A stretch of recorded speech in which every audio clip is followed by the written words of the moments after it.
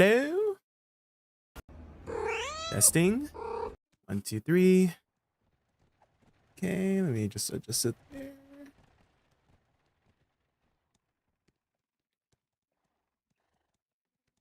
Wayne Futters, Wispy, I see watcher. Hello, hello, welcome. Okay. I just move this to there a little bit. There we go. I think we're good. I was rushing setting everything up, so hopefully I didn't break anything, surely. I'm doing well, Wayne, doing well. Hello, hi. We just got finished with some errands, and now we are gonna game. We're gaming. Okay, throwing objects is working. Thank you, Wispy, for testing that. Okay. Oh, there's one thing I need to adjust here. Oh! Hello? I need to open my YouTube chat. That's what I forgot to do. Just in case anybody's over there, right? Surely. Bruh. Okay. There we go. Caffrey's Pog? Caffrey's Pog. Yup, Caffrey's Pog.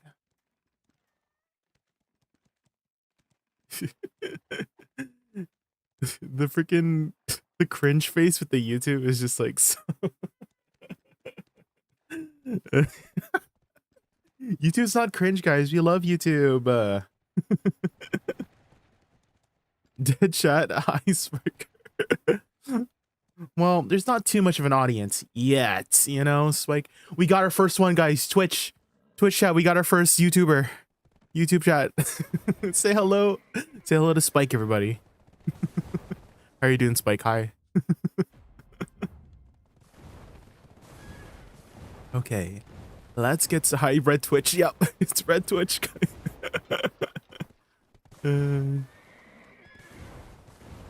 know, I saw this one streamer where they had the chat.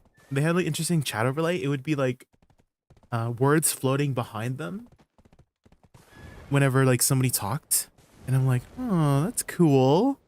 Maybe we could do that. Maybe I can look into that, where it just like pops out behind them. That's kind of cool. Oh my god, I didn't plug in my... Wait, did I plug in my phone? I did. Okay, okay. The pads were working, right? I was...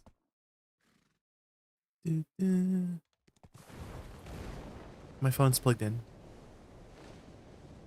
It's plugged in. Ah! What the... What was that? Billy. Oh my god, I see watcher. I just watched season 5 teaser trailer. I just watched the season 5 teaser trailer. I'm so excited. November. We get to see Millie Bobby Brown again. We get to see Millie Oh my... Spike! Ole. Thank you so much for the... Oh my god, you were on the YouTube side. You came over from Twitch side. Welcome, Spike. Welcome. Do you like to watch like YouTube streams a lot, Spike? Or did you just like come across the stream? I think I forgot to set my category on video on Twitch. Well, let me set my category on Twitch to the BDO category. Black Desert. I don't know if that matters. I notice I have to do it every time I stream, which is a little bit annoying. I don't know if that's supposed to be the case with the YouTube side, but every time I got to set my category to BDO. YouTube is great. No. Do you have 7TV by chance? Please tell me you have 7TV.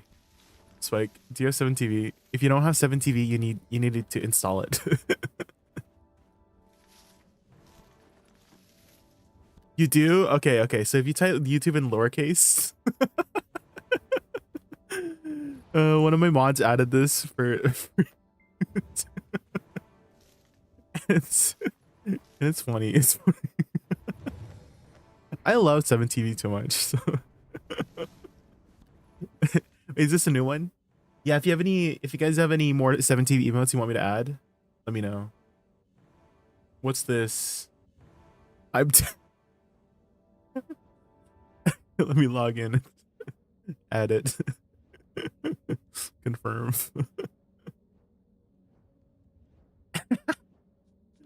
There it is.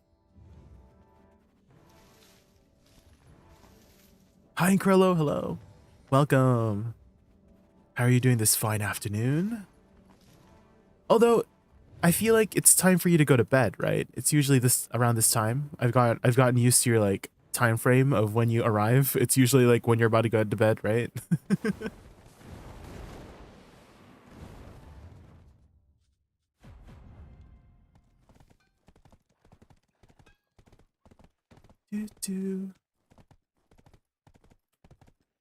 Okay, hydrate everybody, hydrate.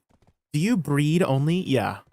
Not for any like specific reason other than it's like a habit at the like for the past 6 years, Isako, is that I'm not breeding specifically for any other reason other than it's just something I've done for so long that I can't stop doing it, you know?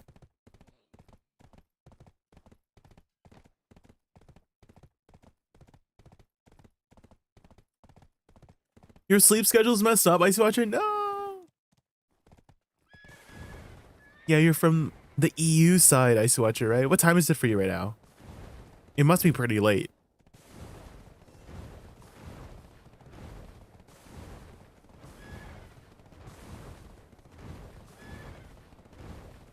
Hey, overslept 3 hours over your stream. Don't oversleep. Do you have like trouble waking up, Incrello? Like even if you have like an alarm? Because that used to happen to me a lot where I know like I set up an alarm and then I would wake up and then would like oversleep. And then I realized that like my phone's in my hand. Like I subconsciously picked up my phone from my like my little side table, like like snoozed it, and then went back to sleep without me like consciously knowing that I just did that. And I'm like, what? The human brain is crazy sometimes. It knows. So now I put my phone like across the room. Like I have to get up out of my bed to, you know, turn off my alarm. And that's been helping a lot. Cause then I have it like it kind of wakes me up when I have to like get up, you know?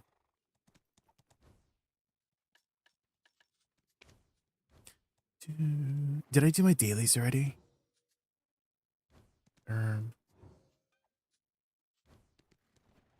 Yes, I just didn't hand it in.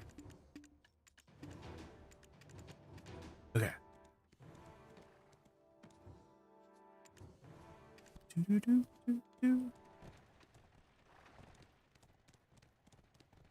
Ooh, we're getting our boss splits bundles today.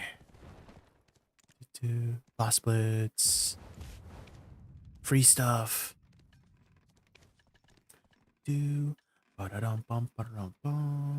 Okay, I think dailies are good now. When does it reset? In about an hour. It's in about an hour. You didn't do the party ones yet? Oh, welp. Welpies. Yeah, it's weird how it resets on a different day than the other resets, you know? Why did they do that again?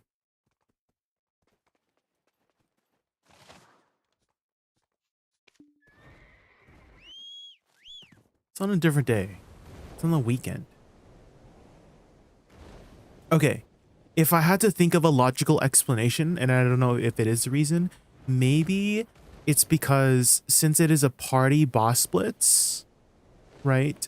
Or like, you know, it's put on the weekend so that, you know, when it resets, people are usually like free during the weekend, you know what I mean?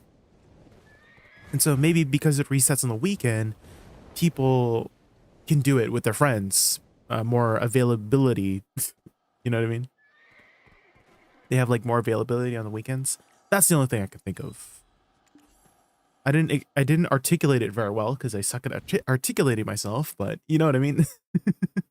Weekend, more time, so it resets on the weekend. And so that's why I said there, you know?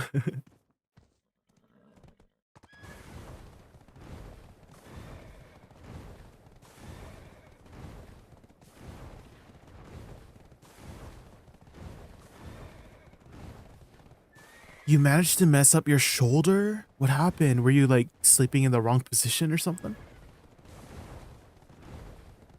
Hi, Irikor. The raccoon is so cute. Thank you. He's very cute. Little Jay's very cute. I call him Little Jay. Oh, look, there's people getting in their last minute, black shrines. You could check like world chat or something, Isako. Are you in a guild, Isako? You can like quickly ask your guildies if there's anybody to run it with.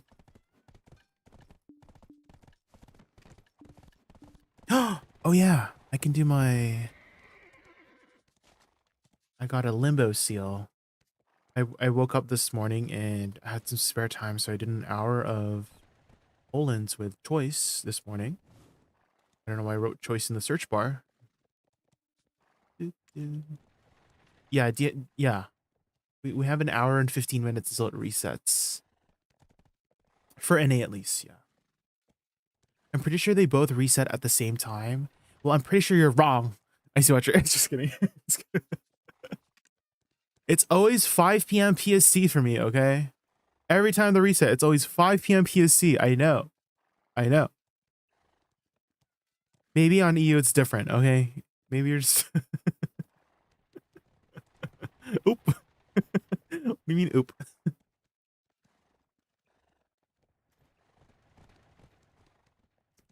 If I can't sell it, I just can't do it. Rare to find people to do content with. Maybe you just haven't been looking in the right place, Wayne? Wait, how come I didn't go in? Hello? What? What does it say? What? Was my HV not full or something? Oh, there you go. On EU resets at 3 a.m. Well, for me, it resets in an hour and 50 minutes, okay? Excuse me.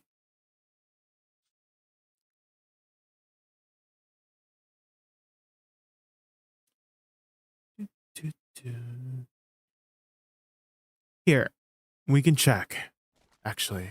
If we go to recurring, if we just go to any like daily that I've done, it should say that it's resetting in an hour and 15 minutes. Have I done any dailies? What's my weeklies? See? See? An hour, 12 minutes. I'm telling you, you're crazy.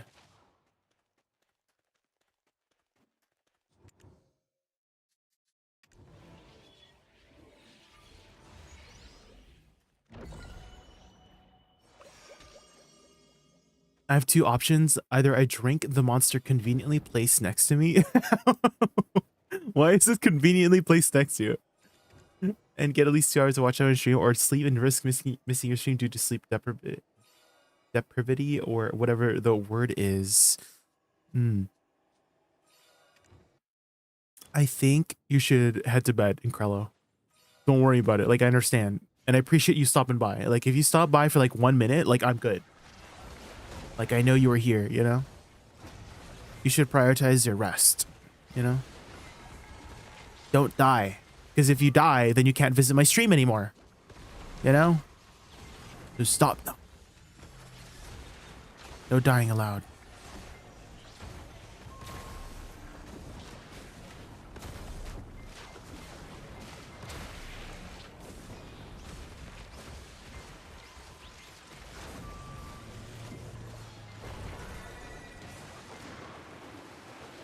Why sleep when I cannot sleep and watch your streams?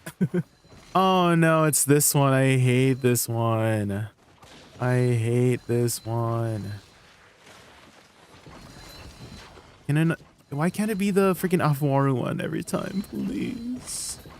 I hate standing on these things. They don't even give you very much too. It's like 1 G bar, like 100k bar, 300k right there. What the frick? It's not even that worth it to like go for it. Ray. Can they like make it go closer? Why is it so far sometimes? What the hell? At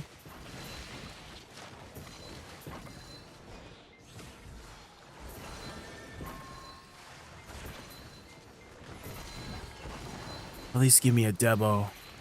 Give me a Debo, no.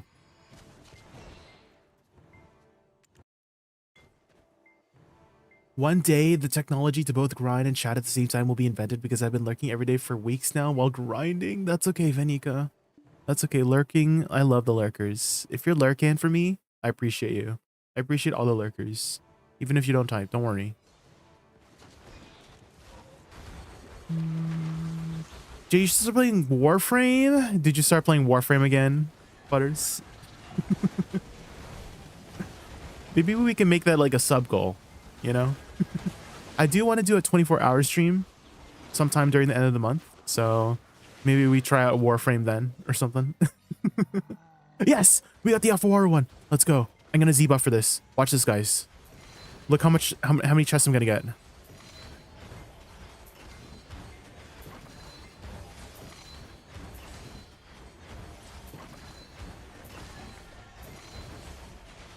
You see how many boxes on the floor already? Holy.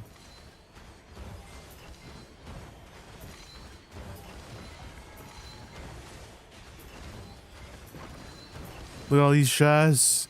Go. Pew, pew, pew. What's the state of Awakening Woosa? It's decent. It's in a good state, I would say. Unless your like definition of good is meta, in which case no. It's not in the meta if you're wondering. But in terms of performance, that's pretty good in PvE, not the best in PvP. And that's how it is. Are you interested in trying it out in Wanda? I feel like if you have like 1% interest in trying out any class, do it. Do it. Just do it. Tagging is like cheap nowadays, so you're not even like losing that much if you like didn't like it. You know what I mean? If you didn't like it, then you move on. If you liked it, then poggies, right? That's all there is to it. It's like not that complicated. You got this.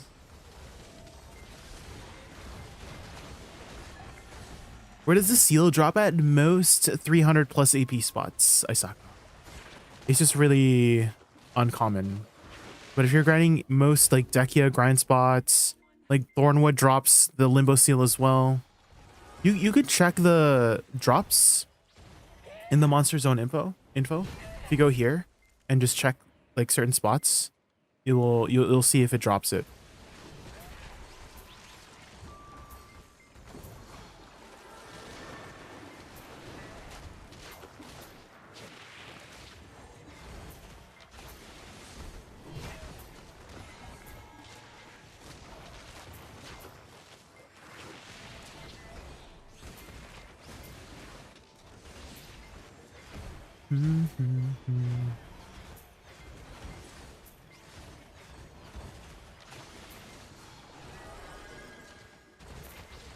I think I just learned something new, guys. Yeah, I just learned something new. So if you do the BSR version of River's End, it camera moves. It does camera movement. Because I was like, wait, that camera moves. See, look. So if I do River's End and I camera move, it doesn't camera move, right? It still goes that direction. But look, if I do the BSR version, it camera moves. See? Oh my god, new little tiny detail I just learned about my class. Holy. Holy.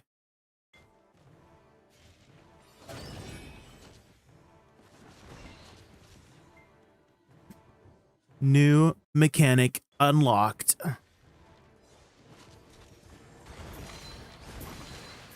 Oh, I got an extra ring. Let's go.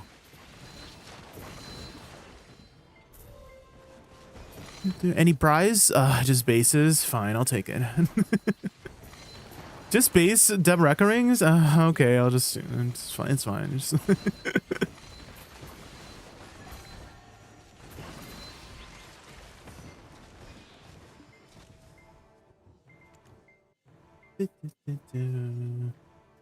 I recently started playing Awakening Woosa. Highly recommend. Yes, try it out. I really want to try Nova, Sage, Corsair, and Scholar, but I don't have any character slots. Oh, well, you can find them in the Pearl shop. You can find some character slots in the Pearl shop. There's some over there. I saw it. I seen some over there. Just a few of them. Just sometimes they're like half off too. That's when you like pick it up.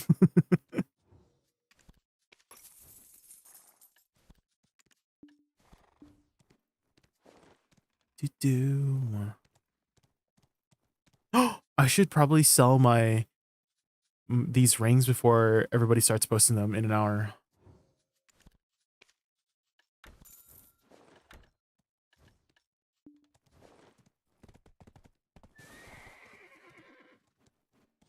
Save for the tent discount. Oh, you don't have a tent yet? Yeah, save for the tent. Incredible, yeah. If you don't have a tent, save for your tent.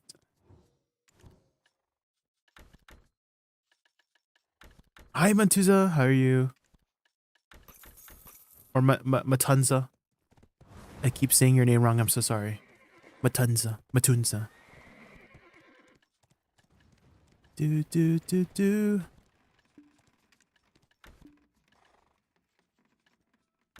Do, do, do. Okay.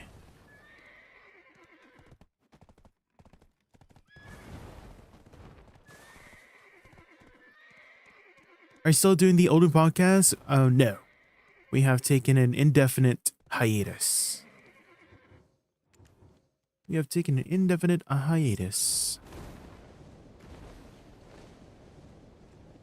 But we went on for like a pretty good amount of time. Like 2 years? I think that's a success. It's pretty good.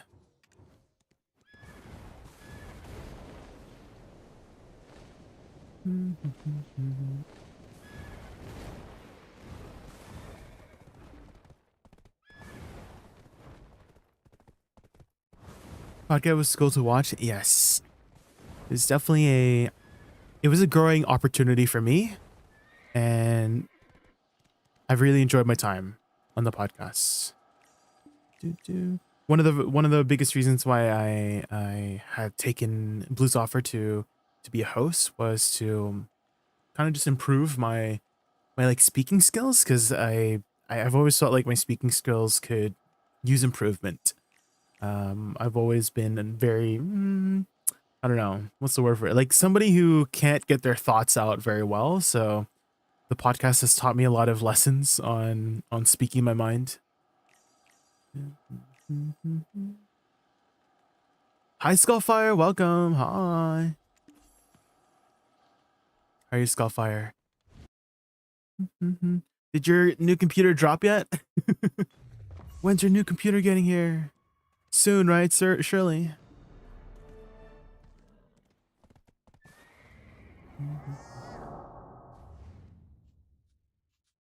I kind of want to test the TTS capabilities. Like text to speech, Incrella, like the redeem text to speech.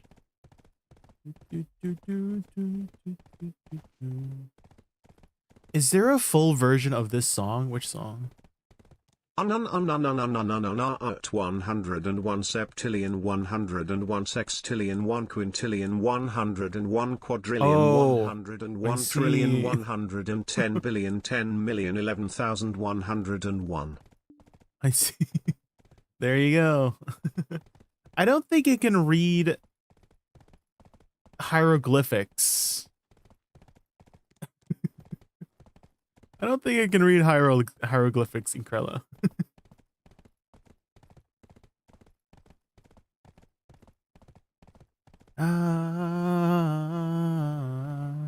Never ending story.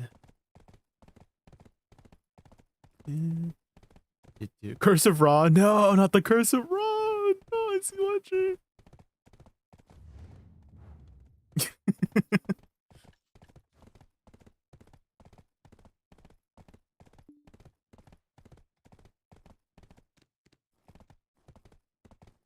Good evening, Jay, and everyone. Good evening, Karpa.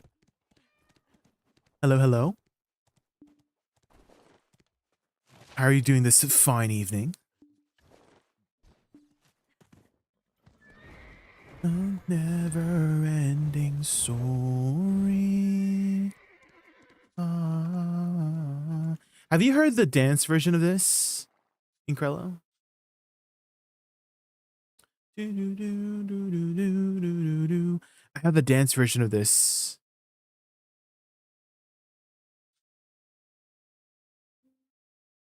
Let's see if I can find it here.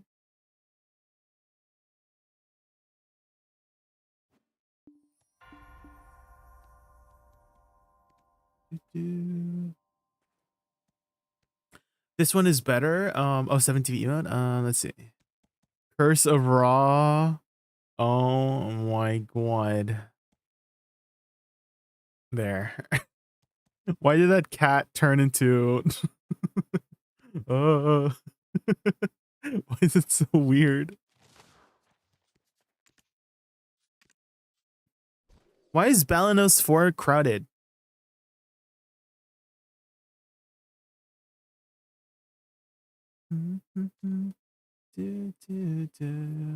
You're heading out now, Incredible? Yeah, get some rest, get some rest.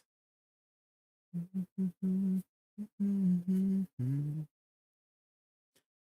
never read things so. Hi, Ping, how are you?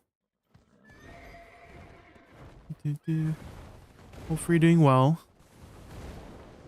I'm like wondering, are you able to hear me, Aping? Because every time you've been here, I think you've been here for the last 3 days. You just say hi, Jay, and then and then you disappear. But if you're just stopping by to say hi, hi. But I'm like, I was like wondering if you could hear me or not. Because I would feel bad if you said hi and then you didn't hear me say hi back, and then you know, then it seemed like I was ignoring you, but I'm not. I would feel bad if you thought that I was ignoring you. I'm not. Don't worry. Here we go, the dance version. It's kind of similar to the OG version, just a little bit more like, you know, just more like boots and cats and boots and cats and, you know, the beat. It'd be funny if they couldn't hear this whole question. No. No.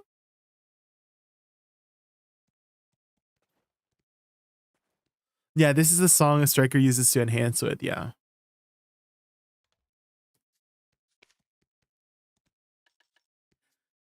Sir to a never-ending storm.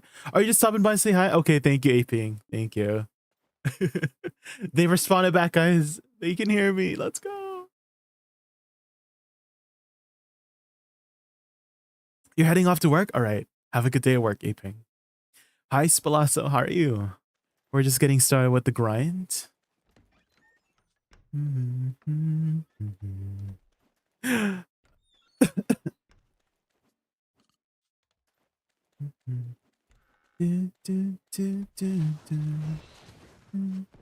I felt insulted that I think I'd leave your stream only at 2 a.m. No.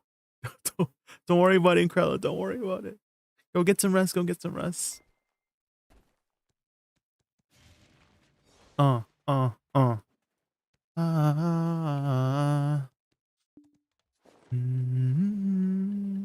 Okay, I think we're good. Oh, pets. Oh. It'll be fine. I was gonna say, I should trade in my fish, but they should be fine in my little fish tank, right? They should be fine in my little fish tank, right?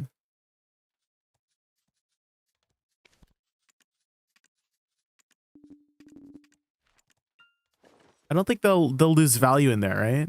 Like like it's only been a day, right?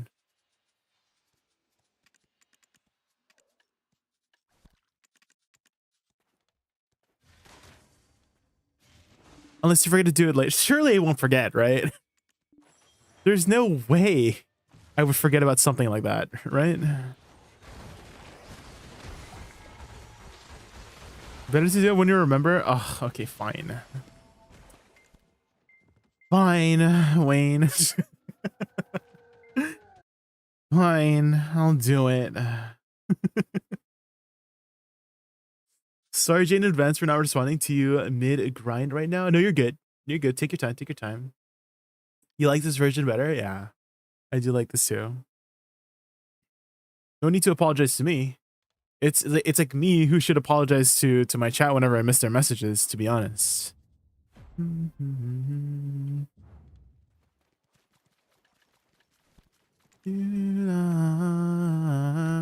Okay, let's see. Ooh. I feel like this will turn into at least a bill. I don't think I got too many of the silver belt fish. I got one silver belt fish. Is there any other places I should go in and fish? Because I've just been going to Velia, but like I haven't really explored my horizons, you know? I haven't really been exploring my horizons. Should I maybe try some other places? I know people like did Tigris. Is Tigris still a thing? Should I go back to Hakoven?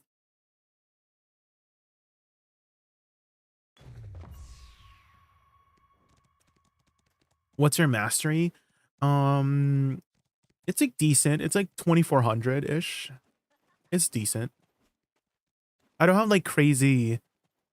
Well, I wouldn't say it's like super crazy, but it's like pretty good. Like I have like I tried tapping for Tet and I wasted so much money going for Tet.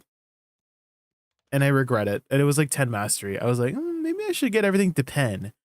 And so I wasted like 8,000 crons trying to get this to Tet from like try. And then I'm like, ain't no way. Okay, I'm never enhancing pre-owned ever again. I just wasted 8,000 crons. Ain't no way.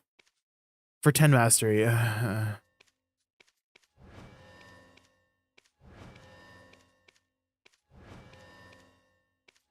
That was not worth it. Hello? Can you like... Can you just succeed just once, please? Please. Stop. What the hell? What the this guy hates me. Yeah, it's about a bill. It's about a what the frick was that? Usually I fail like 3 or 4 times just like randomly hitting which like I don't care, like, you know what I mean? Like I just click either, you know, bargain or bold and then it goes eventually, right? But that was like the first time I had to try like 20 times. Ain't no way. He hates me.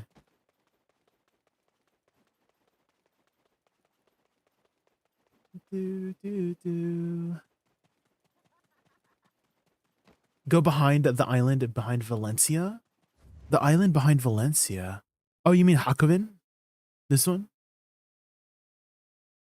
Yeah, I mean, this is where I was originally at.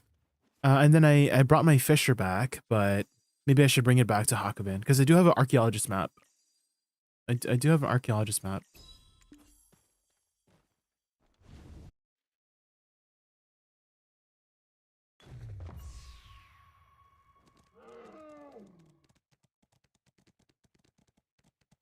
Oh my god. The Hydra of horses. The horse Hydra. It always spawns outside of the well. That's crazy. It's a new mob.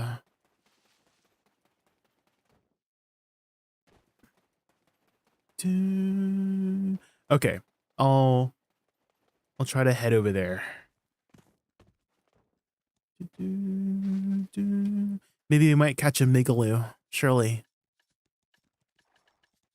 Okay, I can actually do this. I can transport it. Oh. I'll have to be in Velia, I guess. Wait, where's transport? Is this a new button for transport? Wait, I can't transport? Because usually the transfer button is right here. Like when you're on the thing. But how come I can't transport? Press M? Oh, is the new... Do you transport here now? Did they change it? The top right? Oh, interesting. Okay, so I bring... Wait. Where's my Sork? My Sork is in Velia, but I can't see it. Am I blind? Maybe I just click Valencia? No. They've changed the system, so I gotta relearn it. God damn. This on Spotify? It is. Do I just click Valencia?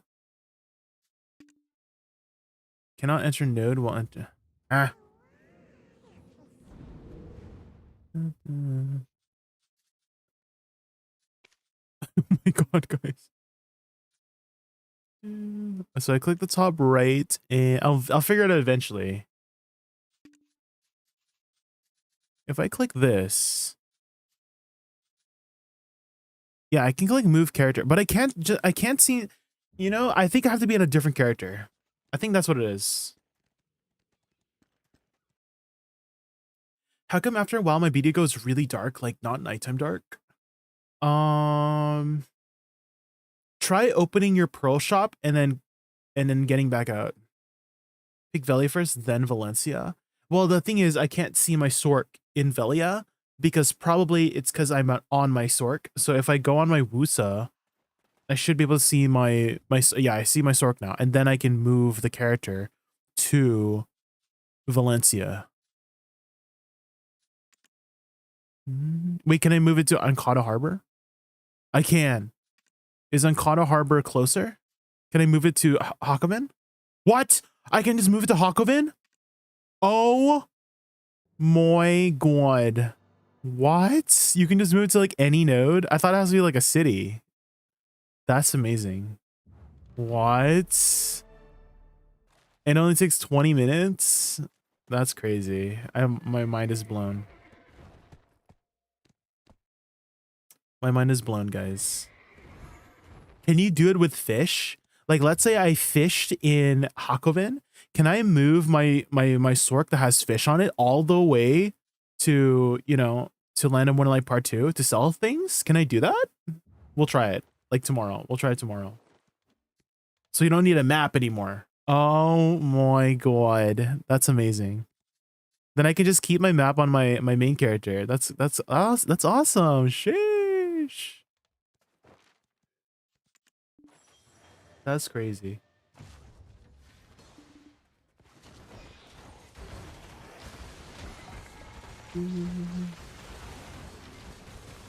But yeah, Boom Pops, try opening the Pearl shop and then getting back out. That usually like resets, I don't know, some weird lighting issues for me at least.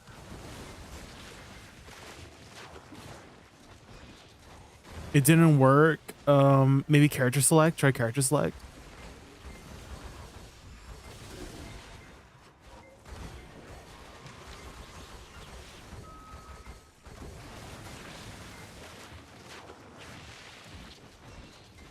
Can you like screenshot me and what you mean by it looks dark? Are you in remastered, by the way? Remastered does have some like weird lighting stuff sometimes where it's like super dark. Hi VX, how are you?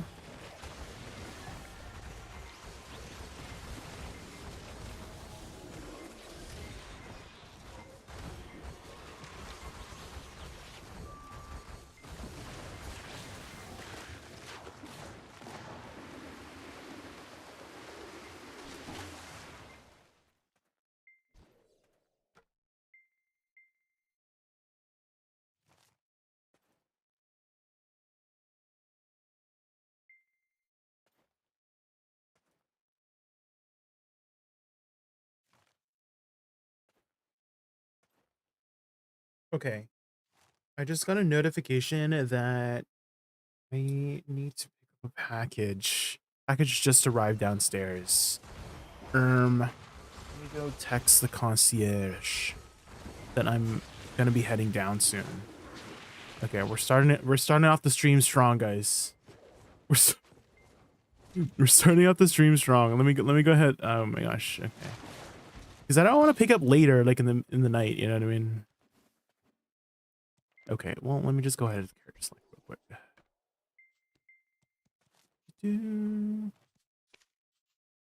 Is this what it looks like? What the heck? Yeah, I've never seen it this dark. What the heck? What the heck is this? I've never seen that. That's crazy, Boom Pops. This is the new way to play video. Is this LED Woosa? I don't know what's that. This is Scholar, right? Yeah, reset your game. Does that happen just like naturally over time? What? That's crazy.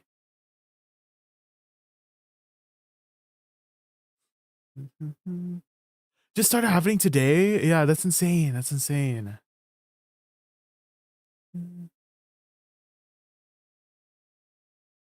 You play like that? BX? Oh my god. That's crazy. Okay.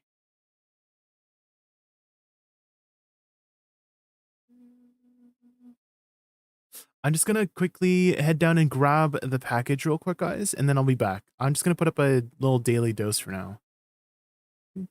Or maybe some Ray William Johnson.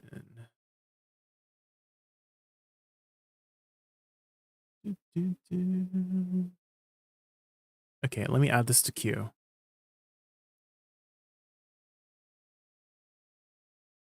Boy, is this Christina Aguilera? Is this Christina Aguilera? Okay. Let me do this, and then let me change my direct back thing to grabbing a package real quick. Be right back. Smile. Okay. Okay, be right back, guys. Be right back. Student becomes so obsessed with studying crime, he ends up committing some pretty horrible crimes himself. Now, the guy's name is Brian, and Brian's around 26 when this starts, and he's living in Pennsylvania, and bro is straight up obsessed with criminology and serial killers and murder. So much so that he's even getting a master's degree in criminal justice. And one day in 2020, he takes a class at his university where his professor assigns this research paper. And he's supposed to write about how to handle a real-life crime scene as an investigator. And so Brian writes a 12-page essay about a fictional case where a woman was found unalived in a trailer park after being stabbed to death with a knife. This is the actual essay he wrote here. And he's describing the details as he writes this paper. He talks about the kind of equipment crime scene investigators would have to wear in order to avoid leaving DNA and prints at the scene and stuff like that. Bro seems to know a lot about investigating crime scenes. And thanks to doing all that research in these classes he's taking, at some point, Brian apparently gets some big ideas. He now thinks he knows exactly how to pull off the perfect murder and get away with it. Now, eventually, Brian graduates from his master's criminology program, but that's not enough murder education for him. He wants to get his PhD, and he finds a criminology program on the other side of the country, and so he moves from Pennsylvania all the way over to Washington, and he starts going to school there. And so it's 2022, and Brian is 28 years old now, and he's living in this new town trying to get his PhD. And he's, I'm guessing, still obsessed with murder. Now, Brian is also a vegan, which unfortunately for him, vegan food is a little hard to find where he now lives. And so he starts going to a vegan food restaurant, which is technically in a different state, but only about 15 minutes away across state lines. Here's a picture of that restaurant. And this is likely where he sees this woman. Her name's Madison, and Madison's 21 and she works at the restaurant, and she's also a student at the University of Idaho nearby. Now, there's no evidence that Brian ever talks to her. However, it seems like he keeps thinking about her a lot, like an unhealthy amount. Because, like, a social media account with Brian's name likes a lot of Madison's pictures on Instagram. Later that summer, Brian's cell phone starts connecting with cell towers around where Madison lives. Surveillance videos from neighbors and businesses show Brian's car in the area a lot. And so evidence is suggesting that he might be stalking her. And his interest in her goes on for months. Then, one night, I guess he decides he's gonna do it. He's finally gonna do the unthinkable. And so Madison is at her house that she rents, and this house is 3 stories. I guess her and a handful of college students live there. And it's around 4 a.m., so most of the house is asleep, and Brian sets his plan into motion. He dresses in all black, and he puts on a ski mask, and he gets a knife.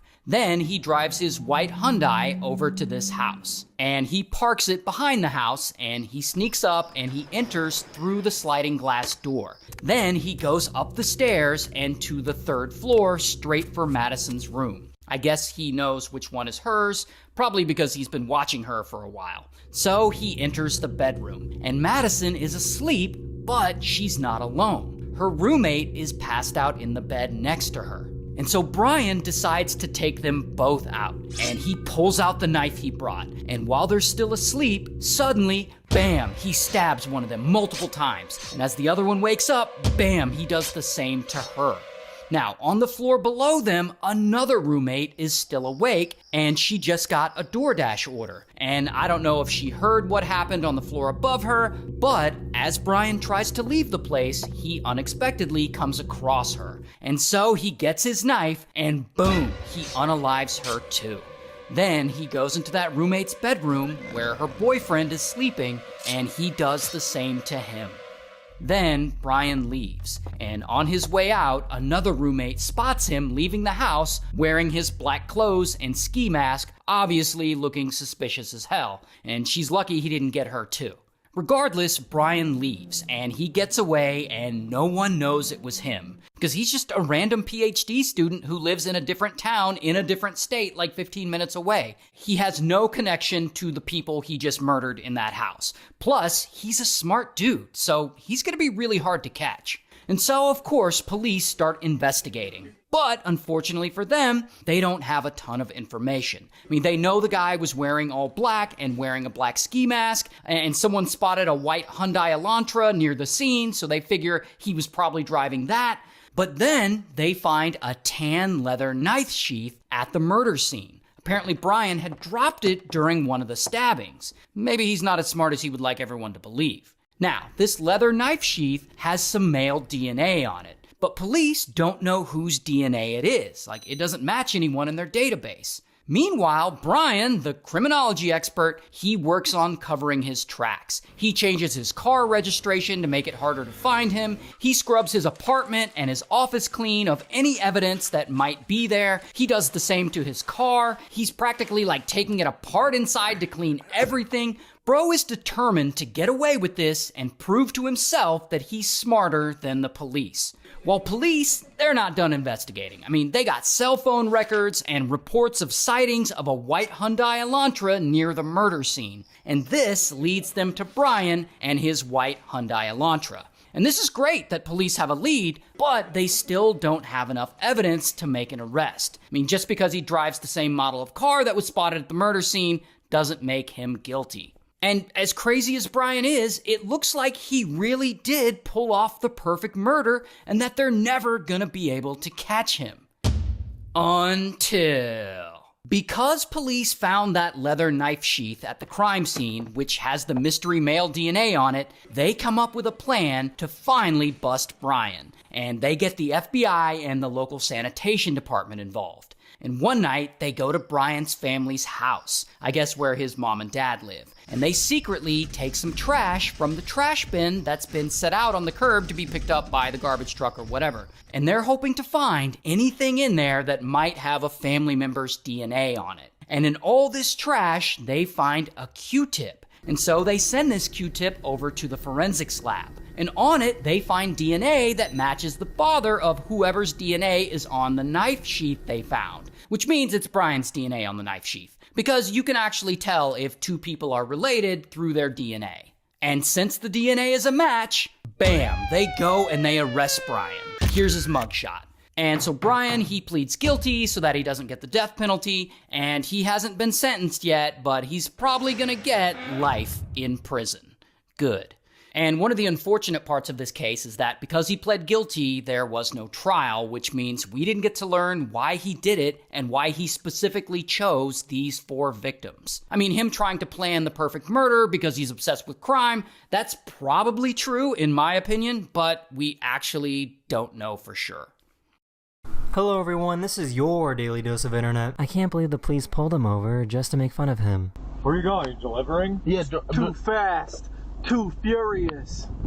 Dominic Toretto, where are you going? DoorDash, dropping this off. Oh, okay. Alright, big player, big fan. All right, player. Wait, why'd you pull me over though? Your whole car is illegal. Do you think you could get down off of the garbage can? Please? Not into the recycling bin. I'm gonna do it. I'm doing it.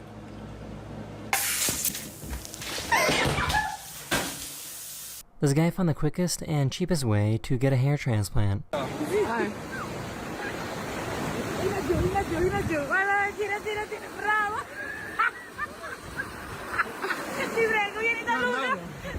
This one guy got super scared at this concert.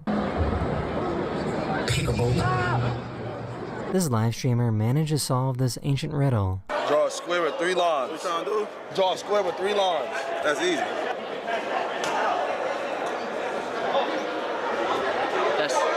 What? That's a square with 3 lines. He's a genius! Penny, you sure you want to eat right now? I was thinking about going for a walk. This child said the strangest thing when they were visiting their family member's grave. Happy Christmas!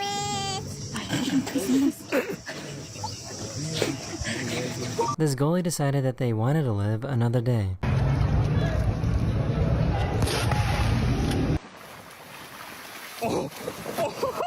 Hello, I'm back. Oh my gosh. She talking about bring me some flowers or we done. Girl, ain't nobody I think the concierge likes me or something. Because they keep talking to me. I'm not even. So They why keep is he trying to so ask good me at about my this? day, and I'm like, I just want my package, man. Well, I didn't say that exactly. I'm like the type of person that just like keeps nodding and smiling This barber got a until I have crazy an phone case opportunity see to be how his like, clients would react. to be well, okay, like, you know, I had something to do, you know, like, gotta get going. Oh, look at the time, you know. What's this guy? Why is this guy smiling at me like this? What the frick? What's he? I know. I see. Watch. Like he could probably tell. Like, the concierge every time. He could probably tell. Like I don't. Hi guys. Hi baby. I want to get back to gaming. Hi Rocco. Oh my God, Lil J. Hi honey. Hi Stewie. These guys on a farm figured out how to drive a car with a gaming controller. I would pretend I'm deaf. No. I see what. There's no way he's controlling it with a. So why There's are no beluga way. whales always trying to eat children?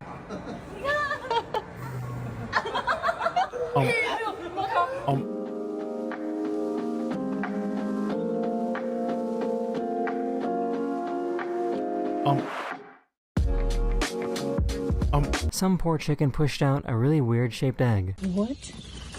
In the name of Nightmare Before Christmas. What? Is happening with this egg? These cats are perfectly in sync.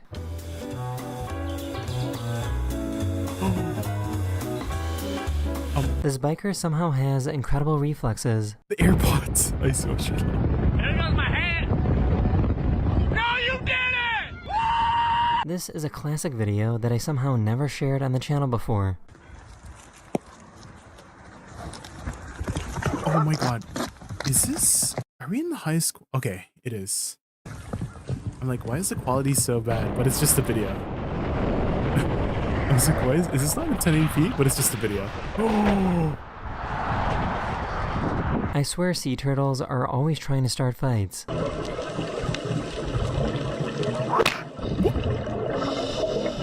These guys set up an LED board in their home that shows flight information for every plane that passes by their window. Why? Why?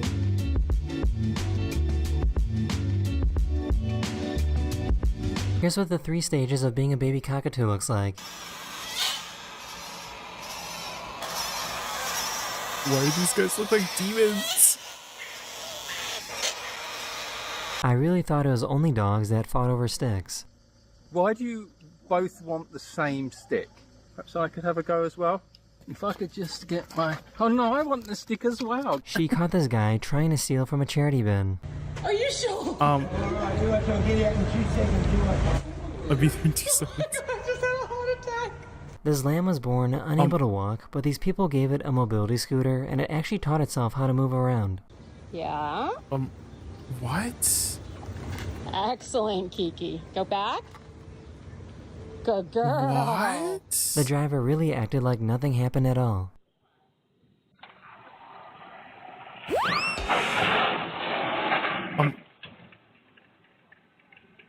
This seal is somehow really good at surfing.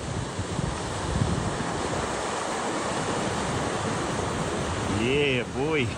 Yeah, boy. Happy birthday to you. I hadn't touched it. It landed like that. Yeah. Mark, happy birthday.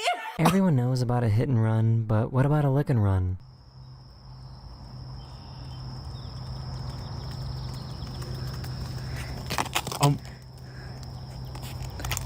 It's been so hot in Germany that the streets are starting to melt. I just realized I had the music going while you guys were watching these videos. Ach du Scheiße.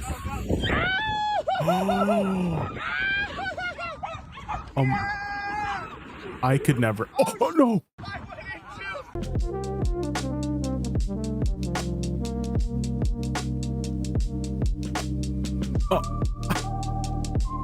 I mean, haircuts do be relaxing sometimes. So if I have to make my TikTok debut, so do my cats. This is Hector. Okay, This guy that's has a been big on ass so many cat. flights with Delta that Is they she small threw or is that a birthday big ass party for cat? him on the plane.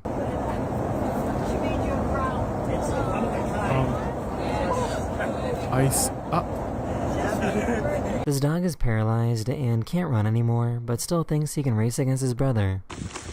When I was in Nara, it was a bite, steal the deer crackers, and attack. What? You got attacked by deer? Uh-oh. Oh. Okay, she's okay, she's okay, These she's people okay. found a musical road in Dubai.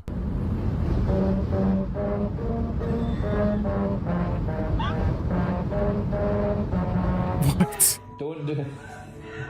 That's No. off key, by the way. No. Don't don't do it. Don't. Oh.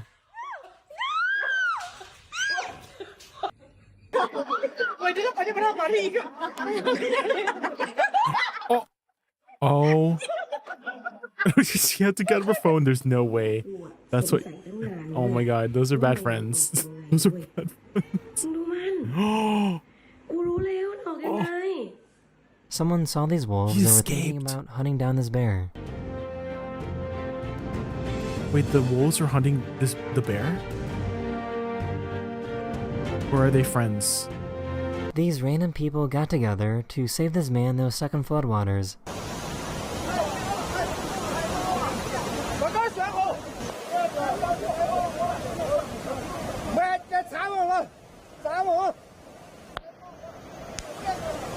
Oh my god. This guy there's installed another some wood person. cabinets, but realized that he had to take it apart after someone got trapped. Someone got trapped?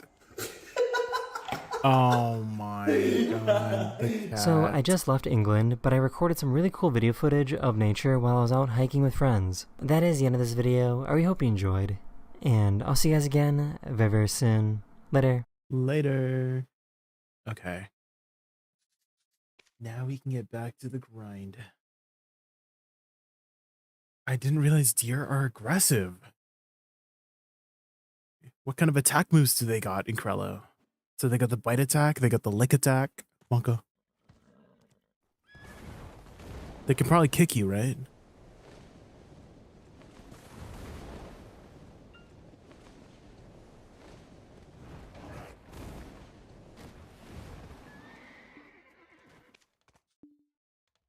Okay, we can finally start grinding.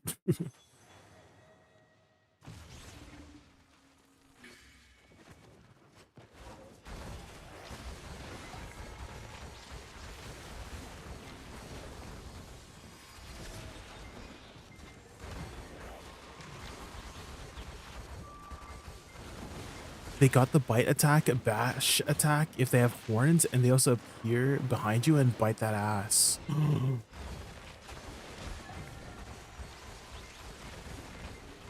The antlers. I think only males have the antlers, right? Or can female deer have antlers too? Not the bussers. I see watcher, not the bussers. What the hell?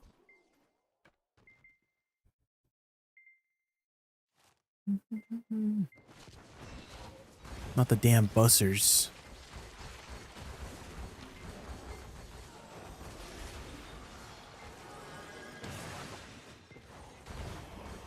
if you have deer crackers, they use the shadow clone jutsu to appear all over you. There's deer wait, there's crackers specifically for deer? What? Ah. I didn't know that. That's insane.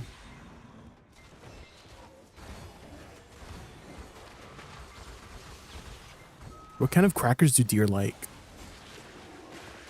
Have you seen the video of the deer block jumping behind the Japanese girl? I have. I'm pretty sure I saw it like on Daily Dose, right? Skullfire. I've seen that one, yeah. That was too funny. She was like sneaking up behind like another deer behind this like, I don't know, structure, right? And then there was another deer behind her.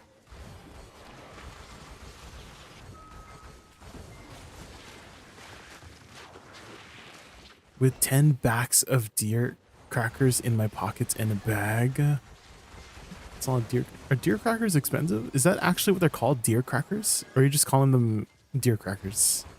Are they just regular ass like skyflakes? AIOO, 9th month. JaykunVT run, JaykunVT run, JaykunVT run, JaykunVT run, JaykunVT run.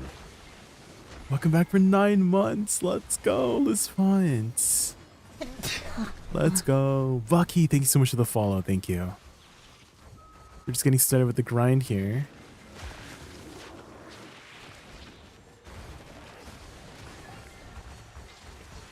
£6 for 5. Yeah, but they're like, are they like brand cracker, like skyflakes or something, or just like regular ass like flour crackers? You know, like flour, water, and salt, and they're baked.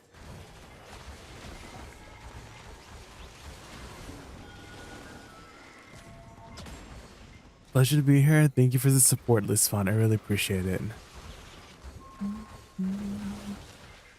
They use compressed grass? Oh, it's actually like made of... Okay, so it's not like flour, water, and salt. Okay, okay. So it's like grassy crackers. Ah. What filter are you using? So I'm in screenshot mode, Bucky. And in screenshot mode, you can change the ambiance. And it's the ambiance. And I have the Crimson End ambiance. And then you can also change the time of day. And so I just have it at a particular time of day where it's like all red and angry and spooky. Ooh. We love screenshot mode. And you can set presets on screenshot mode too. You can even zoom out just a little bit more too. You've never used screenshot mode, Bucky? Oh my god. Your life is gonna change. Screenshot mode is so good. I just love grinding in screenshot mode.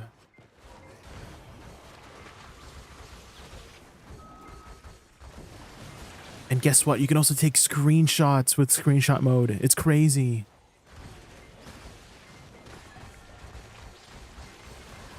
What was the worst Great Marnie Stone to get?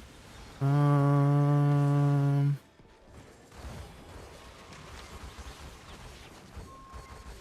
don't want to say Bashams. I remember having a lot of tough times with Bashams because Bashams is like they spawn kind of slow, so you have to go through the entire valley.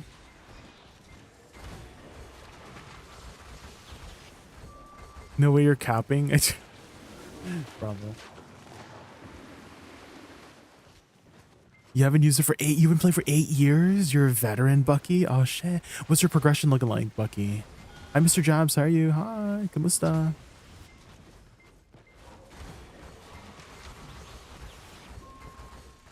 Jay, are you putting Mariah back?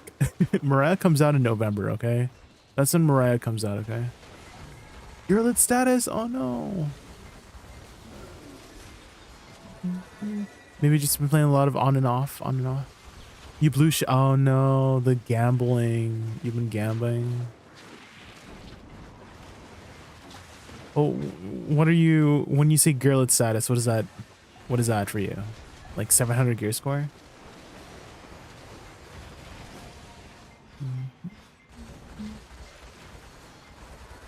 740? That's not gearlet. That's end game. You're like, You're good where you need to be, Mr. Bucky.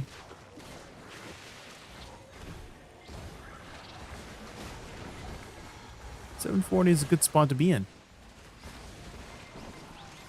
What happened to the Virgil emote? What do you mean by Virgil emote?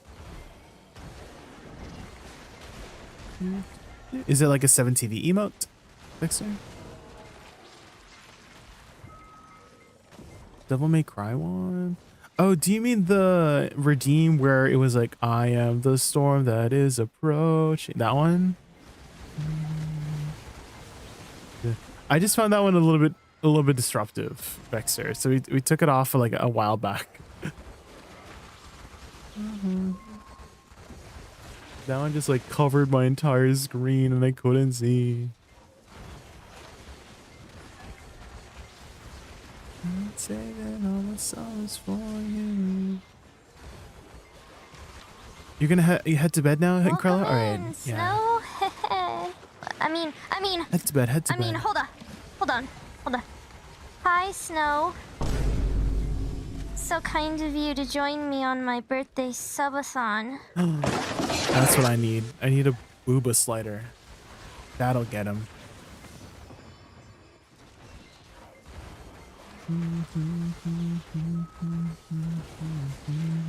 What are you working on next, Mr. Bucky?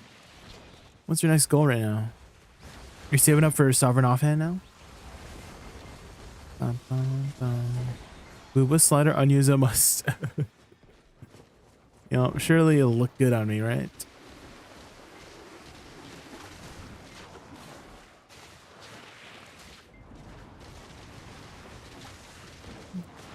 Click show it blocks your screen as well. No, it shows up on OBS, but I can still see my screen. But the virtual one was a little bit disruptive.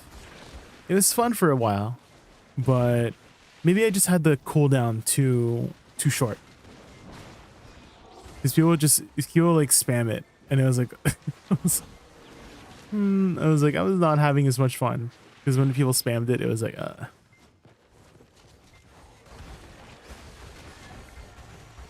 Hi, people like you. How are you? Got farmed on Pen Sovereign. This keeps going. I'll be 800 gear score in 3 years. When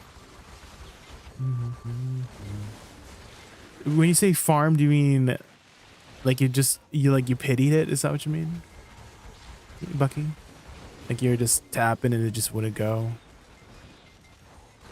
Yeah, RNG. But RNG can work the other way too, right? RNG's RNG. It could go both ways, so.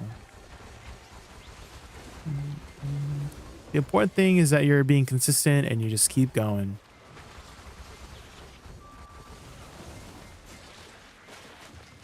Is it cheaper to make a Black Star from scratch or buy Tet and get it to Pen? It's certainly more convenient when you buy a Tet,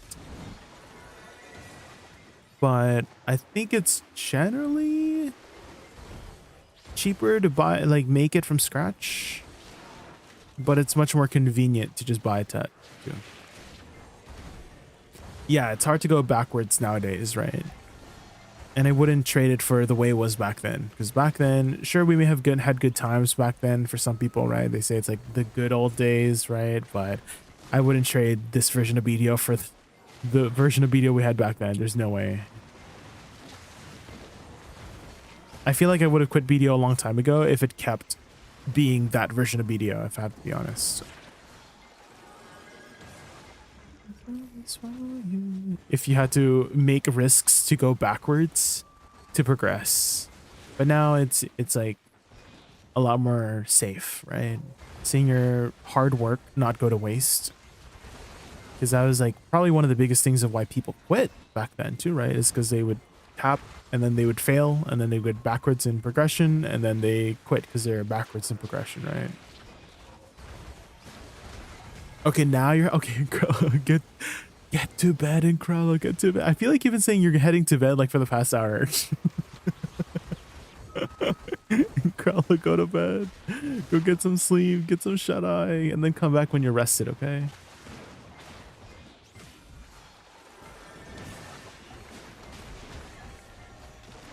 You talking to reinstalling the game and try again? You got your Black Star offensive pen last night. Let's go, Red Cross. How many taps did you do, Red Cross? How many taps did you do? Also, have you looked into the pen Black Star? Sorry, the deck Tuvala for the pen Black Star. 5 attempts. Let's go.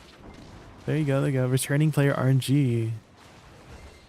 Would you say grinding with the Ninja Awakening is grieving yourself, or he's good? What's your definition of griefing yourself? Like performance? Damta? Because for me, I don't ever view playing a less performing class, you know, in PvE as griefing yourself. I view it as, hey, you're choosing to play a class that you want to play, right?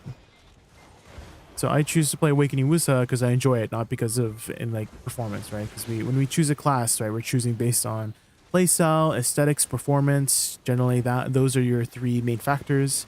And I haven't really prioritized performance very much, right? I just focus on aesthetics and playstyle, and that's gotten me to be very, very consistent with my gameplay. Just like keeping going. A lot of people are like, oh my god, you have so much gear and stuff like that. Well, it's just because I'm playing a class I enjoy. Like if I played a class like I did not enjoy for hundreds and hundreds of hours, I probably would have quit. So that's what I would say to that, Damda, is if you like Awakening Ninja and you enjoy it, keep playing it.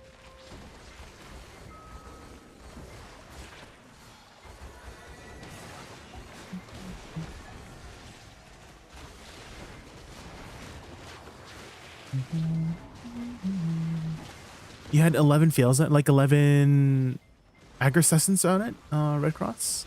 Oh, did you pity it? With the 5 extra attempts? The pity is, you're more likely to hit the pity than actually hitting it now, because the pity is so low now. It's 15 attempts. But 15 attempts for a pen Black Star, I mean, that's good. Like, don't feel bad about hitting pity, because again, 15 for pen Black Star is like really good. Especially compared to back in the day when people had no pity, right? Some people would go up to like almost 100 attempts, right? So, and average too. Average attempts back then too was about 20, 25, 30 attempts, right? If you had like a 300 stack too. So for them to reduce it to 15, I mean, you're already above average at 15 attempts based on the statistics. And so you probably saved your stack too, going forward. Like you can use that stack for something else, like for your sovereigns too, right?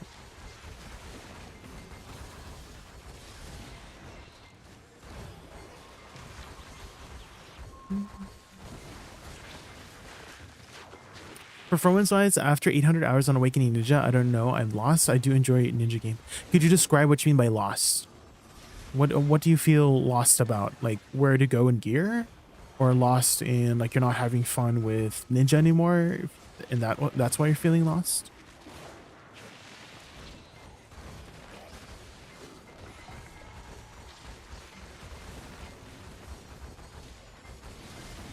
I have no clue on Sovereign. You can't even spell it right. Do you have triple pen Black Star for now, Red Cross? You have triple pen Black Star? Yes? Okay, good. Then I would advise, utilizing the rest of your resources for the Sovereign offhand, which I can give you some info on that, actually.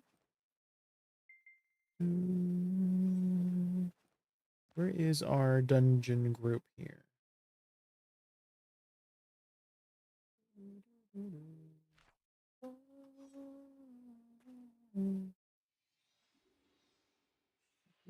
Okay, I can't seem to...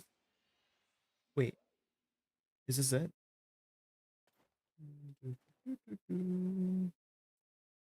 Okay, it's too far up. It's too far. But basically, you need to save for another pen Black Star and 20,000 Kavras. Is what I would point you towards next, Red Cross, to make your Sovereign offhand. I would make it before your Sovereign main hand or Awakening. The Sovereign offhand just gives so much stats. So that's where I would point you towards first. What was your... I think we had talked about it yesterday, right? Did you have, like, how is your, like, accessory situation? Do you have, like, Tetbistos? Your Jatina? That's what it's called. Jatina Pen Crescents? Because the Sovereign offhand would only be better than the Black Star if you were over 310. Pennuver. Do you have the Pennuver at C20? You have the Pennuver at C20? Or is it just base Nuver? Because there is another method to craft it using Nuver, but it's more expensive. You need it at C20. You need C20 Nuver, C20 Kudum, and 1 Pen Black Star, which is over 60,000 Kafris, about 60,000 Kafris. And so generally more people will be going the 2 Pen Black Star route plus 20,000 Kafris to make it. Lost as in seeing other classes do better trash per hour. I think that might be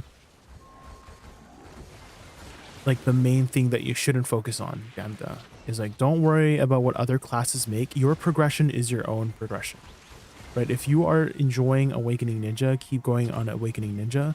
If you think you're gonna, well, do you have any thoughts about playing some of the other like meta classes? I mean, try it out. And there's nothing wrong with trying out some of the meta classes, and then if you enjoy it, then play it, right? But if the main thing you're worried about is like other people like doing better than you, or like, you know, making more progression than you, don't worry about that, is what I have to say to that. Is that comparing your journey, comparing your progression to other people is just going to make you feel worse, right? Just focus on your own. That's the only one that matters. Other people's journey doesn't affect you, right? However you progress. Yours is the most important one to focus on, so just focus on that. Same thing with, like, let's say your friends get like really lucky with something, right? Congratulate them and move on. Don't like, obviously it's like normal, and you know, it's human nature to feel jealous sometimes, but the important thing is to control your emotions too, right? Some people can't control their emotions, and they're like, you know, they get angry at their friends because the jealousy takes over, and then they try to also kind of tap themselves or something like that, and then it doesn't go as well, right? Because RNG just works like that, and they put themselves in a horrible position, right? Because they couldn't control their emotions, and they let the jealousy take over them, right? So just focus on yourself is what I have to advise for you. Don't worry about what other people have. Comparison is the thief of joy. Yeah. I mean, if you look at my progression, Damta, I mean, I've been playing Woosa since she first came out, right? Sure, she may have been meta in the very beginning, but, you know, she eventually got toned down, right? Succession Woosa, right? And even if she was like the meta back then, she wasn't making like more giga trash than any other, like significantly more, right? She was great when she was like meta, but like that was like toned down pretty quickly. And for the most part, like I've been playing an unmeta class or non-meta class for 3 years, and look where I am, right? I'm at 800 gear score, just focusing on my own progression, just like tap in when I have the chance, right? So just keep going on Awakening Ninja. But if you want to try out the meta classes, go for it. But again, if you don't enjoy it, like, keep going on your Awakening Ninja.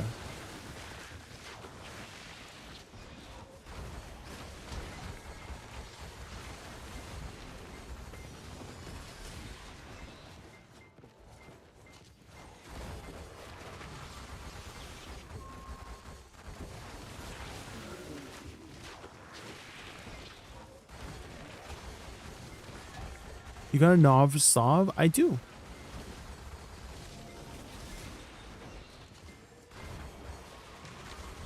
How many taps? I was very lucky on mine. It was like 8 taps, Michael. It was just like 8 taps. Mostly because my chat is like subbing. So I usually just do like Gamba, like, you know, Gamba content whenever we reach like daily sub goals and stuff like that. So I feel inclined to give them some content, and we just happen to hit it.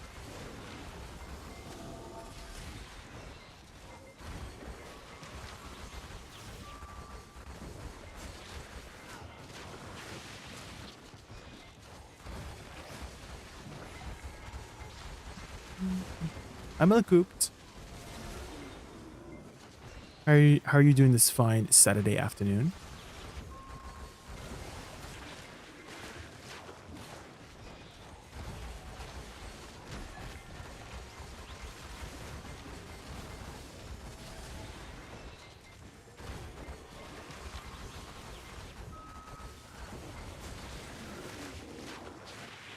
Good on you. We just finished running some errands. I had to run one last errand like during stream, but I don't think I have to do anything else for the rest of the night. How's your screen look so far? I'm grinding in screenshot mode. Down for it. Grinding in screenshot mode. You can like zoom out a little bit more in screenshot mode using shift up arrow.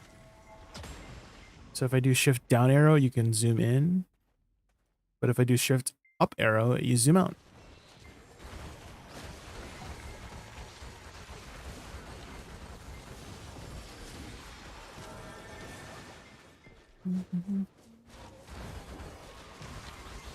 I semi-updated my Garmod, but I will be working on second pen black, so I think for the time taking out. Of course. No worries. I'm happy to give you guys some direction. Yeah. As I mentioned before, yeah, sovereign offhand. And again, this is what it would look like with your sovereign offhand.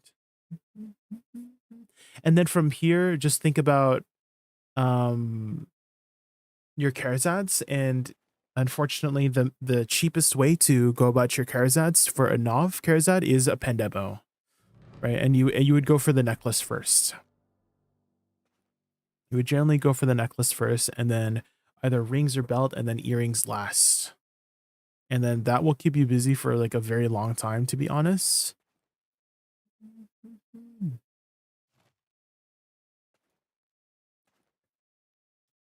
And then there you go. I mean, these are like 200 billion each, so it will take you, that's your goal for the year.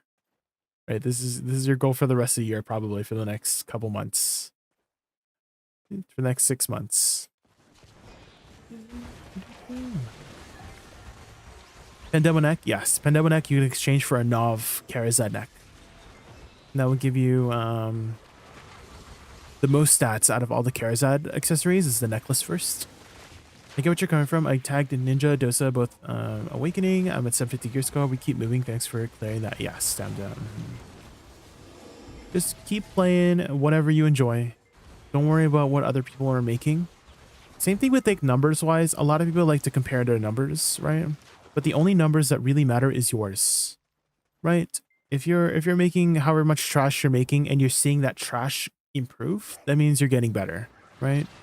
Don't worry about what other people are making in terms of trash, or what other classes are making in terms of trash.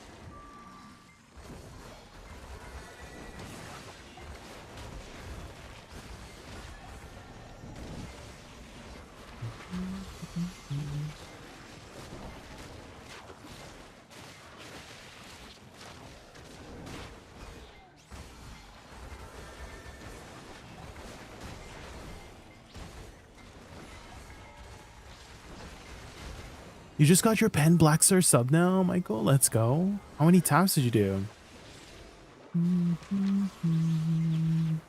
Like you just tap right now? Michael? Sheesh. 4th tap? Let's go.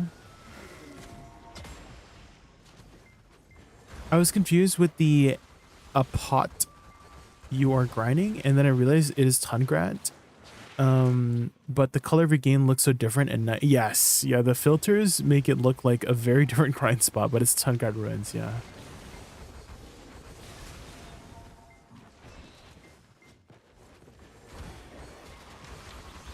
Jay, I don't know if you remember, I spoke to you about Ted Debos being better for me as I don't grind. I decided to craft my last team with Pen Karazad. It cost me 10 bill. Let's go. Give him a warm I mean, RNG's RNG sometimes. Sometimes you get lucky. The Fab 4, welcome back.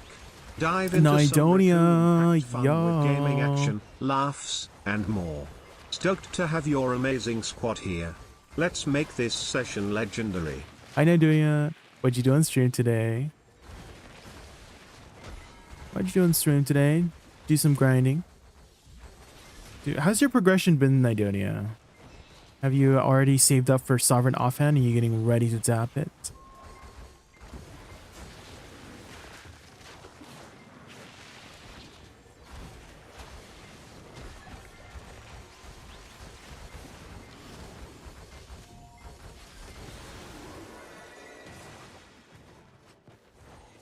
Dungeon, some grinding Ibador scrolls. Okay, okay. Yeah, I think a lot of people are trying to get their crafters right now for Sovereign, so Ibador scrolls. We did some Ibadors yesterday, actually, too.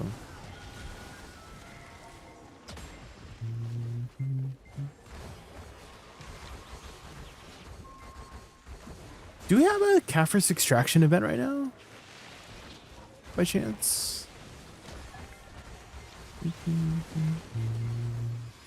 We don't? Oh, okay, okay. Probably when it comes out, yeah.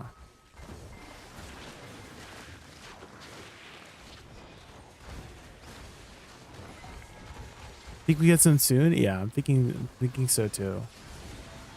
Because I'm thinking of maybe crafting another Pen Blackstar. Because I do have C20 Nuver, but I feel like maybe I'll save more money if I extract it and sell it and then just go for another Pen Blackstar. Because I was originally going to go the Kudum route, which I prepared a Kudum ahead of time, but it seems like the other route is a little bit more appealing. But I'm sure you're planning to take a nice, long, well-deserved break after your stream, Nidonia, so if you have to go eat or sleep or anything like that, don't let me keep you up.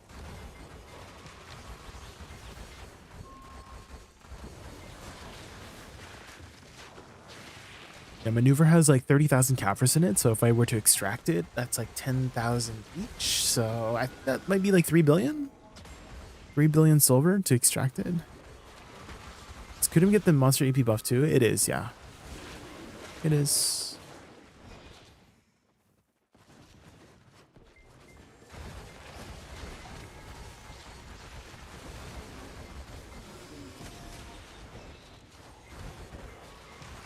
Hi, Unspoken. Welcome. Welcome, Unspoken.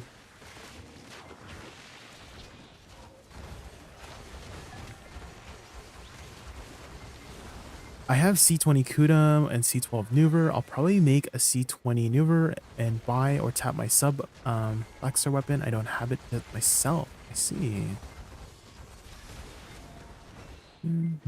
I mean, yeah, you're almost there, Lismont. You're almost there.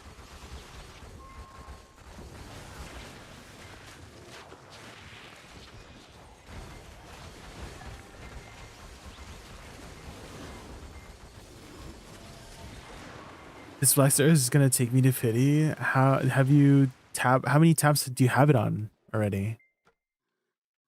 Dude, are you close to the pity already?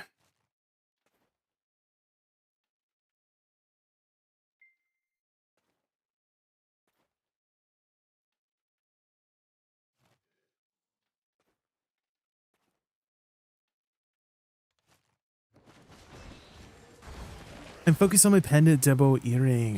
Is that going to be your last Charizard? This one? Is that going to be your last Charizard? You'll be full Charizard after your pendant earring?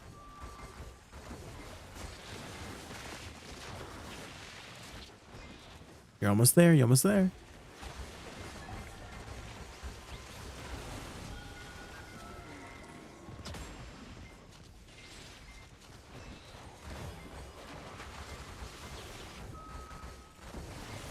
Which mythical horse should I pick if I don't have one yet? The Arduinette. Red Cross. Arduinette I find is going to be the most useful out of all the T10s.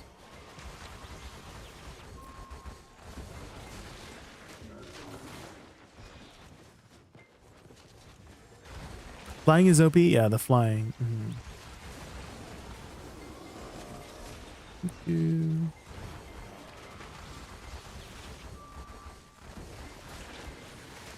Do you know how to use the T10 Red Cross? If not, you just double jump with the T10 and then press E during your double jump and then press Q during the E.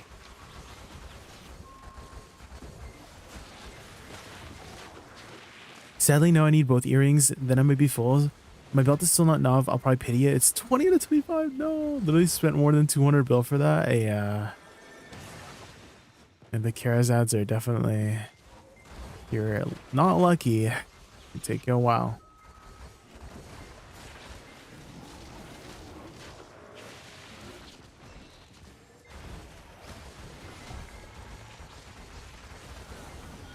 You fish the starfish? Is it like the blue starfish that's like worth what, 16? Is it 16 mil? Or is it like a different kind of starfish? Oh, the 500 mil starfish? Oh, sheesh. Let's go. Make sure you trade that in at like a really far location like Land of Morning Light. Oh, is it the event starfish?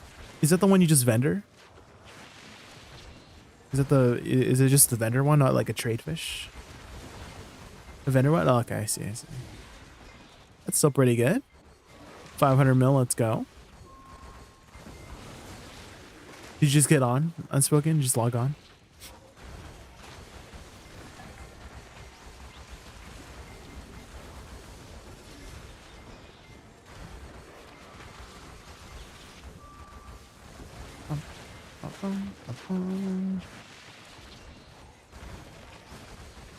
You had a pool party at your house? Oh, damn.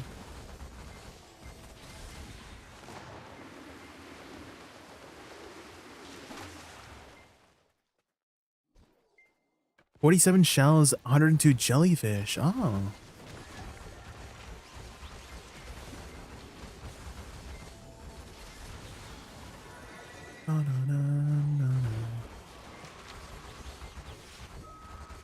How can you move your character so far behind? So I'm grinding in screenshot mode. So while you're in screenshot mode, you can press shift up arrow key to move the camera back.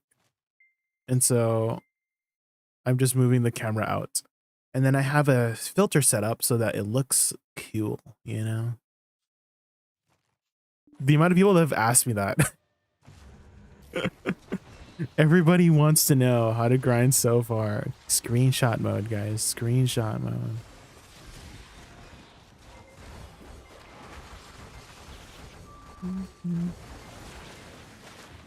Do you know how to use the screenshot mode to change the ambiance, Carol? It's shift, alt left or alt right arrow key, and you can change the ambiance. And then you can do alt up and down to change the time of day. And so I just picked a particular time where everything's red and spooky.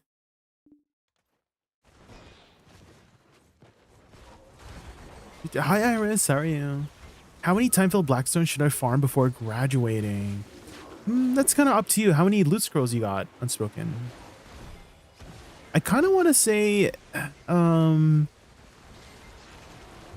like grind out, like while you're grinding out the infinite potion, like once you finish that, maybe that might be like enough loot scrolls, you know? Is however long it takes you to grind out the infinite potions.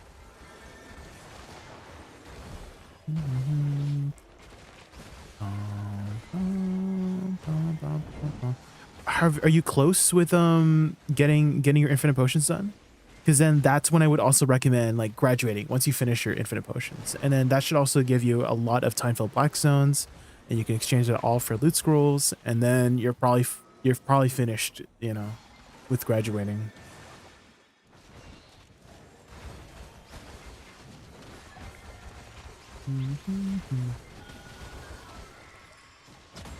Yeah, 20. Have you done all the weeklies already for the event weeklies?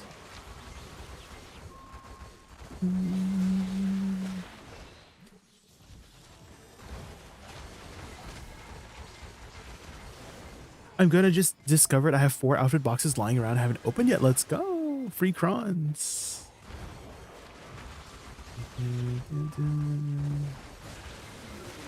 The last night took about 4 to 5 hours. Okay. It'll get faster as you keep going because you probably like don't know where to go exactly to kill the mobs as fast, right? And you're probably still learning your class too. This is a good opportunity to learn the muscle memory, right? For Deadeye.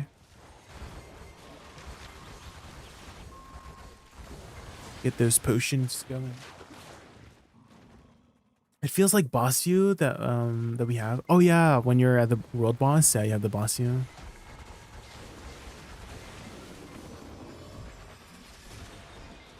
All this helps a lot too. Have you watched The Karate Kid before, Unspoken? You know how like the guy is like, oh, he's like painting the He's like painting the wall, right? Like brush stroke up, brush stroke down, and then left and right. Yeah.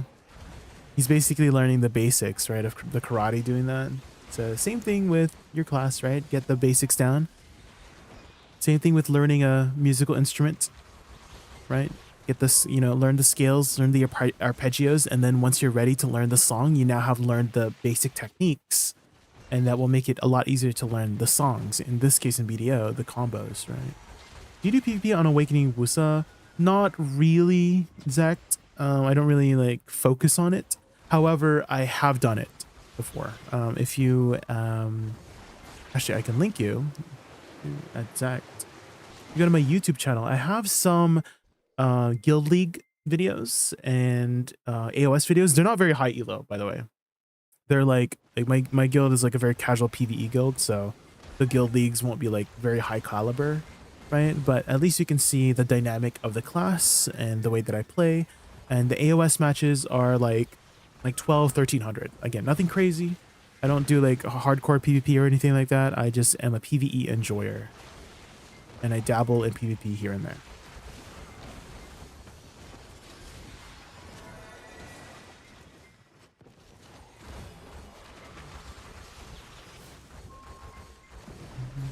Chicken, why did you give up the Old Moon podcast? I just wanted to focus on other things, Drakuri. I just wanted to take a step forward and focus on other things. I feel like the podcast has been taking up a lot of my time, and I wanted to like move on and focus on some IRL things. That's it. Nothing anything like I didn't get into like anything serious, like an accident or anything that prevented me from doing stuff. Nothing crazy. And so, you know, with Blue being also getting busy too, I thought, hey, maybe this is a good way to slowly transition out of the podcast. You know, I'm sure Blue is also like moving forward too, right? You know, he's gotten a lot of success with his streaming career, so you know, maybe another reason to move forward from that as well. If someone grinds in screenshot mode, I assume he is a PvE enjoyer. Yes. Yep. I don't really focus too much on like pulling the best numbers. I just enjoy pressing my buttons, having a casual grind, and just focusing on you guys in chat, really, Zach.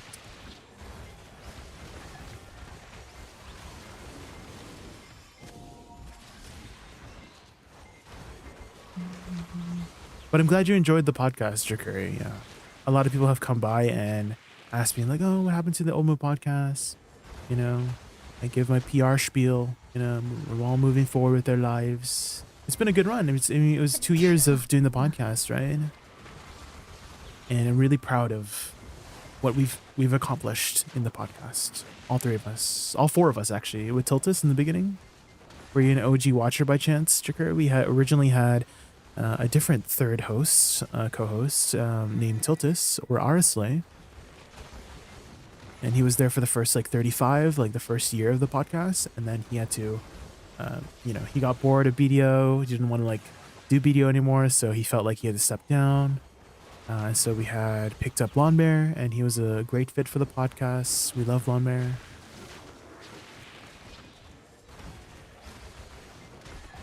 You probably also noticed that I feel like a lot more confident too whenever I speak. And that's also thanks to the podcast. One of the main reasons why I wanted to do the podcast in the first place too is to help improve my conversational skills and speech. So definitely thanks to the podcast, I've been able to feel more confident in my speaking skills. Why do you grind Tungrad? I just enjoy the dynamic of the grind. Also, I feel like it's a very streamer friendly grind spot too, Zet, where I can just like, a lot of people asking me about gear stuff.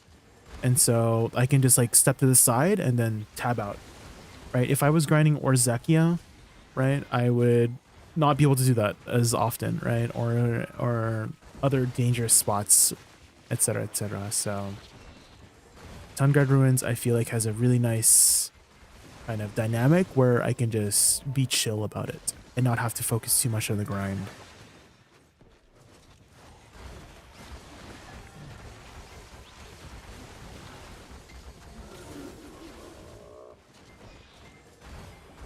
Blue said you were always the one who worked most in the back. Yes, I was in charge of pretty much getting all the topics prepared, researching the topics, and getting guests together.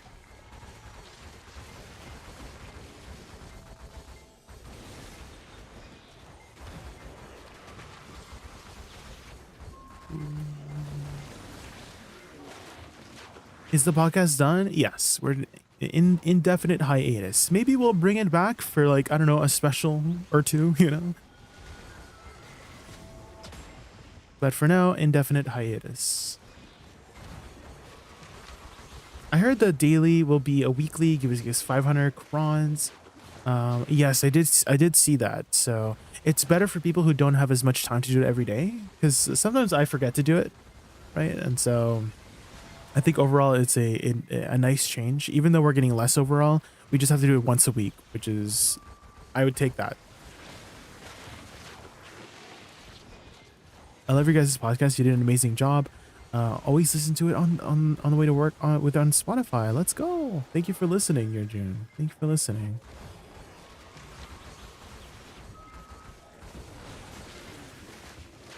And hey, there are other podcasts too. I think Kandia has been doing some podcasts here and there. I think Carl as well, Carl EU. He has I remember him mentioning that he also had a podcast or something. So there's some other media podcasts here and there.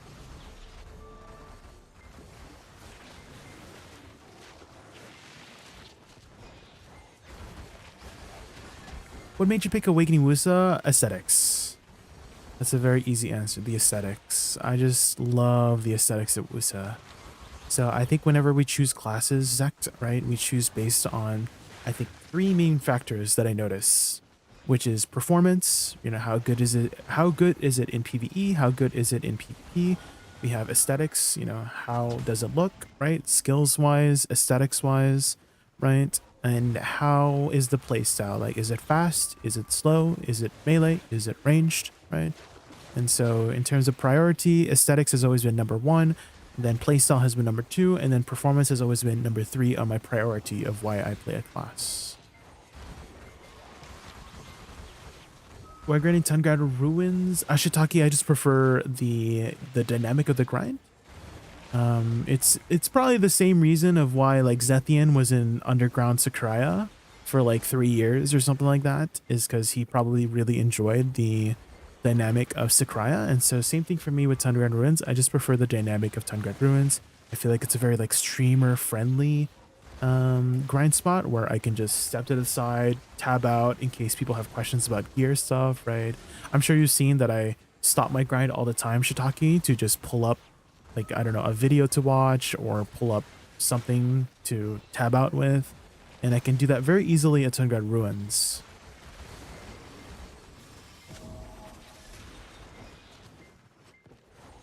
One time I was grinding at Dark Seekers and I tabbed out, and I guess I was a little bit close to the mobs and I did die. Like I went to the Pearl Shop to show, like I killed a pack, went to the Pearl Shop. Like the mobs spawned there pretty quickly, so I was like showing off something in Pearl Shop and then I literally exploded.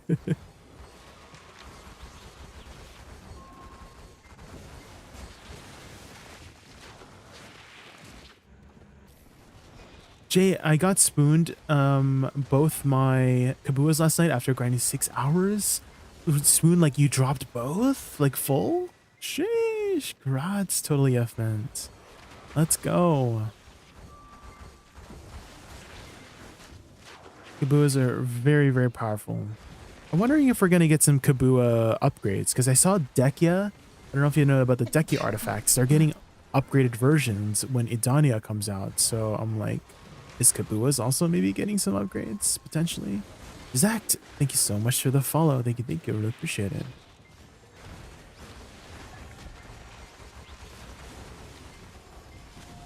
What are the flower skills you throw out at each pack? WRMB and something else. So I actually have a specific combo guide. If you go to this playlist, I have my Tungrad combo setup, and you can see my add-ons there, and I have meticulously created these 2 combos so that I will never overlap on cooldowns, as well as meticulously picked these specific add-ons too, so that I will always be applying all the appropriate add-ons whenever I'm at each pack with both combos. So these took some time to develop, these combos. And you can see all the keybinds there for combo A and combo B.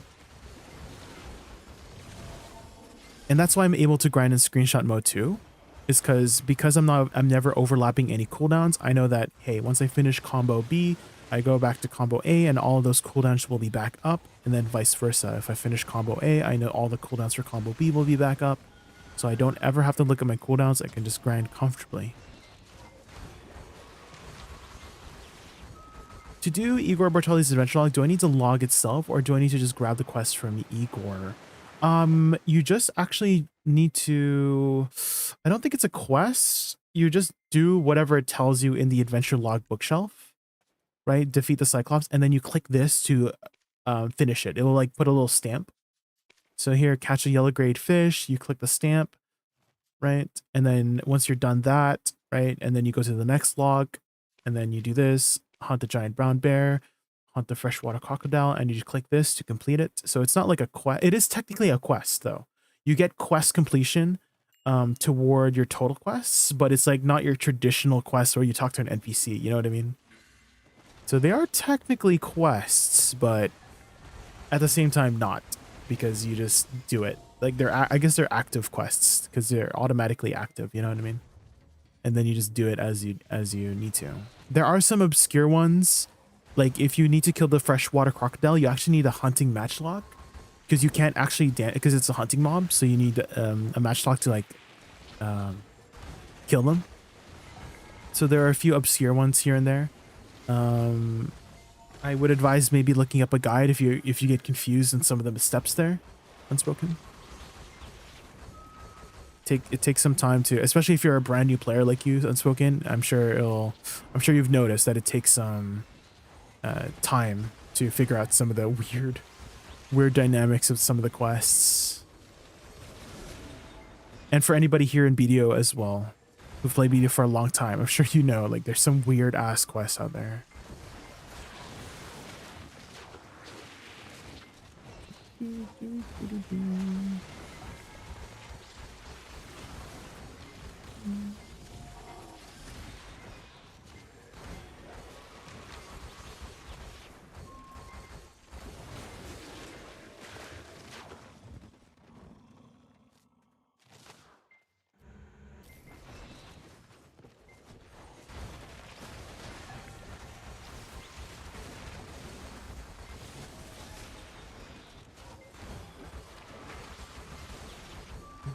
Oh, just keep in mind, Shizaki, these combos are specifically for Tungrad Ruins, so I'm sure you logically you should understand that if these combos might not work properly for other grind spots, right? The way you grind Olans is going to be different from the way you grind Tungrad Ruins. Is going to be different from the way you grind like Thornwood Forest, right? Just keep that in mind. I mean, it might work. It might work if you can make it work. But you might want to like try some different things out, because Olans requires extended combos, right? You need to be like pressing your buttons accordingly. Why does it seem like you're zoomed out? So I'm grinding in screenshot mode. It's funny how many people ask me how am I supposed to zoom out, but if you're in screenshot mode, you can use shift up arrow key or shift down arrow key to like zoom out a little bit more.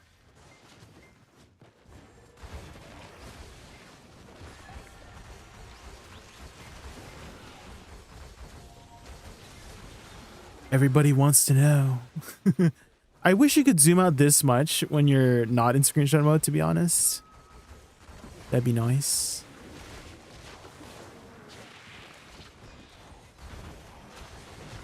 That'd be nice.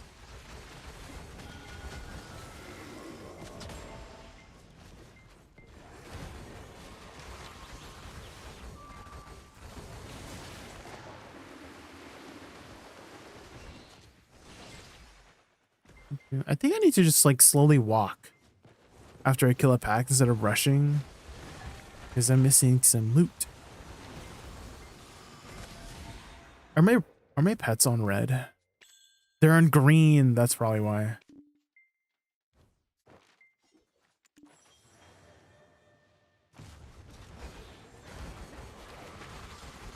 especially for Awakening Dosa. Yes. So class is definitely, it's nice to be able to see a lot of things. Watching your stream made me realize in how many different ways people play. Experience Black Desert, definitely something unique. Yes. There's definitely more than one way to play. One of my old guildies from way back when, Zect, all they did was horse train. And they've made like over 50 dream horses, like T9 dream horses, just for fun. Just for fun. And they don't sell it. They just keep it in stables. They're like that's all they do. They just make a bunch of T9s. That's how they play the game.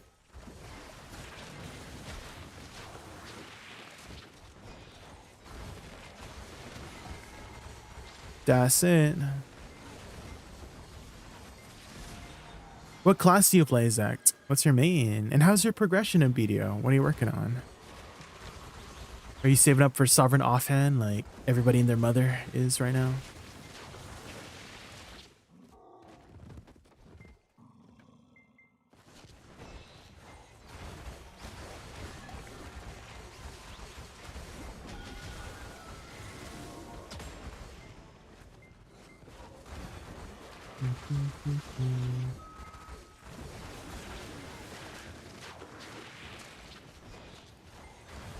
Oh, does the Bartali law give you 2 bill as well in Spoken? I didn't know. Is that one of the requirements?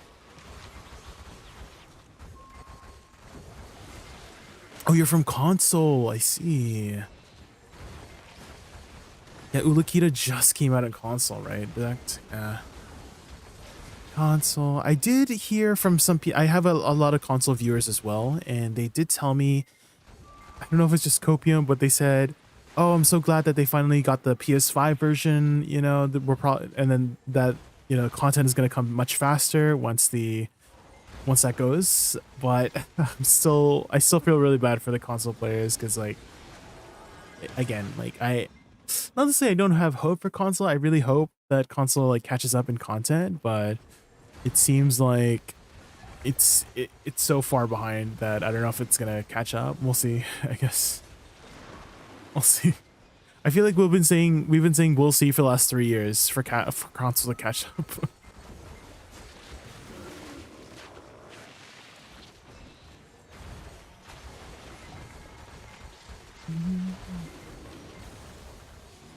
Complete out the volume 15 October 5th page. Ah, okay. Yeah, it's gonna be nice for you, Unspoken, because we also had a bunch of other journals I'm sure you've seen from the adventure log, and they all had like different stats, but now they're shoving all the stats onto Bartali log, and so you don't have to do any of the other journals. I wonder what you get from the other journals then, if you do decide to do them. Do you just get nothing, since they're putting all the buffs onto the first journal?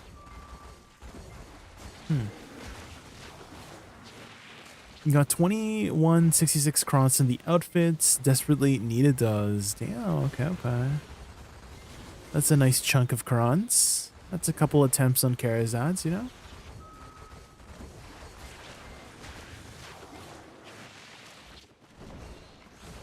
Thank you, Smile. I see, Watcher. Don't make fun of the console players, I see, Watcher. How dare you?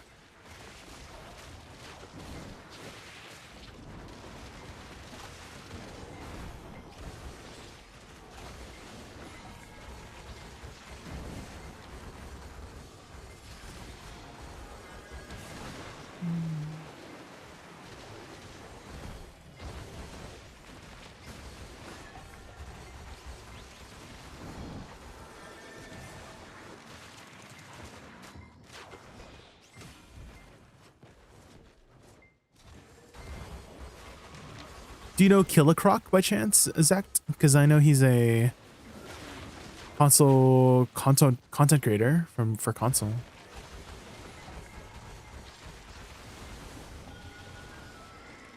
I'm trying to think if there's anyone else I know who plays on console that is a content creator. Oh, you are, Zach? Oh my gosh.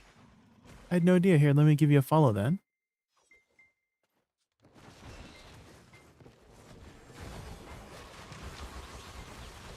I'd like to know more content creators from the console. I think you have a separate Discord, right? So, because the PC one, yeah, I think NA and EU are together, and then C has their own, and then South America has their own. Korea has their, well, I think the Korean one is gone. I think I remember that the console, the Korean content creator program is gone. We're still here though.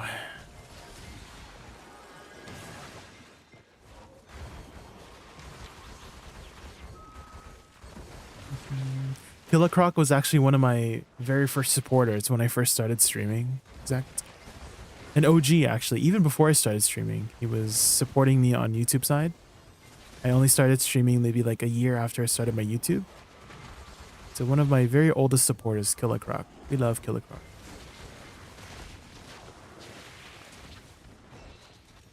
Thoughts on the global labs? Is there anything specific you wanted my thoughts on? Sorry. Can you narrow it down? It was a big global labs. It was pretty thick. Just like me, just kidding.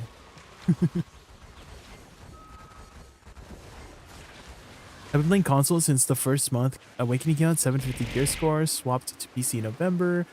Oh, totally. FN Ben, thank you so much for the sub. Thank you. I appreciate that. For the Prime sub, thank you, thank you. You guys don't know you only get 1 Prime sub per month, so thank you for choosing me. Thank you. Yeah, I have been telling people, Ryan, I kind of been poaching. I feel bad because I guess I've been poaching people from console. If I have to be honest, I'm like, here's my spiel, okay, on how to poach people from console. I'm like, have you progressed very much into the game? If not, you know, it's very easy to catch up on PC. So I'm so sorry that I'm probably contributing to the console player base not having high population, because I've been telling people that the PC version is the most updated version. I apologize for that. But I really want people to enjoy BDO for like the best version, right? The PC is like the most updated version of it, and console is just it is behind. I feel so bad.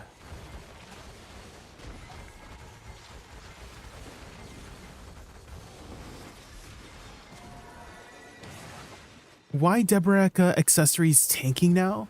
So every Saturday, and men, every Saturday, boss splits. Oh my god, my bundles here. Let me show you why it's tanking right now.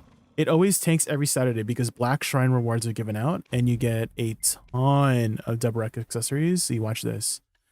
Bam, 2 Deberekas. Bam, a Deboreka.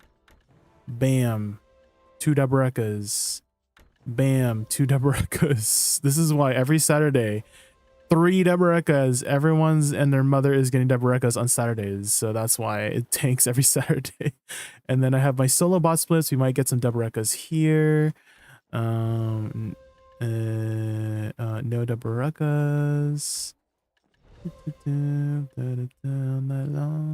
That's why every Saturday it tanks. And so I usually sell it at the end of the week because it usually goes back up the end of the week, like Saturday, like Friday or Thursday. I don't try to sell it like day one because everybody and their mother is posting it, right? So that's why. You're welcome. There you go. Now you know. Now you know.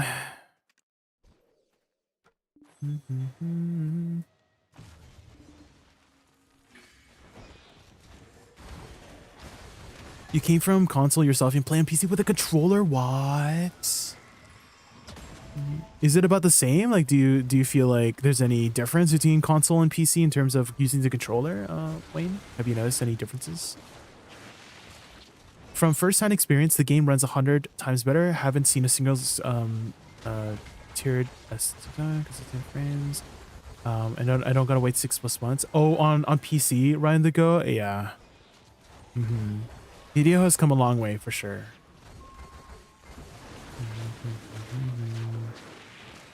Video has come a long way in terms of. I know a lot of people like to dog on video optimization sometimes, but I feel like it's decently optimized nowadays because, especially like when I was running my VTuber programs, I would be playing other games like Ark Survival Evolved. I love Ark Survival Evolved. I have like 2,000 hours in Ark Survival Evolved. and it's just not working very well whenever I'm like trying to stream it. Like my everything like lags and I'm like sad. And so Ark has been known for like being not the most optimized game. Same thing with like Throne and Liberty too as well. I was having a lot of like lag issues with Throne and Liberty when it came out last October. So coming back to BDO, I'm like, maybe I took BDO's optimization for granted. Like if I can run everything like fairly smoothly on like, I have so many programs running, right, guys. I have my OBS running, and then I have streams for programs for OBS, right? And then I have my stream programs, and then I have my VTuber programs, and then I have my programs for my VTuber programs, and then I'm running BDO, and then I'm streaming, and then I have like Discord. You know, I have so many things running, and I'm like, wait, I'm running everything so smoothly still. What the heck?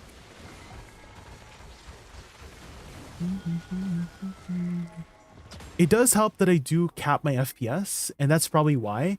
I mean, I've done a lot of like optimization outside of the game to optimize my other programs, of course, right?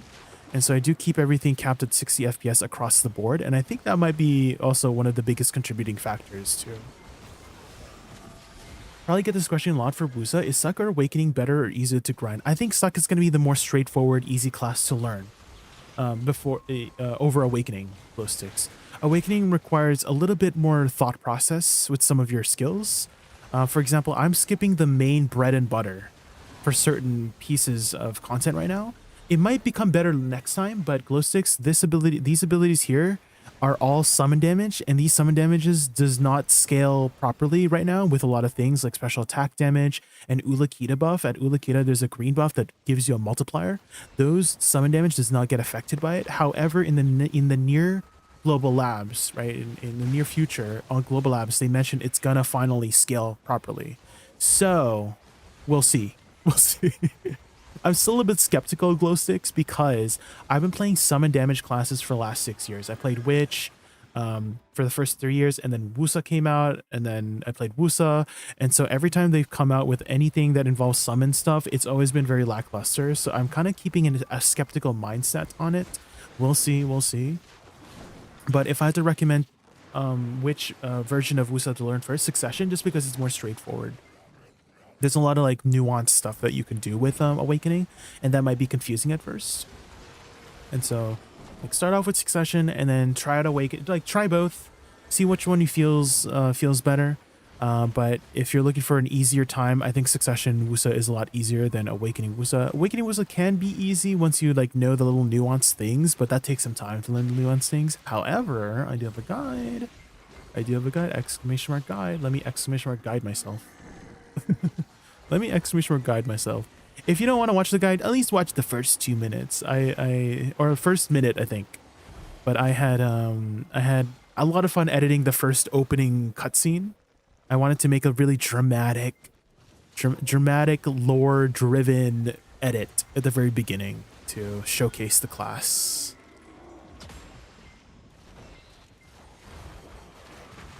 You got your Pandebo ring for 179. That's a steal, Lespawn. That's a steal. Sheesh. Let's go. 179 bill for... I bought my Pandebo earring for 300 bill back in the day, Lespawn. Back in the day when Deboreka rings came out, like the earrings were still like, you know, getting up there, but somebody sold me a Deboreka earring for 300 bill. I was so happy. This is back when they were scarce, before like Boss Splits gave out earrings like candy, so.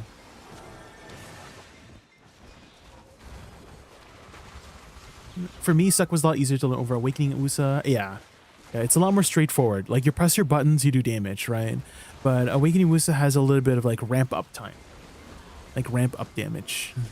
And so if you don't know what to prioritize in terms of abilities, then you might not perform as well as Succession. Whereas Succession, if you just press like most abilities, you'll like do well. You do fairly well, you know, so. Do it, lady. Hi, Pie, please. How's console? We have some console enjoyers here in chat. Pie, please. We got Zach. Zach's in chat. You know Zach? Pie, please. You know Zach, he's a fellow BDO content creator from the console side.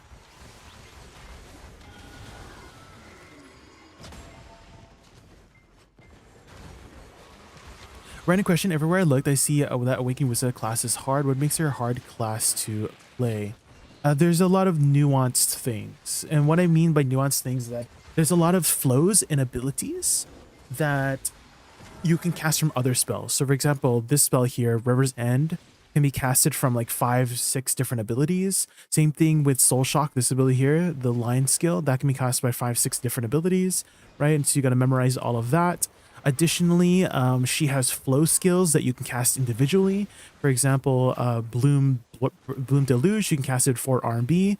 You can cast Bloom Burst with S R&B. However, you can also cast them by holding Shift R&B, right? Just like flowing it into it, right? So there's like different options. There's a lot of different ways you can cast things. However, in Succession, that's not the case. Succession is very straightforward. There's no, you have to press WE if you want to cast Sagunja Bamboo. You have to cast Shift F if you want to cast Sagunja Chrysant. You have to cast Shift E if you want to cast Sagunja Orchid, right? It's just one input for that one ability for the most part, with a lot of the, if not all of the Succession abilities. But Awakening has many, many different ways to do the same skill with different key inputs, you know? And so it takes a bit of time to learn all of those little tiny nuanced things. And once you do learn it, then you become very flexible in pressing your abilities. Additionally, you also have your pre-awakening as well if you want to incorporate that, which I do. I incorporate my pre-awakening a lot in a lot of my combos. Not because it's like more efficient, but more so it's like more fun, and there's a lot of useful tools in pre-awakening.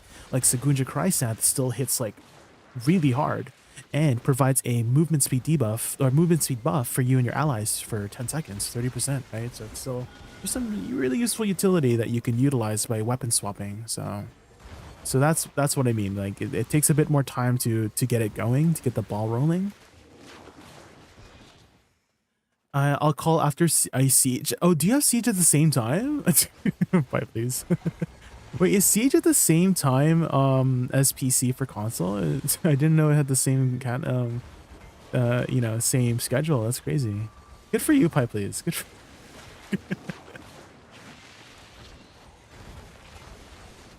I still think if I hold on, things scrolled up. Guys, if I missed any messages, it scrolled up. So like retype it if I missed your messages, okay? It scrolled up. I can't see them anymore.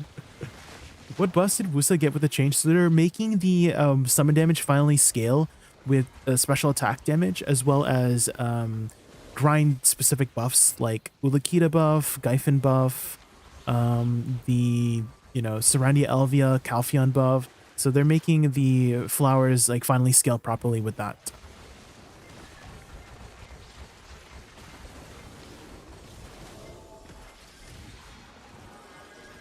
As well as all of other classes too with summon oriented abilities as well. So it wasn't like a specific Woosa change, but I think maybe Woosa probably got the biggest, impact with the summon damage changes. Well, maybe Tamer too. She's also like fairly summon damage oriented, right, Tamer? I don't know. I've never played Tamer, so I'm just assuming that she's also fairly heavily summon damage.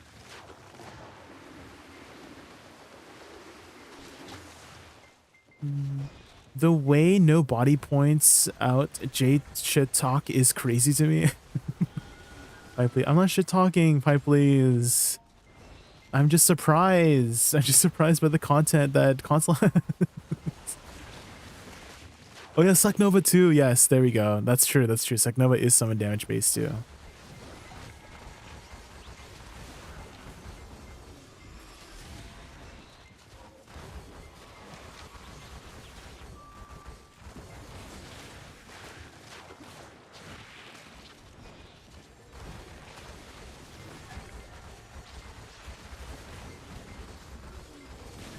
I can say she's not really summon damage class. Her summon stuff are their melee CC attempts. For Awakening Woosa, this one. You don't think she's a summon damage class?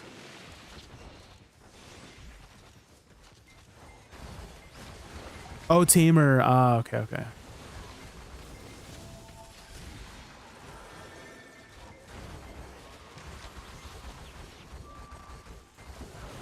When I call he doesn't answer. Well, I'm on streamer mode right now, please, so I can't, like, my Discord's muted, so.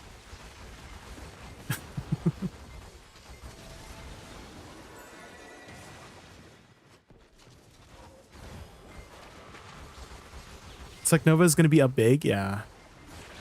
Maybe I'll tag a Sucknova, try it out.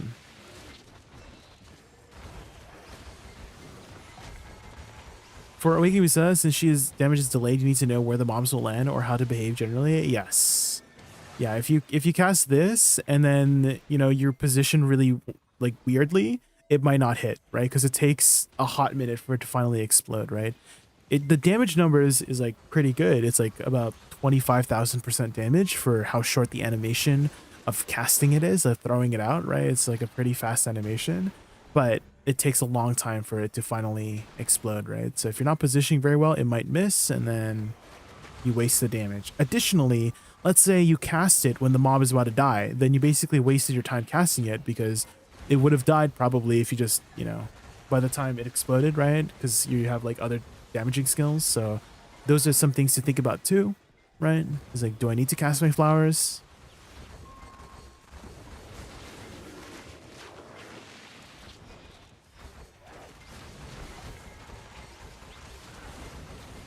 So I need to join Olin's for what? For calls? Good night, people. Have a great rest of stream. All right, Wayne. Have a good night. I've been struggling to find a class that I click with. I get modifiers wrong a lot. Shift. Which classes have you tried out? Glow sticks.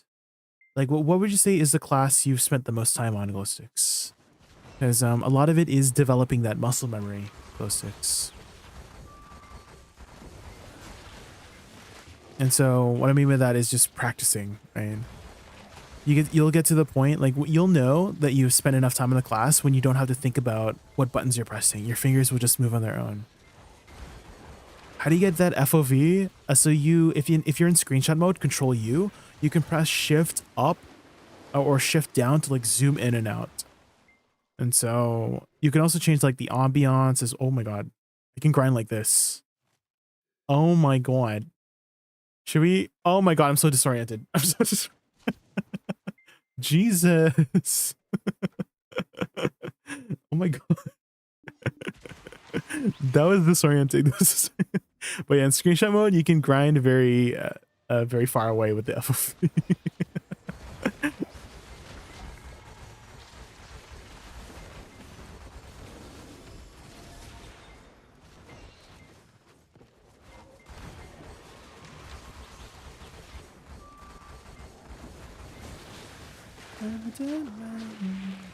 Woosa's party synergies overall, like the movement speed on pre-awakening shift F, AoE, MP regen.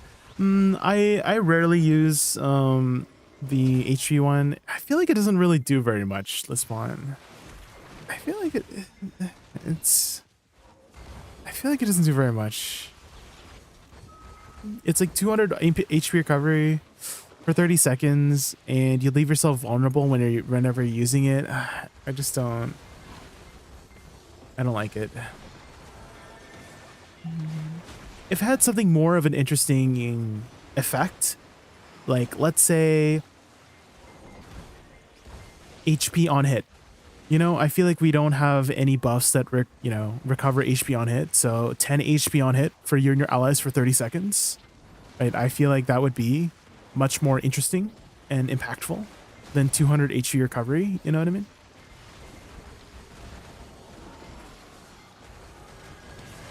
That's what I would do if I were to make it much more appealing to use. But right now, it doesn't feel very appealing to use, you know?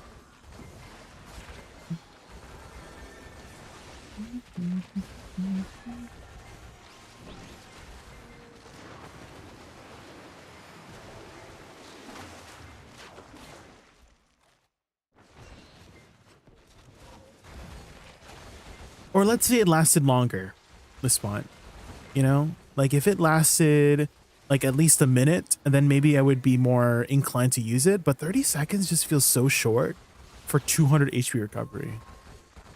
You know, it just feels so short.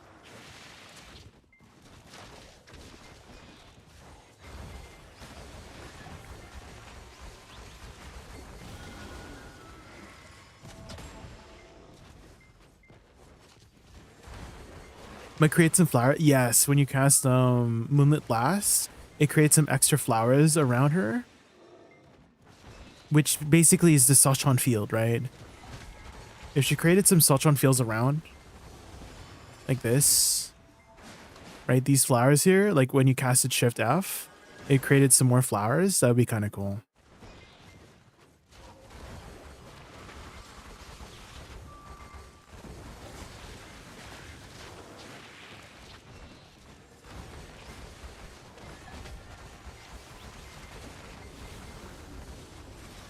One day, surely.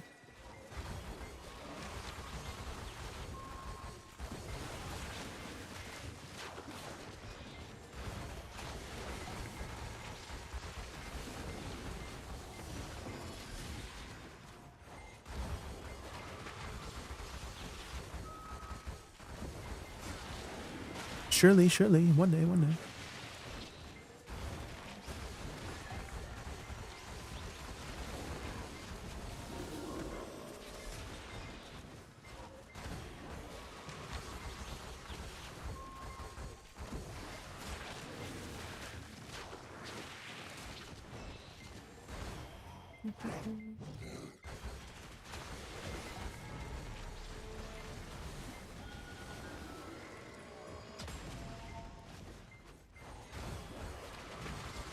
She feels smoother after the changes like a couple of months ago. They did speed up some animations, like River's End is a little bit faster too.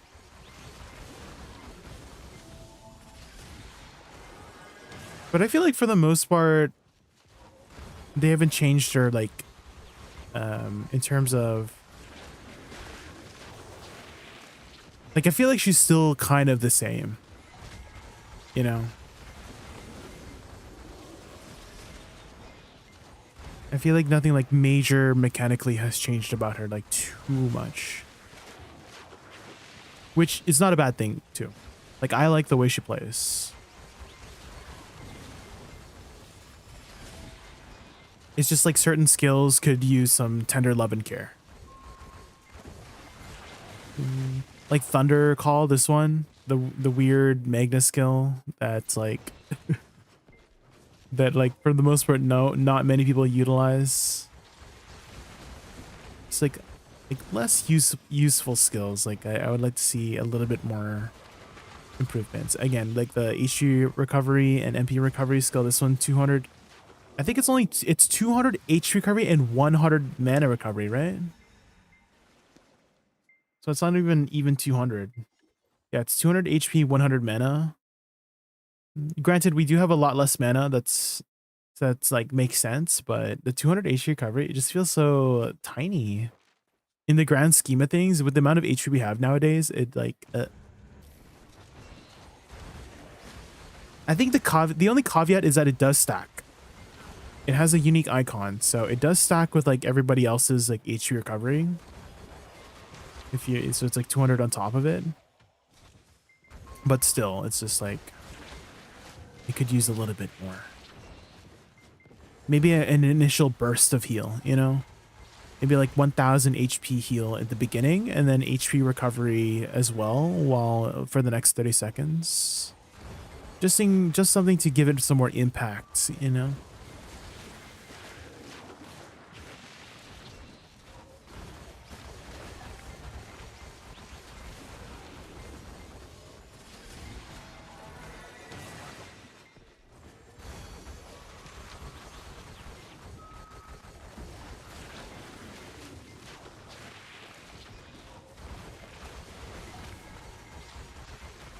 How's it go with the Kaffir stones? We're about like 20k now, Iris. We're about 20k now. I think we're like very close, like 500 more Kaffirs. So we're pretty much there.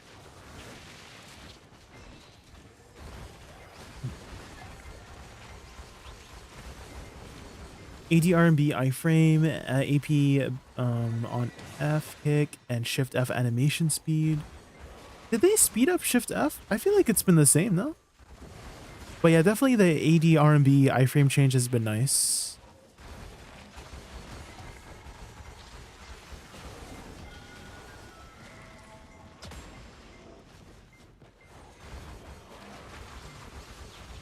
Shift E? They speed up Shift E? This one? I think it's also been the same. I think the only thing that they changed, at least from what I remember, is Such on Field after Shift R&B, this one. Such on Field was a little bit faster, and River's End, I'm pretty sure those were the only ones I remember seeing. Change about the Woosa? Oh, we're just talking about the changes that were made like a couple months ago, Icy Watcher. You know the ones where they moved the AP buff from Nether Blast to Nether Strike, and they added a PvP iframe to ADRB. We're just talking about that. I don't remember them speeding up Shift E. It was only like Such on Field after Shift R&B, and then River's End, I'm pretty sure, was sped up.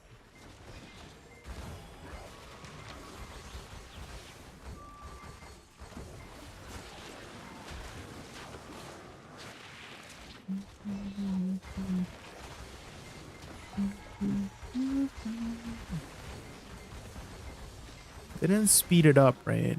Oh, you're talking about the Doomflower debuff. Oh, yeah. Yeah, if you were referring to the Doomflower debuff being now like the flower like spawns right away, is that what you mean by like they sped it up? Then yeah, that was the change that happened for Shifty. So but if you guys didn't know before, it would apply a Doomflower debuff to enemies, and it would spawn up to 3 flowers. But now it spawns 2 flowers, one at the start and one at the beginning. Which it is overall less total damage, but it's a lot more practical because now the flowers like actually hit with Shifty. So it's a lot more practical for damage. Because before, a lot of the times the flowers would just get wasted. Want to DPS at Olin's? Do you have a shy, Curry? Do you have a shy? You got a shy? You do? Okay. What server? What server? Is there a place I can check where when the Termian crab will spawn? Yes. It should be listed on the event page, Unspoken. If you go to the event page in BDO, look for the crab event, and then it should tell you all like the times when it spawns.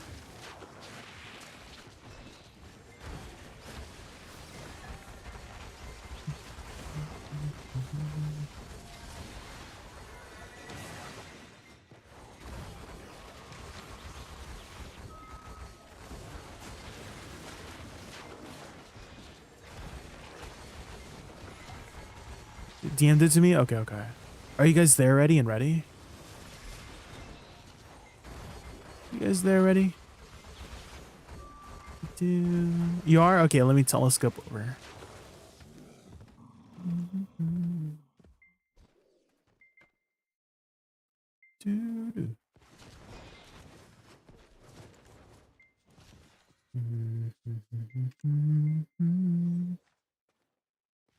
What core skill and enhanced skills do you recommend for Awakening Woosa? Core skill, Nether Blast. Red Cross. And for enhanced skills, I like to use Kaleidoscope Flower for the first one. The second one, I like to use Cloud Burst in PvE and Ink Stroke for PvP. And then the third one, it's whatever you want. The third one doesn't matter too much, I would say. I think Reinvigorate is a lot easier to use. Like easier to know when to use, because if you get low, this is your emergency heal. And Spring Blossom is a lot more like, oh, you got to think about it, right? Oh, do I use it? Like, you know, when do I use it? Like, oh, before I go into combat and stuff like that, etc., etc. But I think Reinvigorate is a lot easier to use, so I would maybe do Reinvigorate instead. Okay, it's Daij Shown. I remember now. Daij Shown.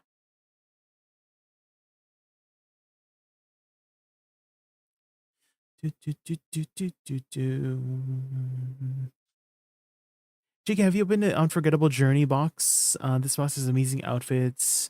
Unforgettable Journey. Unforget. I have not. Oh, you get Prowling Tiger. Oh. Ew. I've not opened it. I'll open it. That's the cockroach outfit.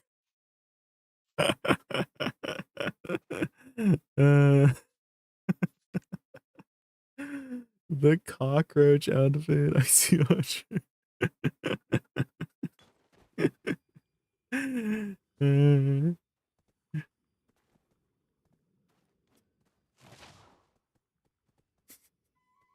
I love how I swear I love how you've defaulted to XDX now. With the with the like the squished the squished like rat face.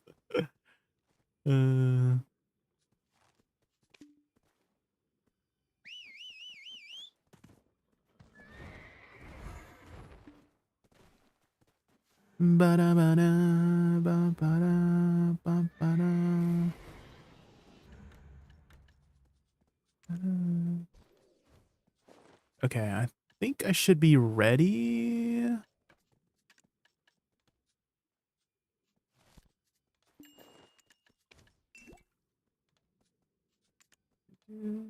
Ready. Nether Blast. Red Cross, Nether Blast. SLMB, SLMB.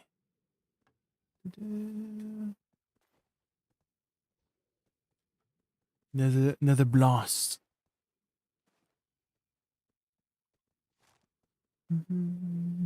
It's the only one that also makes sense in PvE. If you look, did you look the other ones, Red Cross? Because the other ones just add a PvP CC. So it doesn't really matter in PvE for CCs, right? So this is the only one that really like works in PvE. FF song, yes. The twinning. Can you lantern? Yeah, I can. Is my fuel good? Yeah, my fuel's good. Yeah, I can.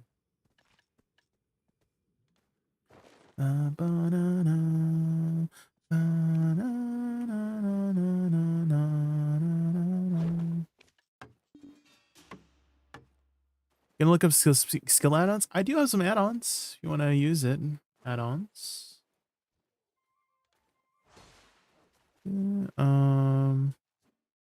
I think I'm repaired. Okay. Okay. Oh. Okay, I thought I was... Okay. Oh. They're lanterning. Okay. Okay, they can lantern. Who's elixir? Am I elixiring? Who's elixiring? Who's swapping those elixirs? Oh, Died Shown is doing the elixirs. Mr. Died Shown.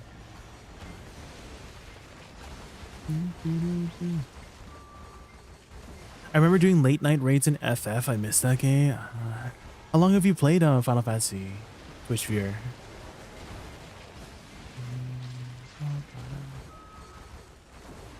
Some people make Nether Strike core work in PvP. Yes. It's very useful if you're against a non-grab class Lisbon. But if you're against a grab class, I feel like it's like you're trying to get grabbed. If you say. I feel like they'll just grab your leg, but definitely very useful against a non-grab class.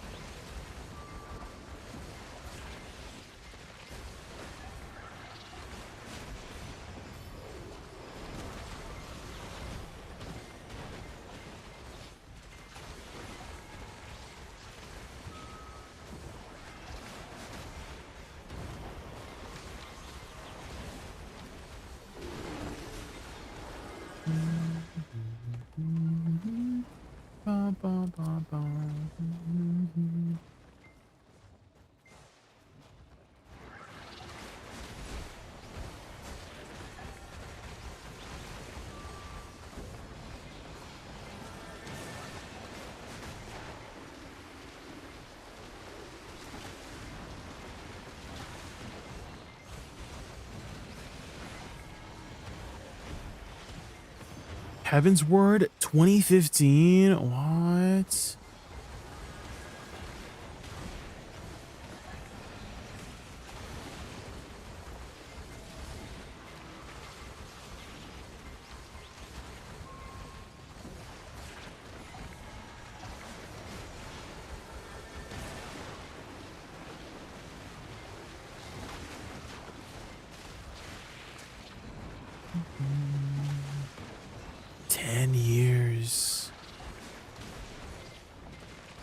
Have you played any other MMOs, Twitch Sphere? Have you played like World of Warcraft, Maple Story?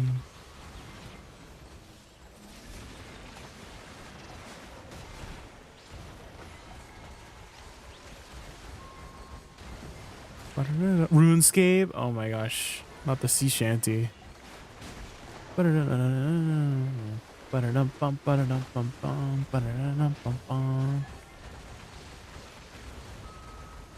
Old Netherwing, no.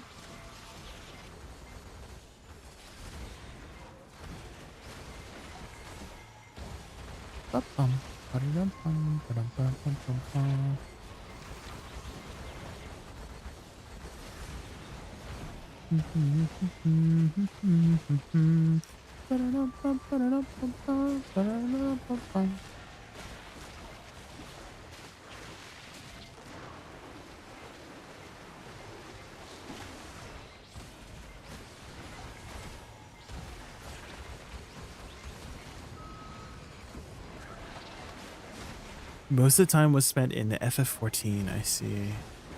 Well, what made you quit? Did you? Are you still playing FF14? What was the reason you had taken a break? Just looking for something new? You just got burnt out of the game? That's usually the common reason.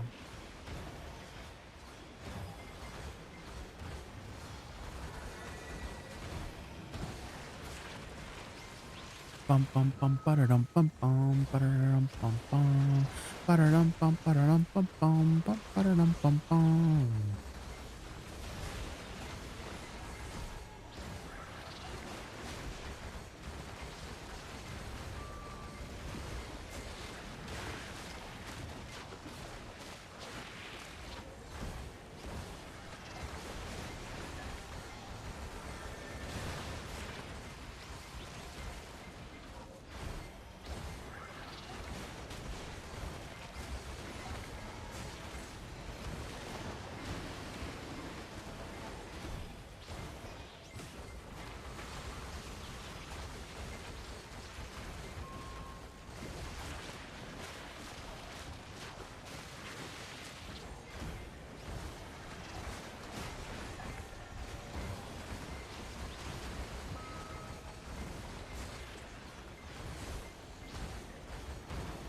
They ended their 10-year story with Endwalker, and I took a break not to video. I have not played since. Yeah, they started a new kind of story arc with like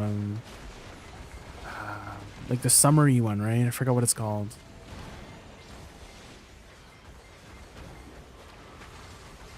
Dawnbreak, something like that, right? Dawn Trail. A new story. That must feel kind of crazy, right? Like they're ending their story, like the main story after that one. Now it's off to a new story.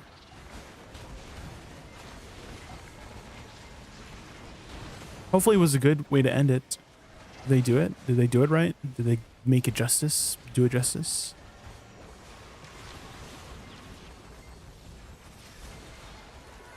Can you recap the story of FF14 for me? The last thing. What's happening? There's a bad guy, right? There's a bad guy and you gotta stop them, right? Is that is that what happened?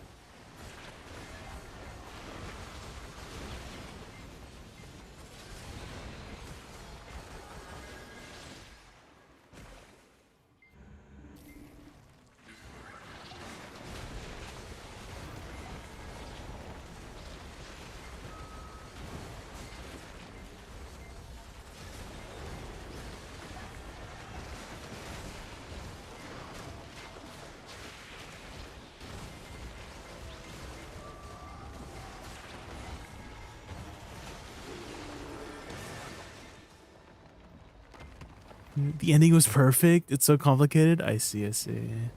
Well, what's happening in this new one? Have you looked up what's happening in the new Dawn Trail one?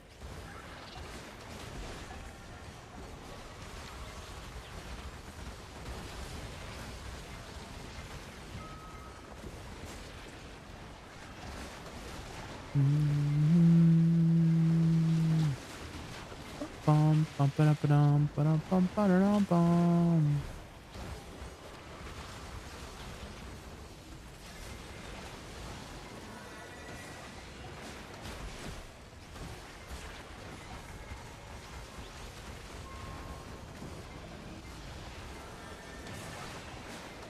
You don't know anything? Damn.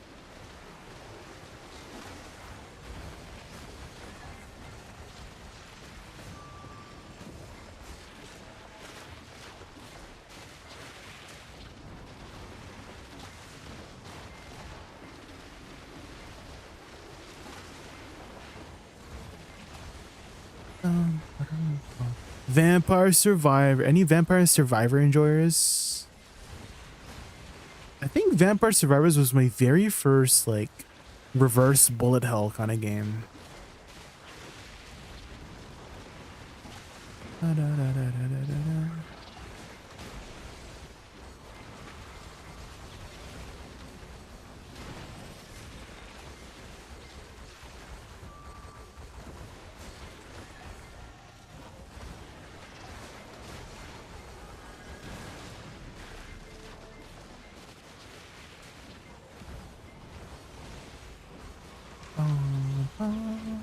Have you played Vampire Survivors Netherring? Are you a Vampire Survivors enjoyer?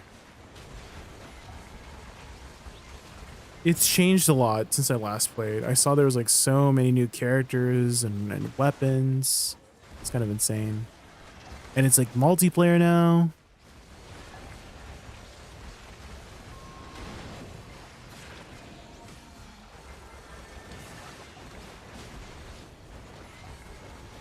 Your Netherwing enjoyer flutter song. Not the me and you.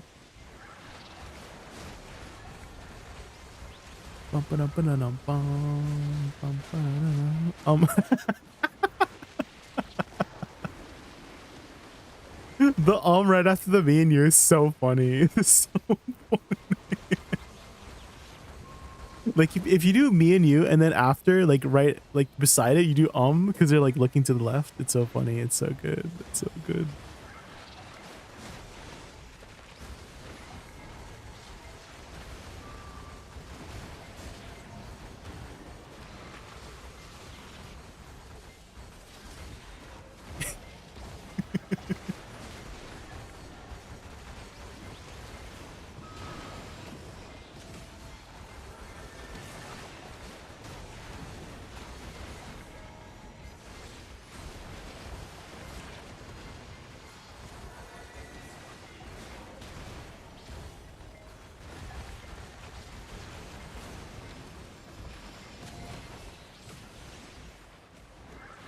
No one's an Icy enjoyer? No.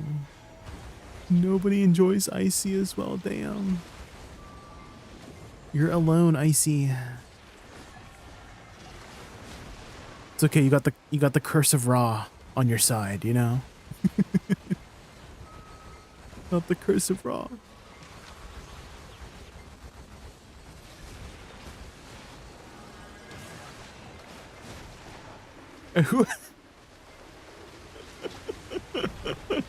Butters. Butters, no.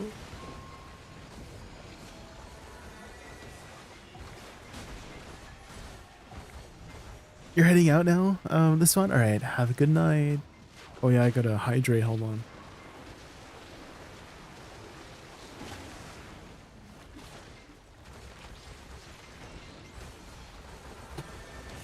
Alright, hydrate complete.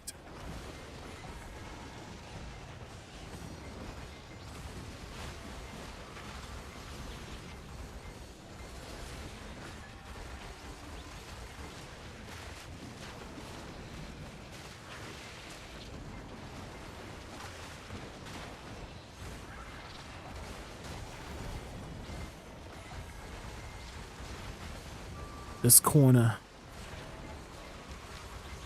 It's very cozy.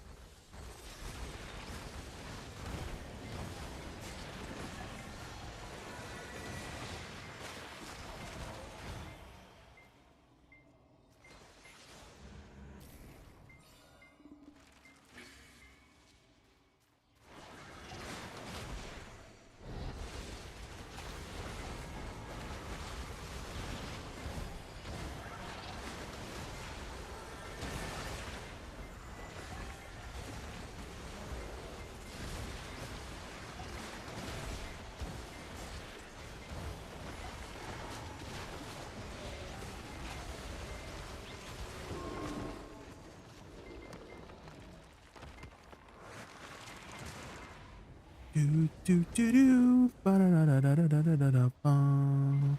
Bum, ba-da-da-da-da, bum, ba-da-da-da. Jisoo gear. Wait, what's your gear right now, Kerr? What's your gear right now?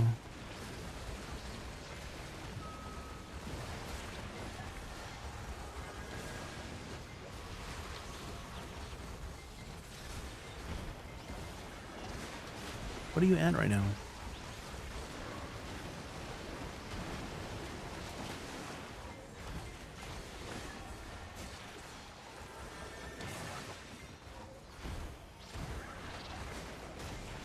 Ba-da-ba-da-dum, bum, ba-da-da-da-dum, bum. 253k Kudum.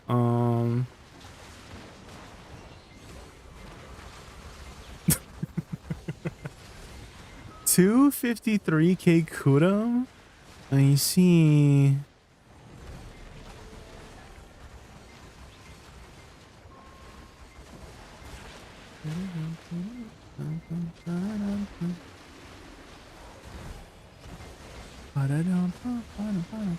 $240 bill in the bank. Damn, you're ready for sovereign offhand, man. Let's go, let's go, let's go.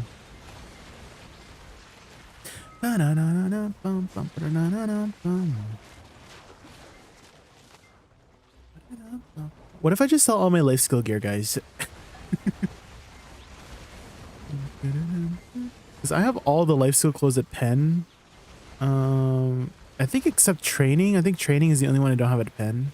But everything else I have like Penn tools, Penn clothes.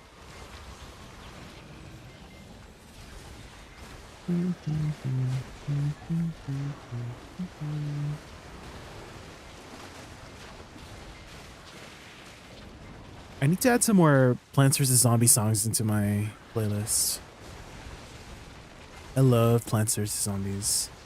Any Plants vs. Zombie enjoyers?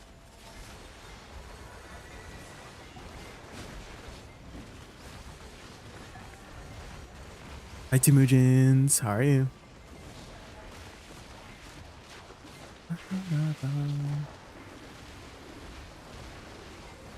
Is this the monthly? What if I stall my life skill gear? How many years have you said that? But what if I need it? Like, what if I get into life skilling in the future, you know? So I might need it.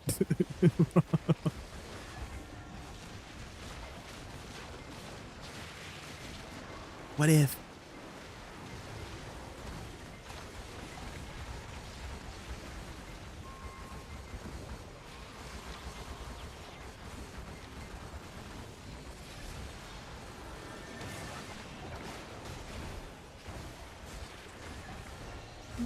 Awake, kinda? Oh, wake up! Wake up!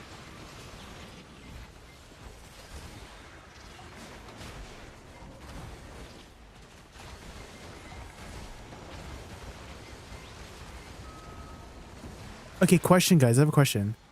Okay, does the smell of coffee, does that give you caffeine by chance?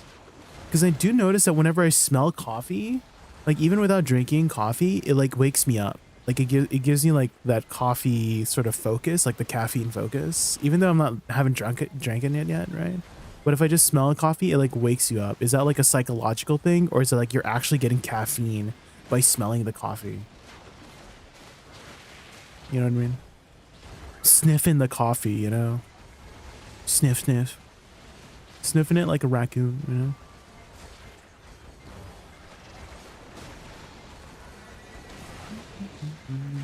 Because I'm like thinking, oh, what if that's a good alternative way to not, you know, take in too much caffeine if you just smell the coffee? You know, sniff. The raccoon sniff.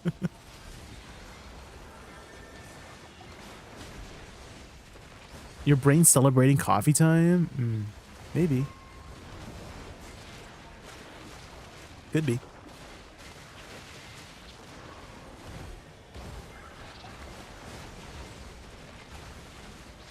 What's that raccoon one? Poi, poi, poi.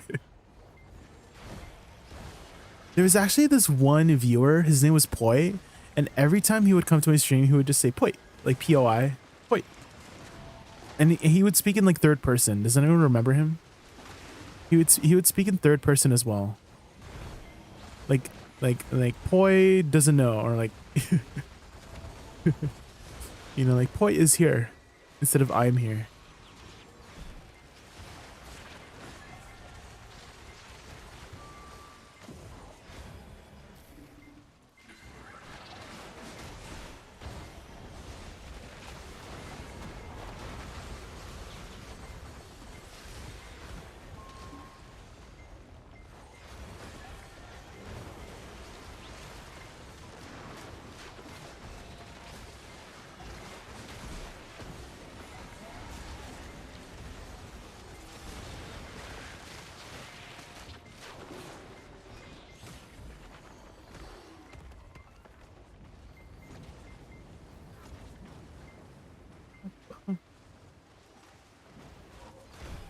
It doesn't, but it makes your brain anticipate the surge of coffee. I see, I see.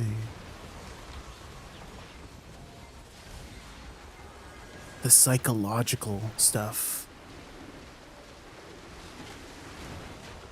I can't remember. There was this like one experiment. I don't know if anybody knows this experiment, but basically, this doctor put this, you know, small wooden slab, like in front of their patient, right?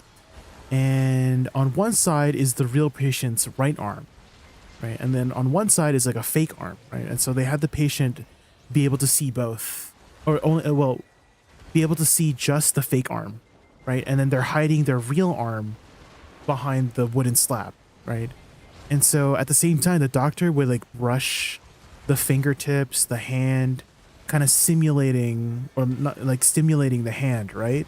But the patient is still looking at the fake arm, right? And it kind of tricks the brain that, hey, this is like kind of my real hand, right? And then suddenly the doctor, he like takes out a hammer and starts smashing the fake hand, and the patient starts saying like ow, like screaming in pain, right? But there's no nerves, right? There's no nerves in the fake arm connected that's like, you know, in front of the patient, right? But like, why did he still like scream out in pain, right? Like, you know, at first, you know, for the most part, he realized like after a second, like, oh, it doesn't hurt. But for a moment, he felt the pain in his head, you know? You've seen that, Temujins? Yeah. Hi, Casino. Hi. These psychological things are so cool. I know. The brain, it manifests. It fills in the blanks.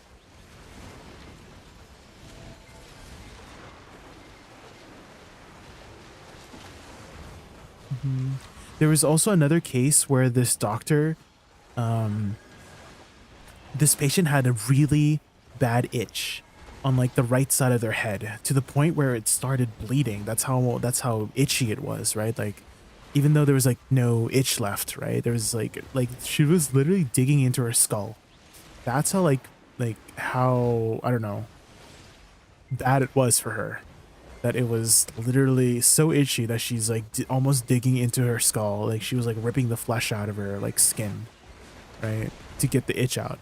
And so they did an experiment where since the right side of her brain was itchy, right? So they had an experiment where they put her in front of a mirror and had her scratch the other side, right? To kind of trick the brain that is like, because when you look at a mirror, it's mirrored, right? So your right side is your left side and your left side is your right side.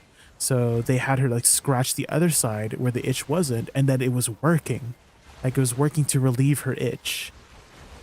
Because she was like scratching it like on the perspective of the mirror, right? And the brain was like, oh yeah, it's like relieving the itch. I'm like, what? How is this like working?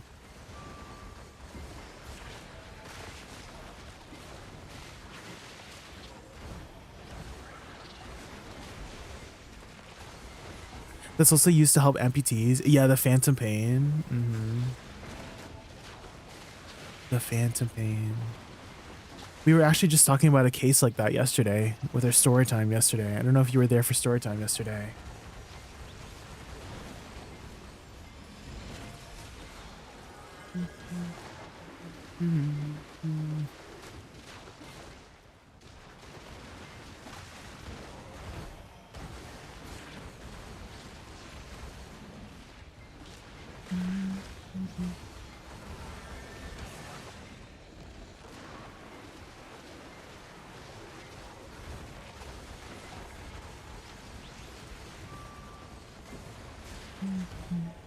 Was there but a cool conversation? Yeah, the psychological stuff. It's always been a very interesting topic for me.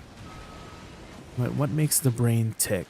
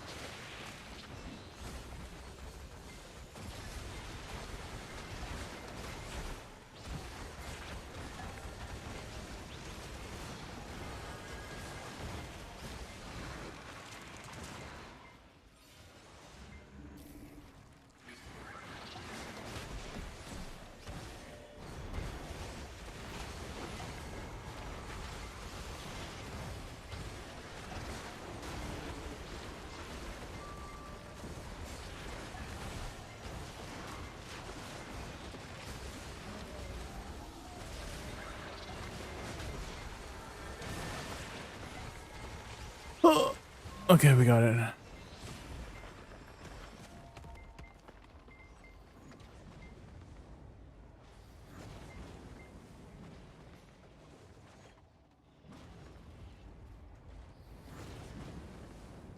Is triple foot rod for 3k loyalties worth it? Only 30 dura? Probably not, Temujins.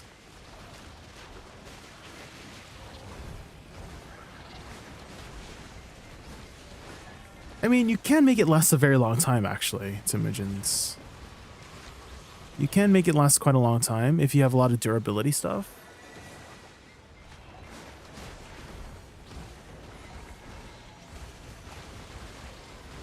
Probably for at least a couple days if you have a lot of durability stuff.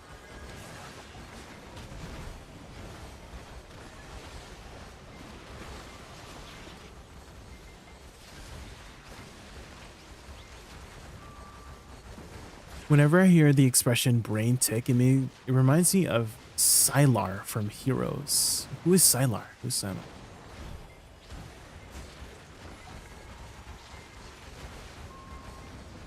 Wrong music.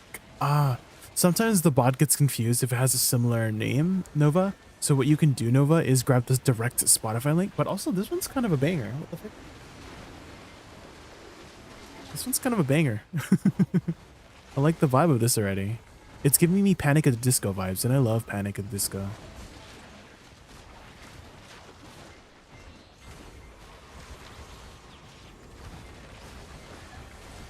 Yeah, like, why is it good though? Is it good?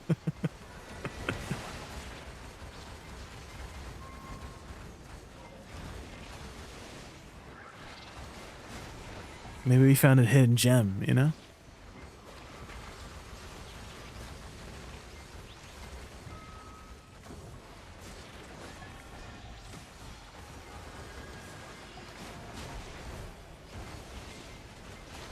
There is the pay-to-win one, the 30-day one, Temujins. You could go for that if you want. That is the replacement cool wind rod.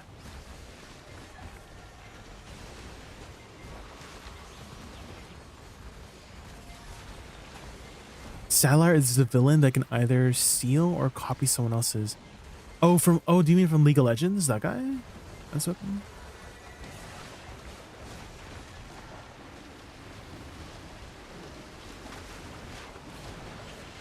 That's from a TV show. Oh. Because there was a guy in League of Legends that could also do that. He was stealing people's ultimates. May I ask what video settings this is? Yes, Katsana. Yeah, I can show you. So I have display settings at high, remastered, FXAA, SSAO, auto frame optimization, AMD fidelity on ultra quality, and then I have the effects as warm with reduced gamma and contrast, -50 and -25 respectively.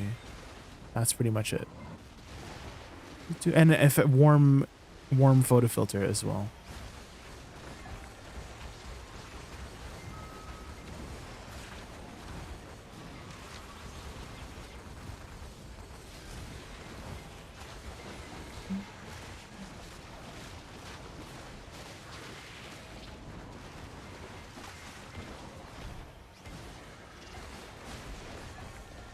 Tempting, yeah, it is. It is only for 30 days, Tumujin, so you probably don't need as much durability reduction stuff to get it going for the next 30 days.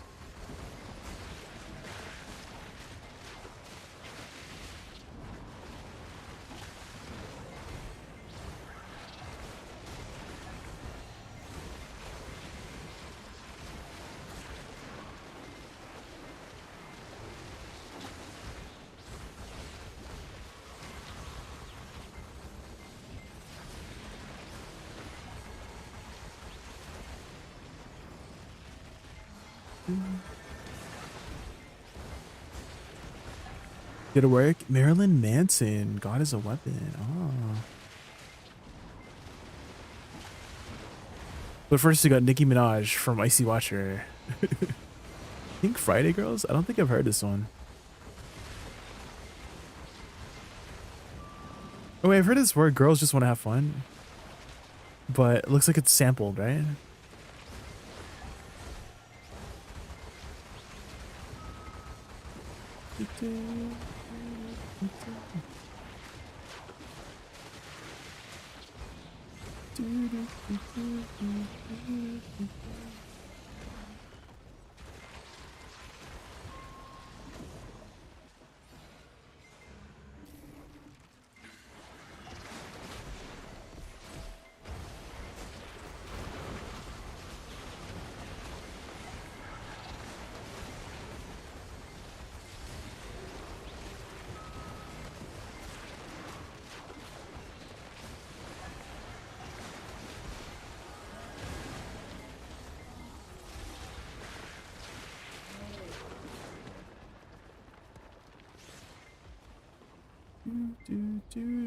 Did you grind donuts for hours this morning with Choi's? Just 1 hour. And then I had to go run errands.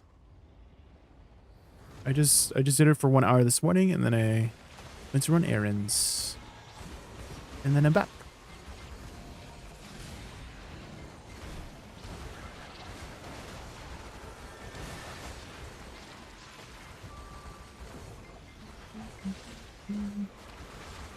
Just uno hour, because he asked.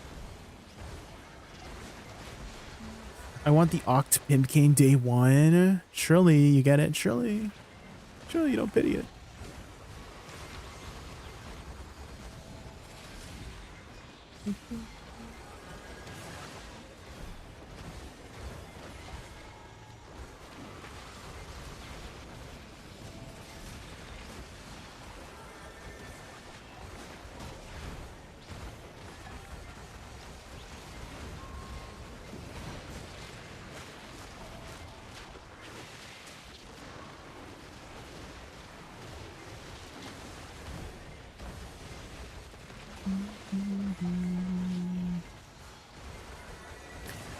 Don't know if you heard, but your Woosa had choice looking at the damage of awakening Woosa. Oh.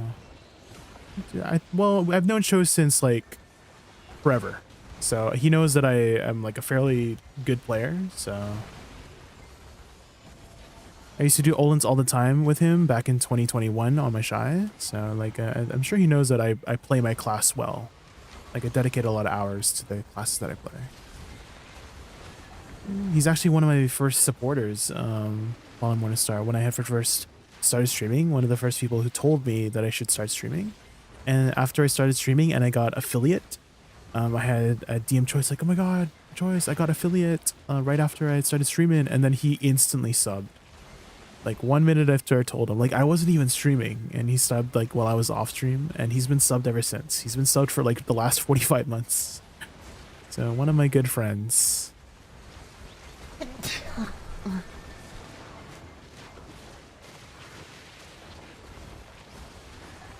Katswana, hopefully I said your name right. Katswana, thank you so much for the follow. I really appreciate it. We're just doing some Olins.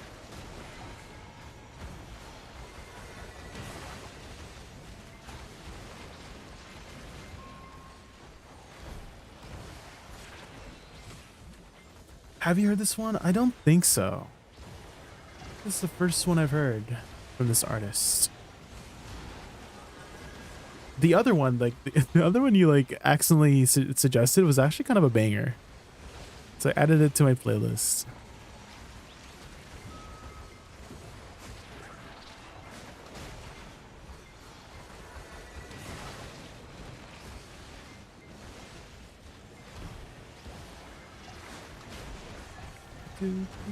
It's the same guy singing. Oh, is it? Oh.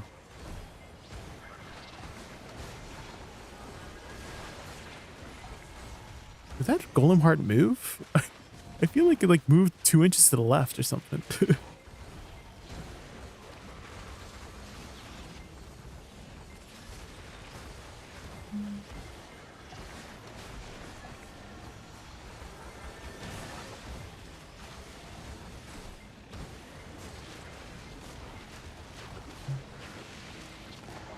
Oh, and as for your question earlier, following Morningstar, the motivation is the gear, right? Like, so I'm trying to prepare really hard for Sovereign Offen, and so like we only have so much time until it comes out, and I think everybody is really motivated right now to get their Sovereign Offen. So I haven't really been getting too bored with grinding.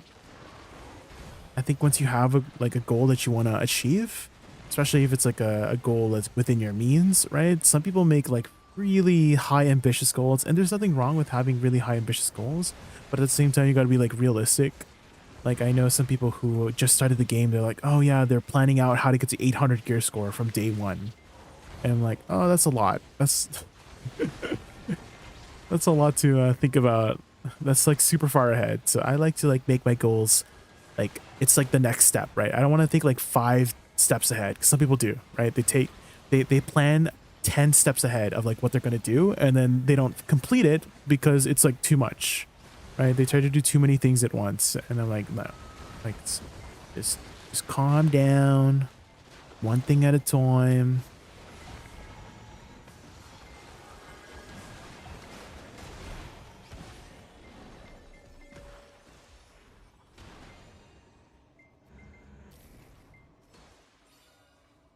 You motivate me. Oh, thank you, Icy Watcher.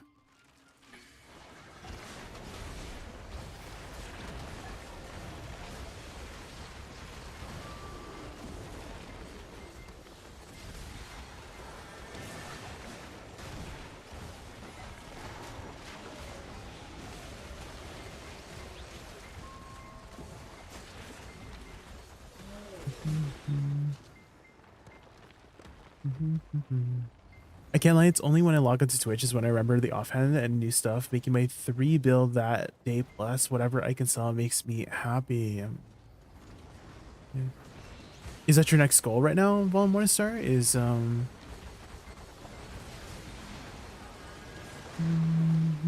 the Sovereign Offense? Because you can like break it down, right? So like let's say you need 100 bill, right? And you're making 3 bill a day, right? So you can get that 100 bill in about 30 days, right? The important thing is that you don't burn yourself out. Just be consistent with it. Obviously, there's going to be some influx of income too. Let's say you get lucky with some enhancements or something, or you get some lucky drops, right? But as long as you are like, oh yeah, that's my quota, right? You make like realistic quotas to reach every day, and then you'll slowly make your gains.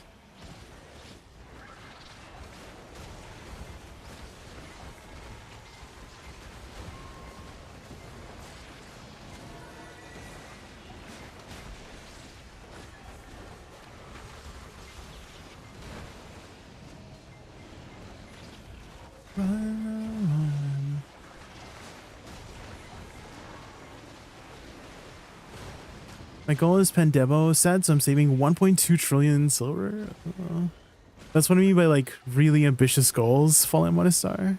Maybe you don't think about all 6, right? Even though it's the same thing to think about just like 1 at a time first, but like 1.2 trillion is a lot of silver, right? So maybe focus something smaller, like a little bit more bite-sized for now, you know? Not too ambitious, too ambitious. Unless that's like normal for you to save up that much silver. 1.2 trillion.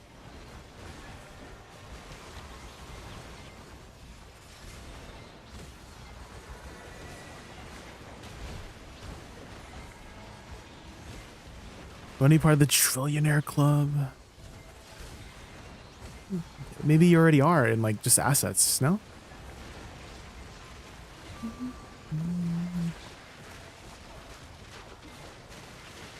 Saving 8 trillion silver year, June? Holy. That's a lot of trillions of silver.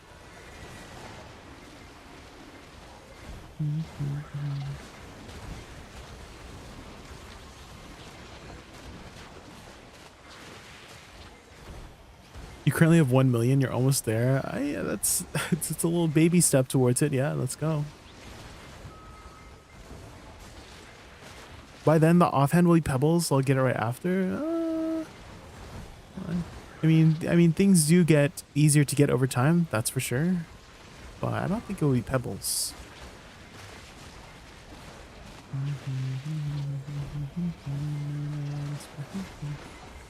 Well, maybe they might give out a free sovereign weapon, you know? You know what I mean? So I think every year, you know, every time there's a Kaido ball, it seems like they gotta give out something bigger and bigger every time, right? Like this year we got a free Gamma sword and like basically 6 hammers and 20,000 crons, right? So that's essentially like almost 100 bill worth of stuff, right?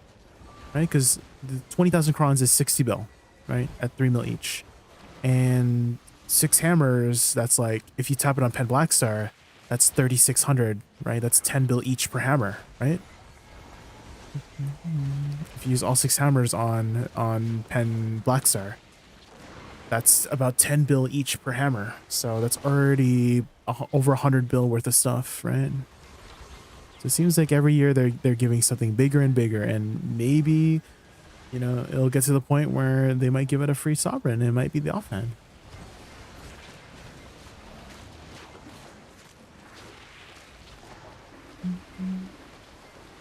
That'd be kind of crazy to think about.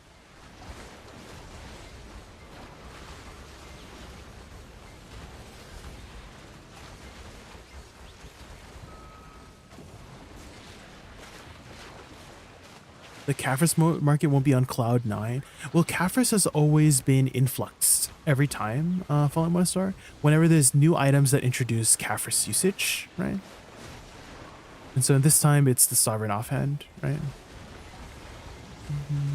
And I imagine anytime they're gonna add more that Caphras is needed, it's gonna spike back up to 3 mil. But we'll see like what that would be.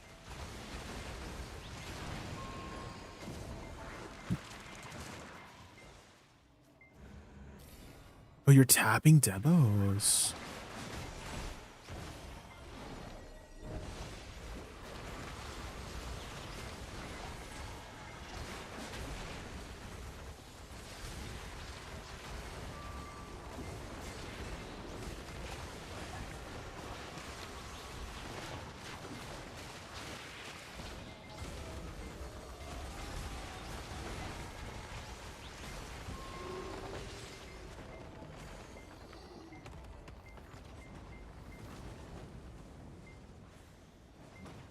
The Debo taps. Just raw tapping, right? Raw Debos.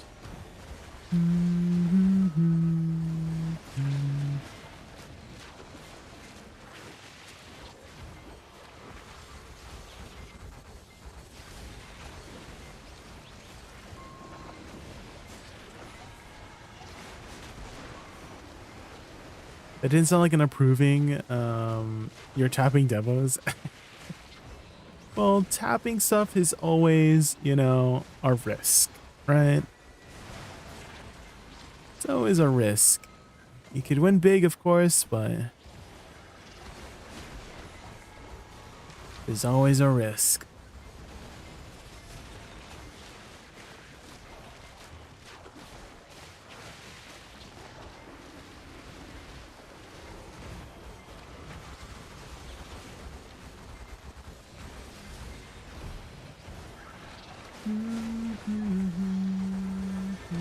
Ah! What the?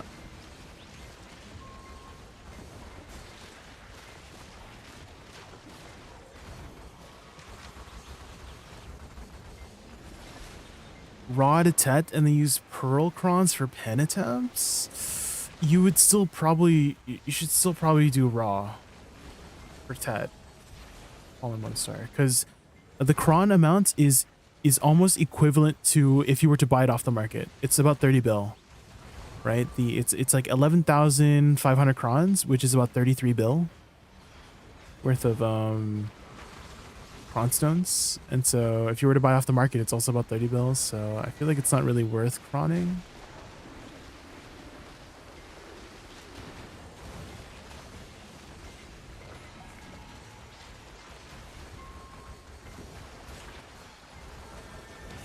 Should be raw tapping pen? Yeah. Yeah, if you just look at the cron cost, right? It's about the same as if you were to be just buying off the market, you know? Like if you bought a TED off the market and you tap, that's the same, almost same amount of crons if you were to cron it. So people just raw tap pens nowadays.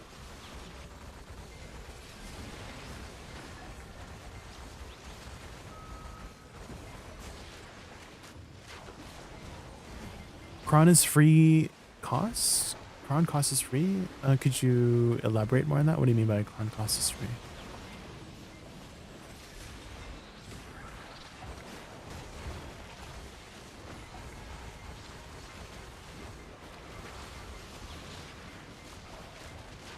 Crons are definitely not free, last time I checked.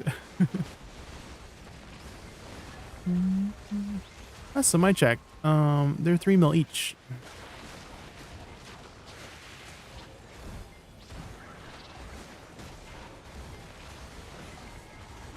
I feel like you're doing girl math right now. Do you know what girl math is? Fallen 1-star?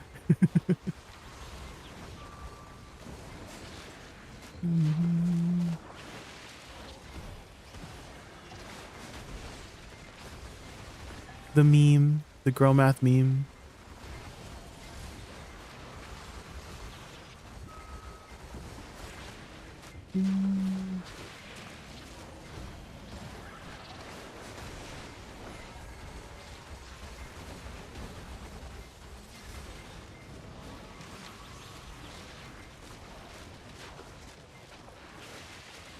How are witches out of stock?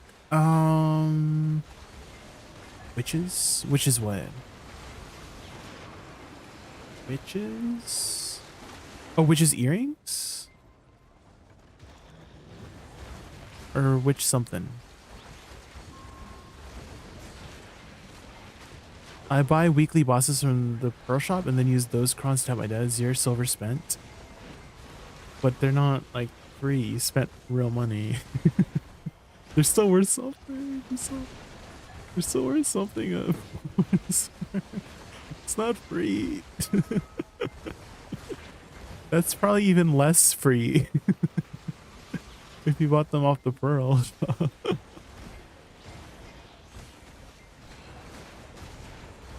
They have value. I don't think I can hit this. Did I hit that?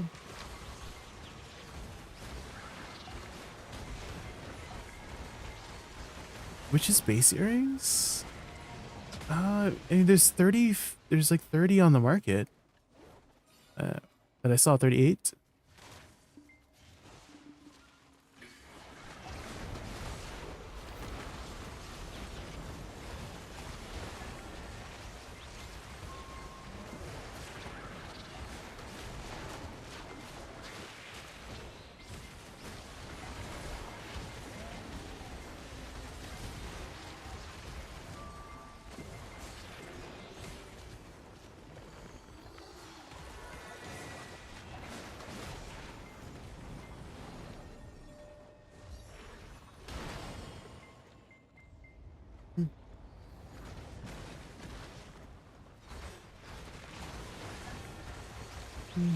Explain.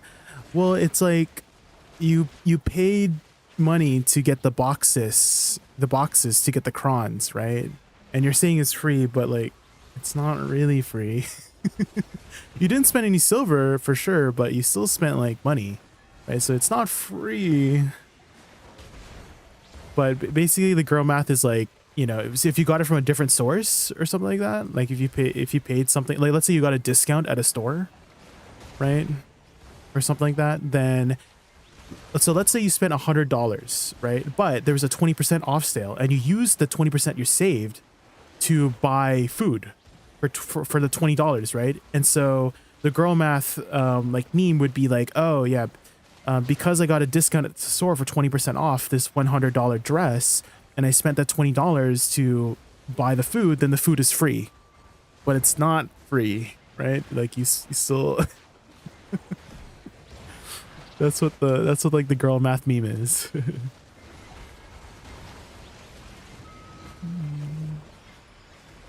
Oh, there's no bases off the market. Wait, what do you need the witches for? Oh, you need it for the journal, right? Unspoken. You can go to Hex Sanctuary, and you could probably drop one off from Hex Sanctuary really easily.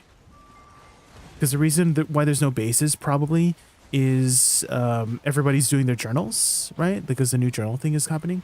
So go to Hex Sanctuary. You could drop. You just like turn on your loot scroll, and then you'll drop one like pretty easily from there. So. Your wife does that? I told. Yeah, yeah, like it's not really free.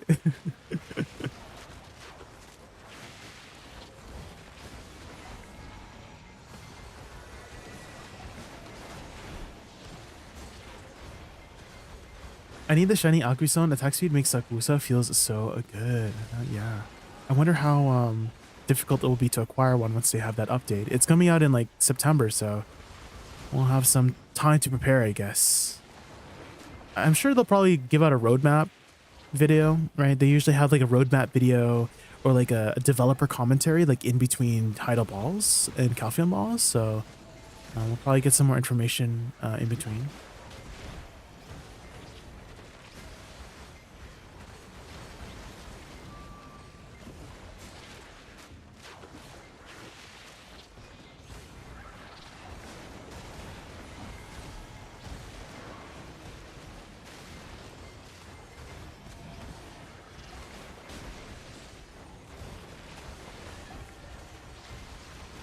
Whatever the case is, Fallen from Morningstar, if you are happy with making your goals with your method, then that's the important part. Right? Everybody has their method of making their goals, whether it's life skilling, whether it's grinding, whether it's PvP, etc., etc. If you're making your goals with whatever method you're using, then good for you.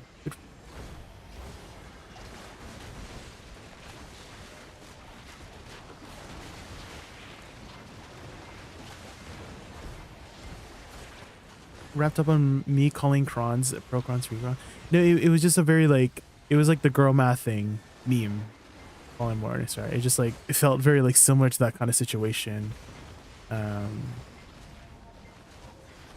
so we were just like laughing at that situation, not like laughing at you specifically, but the girl math thing that's happening.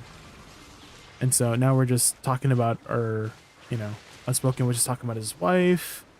Also doing that.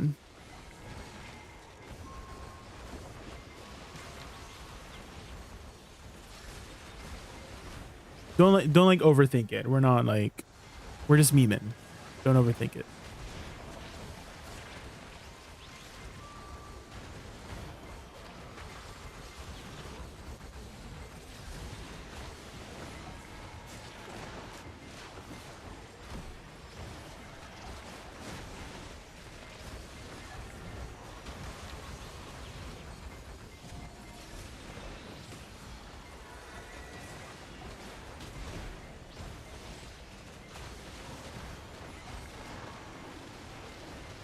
I remember as a fledgling, I skipped the entire C10 process by just selling outfits, free Caphras. Selling, oh, for like, on the market.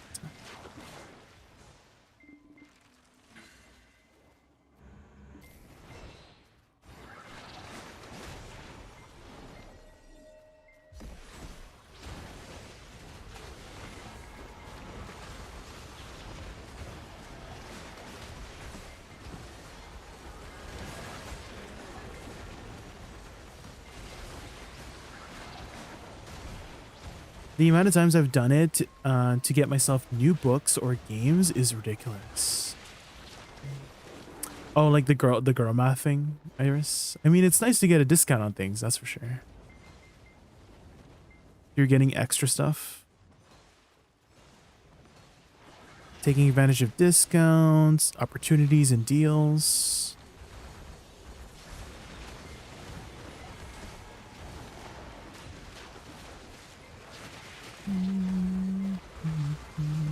I mean, that's why people use coupons and people, you know, buy things when it's on sale, right? I mean, I feel like it's the same thing when we say, oh, you know, you're some, okay, this is probably something very common that people say too, right? Okay, so let's say you buy, you know, the 1+1 deal from the Pearl, because a lot of people wait until there's a 1+1 deal, right? Right? And the girl math would be, if you bought the 1+1 deal and you got, you know, double the amount of pearls, you're basically buying something half off. Does that make sense? That would be like the girl math meme about it, right? Because if you bought something, if you got like the pearl, if you got double the amount of pearls and then you paid for something, it's like kind of technically half off because you got like, you know what I mean? But not really, but like that's the girl math, right? So that's like what we were like kind of like laughing at, you know?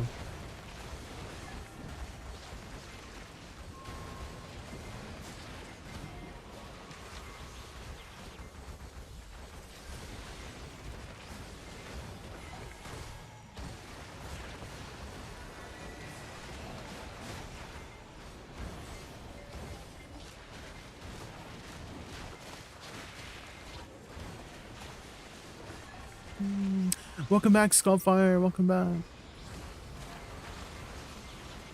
We're just finishing up this hour of golems.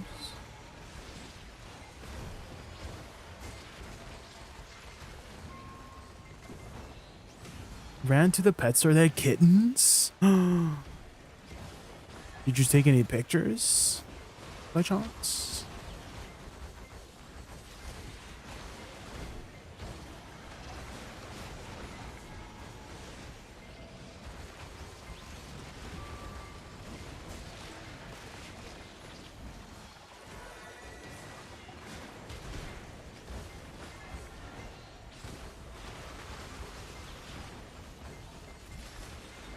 No. Aww.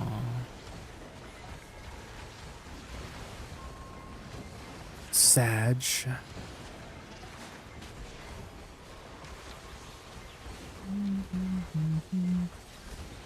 I guess you didn't want to share with the class, Skullfire. How dare you? You'll go back. You don't have to run all the way back. Skullfire, you don't have to run all the way back. Wait, you're actually running to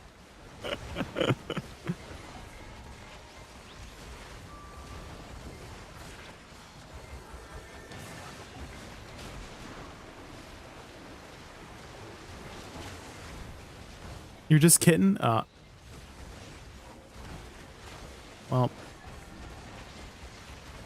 Welpies.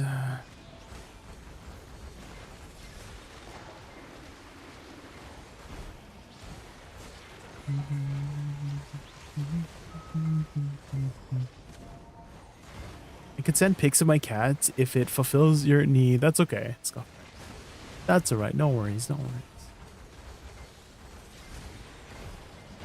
I see what you did there. Oh, with like ice. That's a lot for me. That's a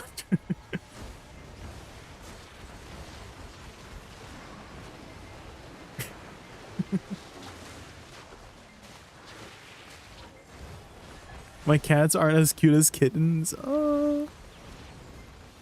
No, I didn't say anything like that.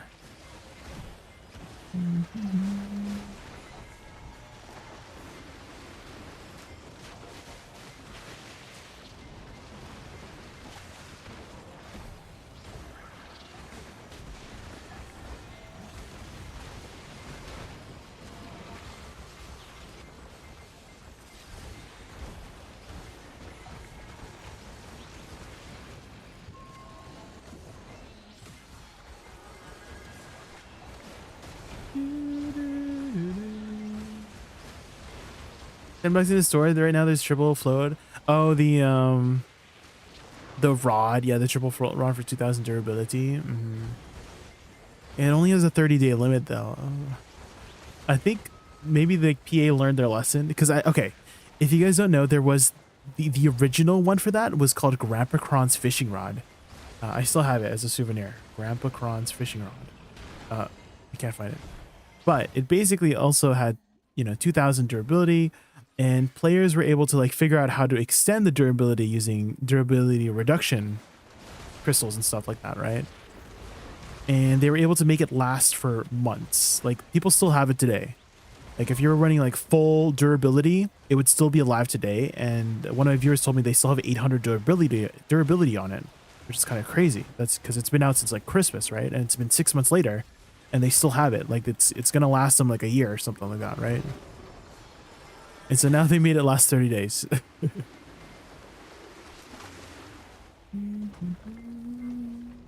Oh, is that the last one? Or are we just doing the Uno hour? Was it just the 1 hour?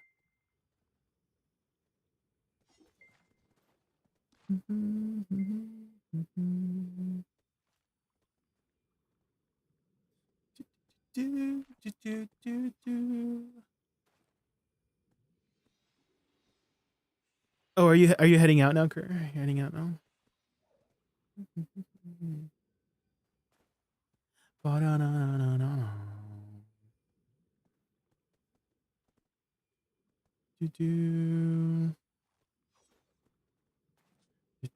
I can do more. Are you not hearing me, Kurt? Do you have me muted, Kurt? Do you have me muted? How dare you? I just need to use washroom real quick.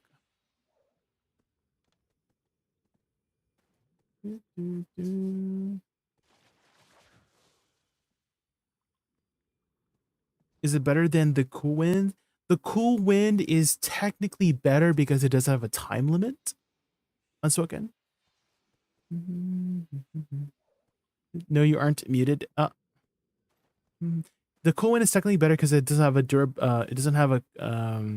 time limit, and you can extend its durability quite a lot with durability stuff, but you probably don't have all the durability stuff. So the other rod, the one for like $10 is probably for like newer players who, don't have the durability setup going.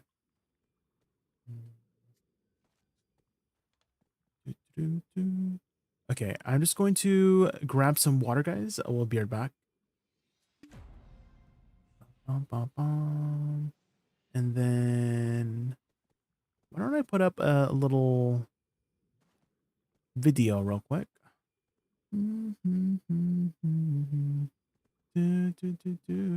What's the rod called? It's when you go to buy the pearl boxes, it's like the $10 pearl box, the 1008 coin one.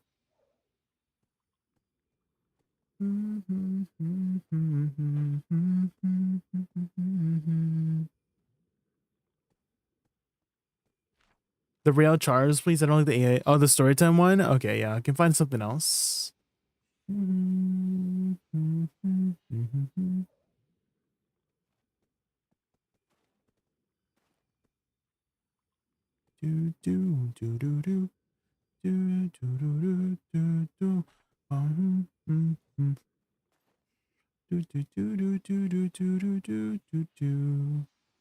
What about food videos?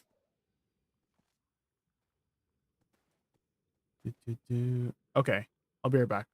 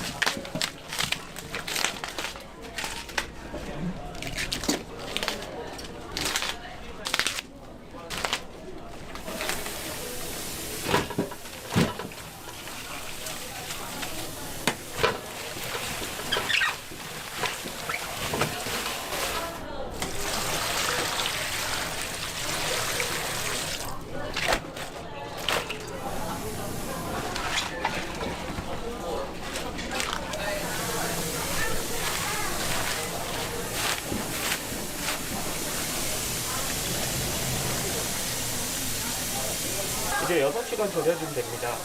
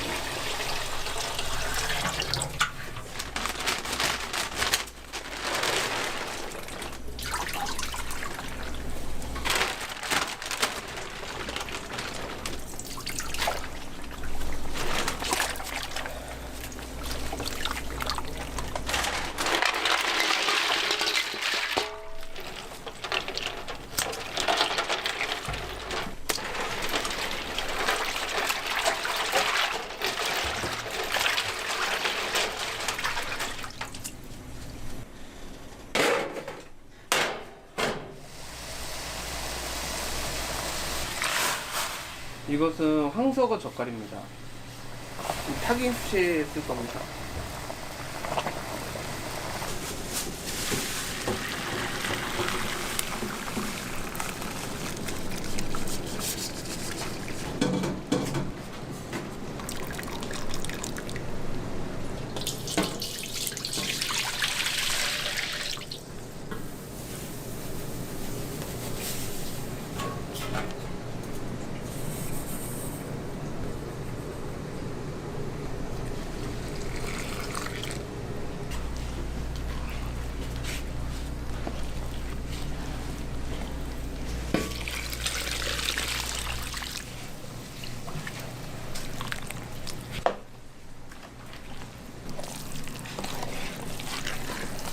파김치 양념은 이제 3일 정도 숙성을 시켜줘야 돼요.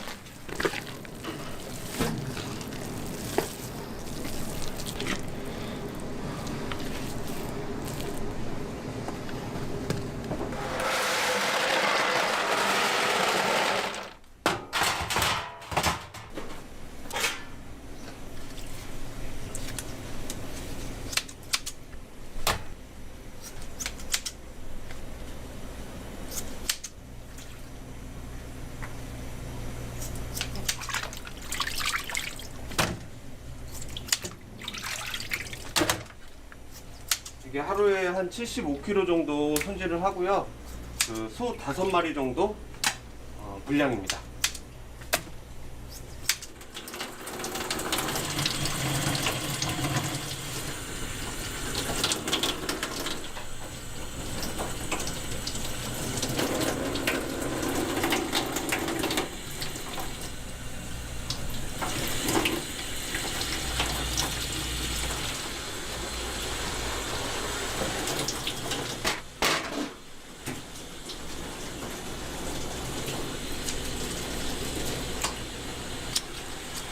Hello, I'm back. One of those intestines. You've had intestines before, Skullfire. You just don't know. It's in like ground beef or anything like that, like anything like ground meat. If you've had sausages before, you've had intestines. They wrap. That's the lining that they use for the sausages. Like you've had intestines before. Hot dogs, yeah, like they're everywhere. You just don't know. Are those octopus leggies? No, they're they're intestines. Liver, heart, yeah, all of those stuff that you would think that's like not. That's all in like ground meat and stuff like that. So, ooh, is that like a banana puree sauce? Oh, are you guys back, Kerr? Already back? Hi, Patrick. We were just watching some Korean food videos. Have you had Korean food before, Skullfire? Oh my, Korean food is so good. Oh, it's a banana kind of sauce in the intestines? Oh, interesting. So yeah, I used to have Korean food. Yeah, I love Korean food. Whatever the food looks like I'm pretty open to trying many things. Whatever the look of it is, because it's all about the nutrition and flavor of course. Intestines. Well, don't knock it till you try it, Skullfire. There's some weird things in like Korean food that you would like normally not see, right, in like Western food, which is to be expected because they live in a completely different area. So. Don't worry, everything is edible. Everything is probably delicious in these Korean food restaurants, Skullfire.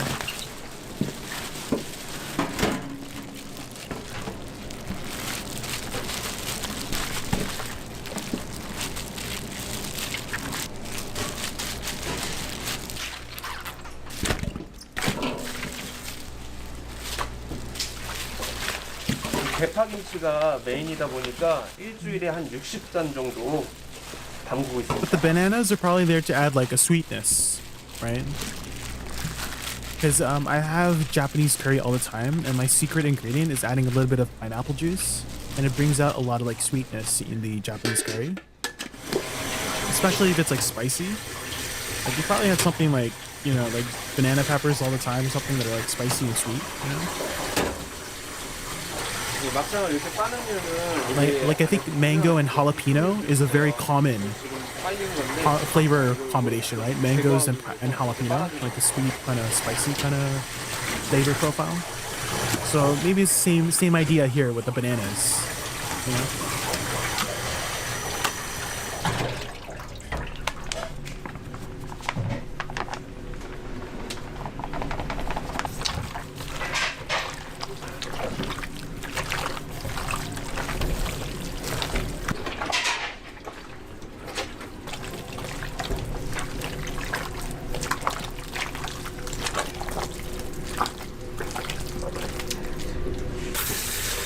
Make bibimbap.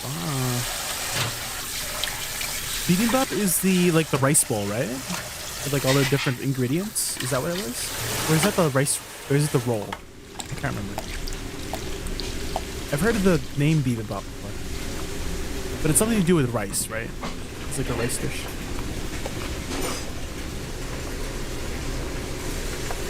That's the rice bowl, right. And it has like many different like components, right? The vegetables, the meat, the sauce. Is that fish? 이거는 소의 첫 번째 위 특양이라고 하는 겁니다.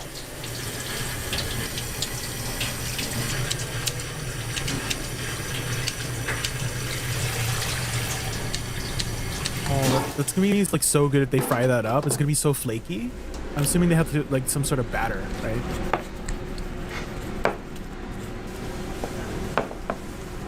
Oh yeah, so they do the crosshatch. That's a crosshatch cut, and so that allows more surface area for like all the batter to like get inside the crevices. Oh my gosh! Oh, they got the breadcrumbs. Oh my.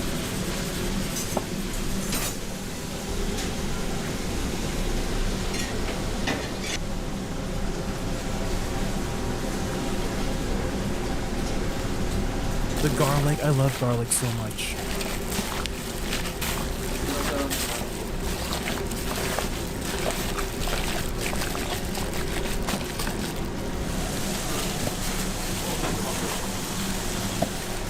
I feel like I've eaten so much garlic in my life that, like, if a vampire kisses me, they're gonna die. You know, that's how much garlic I've had in my life. I love garlic so much.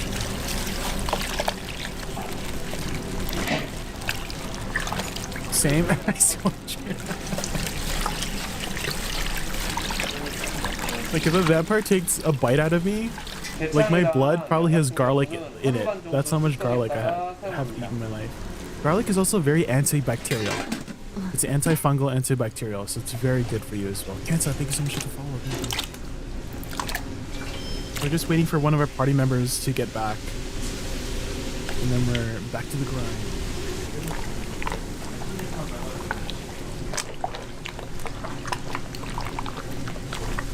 막창 같은 경우는 like you just eat the raw garlic clove? I've never tried that. I've never tried that.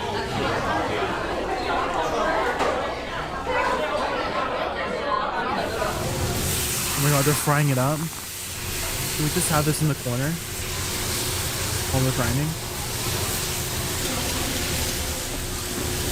I'm sorry, YouTube chat, I gotta hide you. Is the volume loud? Should I turn it down? turn it down a bit. Oh, they're flame grilling it. So it gets the char. It's gonna get the charry, smoky flavor. Oh my god, they're ready. He's always so mean to Red. I'm so sorry in YouTube chat. I'm sorry, I gotta hide you.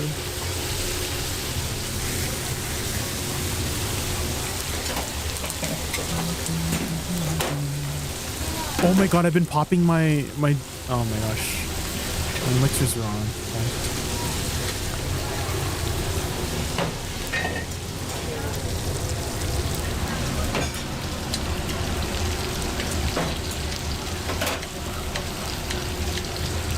Oh my god. I said I was ready, but I don't have any like loot scroll charge. I need to turn on my loot scroll. Come on. Activate, please. There we go.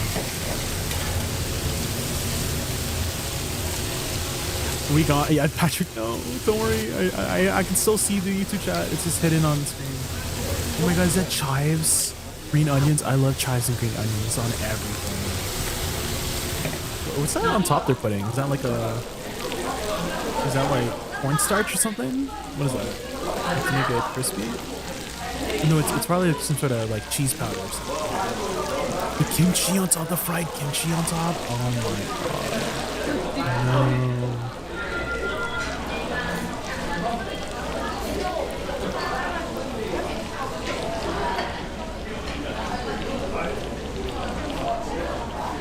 The KBBQ, no, yeah, I'm so sorry, chat. Yeah, I'm sorry, bro. Everybody wants KBBQ now. Have you been to a KBBQ restaurant before, Skullfire? If not, you should. It's a fun time.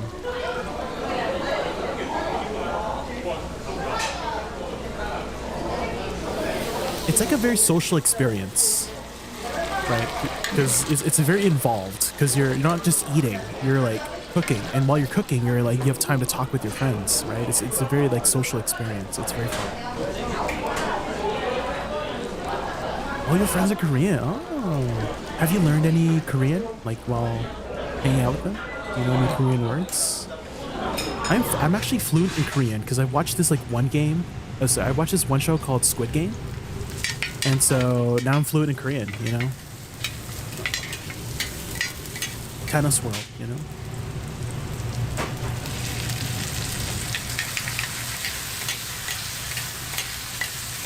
You just bought all the meat to do that for dinner tomorrow. Oh, you're doing KBBQ tomorrow, Master Jifu? Oh my god. I'm jealous.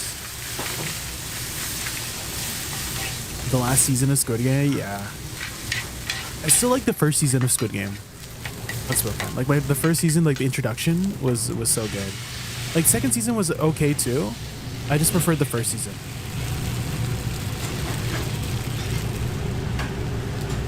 First season was the best, yeah. Is that cheese? I can't handle too much cheese. Like dairy kind of like F's my body up, so I try my best not to have too much dairy in my diet. Are you guys okay with like dairy and stuff? I used to be really good with dairy in the beginning, like when I was younger. I was like literally drinking milk for like as water. Like when I was like super young, like a toddler. Like I would just have milk over water when I was a toddler. But now as an adult, like if I drink milk, it like F's me up. My intestines do not like it. I just start like pooping and farting everywhere. Sorry to give you that image. I'm so sorry. But it does not go in very well is what I'm trying to say. It's not that bad. I don't like poop and fart over it. It's my stomach just does not agree with it, you know?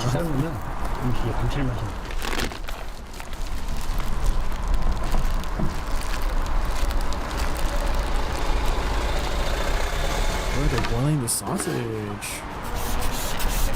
지금 뿌리는 거는 도수가 좀 많이 올라가는 알코올입니다. What do they have in here? It turns you into a brown fountain, Patrick. Good description. That's a good one. I'm gonna use that next time. Yeah, if I drink milk, I'm gonna turn into a brown fountain. It's a chocolate fountain, but a different kind of chocolate. You know? Just kidding. Just kidding. Just kidding.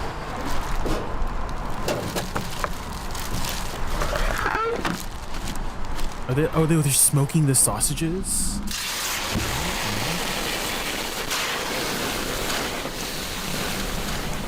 Are you good at karaoke, Scoffer? Are you a good singer?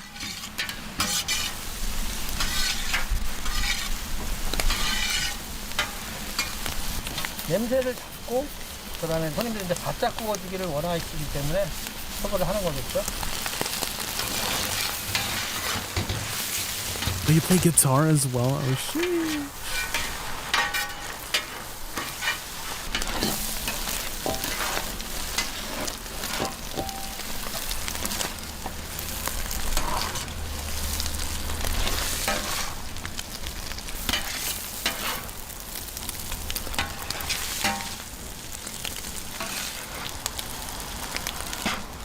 What is that? Is that like chicken skin or something?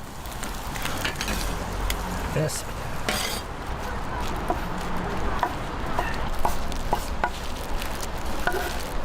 좀 기다리시는 동안 이거 서비스로 맛 좀 보시죠. Accurately play 5 frets at once too? Maybe my hands are big too. You know what to say about guys with big hands. They got a really big heart. 어머니 이거 서비스예요. 제가 금방 만들어 드릴게요. 기다리시는 동안 좀만 맛 좀 보세요.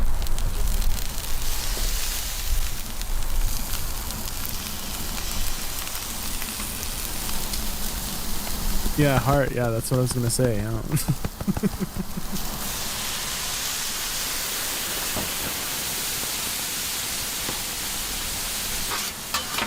Big gloves too. Yeah, big gloves too. Otsuke. That's a good one.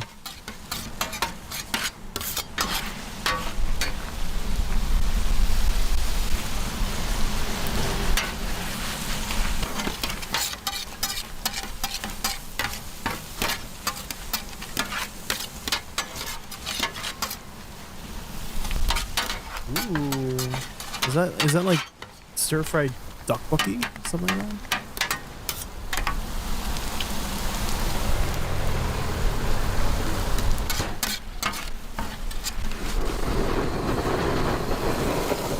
Oh no! The Deboraka earring canceled my attack! Ain't no way. I hate it when it does that. My combo!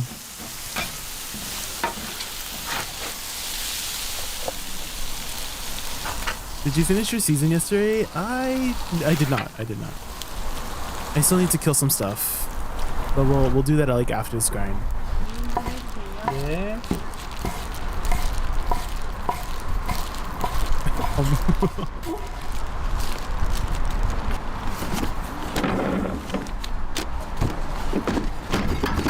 dang, they got the laminator. They gotta laminate the laminator seal. I wonder how much they're selling those for. Usually when it comes to street food, they give you a lot for like very affordable prices. So how much they selling that? Like $5?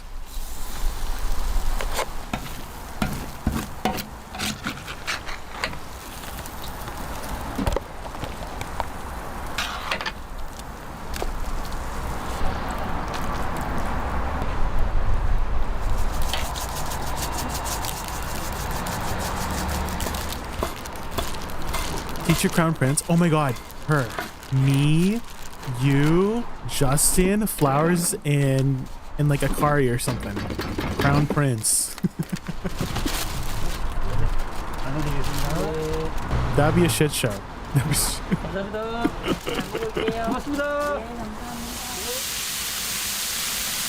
On second thought, I'm thinking. Okay, great.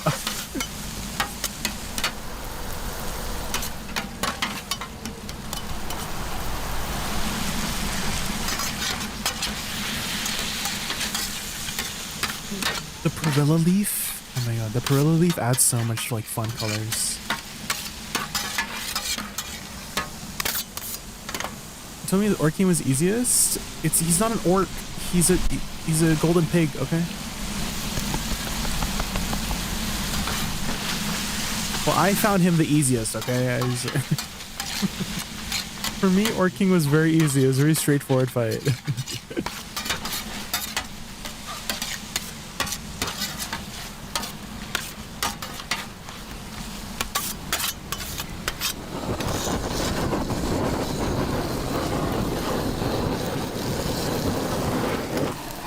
spins around and one-shots you.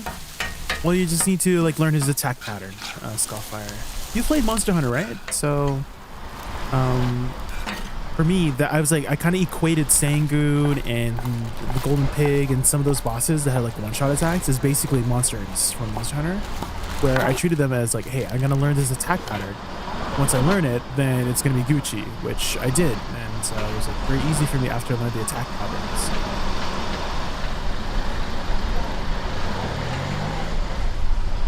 You look at him, Skullfire. You look at him. You like learn. You learn to anticipate the behaviors. Right. So after his attack, you can anticipate like the next attack. That's how it works.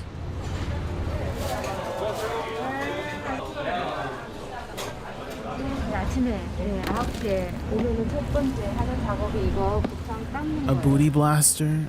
True, we're all booty blasters.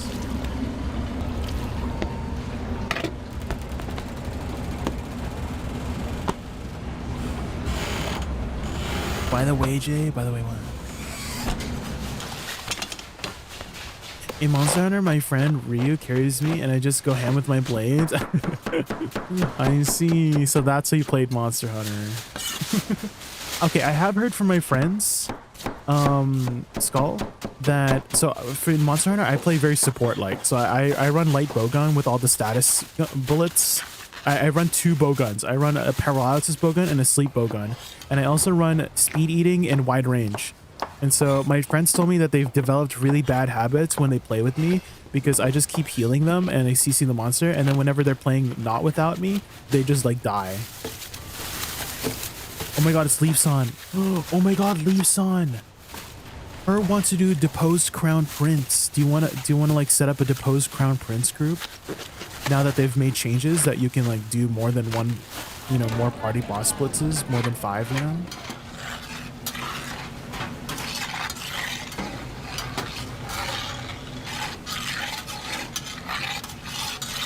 Ask Ray about priming her throat, huh? What? Where did that come from? Where the heck did Leaf ask that to Ray? Is that what time? No, we're just like talking about getting a group, so we don't have like a group yet, but we're like thinking about people. Thinking about people. You could be one of those people. Would you want to be one of those people?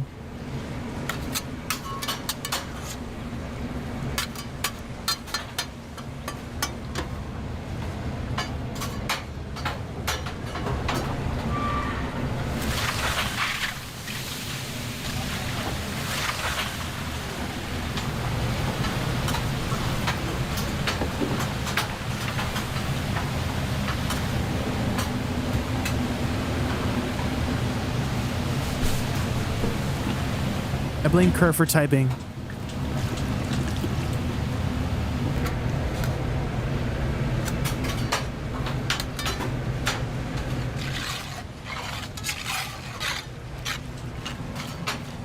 The streamer brain is strong with this one. What happened? What do you mean?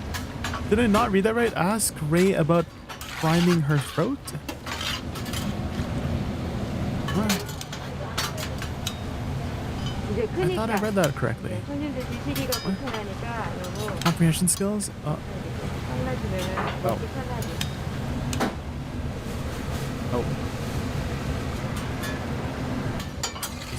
Never mind.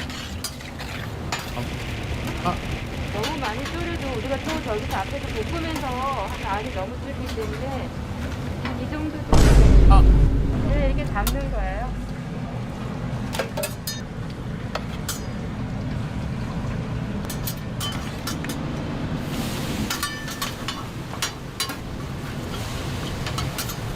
I see, he doesn't want to be part of our group. He hates us. I invite him to things, he just doesn't want to do it. So, it's whatever. We get it. Okay.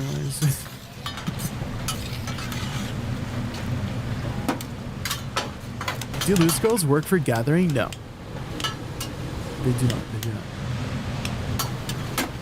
Agris works though. If you have Agris essence, this one, Agrisphere. You can use Agris for gathering.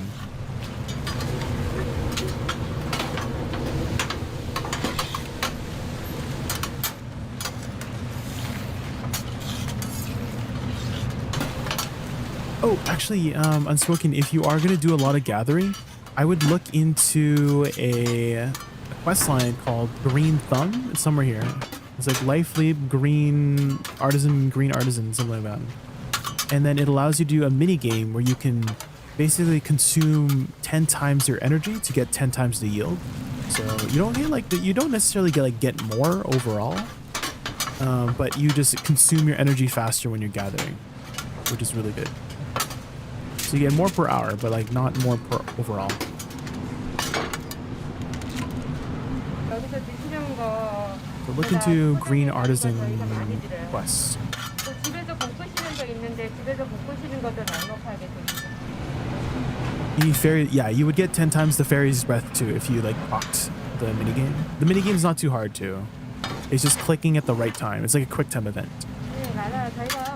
Some of them are like memorization events too, like, oh, where's the hidden root or something.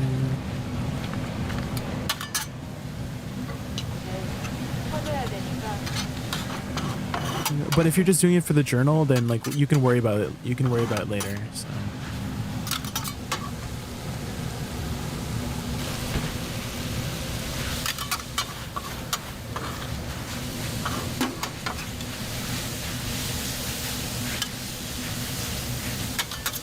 Oh, that's so good.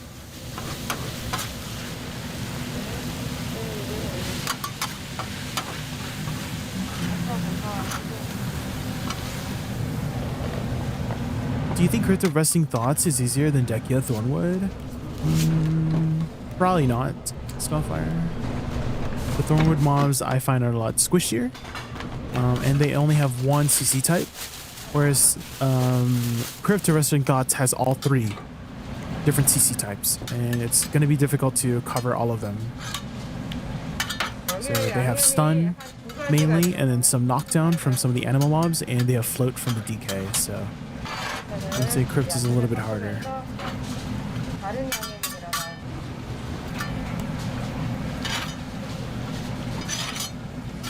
It's a lot more engaging though. That's for sure. It's a lot more engaging.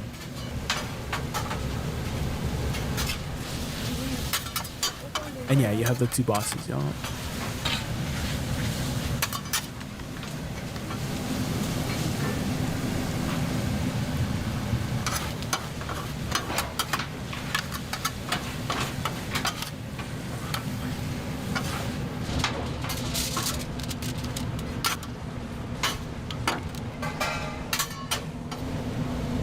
I thought they simplified script CCs. Not last time I checked. I haven't seen them make changes for Crypt in a very long time.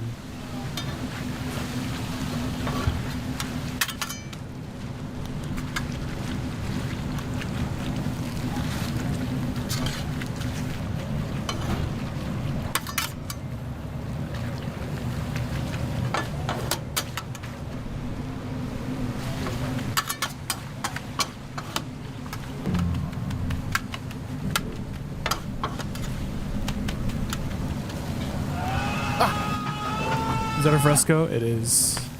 It's always a fresco. Hi, fresco. What the fuck is so funny? Why are you laughing?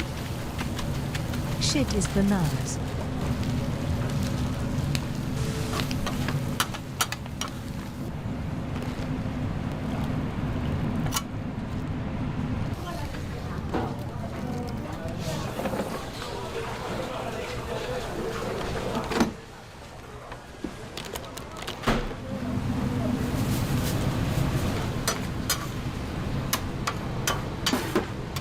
It's not me. Likely story.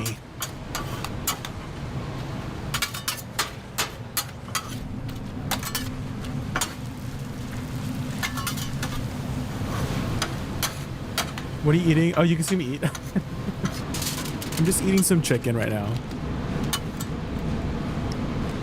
Trying to take bites in between.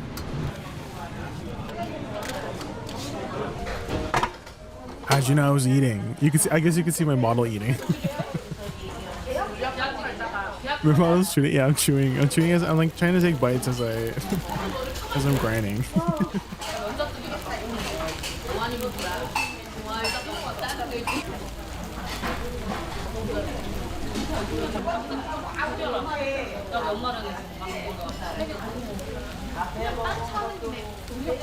How do you know? Lisan, I feel like you have a very tsundere-ish quality about you. I feel like Lisan's a tsundere. Skullfire, thank you so much for the sub. Let's go. Thank you, thank you. Oh my gosh, we're only one sub away from our daily goal, our daily gamba goal.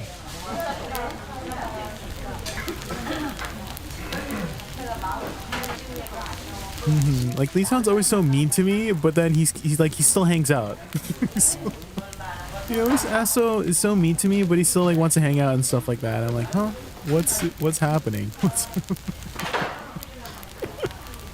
I feel like he's a little tsundere boy, you know? Just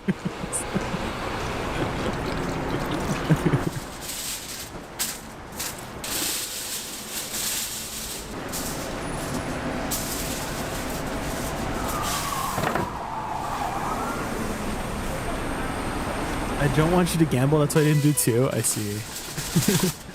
Normally I just give to you the goal before I head to bed. I see. Well, thank you for the support, Skullfire. I really appreciate your support these last, over the last week, really. Thank you. It's very generous of you. I finally made it to the Alvia realms. Let's go! Time to grind out your cups. Who's that chicken? Are they frying the chicken? They got fried chicken? I love fried chicken.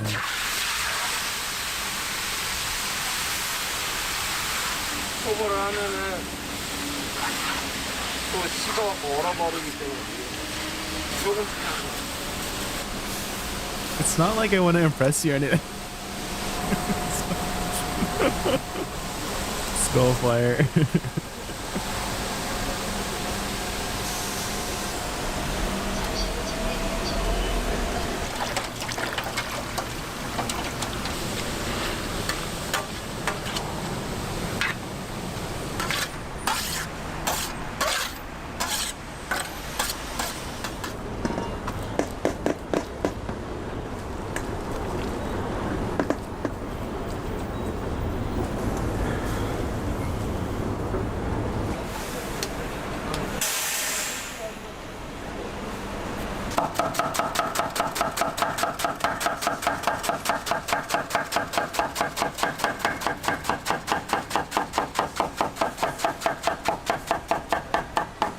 Dang, that's some fast chopping skills. The cabbage.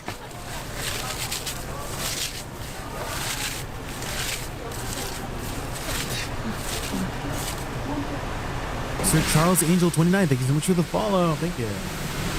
We're just grinding some Olins, and I started this video, this is the Korean food video, like before we started the grind, and I didn't realize it was this long, so we're finishing it off. We're grinding. The vegetables. Ooh.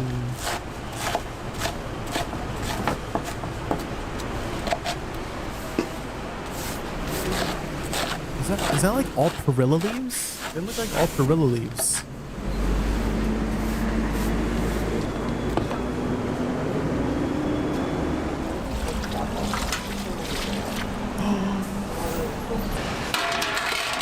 The noodles.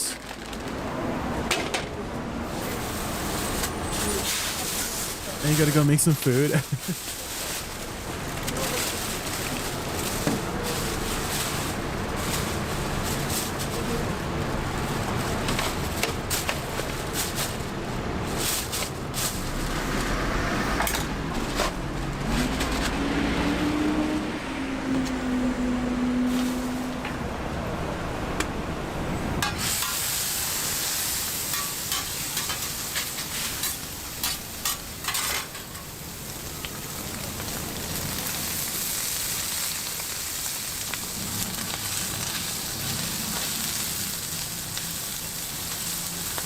You love food? Food's pretty good.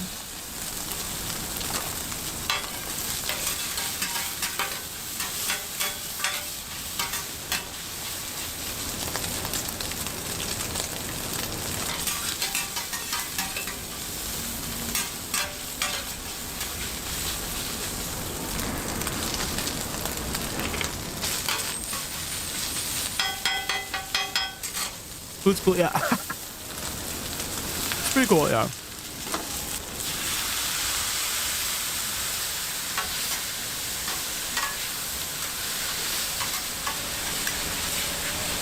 How do you know which ones will show up down there?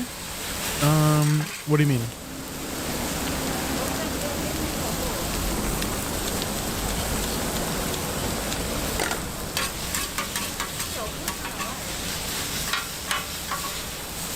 Oh, like how to pick the 7 TV emotes? There should be a button that shows you all the available emotes on my channel. Skullfire. These ones?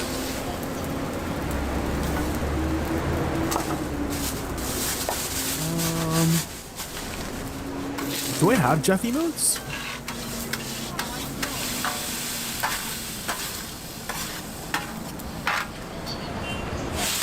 If not, I can add Jeff emotes. You just need to find them on 7TV. If there's like public ones, public Jeff emotes.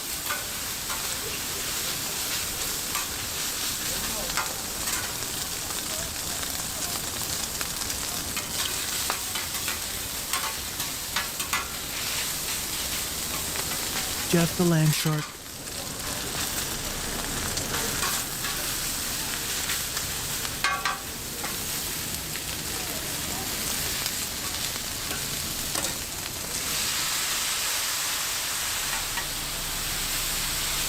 Oh, let's talk about food is making me hungry.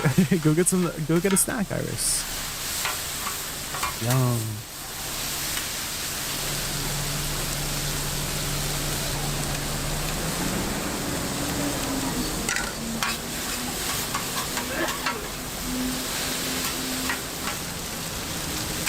Oh, you have to go sleep in a bed? I see, I see. Understandable.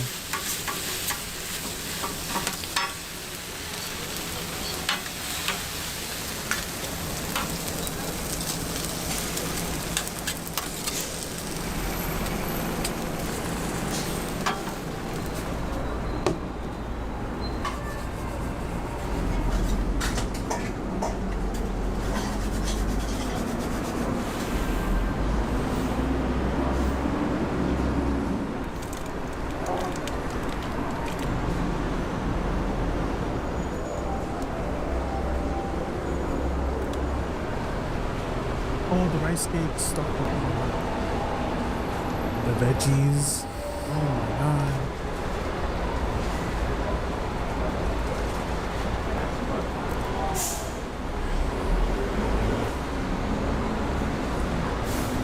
Oh, did you find the Jeff emotes?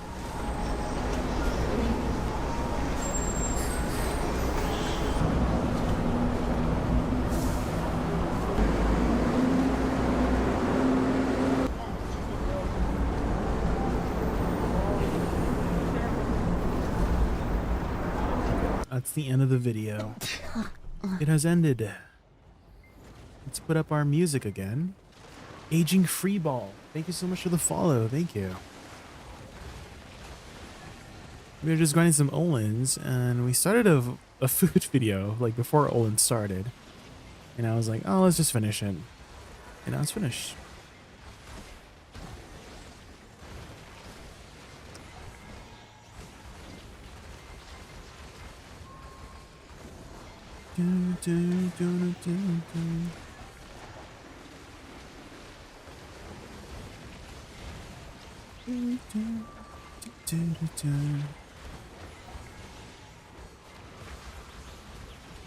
This is terrible.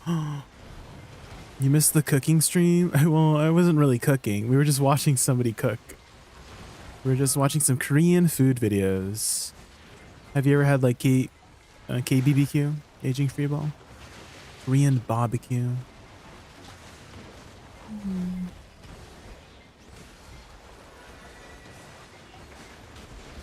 It has made us all hungry. Yeah.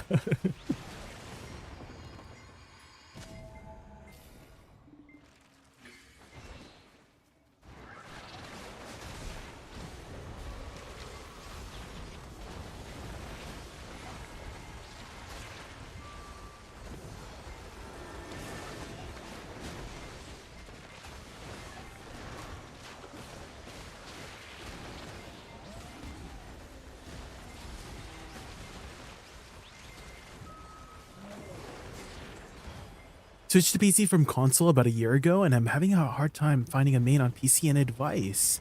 What did you main before, Xavier? Do you have a particular playstyle or aesthetic you enjoy? Maybe we can narrow you down some suggestions based on that. So for example, for me, I've always enjoyed classes that have a more magical aesthetic. Additionally, lower APM as well is what I prefer. So I've landed on Awakening Woosa and stuck with it ever since. So maybe you like something a little bit more faster paced, maybe a martial artist type class, a blade user, maybe a mix of both blades and magic, you know. And so based on that, you know, we might be able to narrow down some suggestions. There's 30 classes, right? So there's a lot. There's a lot. Is Lawn Evasion build? Repeat. Yeah, Lawn usually builds evasion. It's usually an evasion class. Yeah, okay.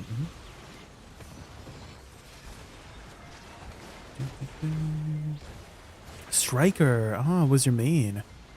There is a new class that just came out, Wukong. And so Striker has always been like that martial artist kind of class. So maybe you might like Wukong because it kind of gives Striker vibes.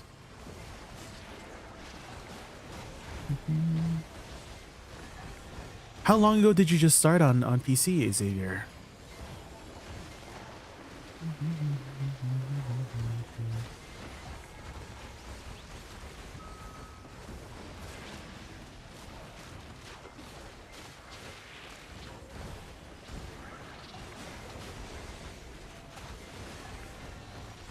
You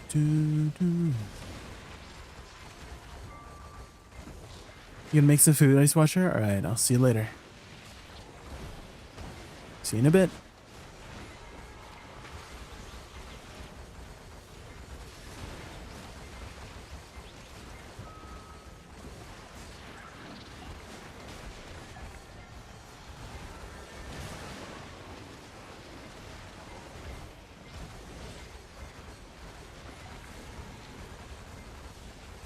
PvP lawn is pure evasion. Not too sure on like the meta builds for evasion right now. I did hear some people decided to run like hybrid DR and evasion, but I don't know if lawn is one of those classes.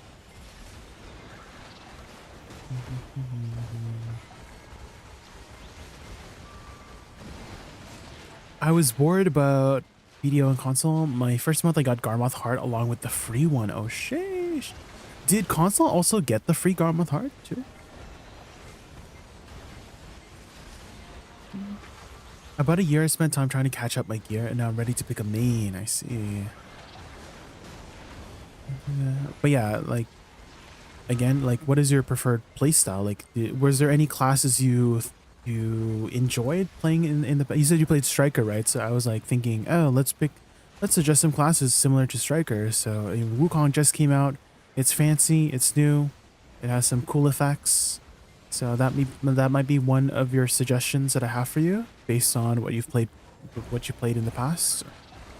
Striker is still a very solid class these days, especially in like PvE and PvP. It's a very tanky class in PvP. Do you care about PvE or PvP? Or do you just like want to just chill and like hitting mobs and stuff like that too?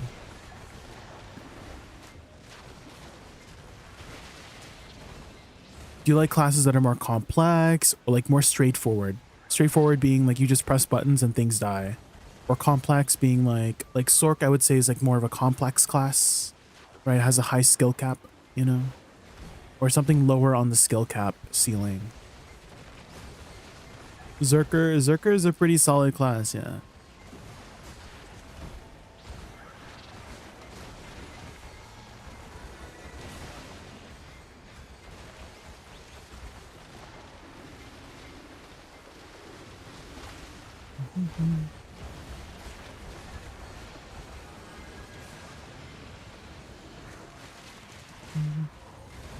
And you said you were spending a year catching your gear up. How is your progression right now, by the way, Xavier?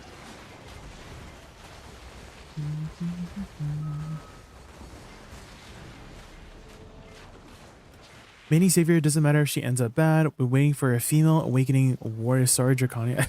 Yeah, we'll see how Xavier is. We'll see how the play style of Savior will be when it comes.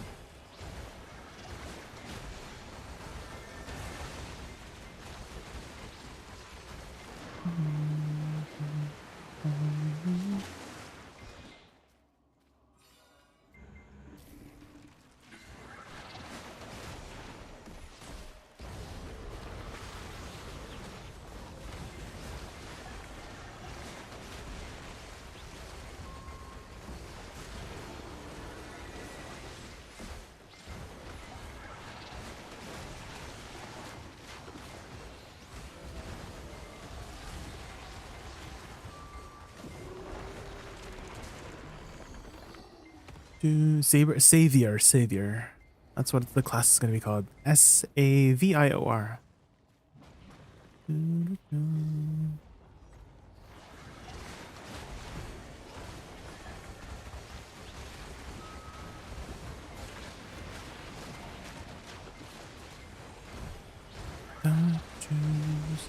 I hope it's Second Awakening. I'm kind of tired of Essential classes. Got one playstyle, and to get rid of the entire class is scoffed.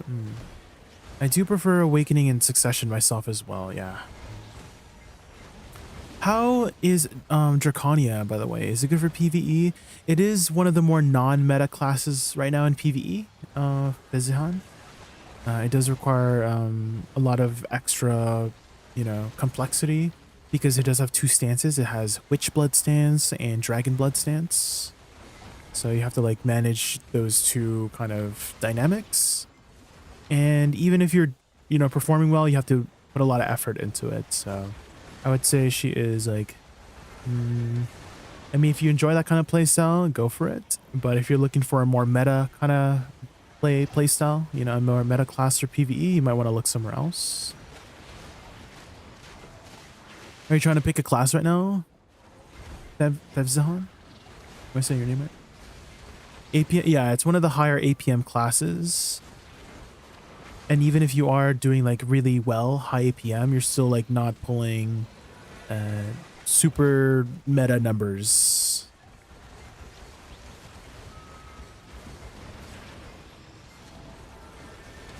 But it's not bad.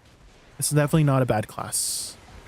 But some people, do have the mentality of, if you're not first, you're last, right? So, and Draconia is definitely not a last place kind of class.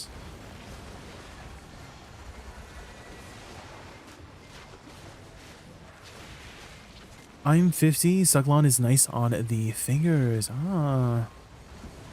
There you go. You could try out Sucklon, Xavier. I don't know if you've taken a look at Sucklon before.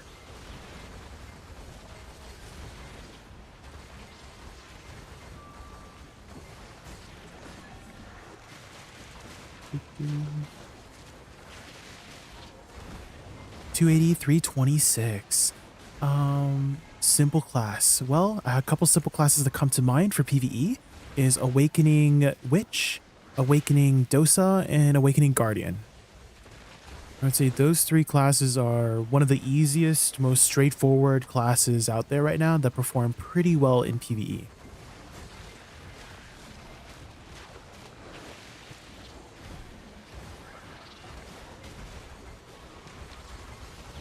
Right now, Witch is really popular for its really straightforward gameplay. So you just, press your buttons. It is a very shift-heavy class, though. So I don't know if you've trained your pinky, but she is one of the more shift-heavy classes. But very, very low APM, very easy and straightforward. But you're going to be holding your shift button a lot. A lot of people do rebind their shift key to something else that's a little bit easier for them to hit. Like a side mouse button or something like that. If you don't want to hurt your pinky.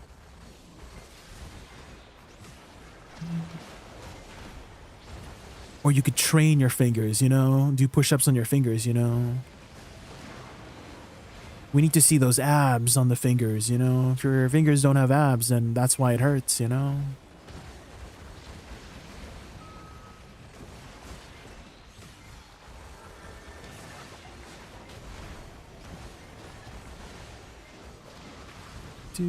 Purple, pink, blue skill effects. Oh. Purple. When I think of purple, I think like Dark Knight. You could try Dark Knight, Fevizan. I know that Succession Dark Knight is pretty good in PvE. Other purple classes, Awakening Magu is pretty purple. I mean, Woosa has some purple and blue effects. Rain and Thunder. This is the class that I'm playing right now, is Awakening Woosa.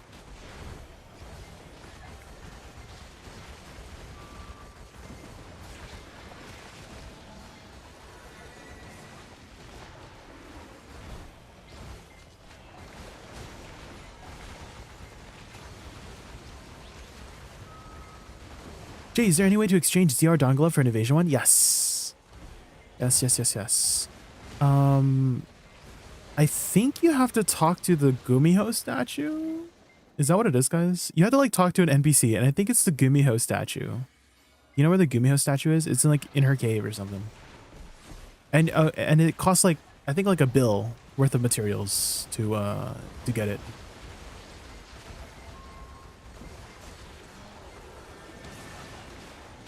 But you might want to like look it up just to be sure where it is. But I know you have to like talk to some sort of Land of Morning Light. It might be Gumiho herself.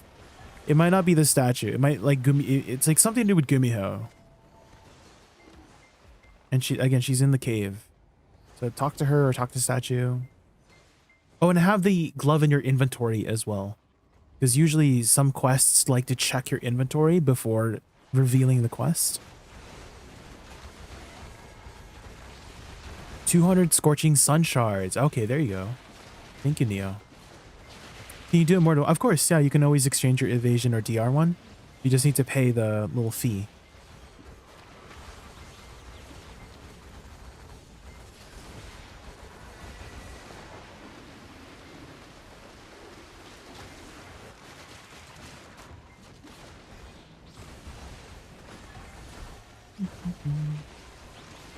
I wonder how Idania will be with the armors, because we're getting Idana armors in the future, right? Do you guys think there's gonna also be a evasion and DR variant for Idana? Or would you guys prefer there's just like one armor? Like they combine both the stats together?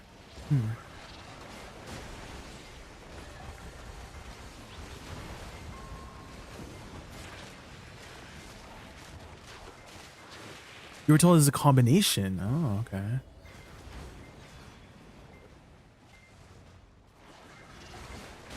So no more DR and evasion armors. Oh. Just one Idana armor to rule them all.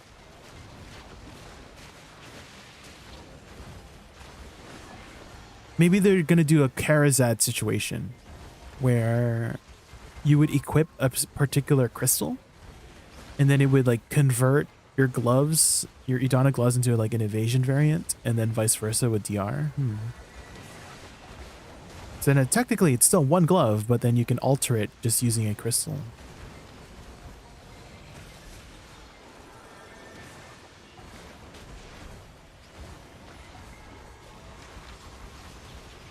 DR and evasion, yeah, because that's why I was thinking of the crystal method that I was just talking about. Was if they combine both evasion and DR, that's a lot of extra stats, right? Awakening Woosa is a DR class. It's a DR class.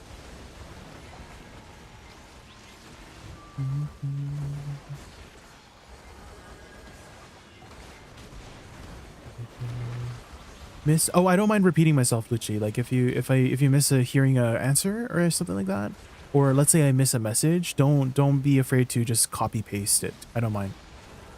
It just comes with the nature of streaming to repeat myself. Like let's say somebody has the same question, and then 5 minutes later somebody asks the same question. That's just the nature of streaming. So I've gotten used to it. Don't worry. I don't mind repeating myself.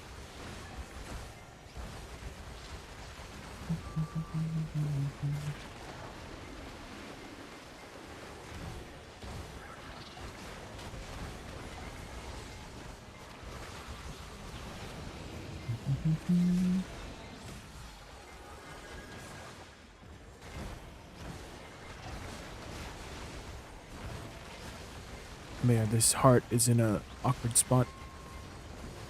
There we go.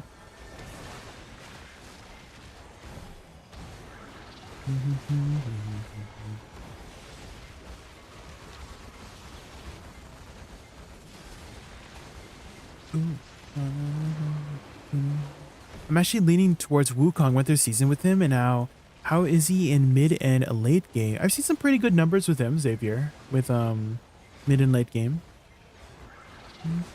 He is one of the newer classes, so keep in mind, like, newer classes tend to have some tuning over the next couple weeks. His full kit is not out yet, right? He doesn't have Magna skill or Rabomb skills yet, and so just take that into account when trying out new classes that just recently come out. They're usually not fully, like, done yet. But for the most part, I've seen some pretty good numbers, like, you know, 45-ish K at DSR, which is really good. And in PvP, not too sure on PvP. I mean, the only person that I've seen so far make him look good in PvP is Divios, but like Divios, I feel like is an outlier. Because Divios is Divios, right? Like he can probably make any class be good.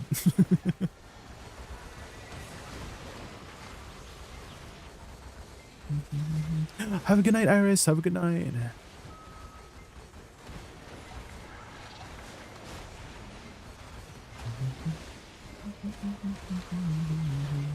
Maybe I play Woosa and Scholar with the character support, both DR class and Soko. Yeah, Awakening Woosa has some really amazing abilities. The aesthetics. Yeah, if you like what you see. I do have a guide on my YouTube channel, Fevzihan. It's called Diary of a Woosa.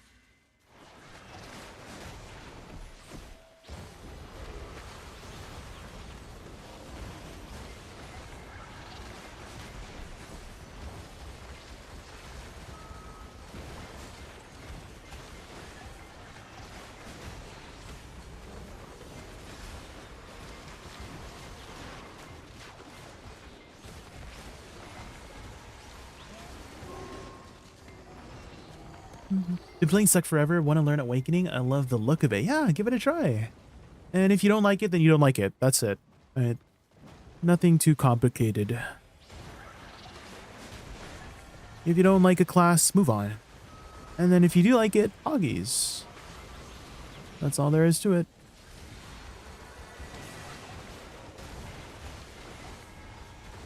You think we'll see PvE buffs and nerfs this week after stat mod changes? I think there's a lot of volatile changes that are gonna keep changing even after they start coming out on live servers. So I know a lot of people were concerned, right? I'm sure you've seen a lot of the concern, Danny, from many different chats and streamers about like, oh my gosh, like this spot might be getting harder, or there's like one of my teammates here was like, oh, I'm gonna miss Olins, right? I'm gonna miss Olins because they're making this spot harder and difficult to grind, but like it's not out yet, right? It's not out yet, so let's wait on the conclusion of our opinions until the changes come out, and if it is, then you know, then we move on to other grind spots, or maybe they make some changes last minute, right? So it is Global Labs. Global Labs is always subject to change, so I think we hold our horses on dooming before the patch comes out, you know. Let's doom after the patch comes out if the patch is bad, you know. But right now we're blooming, okay? Don't doom, bloom, you know? You know what I mean? No dooming allowed, only blooming.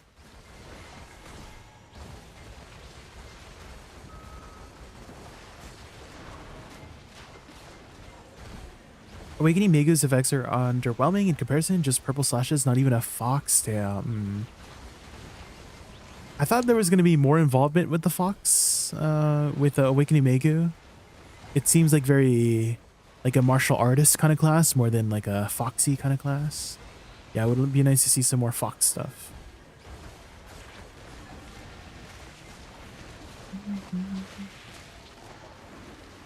People are indecisive about the new stuff. Yeah. It's just a lot of worry. And that's valid to also be worried too. Nothing wrong with being worried.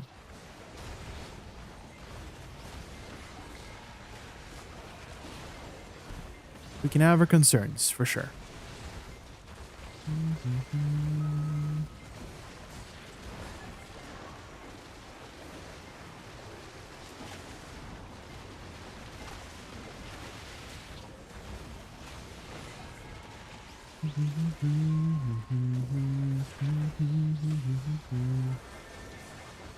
Did you scream when the knock happened? Icy Watcher. When the knock happened, did you scream? Isn't that realistic, guys? It was, yeah, the knocking. Oh, the song from before, the witch song. The woman in total control of herself.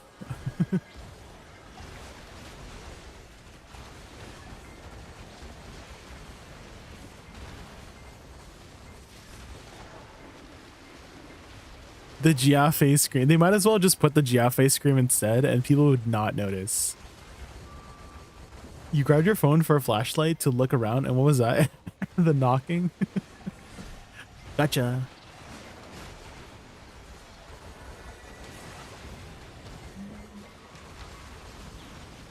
Six attempts in, only 9 more till pay. Oh, you're tapping Pen Blackstar right now? Skullfire? Good luck, good luck.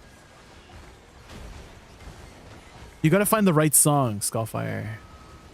That's how it goes. That's the tinfoil, right? Do you guys believe in tinfoil?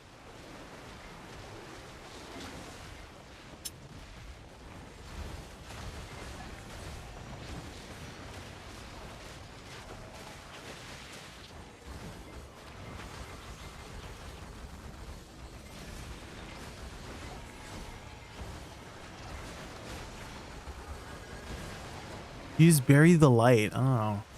Do you know the Dragon Ball Z song? Over 9,000?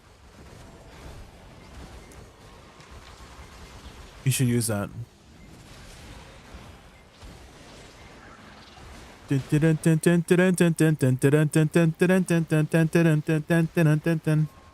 gotta be Bury the Light. Oh.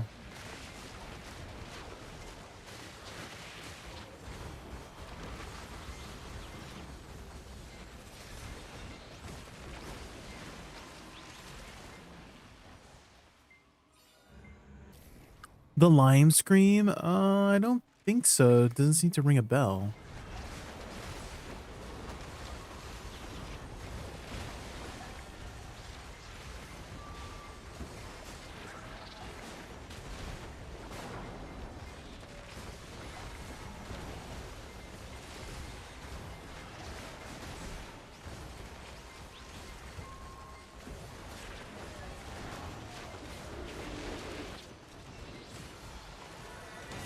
This is what I would tap to. Oh yeah, that's the one. Yeah, the Goku turned Super Saiyan 3. I love that one. I play that all the time in the past when we were Gamba. Gamba. Gamba. You know the Buck cat? There needs to be like a Gamba cat. You know what I mean? Any Gamba cats?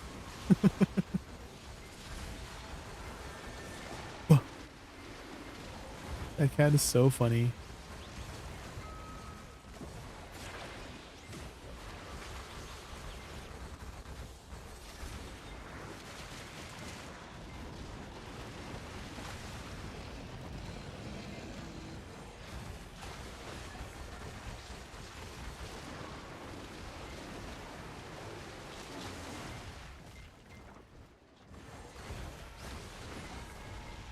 What is the lime scream, Icy Watcher? What is the lime scream?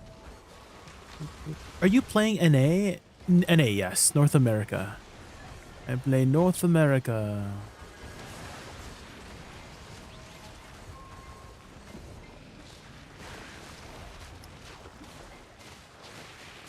Bum, bum, ba-dum, ba-dum, bum.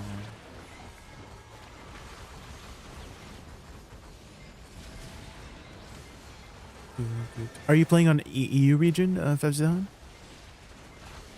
Any suggestions to help fix lag or stutters?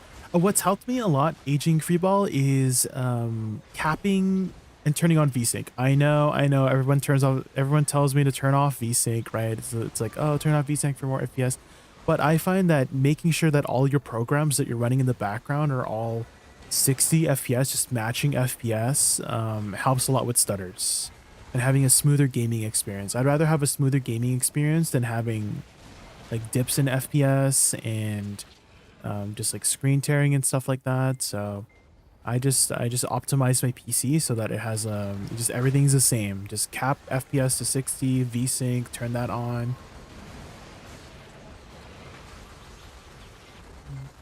Have you done much optimization on your PC, aging for your ball? Because there's like a lot of like bloatware. Like that's also another thing I looked into is removing bloatware from your PC. There's a lot of like Windows programs that just like slow your PC down as well. So there is a company called Icon Digital Freeball. If you're not very tech savvy, they have services where you basically have a session with an expert in optimizing PC stuff, and they will basically make you download a program so that they could like use your computer, like remotely control your computer. You're going to be present, of course, so don't worry. They're very reputable company. So they would control your PC to just turn on things, turn off things, optimize your PC. So if you're not good at that optimization stuff, you could pay that service to do it for you. And the owner of it is actually a video player. They were originally a video player. They were actually one of my first viewers back in like 2021. Tristain, their name was Tristain. He like founded that company, like because a lot of people, he was like the guy to go to. Like he loved like being in people's chats and like helping like some of the bigger streamers like Choice and stuff too, like optimize their stuff. And then eventually he like founded the company with a friend, and then now they have this company called Icon Digital. It used to be called a different name before. I can't remember what it was, but now they're called Icon Digital. Yeah, Tristain. The guy, he was the guy to go to for computer stuff. And now he's made a business out of it, which is awesome.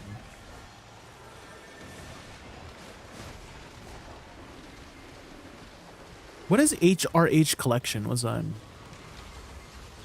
I guess I'm not as cultured as you, Icy Watcher. I'm so sorry. What is HRH collection? You're way more cultured than I am, Icy Watcher. What the hell?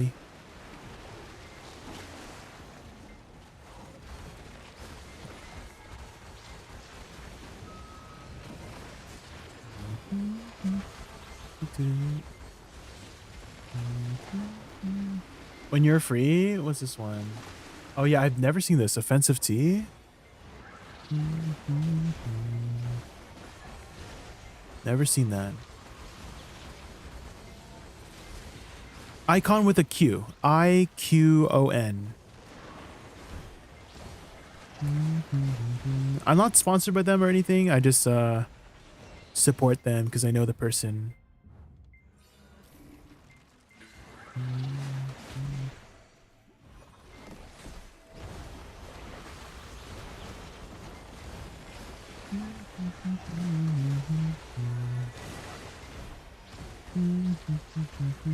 Actually, when I was building my PC last year, I was having some temperature issues, and Tristain like overheard me like while I was streaming, like, oh my gosh, I'm having some computer issues and I didn't know what to do. Tristain had just happened to be there, and he just gave me a free like diagnostic test. Like we just went into you know, just like when I was not streaming, he offered to do a free diagnostic kind of like test to see what's happening. And he's like, oh, it's probably your like, you know, thermal paste, right? And so he instantly like knew what was happening, and I opened it up and checked my thermal paste, and it was not. Actually, let me show you what my thermal paste looked like. I show this picture all the time when I open my PC. So this is what my thermal paste looked like, and why I was having temperature issues when I built my PC. Like basically half the thermal paste was like not being applied. And so that's why.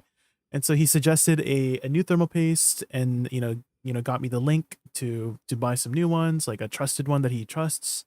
And so after that, it's been great.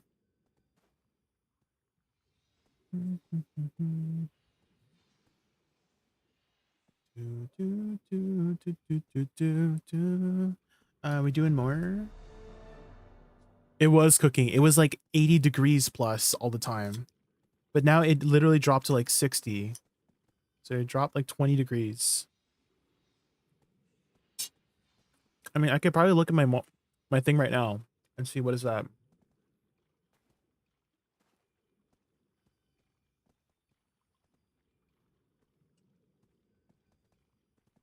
Okay, what is it at? It is, yeah, about 60, 65, 70. So not too bad, not too bad. It is summertime, so I expect like during summertime it'll get a little bit hot. But for the most part, it looks pretty normal to me.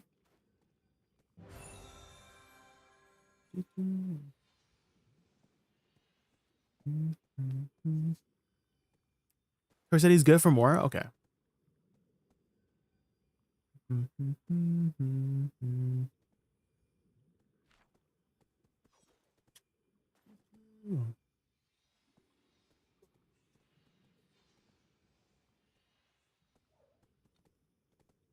I can finally finish my chicken.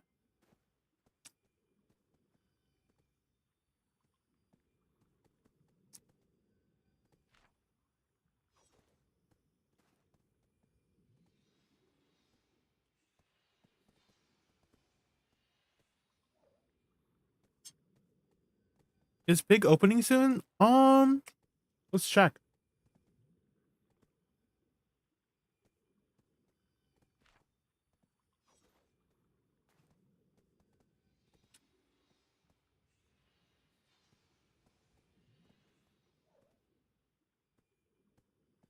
$18 minutes ago. Oh. So soon, yes. Pig is opening soon.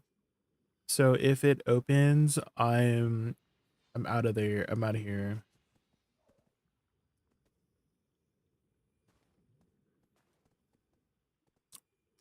He hates it.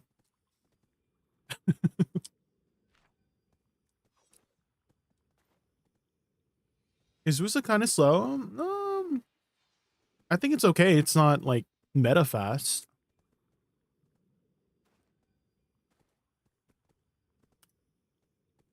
$85 bill, sheesh. I mean, Pig Cave is gonna open soon, so if you're gonna stick around, Crier, you can see how the speed is.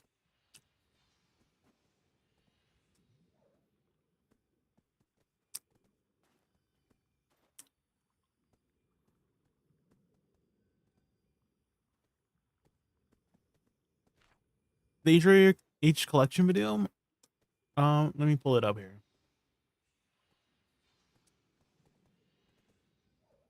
Okay, what's happening here? What is this thumbnail? What's this thumbnail right now?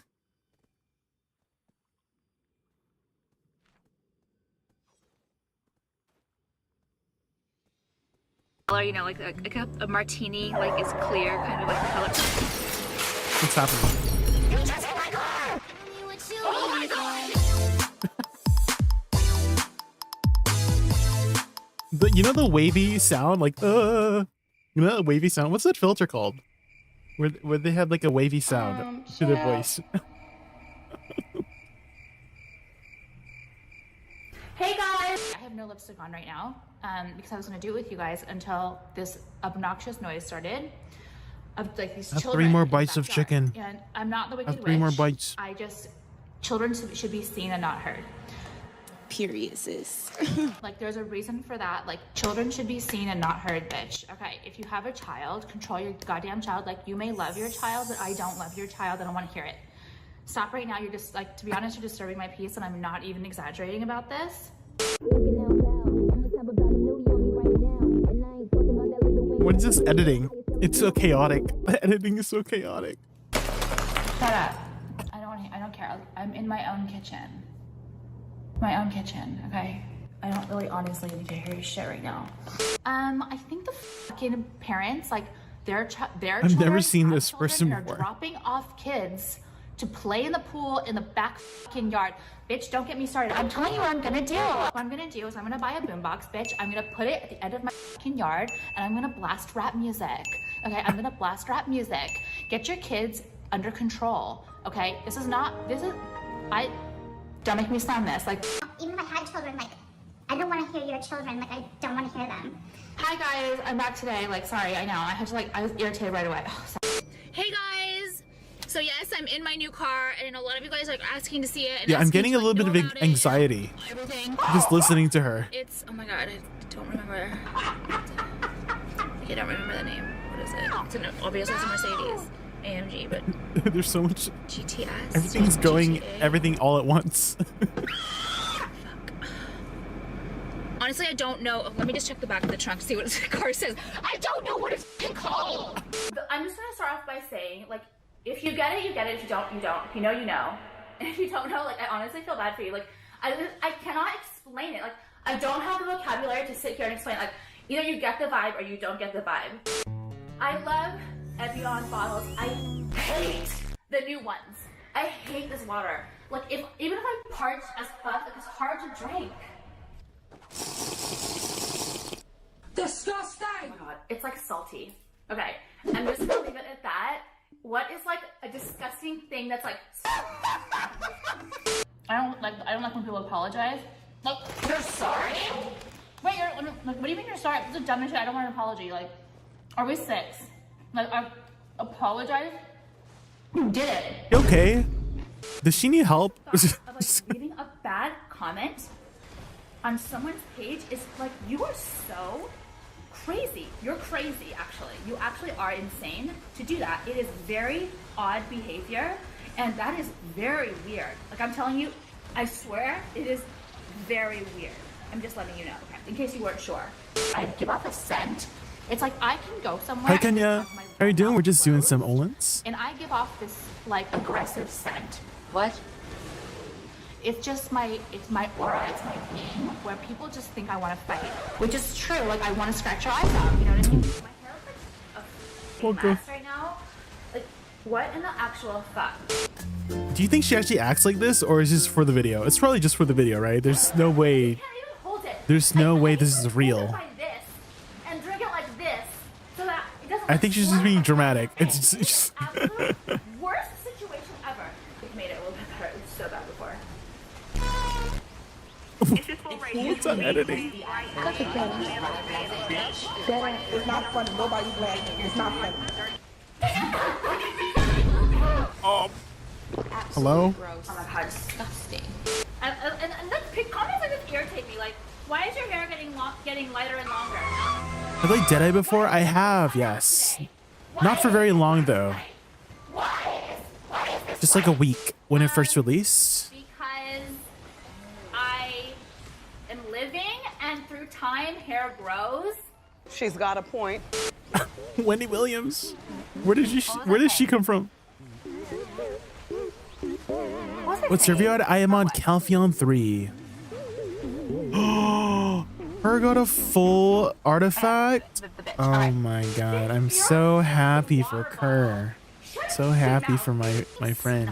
Here in America, to say someone Good for you, Kerr. Good for you. Would know that some fucking loser, some snob was like, oh my god, she's eating a potato, she has problems. Like, I don't see the problem. I think that eating a fucking potato is actually really great. Like, it's fucking real food, okay? It's real food, it's filling, it's, for me, it's low in calories. Like, go f yourself. It's, I think, wait, aren't potatoes fairly calorically dense? I thought potatoes were like, calorie dense, no? I'd love to have a fucking potato. You fucking bitch. Psycho. Go your fucking nasty processed food, okay? And I will sit here and be creative in my head and like think about what foods are like good and gonna fill me up and are low in calorie.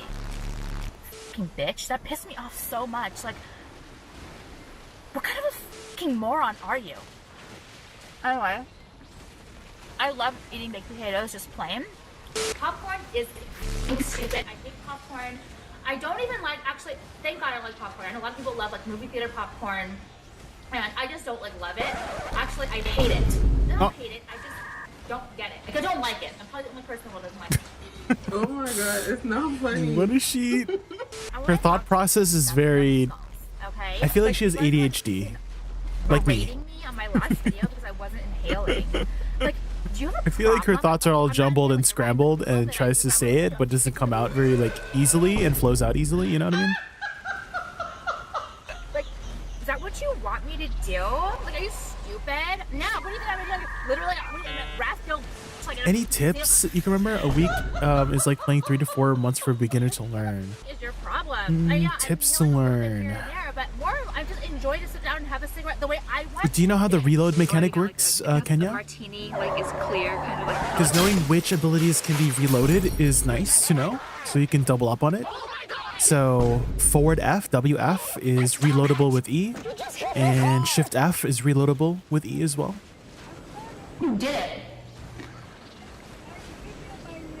Oh my god! Potatoes have insanely high glycemic index, turn to blood sugar just looking at them, very bad for diabetics.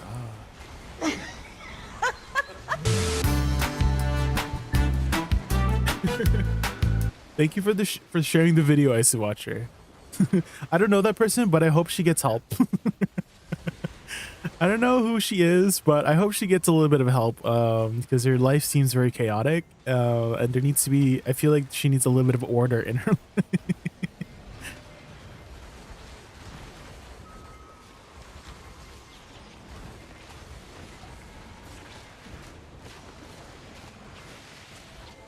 Oh, set up your cooldowns, Kenya.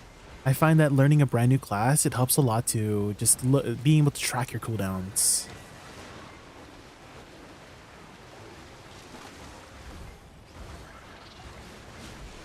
Oh, you haven't gone to 56 yet? That's, yeah, get to 56, or 60 rather, so you can get all your skills. I think that's when the learning kind of gets started.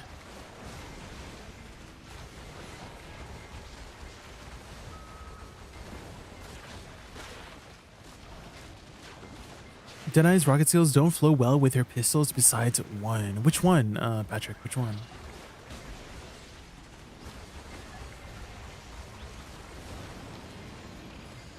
I think Shift Q, right? Shift Q like flows pretty well. It's like the one that jumps in the air right away.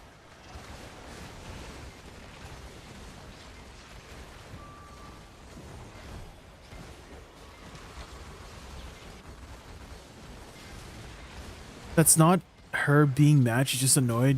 You should see her being mad. I'm sure it's probably just as chaotic too.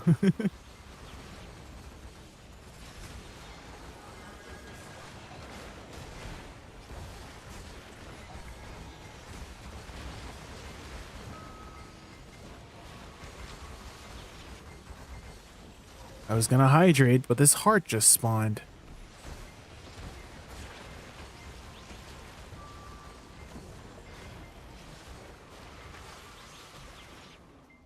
Now the golem's spawning.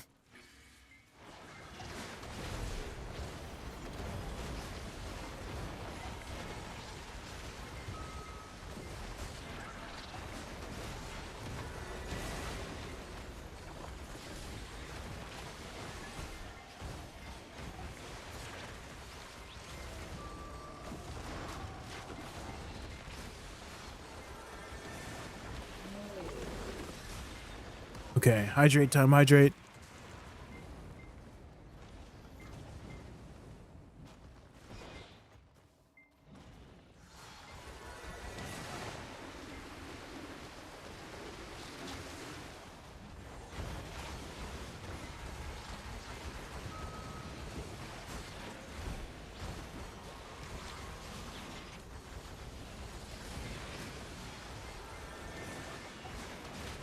I think it's the C skill where she slams the ticket and oh yes, yeah, she like shoots the ground right for AoE. Is that one that's smooth? I feel like there's some other ones like the the Shift Q skill where she like shoots like jumps in the air, shoots the ground, and then it's like a movement skill. That one's pretty smooth, no?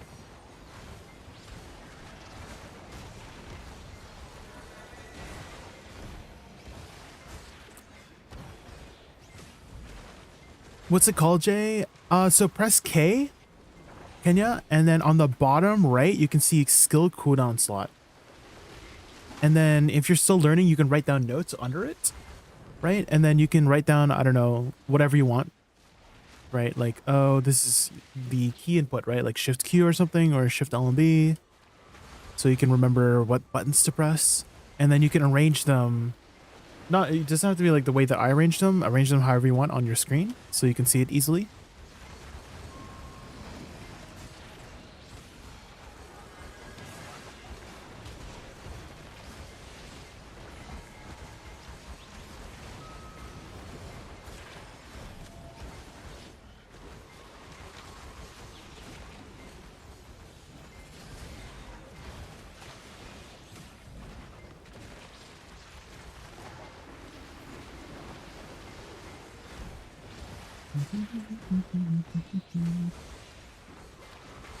Look into it, yeah. Ideally, maybe don't do it yet until you hit 56, so you unlock your awakening skills. Because you probably don't have many skills unlocked yet, right? At 52. Well, maybe like most of them, but you're probably missing some skills at level 52.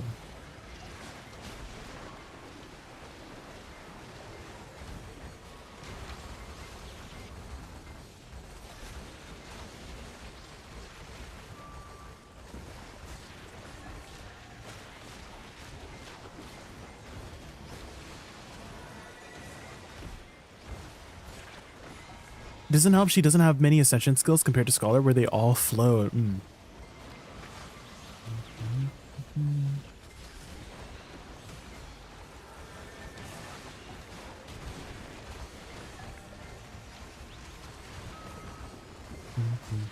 Definitely the ascension classes feel very different from one another, you know, because the way Archer Ascension works very differently from the way Scholar works as an ascension class. Works fairly different from the way Deadeye works as an ascension class, right? I haven't had a chance to play like the monkey too much, Wukong, but it seems a little different.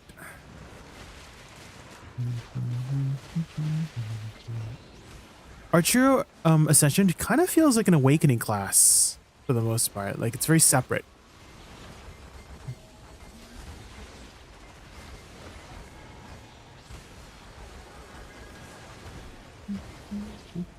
I mean, you can literally swap your weapon too, right?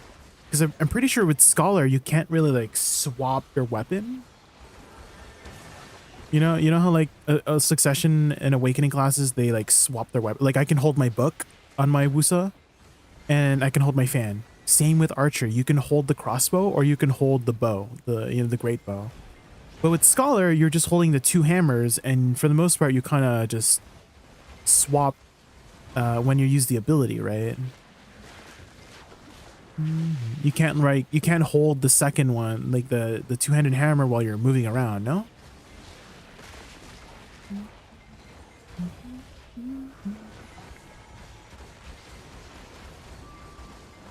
That's what I like about Wukong, is that you don't have to switch back and forth. And that's what I was like trying to make the point with Archer, because Archer feels like he's an awakening class more than ascension class, but he is one of the older classes, so maybe they were still like trying to figure out what they were trying to develop with ascension classes.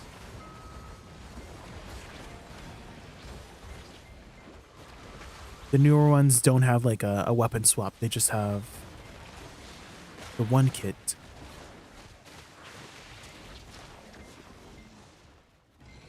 OG Ascension, I guess.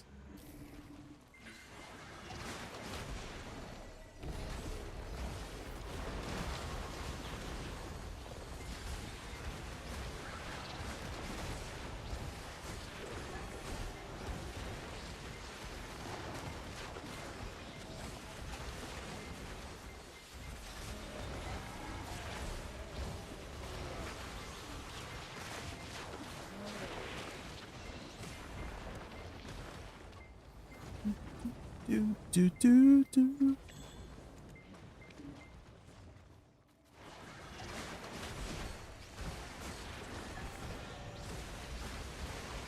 Golden pig soon. I'm excited. Surely we get our treasure. Is Sork good at Quint Hill? Not too sure. I know that in Quint Hill it helps to have a lot of AoE. I feel like Sork kind of has like smaller AoEs, no? Because I feel like the biggest thing with trolls is getting the 3 little dudes down right away, and then it activates the big troll. But if you're a class that has like small AoE, I know Awakening Megu had this issue with trolls. One of my viewers told me that they can't do trolls on Awakening Megu because it's like they have to kill each of the smaller mobs like one at a time. They can't just AoE them down. And that slows down their clear speed a lot. Is Suck Spells as Awakening even worth? Yes, there's a couple ones out there that still hurt really hard. Right? So Sagunja Chrysanth is probably the best one to use from Pre-Awakening. It still hits really hard, 25,000% as a Pre-Awakening ability, and it comes out almost instantly. And it gives you movement speed and is a forward guard. And it's a party buff too. So Chrysanth is like one of the most worth it abilities to utilize in Pre-Awakening for Woosa. Other ones is Shift Q. Shift Q allows you to transition and is really great AoE. And it's also still technically a T3 add-on, I believe. So you can put T3 add-ons on there just to like tick it, just for the T3 add-ons, if you want. And Shift E is a down smash in PvP. It helps a lot for like PvP specific reasons. And it also does a decent amount of damage as well. Sagunja Plum still recovers 100 HP on hit, so it's another useful recovery HP tool, sustain tool. Kaleidoscope Swirl is also it's still, I think Kaleidoscope Squirrel Monka. Kaleidoscope Swirl. That one's a tongue twister, man. What the frick? But it still hits pretty hard too as well, especially in PvP.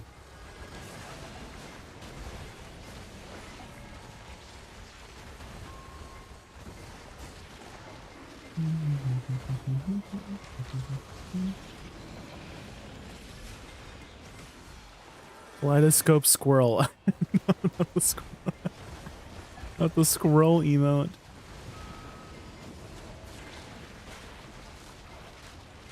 I want to burn Agris at a spot that gives raw silver. Well, have you heard about the Agris changes coming in the near future, Arsha? If not, they're basically making every spot be 20 to 30 Agris per hour. 20 to 30k Agris per hour. So you don't have to like choose an efficient spot. Like every spot for the most part will be around the same usage per hour. So it becomes a lot more flexible. So I don't know when that's coming. It might be coming next week. But I did hear a lot of people talking about it, and I am excited because I want to use it wherever I want and not feel pressure to use it in a specific spot for efficiency. Oh, the YouTube chat? Oh my gosh. Someone made me watch this like crazy video, Icy Watcher, and so I had to turn it off for a moment. You know what I mean? XDX.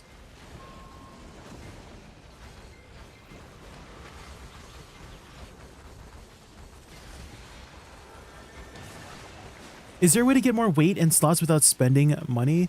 Inventory slots, yes. Weight, no. Well, technically, yes. There's loyalty weight. But if you want more weight than the loyalty weight, then no. But inventory slots, there's a lot of events that give event weight event slots. And I have a lot of those ones.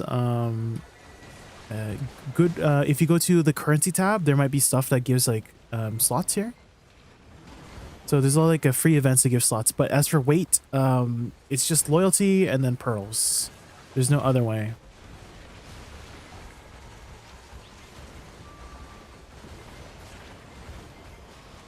However, they do give away quite a few maids too. So if you are strapped for weight, the maids can be used every 20 minutes. You can even keybind your maids. I keybind my maids all the time. And if you don't know how to keybind your maids, hold on, let me kill this heart real quick. If you go to quick hotkey settings, this one, and go to show all, I have my maids at Alt 3. And so if I just press Alt 3, I can just maid in my trash all at once. And now it's gone. And make sure the maid butler group command is available here.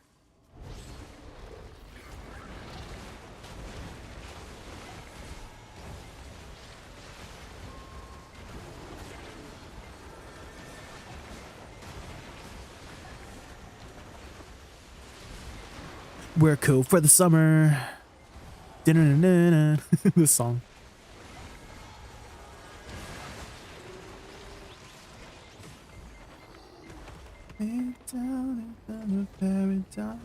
Oh yeah, pets too, but that's technically spending pearls as well. Agent Freeball.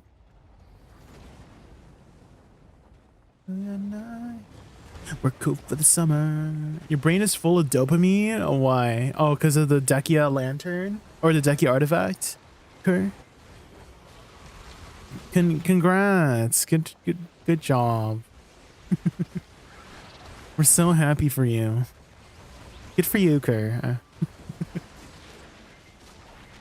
I saw it on the ground as well, but I just let you have it instead because I know that you need it more than I do. So just kidding.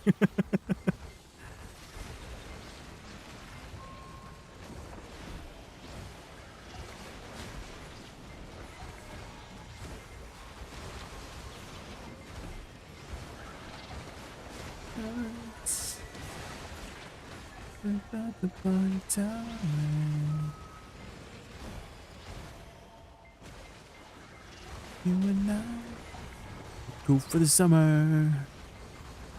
Oh my god, are we grinding on a server with no drop rate buff? Who picked the server? What the helly?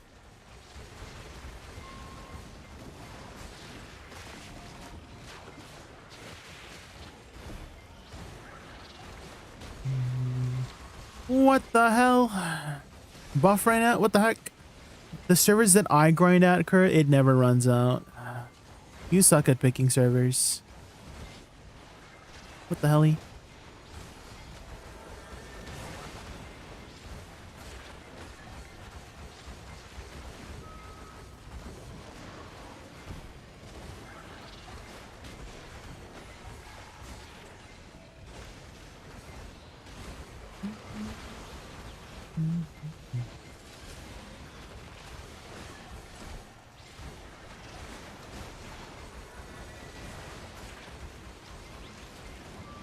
Can't you hear you over the 10 bill drop? Oh. What the hecky? I hope you pity your sovereign. Is that toxic, guys? I hope you pity your sovereign. Is that toxic?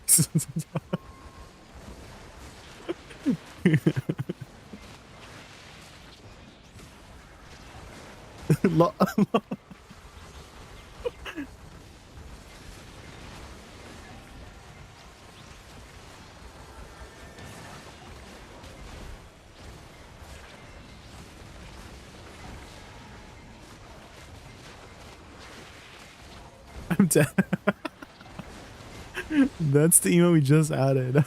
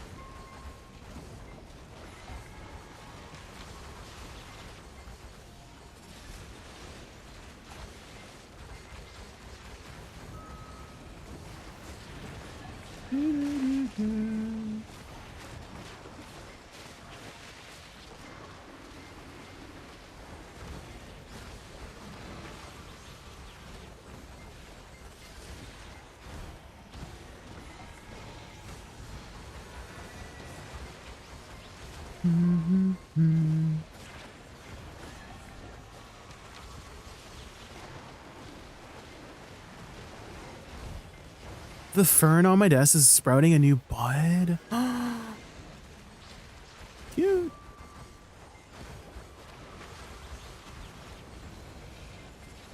Did you get that recently? Did you buy a little fern recently?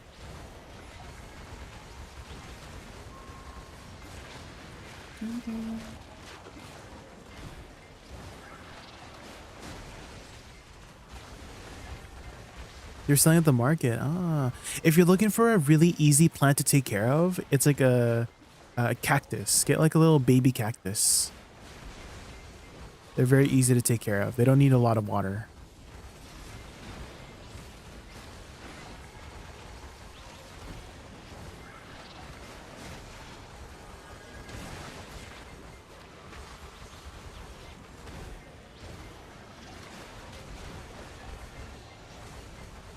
Aloe vera plants too. Aloe vera plants do kind of like overgrow a bit, so you might need to tend to the like cut some of the, you can even use it as like, you know, food or medicinal stuff too. But aloe vera is also another fairly easy plant to take care of.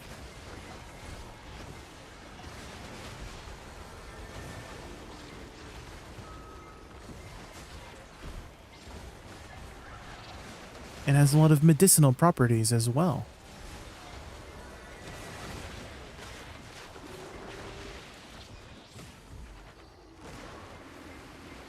Pothos, they're hard to kill and fun to grow.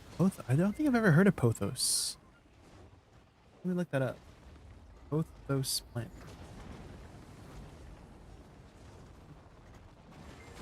Oh, I have one of these, yes. I didn't realize that's what they were called. Because I have one like hanging over like a little shelf. Because he like grows over the shelf too. And it looks really pretty as the plant, you know, the vines are like growing down the shelf. Very nice.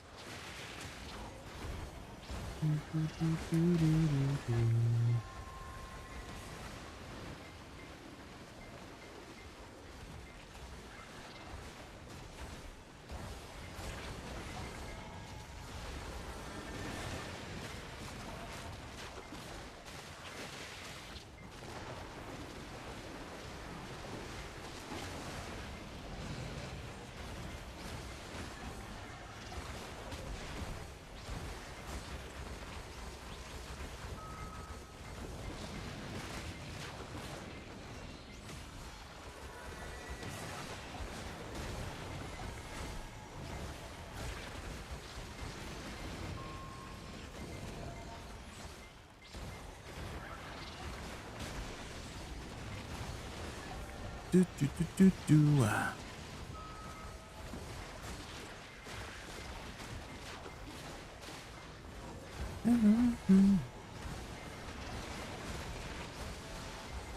I had a pothos that circled my entire office and worked in a building that had the floor covered with one. What? The floor covered with the plant? That kind of reminds me of clover grass. You know what? Do you know what I mean by clover grass, Master Jifu? Because apparently it's like a trending thing now. So instead of grass, you just have like the clover plants as like your grass, and they're very resilient and they don't need too much water. Clover grass. And they're like very easy to keep green, because grass will just like go brown really fast. And so people would use clovers as a way to keep their like lawn green much easier.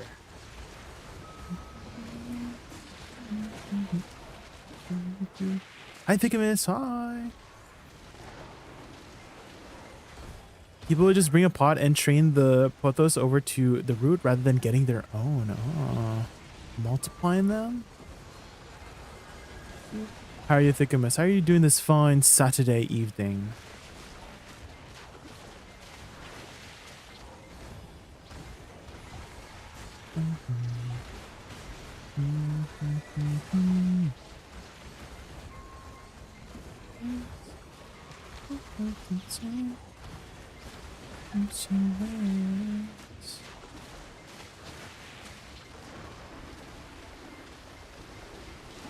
Good, and you? Doing well, doing well.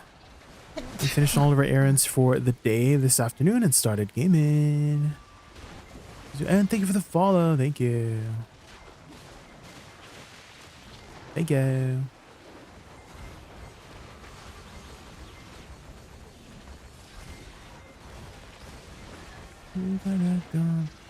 Whoa. Pressure that a tick, tick, tick, till you get the pop. Whoa.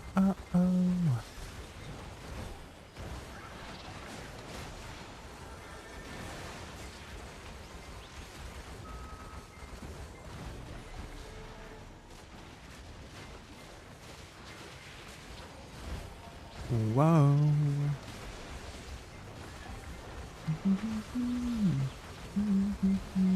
What are you up to right now, Thickamus? Are you grinding? Grinding on your Woosa? Enhancing, gambling, gamba.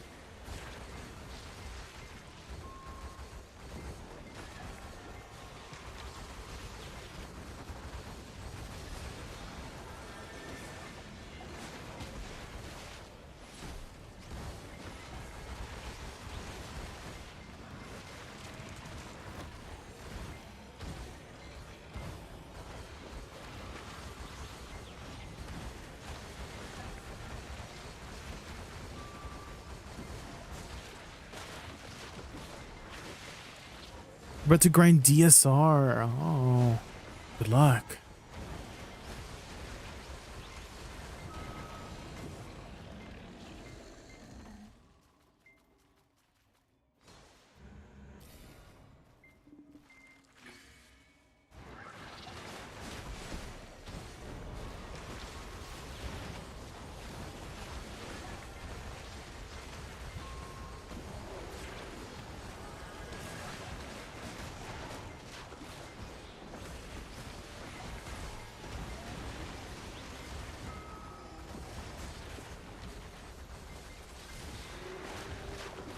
$51 embers so far, but awakening Woosa, of course. 51. You're halfway there.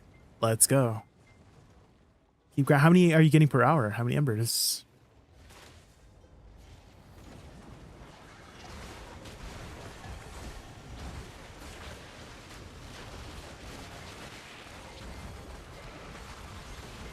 I like grinding with Jay because I can slack off her. You haven't learned Woosa yet?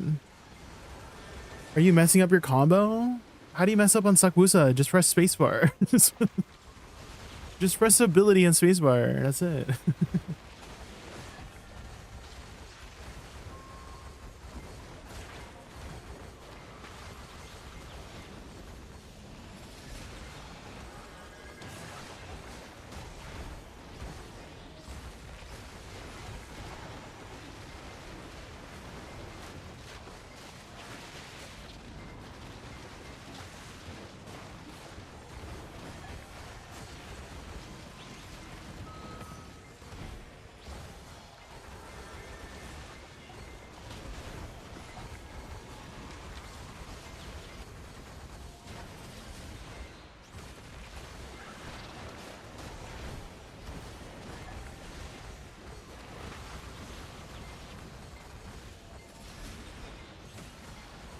I use a 100 for the spacebar for the 100. You don't use that as filler, Master Jafu?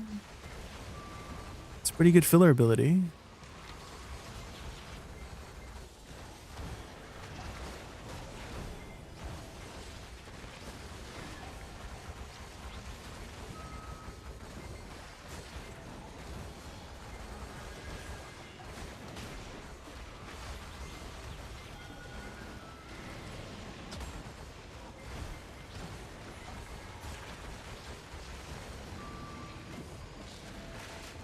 The drop event is a joke. No, it's like it doesn't exist. Like the 100% drop rate event, I guess. RNG is RNG, right? And so whether you have 200% drop rate or 300% drop rate, right? Low times low is equals low, right?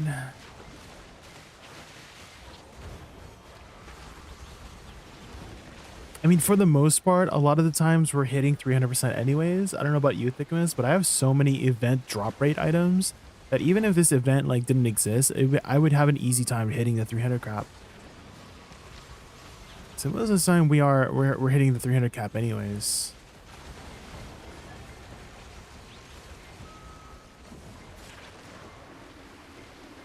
When is the next story time? Whenever I get one. Whenever I get one together.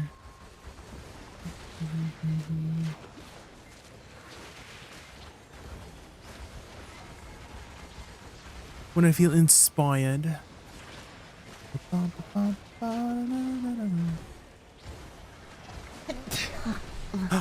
Wildheart09, thanks so much for the follow. Thank you. We are just grinding some Odins.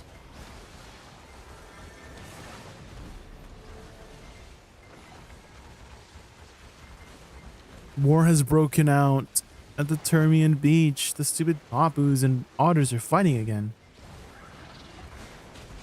Yet again. They'll never stop. Bum, ba, bum, bum, ba, na, na.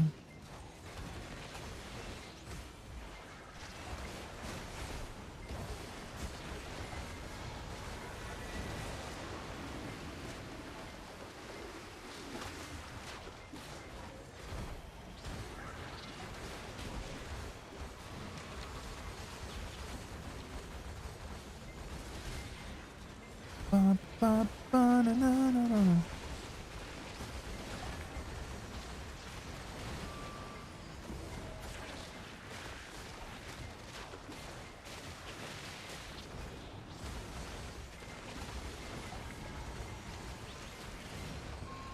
I think I have enough Dekia fragments to make another Dekia lantern or Dekia artifacts. How many Dekia fragments I got? 79. Almost there. You're trying some Awakening Dosa. I've been playing Suck and you really like it. Oh.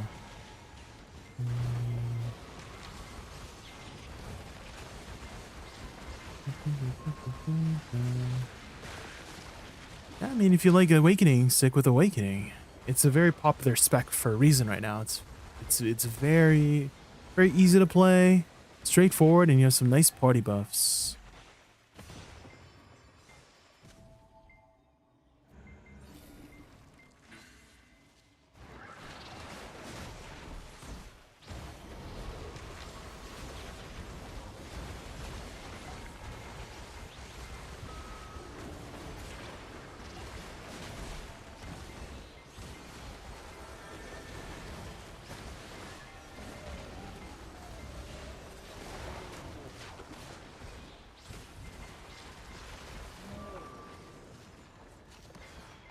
Do you only stream on Twitch? I also stream on YouTube and Kick.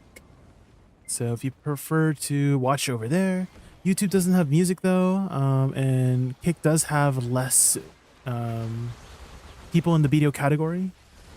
Doesn't have a very big category. And I was thinking of also multi-streaming on maybe TikTok too, just to like expand my horizons, just in case Twitch like goes down. You know what I mean? A lot of people are having concerns with Twitch these days, so who knows? Just in case, we prepare.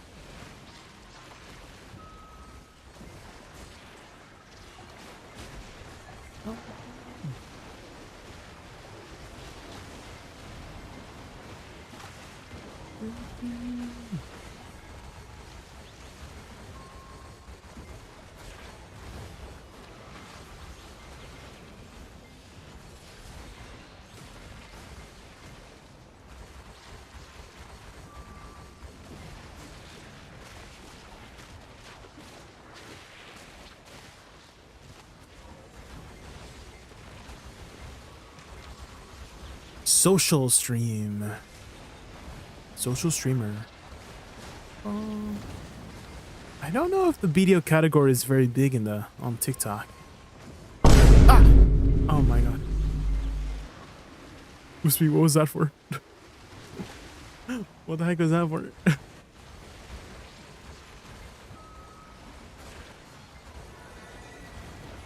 That's a kaleidoscope squirrel from me, you know.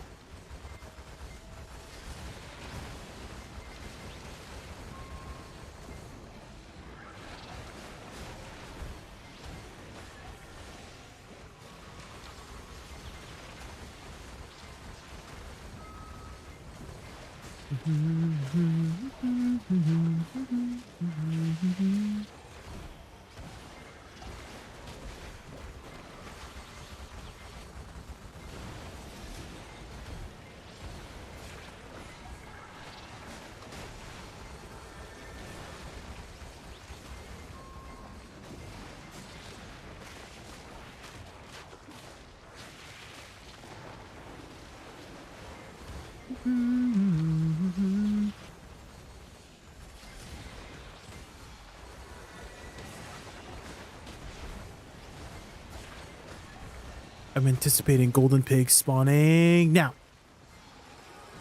And now. It's not working. It's okay, we'll listen to Blue Shirt Guy in the meantime. Dun, dun, dun, dun, dun, dun. Oh, I see. Did you ever figure out the Blue Shirt Guy emote situation?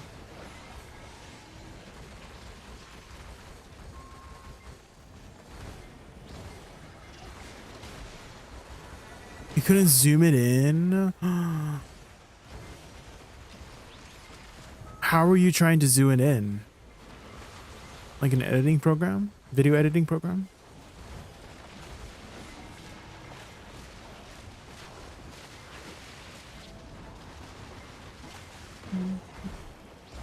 Why wasn't it working? Was it... Did it not look very good? Is that why you weren't able to zoom it in? Bum ba-dum, ba-da-dum, bum bum ba-dum.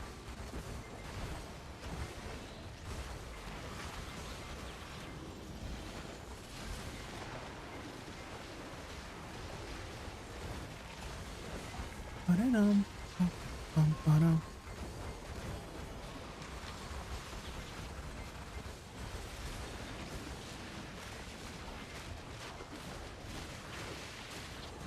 It was cropping it. I did zoom in, but when I uploaded 7TV, it was cropped. Oh. Can I see the cropped version? And what program we're using? DaVinci Resolve by chance?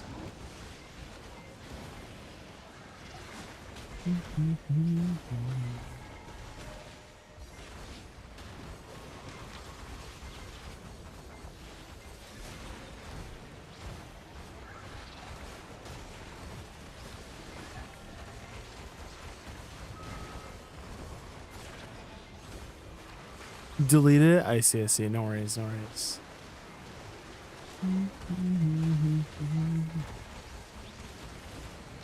Like what? I'm assuming like when you stretched it, it cut off like a butt cheek. Is that what you mean? Like they cropped the butt cheek? It's like not as wide.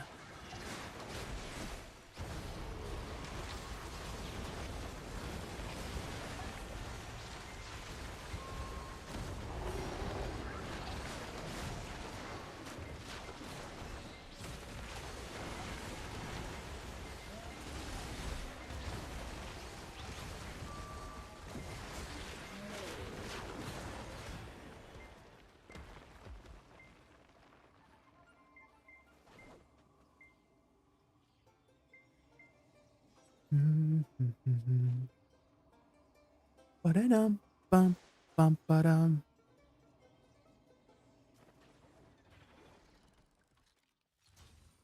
Um.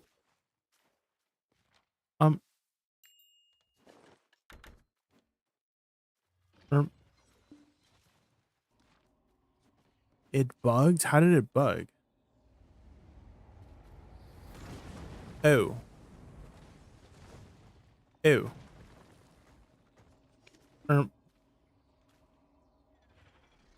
What's happening?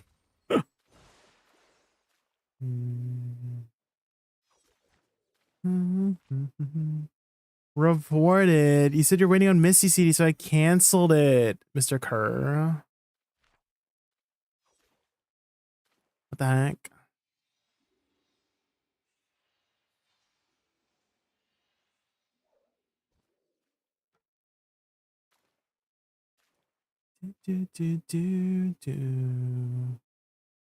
And Golden Pig spawn now.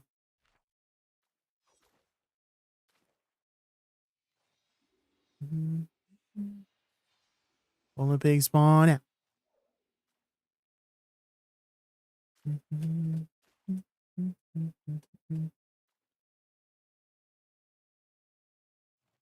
And now. And now. Break.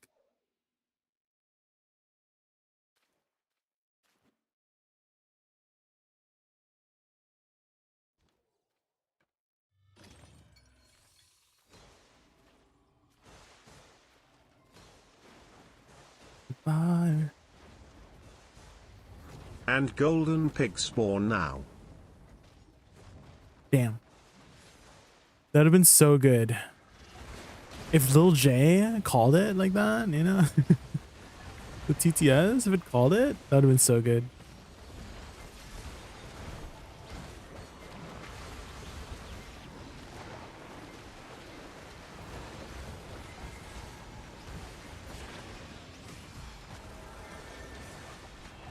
We get the fire, fire, fire. Fire, fire, fire. Burn. Ellie Goulding, guys. Ellie Goulding, everybody. Gonna let it burn.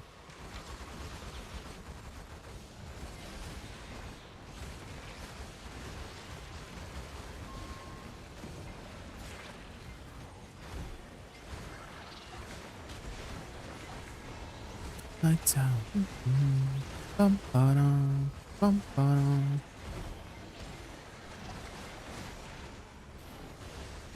Skullfire, have you ever watched those Ark Survival Evolved PvP videos by some of the big like PvP YouTubers in the community, like Kishko?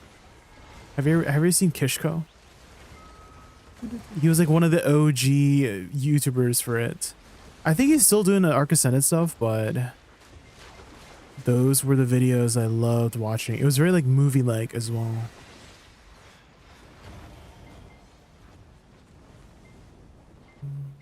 I have not. I am.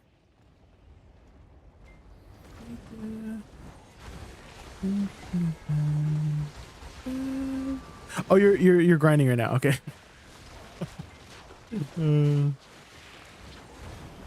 Your PvE? Yeah, I also do PvE. Although I do like to like watch some of the PvP videos just to like see what the dynamic is, and some of them are really exciting, too. Because a lot of the good ones that I like to watch have like storytelling elements, you know, and I'm sure you've watched those like 100 days videos, right? They always have like storytelling formats, like, oh yeah, on day 1 I collected wood, you know, on day 2 I made a house, you know. It's the same thing with like the videos that I watch for the PvP. They're like, oh yeah, on day 1 we found this tribe and they were trying to raid us, you know. Those are always so entertaining to watch. Hi, Wintinium. Hi. Never seen? Yeah, then I recommend watching a YouTuber called Kishko. Kish. Kish, and then Ko. Ko. Like his older videos are also like, they're popping. They have millions of videos. I mean, millions of views.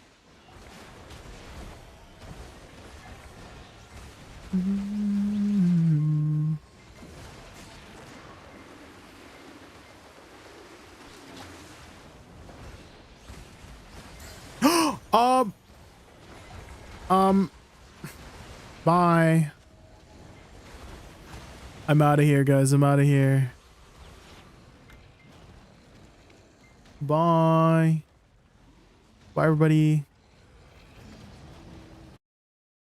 We're going. We're going.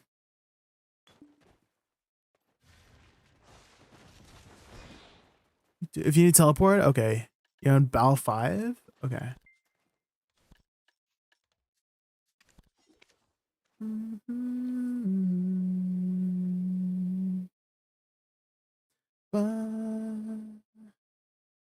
I know it was empty, Vexer. I saw that. How long has it been empty?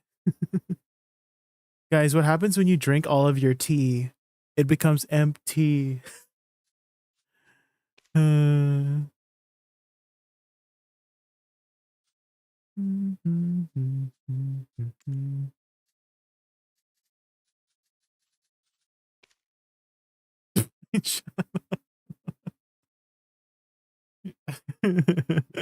I blend Shadow High. Lightning in a bottle. Okay, what was your family name again, Skullfire? Is it just Skullfire? Skullfire 8? What was your family name? Oh, it's just Skullfire. Lightning in a bottle. Are you in the middle of PAX right now? Surely you don't die, right? Surely you don't die.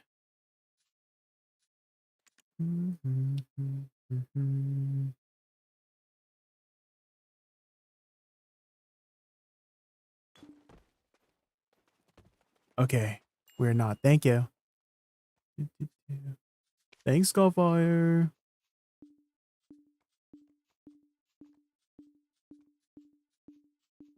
Good morning, Blind Shadow. Good morning. It is 9 p.m. in the evening for me. Is Shy good at Pike or should Dosa? Dosa. You need quite a bit of AoE because the pigs don't want to like stick together very easily, and so if you have a lot of AoE, you can, you know, manage some of the annoying positions of the golden pig by just having enough AoE.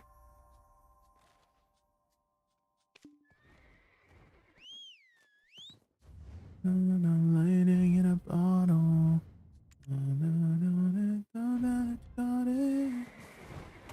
Where is... There it is. Run. Lighting in a bottle. Is Kerr not going to Golden Pig Cave? Does Kerr not like Golden Pig Cave or something?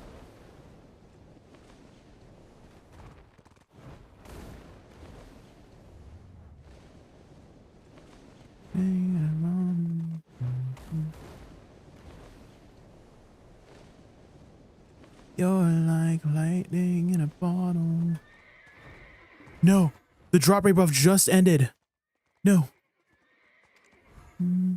Maybe this server has it.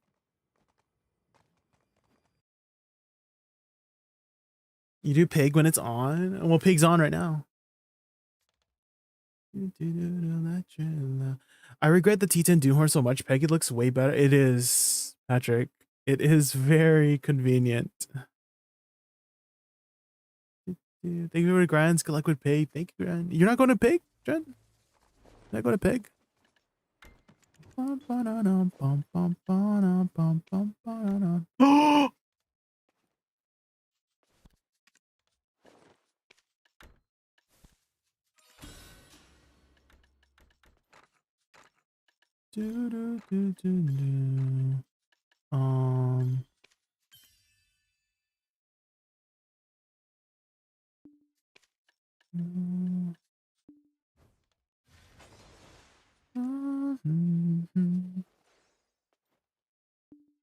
Who needs enemies when you have Jay? What the?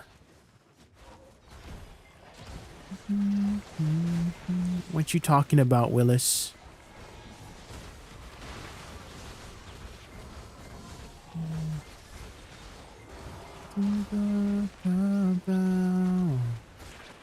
Go, go, go.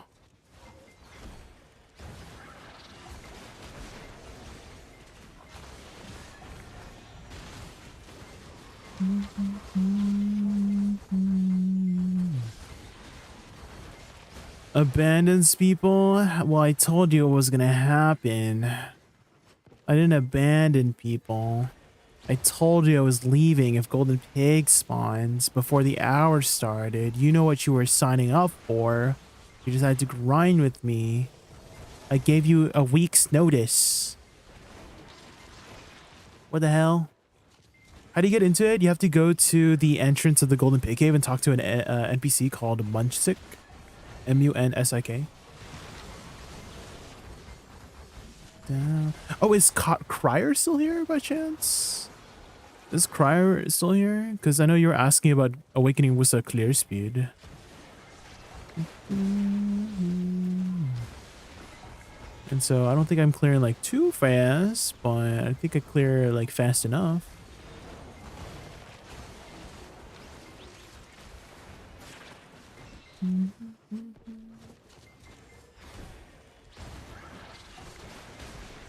I do also run like adamantine crystals for knockdown resistance because I don't want to get knocked down.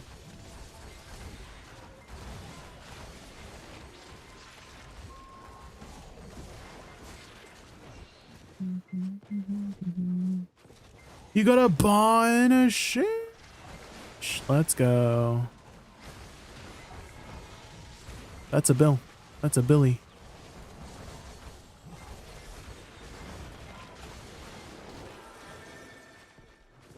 Your good deed? Surely,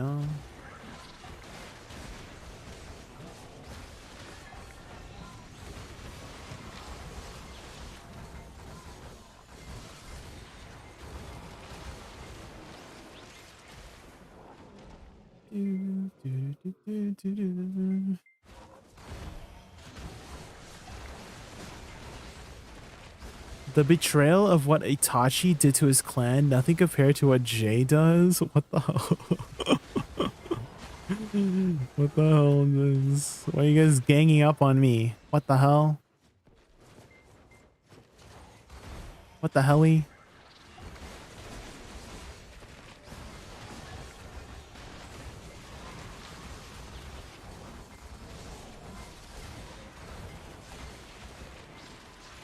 What the hell? Do you need a quest to open it? No, if it's open, you get in for free. Just spam R. And so just go to the front. You'll see a bunch of horses in front of the NPC. You don't see? Or where to go? Click on the icon.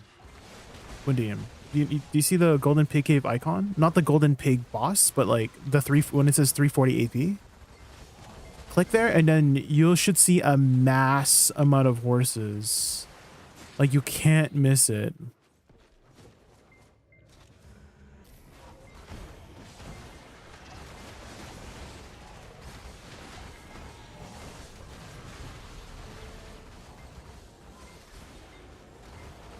You can't miss it. Itachi had, what was Itachi's reason? Did golden pig cave spawn? Was that Itachi's reason?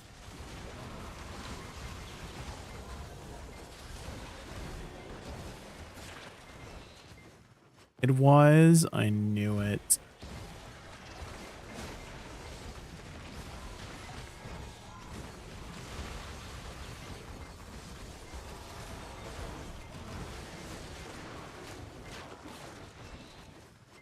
Have you not watched? No, I have not watched Naruto. I don't really, I'm like a little bit daunted starting an anime that has like years and years of episodes, like hundreds of episodes. No horse? It's right here, next to the... What server are you on, Windinium? What server are you on?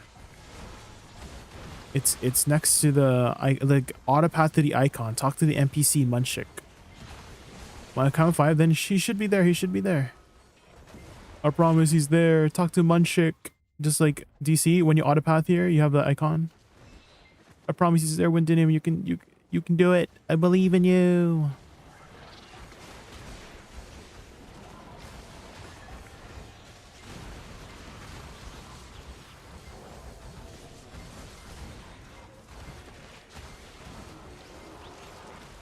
You found it? Thank goodness. Alright, good luck. Don't die. If you die, you get booted out.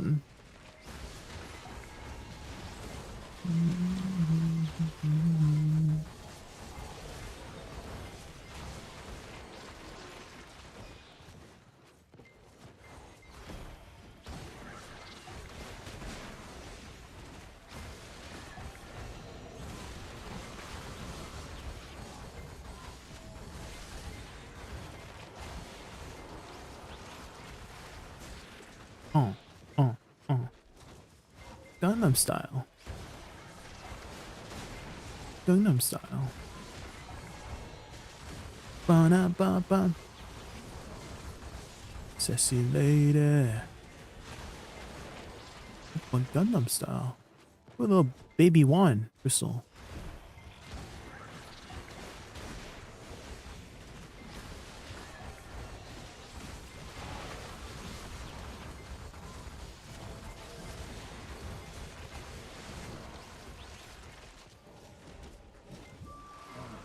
Oh my god, this guy doesn't want to give me his booty. Out of here.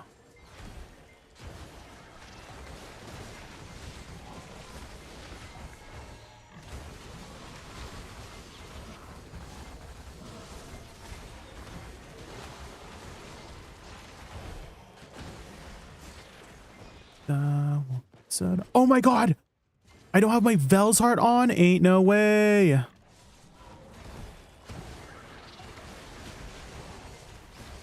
That would probably help. How come nobody told me my Vel's heart wasn't on? What the helly? Open Gundam style.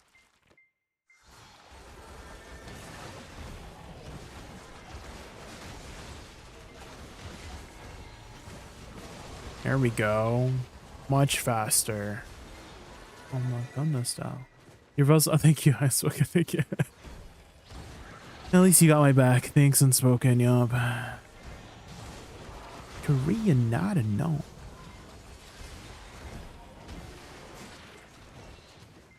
I felt my attack speed wasn't like fast.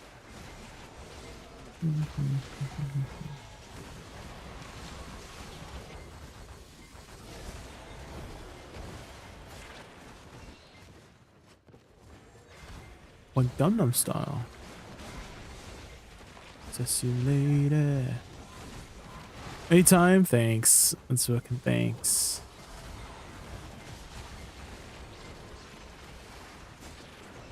How's your infinite pots going?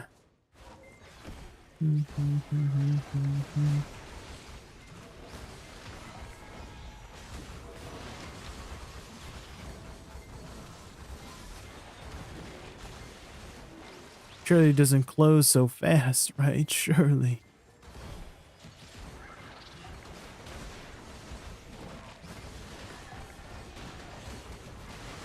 Can't do anything else? You can still technically grind the spot for the pieces. You can get the pity piece or the full piece from the spot.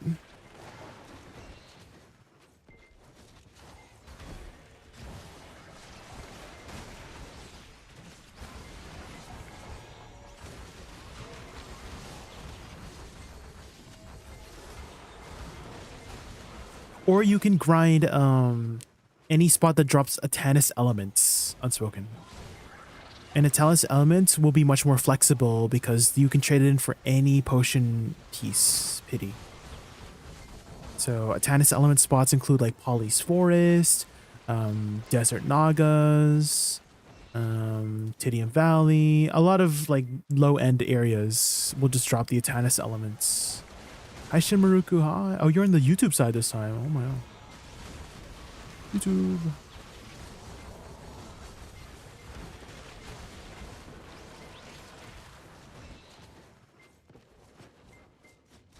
Hi Ant, hello. You're on both, Shimaruku. Oh. We're just doing some Golden Pig Cave, Ant. It just opened, Ant. It just opened.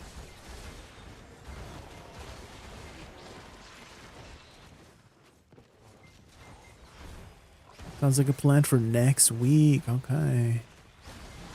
Good luck. Oh my god, I just canceled out of my blooming death. No, my strongest ability. I misclicked my shift key. No.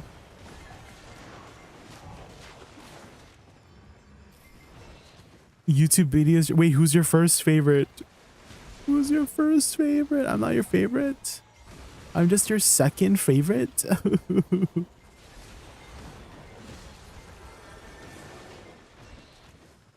Oh, Lua's been streaming on YouTube as well? Oh, sheesh. I didn't know.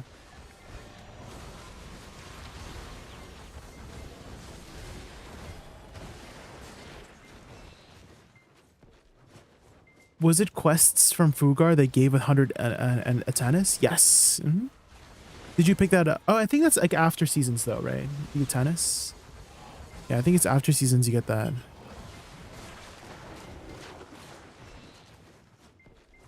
So make sure to account for that too. Unspoken. So that after season you'll get 100 Atanis elements, which is basically one free piece.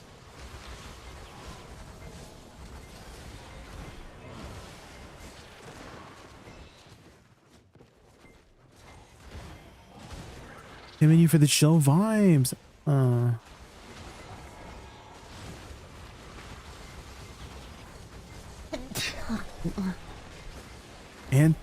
Anting, thank you so much for the follow. Is that, am I saying your name right? Anting? Ant. I'll just call you Ant.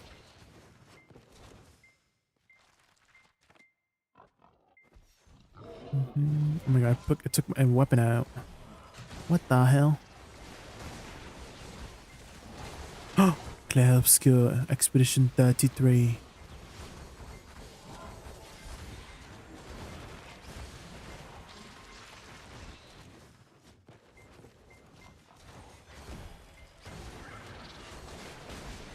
You call you whatever? Okay, I'll just call you Ant. I've never had to grind for infinite pots. I was a new player and they gave away demo, hammer, accessories. You got lucky and you sold yours and oh, you got a pen demo early on with the hammer, Patrick? Sheesh. Yeah, back when they were like 300 bill probably, right, Patrick? Because that was when things were 300 bill. I bought mine around that time too, my Pendebo earring for 300 bill. When the hammers were a thing. Holy. That's a lot of money for a brand new player. Don't spend it all at once.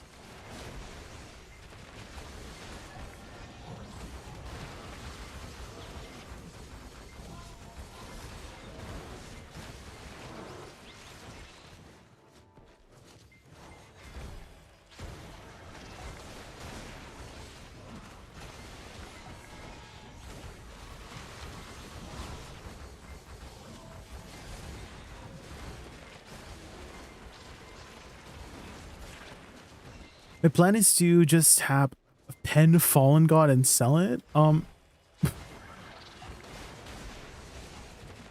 Good luck.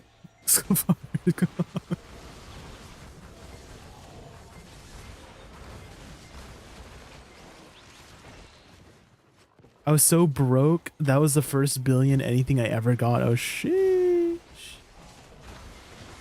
Now you're moving up. You one tapped it all the way with hammers? Oh my god.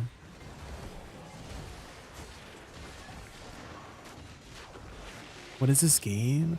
Oh, this game is called Black Desert Online. Oh, are you just checking it out, Auntie? How did you find me? How'd you find me? I'm always curious about whenever people find my channel. Did you just happen to see the Black Desert category and pick the first stream or something? Bug Desert Online? Oh. No, it's not Bug Desert Online. I do know there's a lot of bugs though sometimes. Little few bugs here and there, you know, small indie company, you know, so.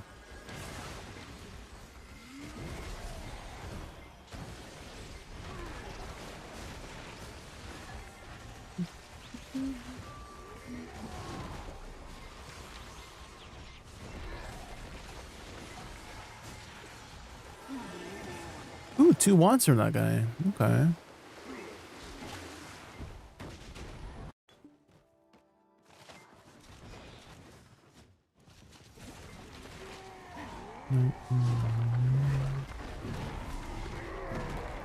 Does item drop rate work in cave? Yes.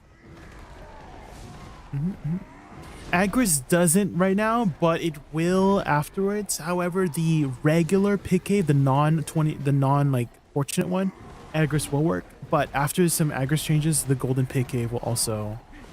What? It's that bug happened again. That bug happened again where I used my scroll, but it just didn't spawn the boss. What the hell? Why does it keep doing that? I mean, luckily the fix is very easy. Just go to a different server, but like, what? Why do that?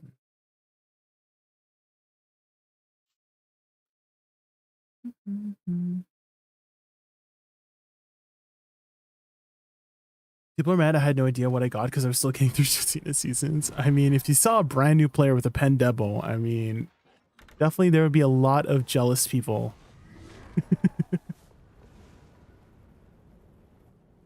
I'm also a little bit skeptical on being like, how did you even figure that out as a brand new player? You said you had no idea what you got, right? Like, did somebody tell you about tapping a Tet Debo? And I'm also like wondering, how did you even get a, you know, a Tet Debo in the first place to tap it for a pen? You know? Was it a pen Debo that you got? Patrick? Because getting a Tet Debo in the first place is hard. And then so if you were able to get it to pen, I'm like, huh?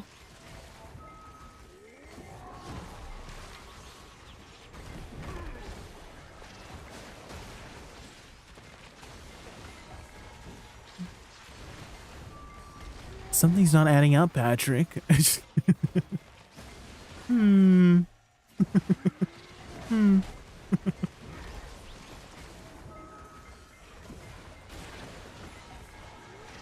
It was a duo? Oh. Wait, you used the hammer on a duo? Does that even work? Patrick? You used your... I thought you couldn't use it like below a try or something, no? I think selling the hammer itself was like, wasn't that like 30, 40 bill? Like you would have made more money if you just sold the hammer. Wait a minute. It was specifically a Debo hammer? There's no specific Debo hammer. You could, it's the Jay's hammer of precision, right, Patrick? There's no such thing as a Debo specific hammer, but you might as well call it a Debo specific hammer because you could use it on a Debo. So most people did, but you didn't technically have to use it on a Debo. And so, and it sold for up to 40 bill and you could sell it on the market. And so a duo Debo was like less than that. During the event thing, there was a Debo specific hammer? Was there? I feel like I'm being gaslit. Was there a Debo specific hammer, guys? Not the Jay's precision hammer? Patrick? What color was it? Can you describe, do you remember what color the hammer was? Was it silver by chance? Because that was the Jay's hammer precision.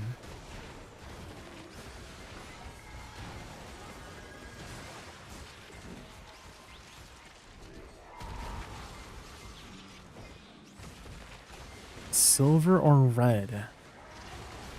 And you used it on a Debo at duo.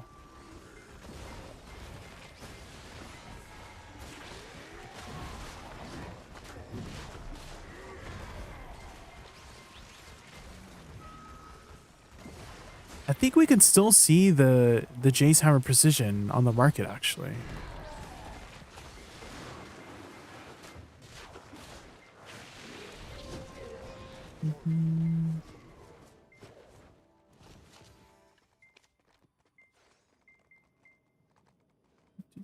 Is it hammer? Maybe it's gone. Yeah, it looks like it's not on the market anymore.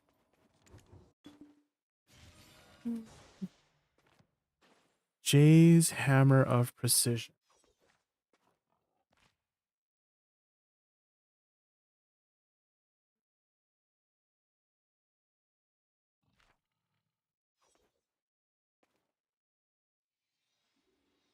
Video codex.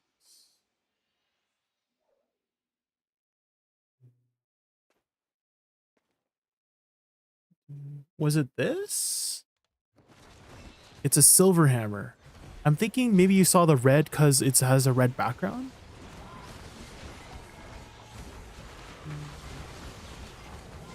And so it says you can use it on duo or higher.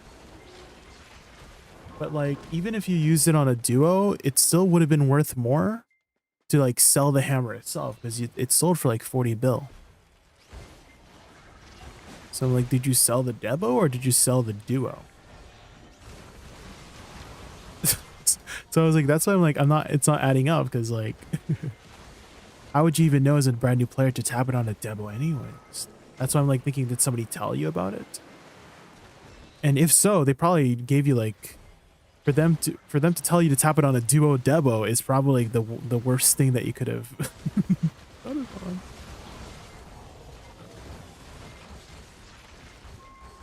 Because something's not adding up. So either you don't remember, that's the only benefit of the doubt I'm going to give you, Patrick, is that you probably don't remember what you had sold. Or like your guild like made you waste your hammer by tapping it on a duo. Because you could have sold the hammer for 40 billion silver. Because a try Debo at the time, if you tapped it from duo to try, I feel like it was around 10 bill. right? Wasn't a try demo max price was like 10 bill, right? And so I'm like, oh my god, my character's overweight. The frick? Okay, there we go. And so I feel like you should have seen the price tag.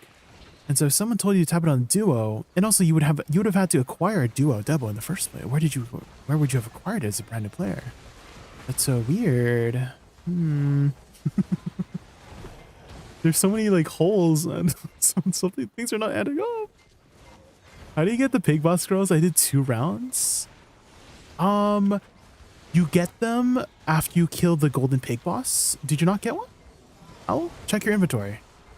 Like whether you're doing the fortunate pig cave or non-fortunate pig cave, you get like a black scroll to summon it. And so use it and it will like tell you where to go to use it. And then you can spawn the golden pig.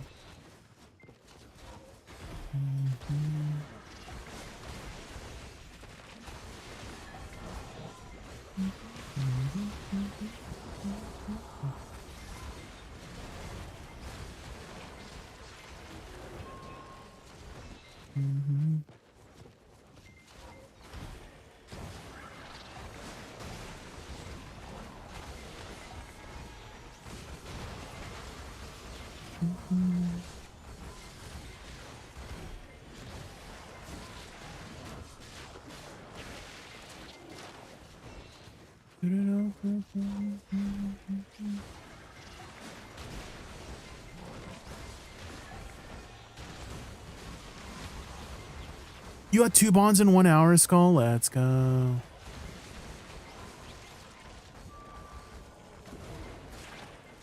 Which one is better now in PvE, Woosa or Suck? About same. Jihan.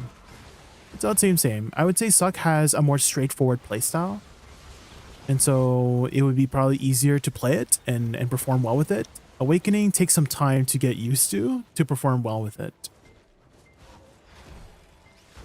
There's a lot of like nuanced things to learn. Whereas Succession, you just press your buttons and you'll be fine.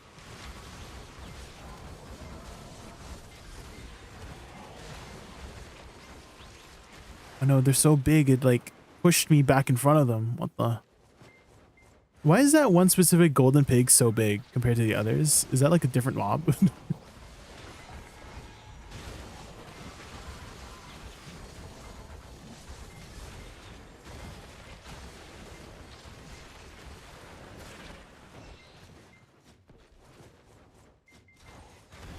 $3 billion an hour at Honglim. The bonds.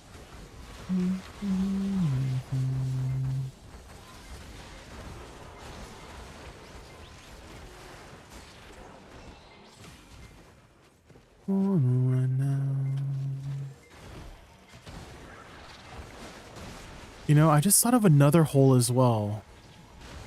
But I mean, the hole can be easily filled, but like, okay, Patrick, if you're still here, how long, like when you started playing the game, right? How long have you played the game? Like when you got your hammer? Was it like very recently? You like started it up? Praising? I'm so sorry. I'm so sorry, Blind Shadow. Like, did you just start up the game and you had like a hammer? Or have you played for a while, but like not too long? Like how many hours are we talking about? Oh, I got the like the one-shot thingy. Ooh, I got the one-shot mechanic. Let's go. I've only had this once happen before. Oh my god, I don't know how to move.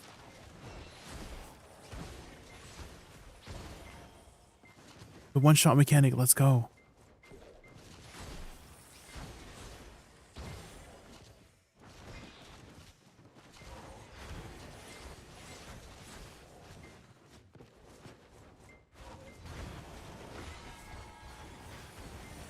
I'm out of stamina. There we go. Sheesh. Does that mean this is going to be lucky? Am I going to get the treasure now, guys? Surely.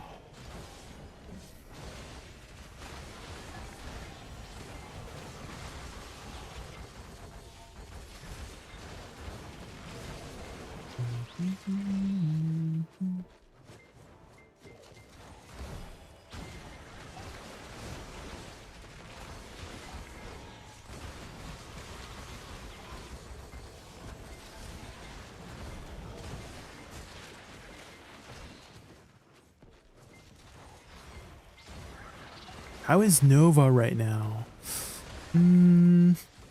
I've heard some good things about Suck Nova recently. They had recently buffed a lot of her base damage. And so like Suck Nova is like pretty decent now in PvE. Awakening Nova got some mechanical changes that I guess were considered nerfs. In the wording that they used in Global Labs, it was like, oh, they made the AoE a lot more accurate. Like, oh, it's a lot more precise. But at the same time, that means also it has lower AoE. And so it like they phrase it in a way that's like a buff for Awakening Nova. That it's like, oh, her, you know, changed its abilities to be more precise, right? Was the translated thing, but they lowered it AoE, so you have to be a lot more particular about your positioning to hit the mobs.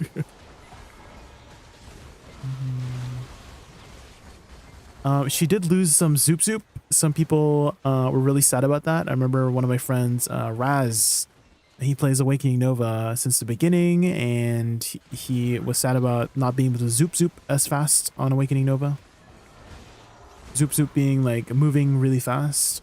So I guess they slowed her down or something. But I've never really played Nova myself, so I don't know if there's any content creators that still play Awakening Nova. I remember Camellia used to be a video content creator for Awakening Nova, but I haven't seen them in a hot minute.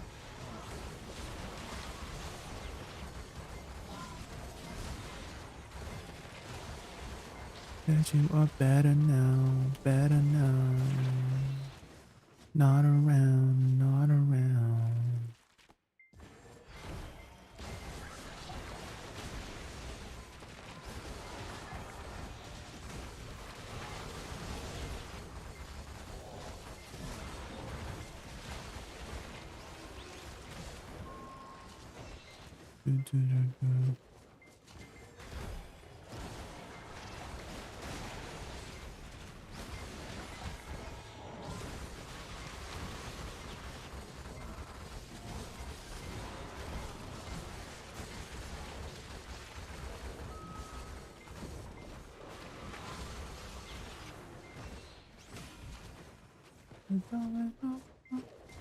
Can't want to pursue a master's in education. Oh, I see. So he's busy. I get it. I get it.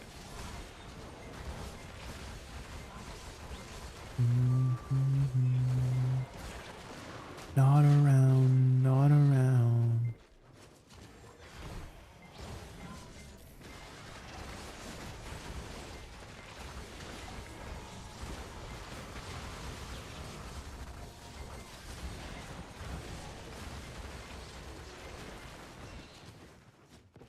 You watch lectures while you grind? Like you're in school right now, Sliphouse, and that's how you're studying, is grinding and learning at the same time? I mean, if you can multitask, I guess.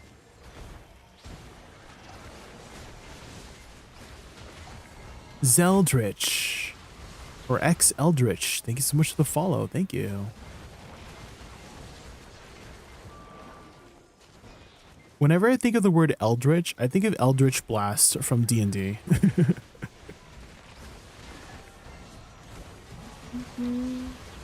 One of my friends played a warlock in our BG3 campaign, and he was just booty blasting everybody with his Eldritch Blast. Every turn, bam, bam, bam.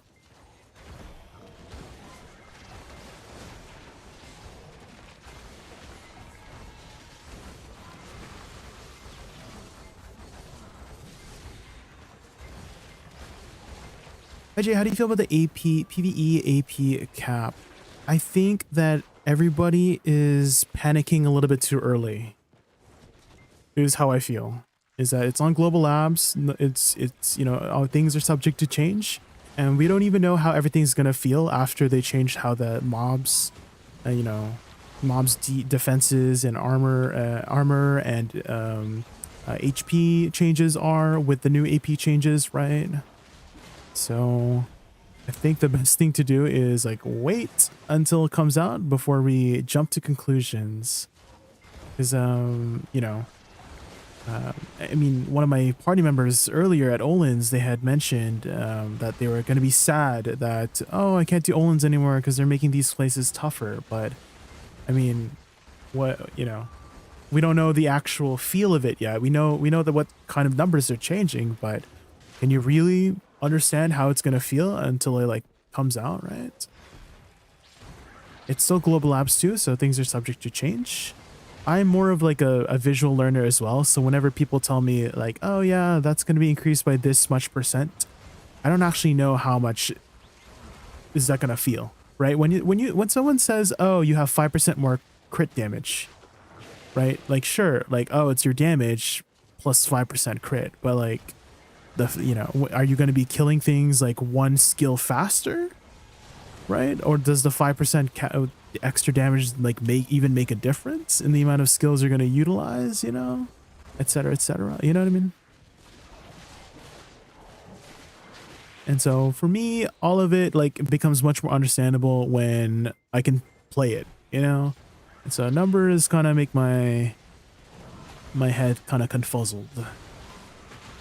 So I'm going to be patient until it comes out before I start panicking. You know, let's panic after it comes, not before it comes.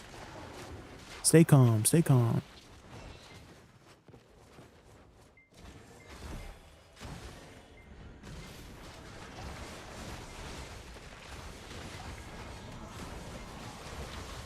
And that's been my spiel, Eric. Like, you're not the first person to ask about the AP stuff. And so I've been trying my best to keep everybody, hey, like, let's be patient, guys. Let's be patient. Let's see what happens. Don't panic yet.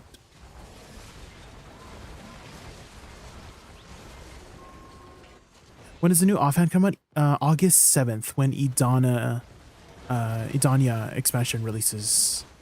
August 7th. They actually have a roadmap on the loading screens. Boomer Bups. You've been on the loading screens anytime.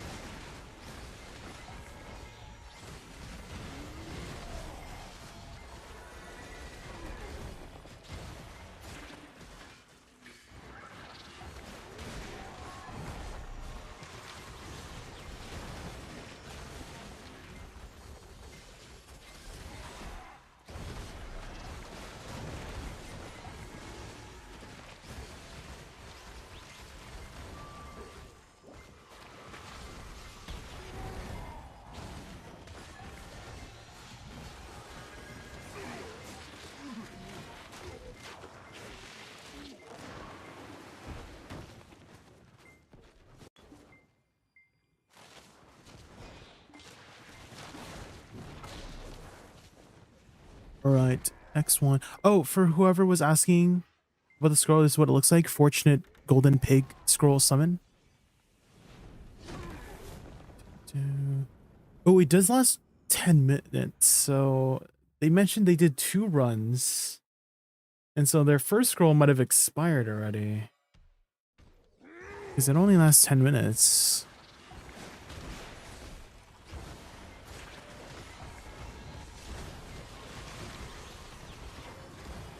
Have you done Golden Pig yet, Boom Ups? Because it's open right now.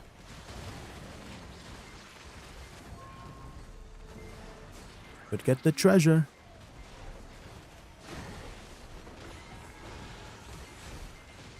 You're weaky? What do you mean?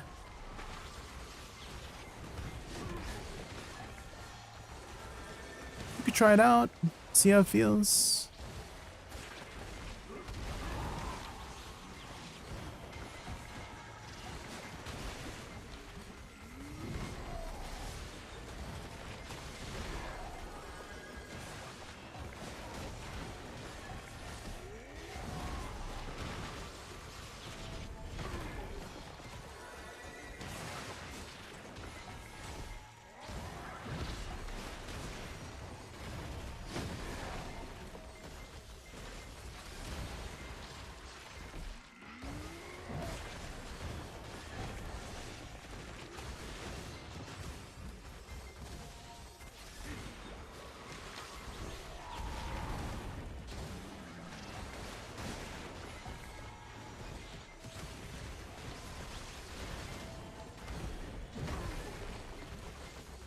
Do I just hit stuff? Can I lose crystals? Yes, you can lose crystals. And yes, you just hit stuff. There's not too many like dangerous, well, there's dangerous hits, but I mean like mechanics. There's no like crazy intricate mechanics or anything. You just hit stuff, don't get hit.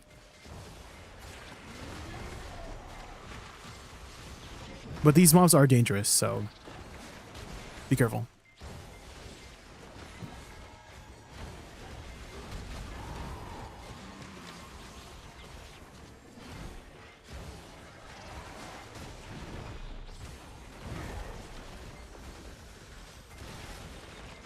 Oh my god, my elixirs aren't on? What?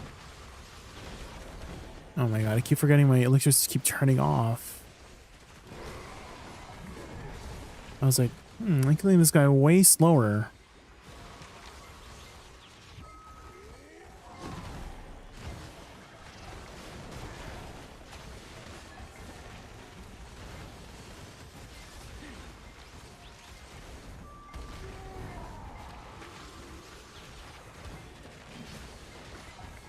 I think it's just that AP cap pass will be 5% instead of usual 70%, but maybe they'll change it on live servers. Well, how much AP were people usually getting? Eric. Right, how much were people getting, like, if you were like top end, like 1300 AP? That's like probably the top end that you can get, right? And so if they're raising the caps to like, I don't know, like you couldn't even get that much more. You know what I mean? Like I'm just like thinking in my head the numbers. Like you had like 1300 AP, right? That's the most. If you were like max gear score, that was probably like maybe even more if you had like event buffs or like, you know, node war buff, of course. And so if they're raising the AP cap to be, you know, like 5% now, and they're raising the AP cap further, like you can get, you know, some spots are like 1500, 1600 AP, right? And we're also getting that much. Like, aren't we getting more AP overall? You know, so I just highly doubt we're going to get weaker, is what I'm trying to say, Eric. Is that it would be weird if after the AP changes we got weaker, even though we're getting like so much monster AP. I don't think we're getting weaker, if that's what you're worried about, Eric. I think we're getting stronger. I don't know how much stronger, but I don't believe we're going to get weaker after the changes. Do you think Awakening Whistle will be strong after the next patch? Hopefully. I mean, I'm always hoping. I mean, it's always a positive thing that the class that you play is, you know, gets improvements, and I like to hope that it gets improved. I think for the longest time there's been, you know, that stigma against certain classes like Awakening Woosa, where they don't, you know, people don't really consider it very much because if it's not meta, right? I kind of low-key hope that it stays non-meta because like not that I don't want Woosa to be strong or anything, but I kind of like, I feel a little bit special that I'm playing a class that not many people play, you know? It makes you feel a little bit like unique, you know? Which, I mean, it's strong, yes, but I feel like if I were to roll back to Witch, I would feel not as special anymore. Even though I mained Witch for like 3 years when it first came out, I feel like it would be like less special. That's why Woosa has been like super appealing to me, not only just because of the aesthetics and playstyle, but it's just like you don't see it too often, right? You don't see one too often. Can you share your Awakening Woosa movements? Like what I do from pack to pack. So usually I do a double dash into F, Nether Strike, into another double dash forward. So like this. So double dash forward, F, double dash forward, and then butterfly step. And then I can soul cleanse out of it, like lateral soul cleanse. And then that's like my main way from getting to point A to point B, from point A to point B.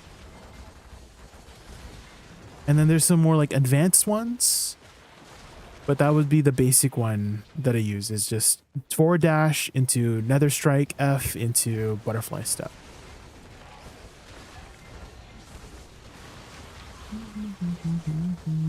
Can you be a little bit more specific with movements too? Do you just mean point A to point B, or like maneuvering around the mobs? Are you asking about like how I maneuver around the mobs? If so, SF Perilous Waltz is good for going backwards. Lateral Soul Cleanse, this one, is good for going sideways. So you can do this. And then F is a forward movement. So you got a lot of like attacking abilities that put you in certain spots. Lateral Soul Cleanse gets you out of shift space. Yeah, you can also dash out of it. Chow Ming. Only in Awakening though. In Succession you cannot dash out of it, but you can butterfly step and you can cancel out of it with a dash.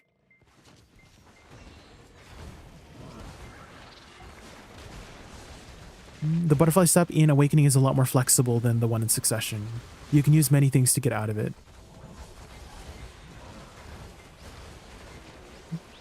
Like if you need to, like you can use like, you know, Stormfall to get out of it too. You know, you start off start off in super armor in it or something like that, you know?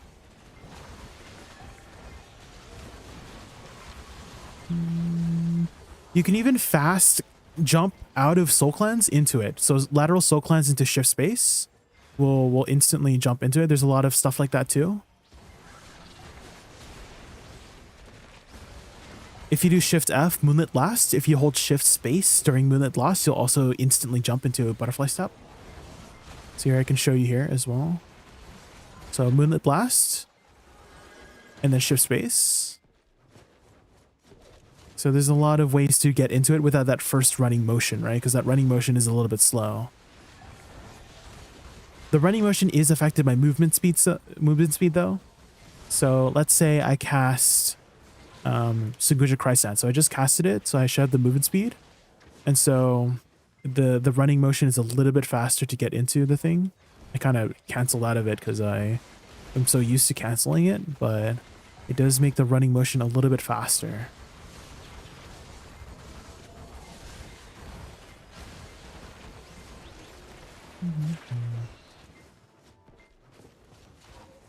Switching back for suck, only if you need it. I like to do it to finish off a pack, because Shift F does hit hard. It does hit pretty hard.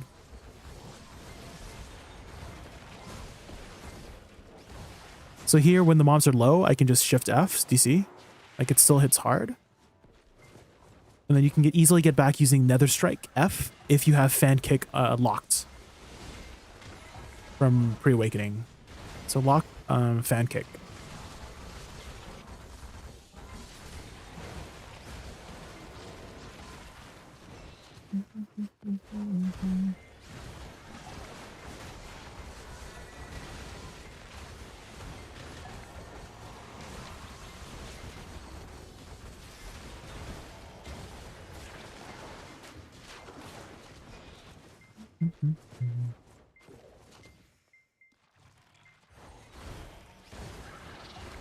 Movement speed will also affect your lateral Soul Cleanse speed as well. So the movement speed from Pre-Awakening, really nice to have. If you also want to guarantee, let's say like in PvP, you don't want to get grabbed. A good way to guarantee not getting grabbed out of Butterfly Step, because there's that running motion, right, is to first side dash like this and then shift space. Usually that's a good, like it's fairly reliable in not getting grabbed. Because you start off with an iframe before you go into the running motion. Otherwise, you're in super armor only when you're in the running motion.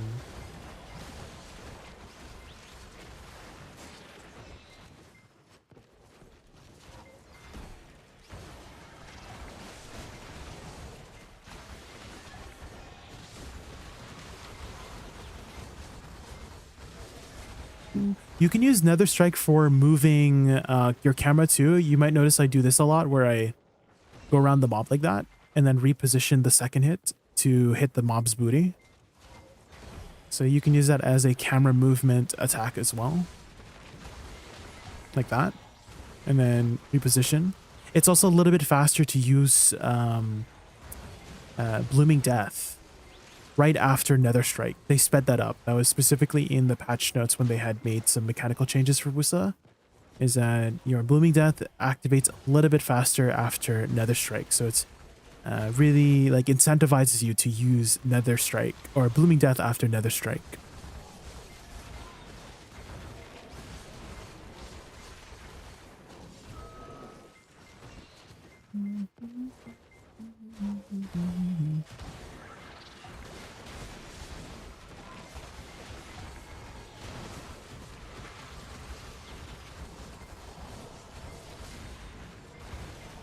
If you need a little bit more movement with side soul cleanse, you can start off with a dash first and then side soul cleanse around. If you need a little bit. Oh my god. I only got 3 runs, man. I only got 3 runs. Ray. Oh man.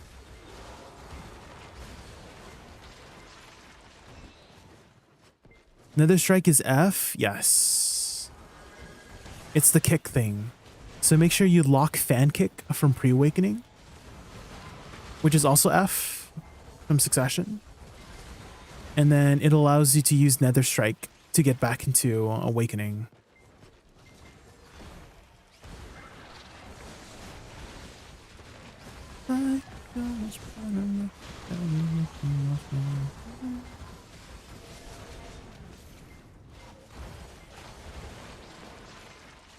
Dang. Hopefully maybe I get a bond or 2 from the boss.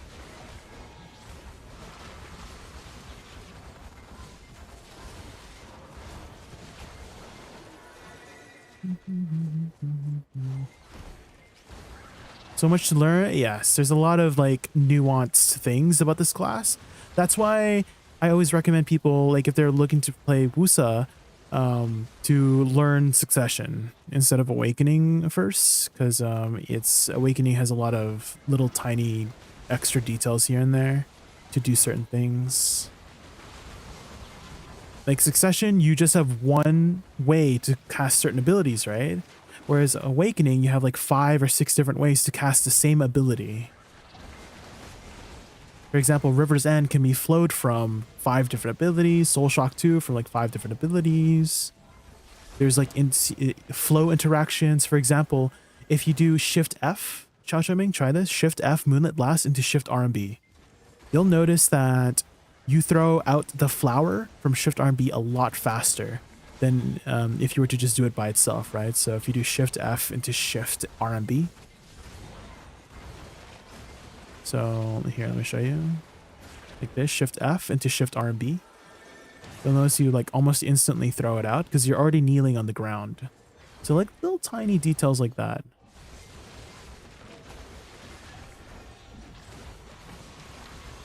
Diesel elixir, yes, I use demi-human elixirs. And deep sea elixirs too. Or deep sea perfumes.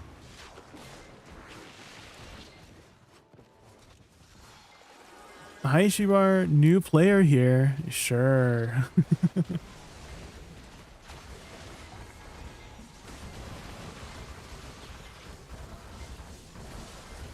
Noto, I'm just chilling in a PvE guild for now. Ishwar. I'm not even that good at PvP, so I feel like I would hold you guys back.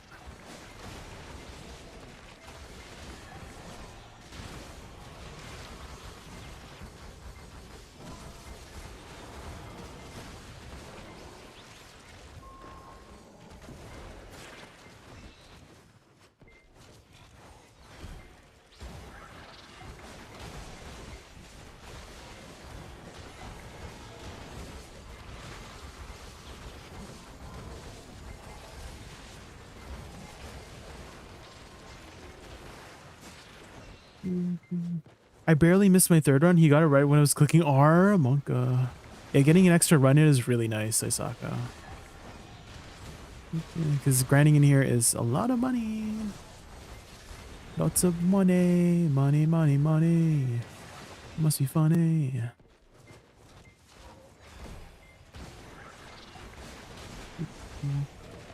Someone to take Dealin's kills in Node Wars. The sages are eaten right now, that's for sure. Sages are eaten.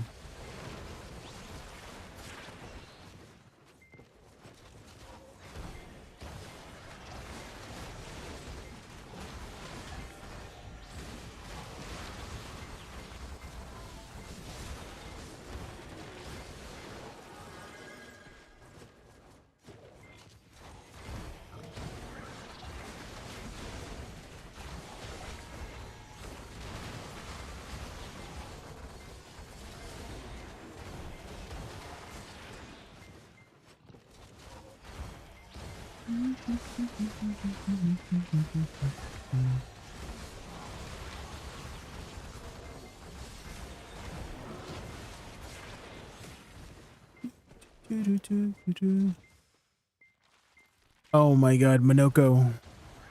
Monoko's theme. Ba-dum,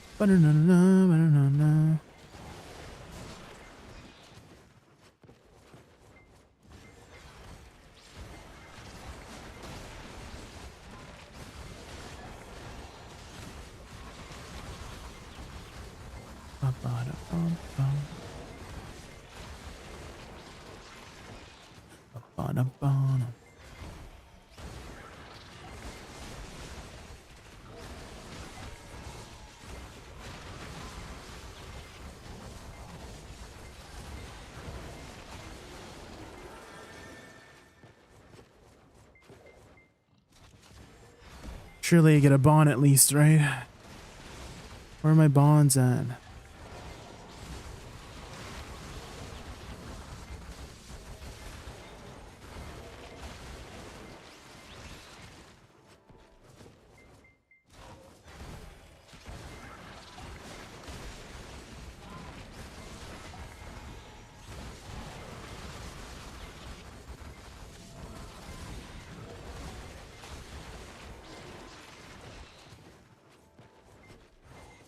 Your drop luck has been crap the last 2 days? Oh no.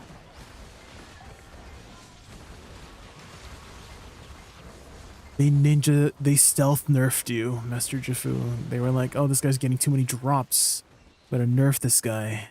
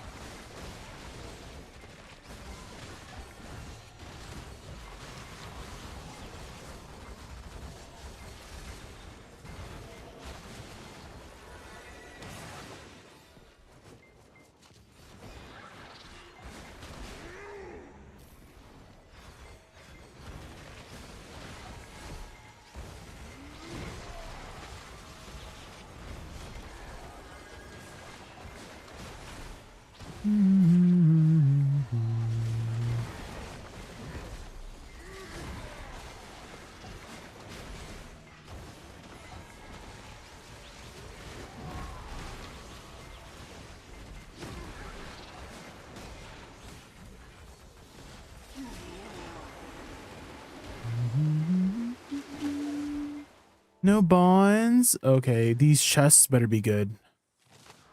Oh my god, Isako! I forgot to mention. Always talk to the guy here at the end to collect some subjugation tokens. And you can exchange it for like Essence of Dawns and stuff. I don't know if you've been doing that. I forget all the time. I forgot last time. Last time I was here yesterday, I forgot.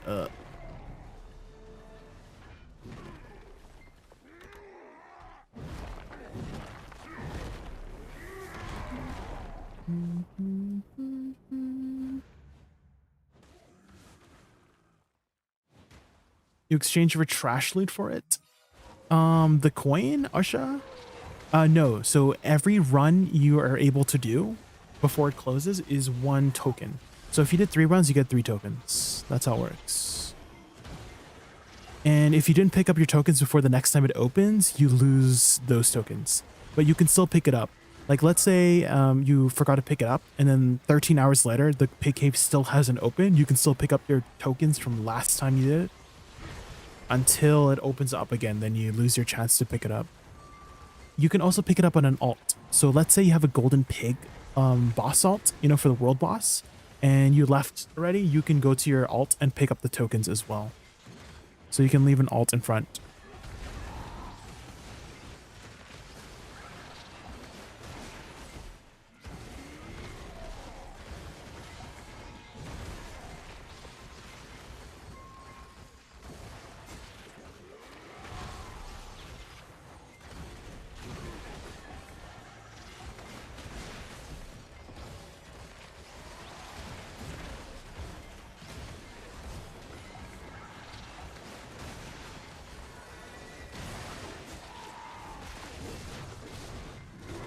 I did Tiger Roots today with Giants, Perfume, Courage. Oh, you should use Deep Seas, big boy. You should use Deep Seas because you can down attack the Visionary, and the faster you get the Visionary down, the faster it applies the DP down debuff, and the more damage you do. And also include some down attack add-ons too. Do you know my Tungrat add-ons, big boy?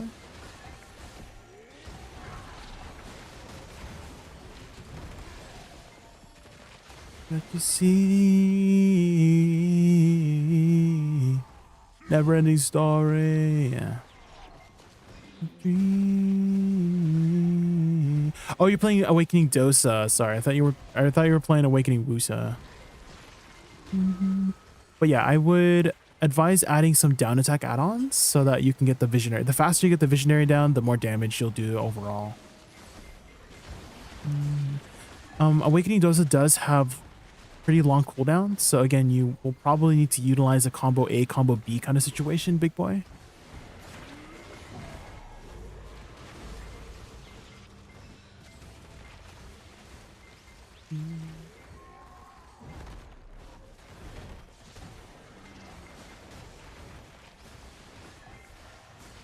Doing Sanguine without weekly is word? No, not really.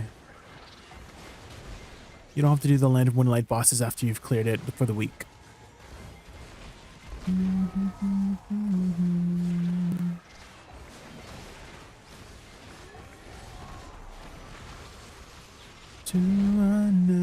Give me a bond, please, game. Oh. A 1. Okay, these chests better be Giga. Please give me some Giga chests. A Triceratops. Was that a Triceratops? Well, I'll just use it for fuel, I guess. Where is it? Is it heat? Not the Triceratops.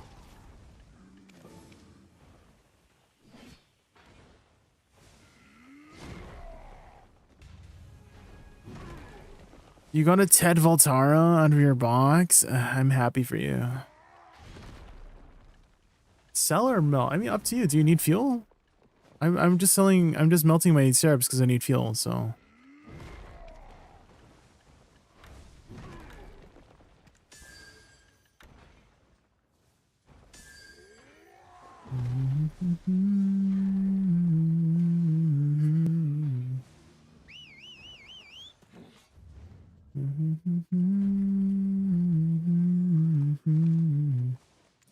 Ooh, I got some assorted talk.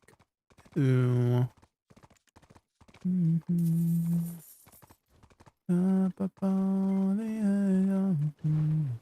Answer to a never-ending story.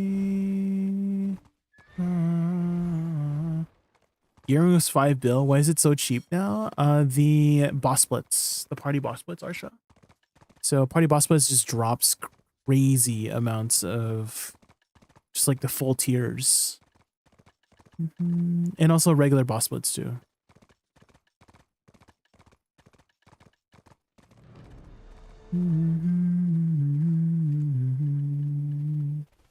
Story. These crystals also, they almost always sell at max price eventually, so if you want a little bit more out of your crystals, just sell it at max price. Like it'll sell throughout the week at 100 mil, so you might as well get that extra income. Same with the Dawns here, Essence of Dawns. They'll always eventually sell out.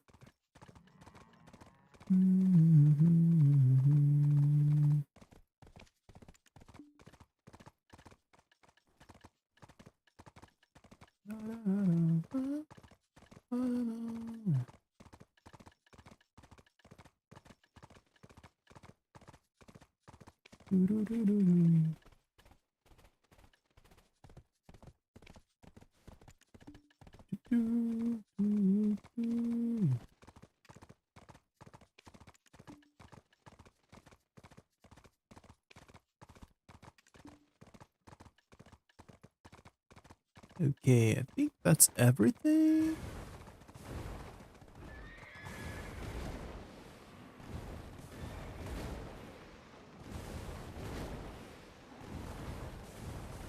Do do do. Ba da da da da na na na na na na.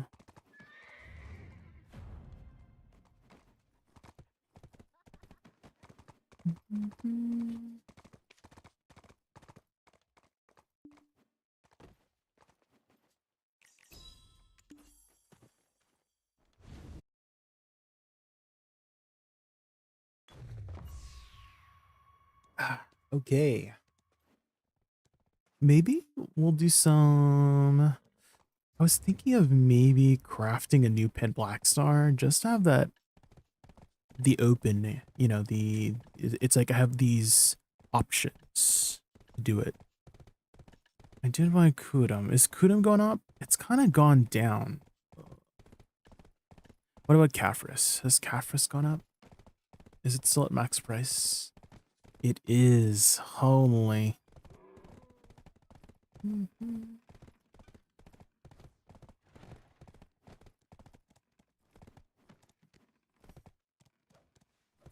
You said like was a given? Said what?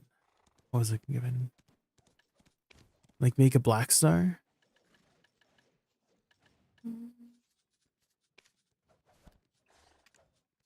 Make a black star.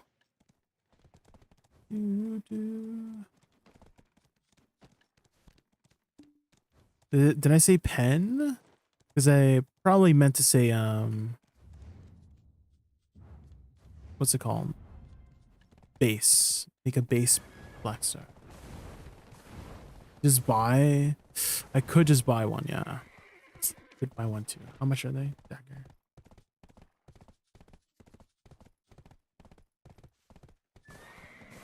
I hate this bridge.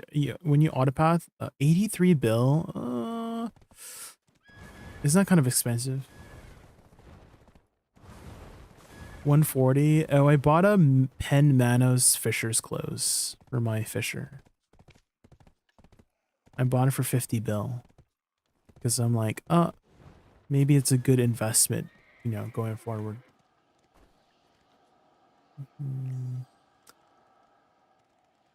Would you like to do D2? Do you have a shy, Mr. Saucy Baka Jesus?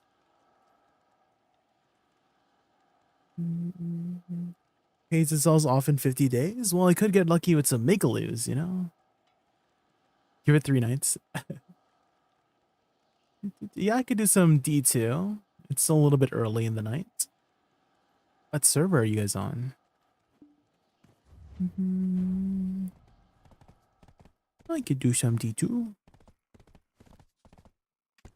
In the stars, in a fantasy.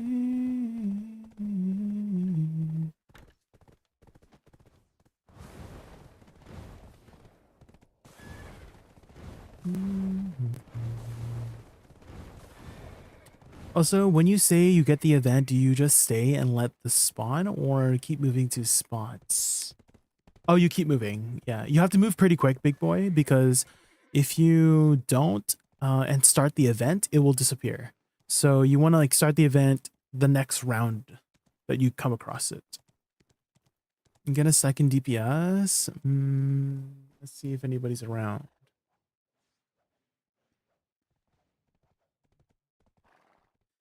Anybody around?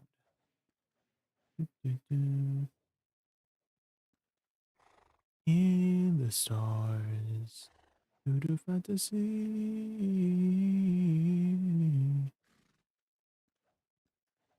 Do, do, do.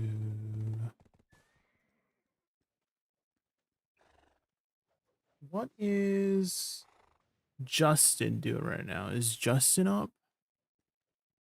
Hi, Justin. Need a +1 for Olin's if you free.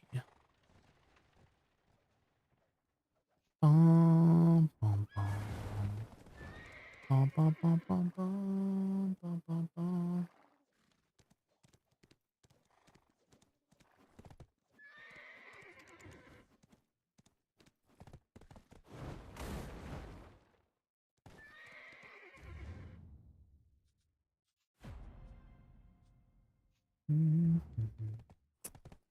If you get a second DPS, I will let you know.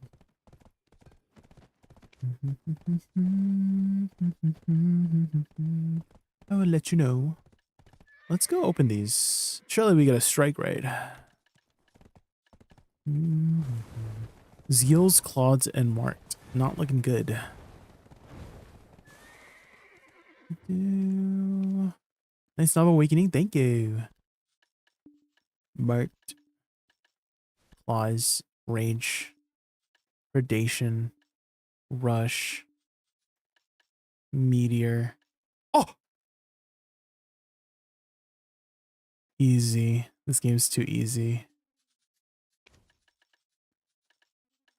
That's crazy. Wait, they're all at min price. What the?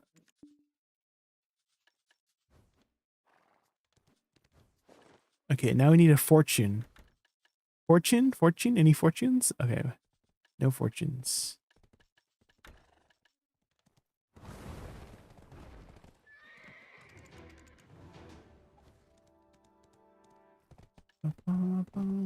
No fortunes.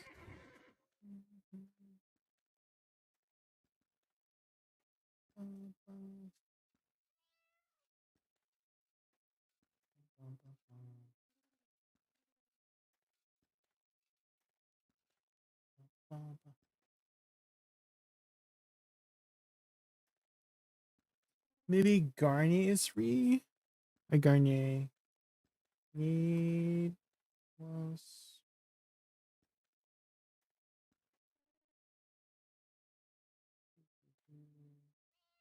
do. Bum bum bum bum bum ba da bum ba da bum bum bum. Ooh, we can start selling our trash while we're waiting. Let's sell our trash.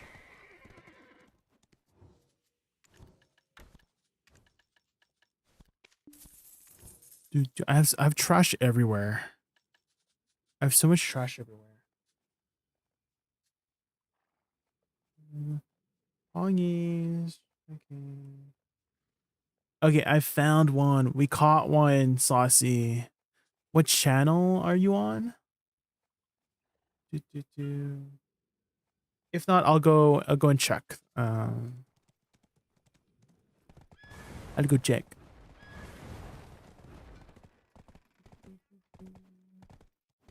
Let me let the other people know that I filmed.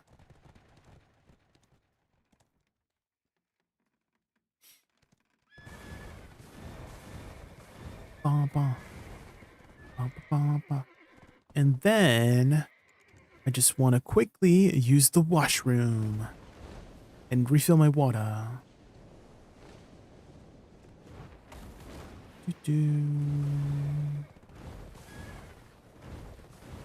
Let's go, let's go. Go, go, go.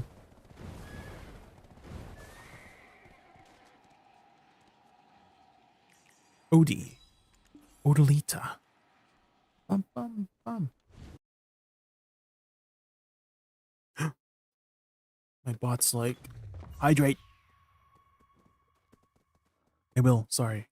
Sorry about that.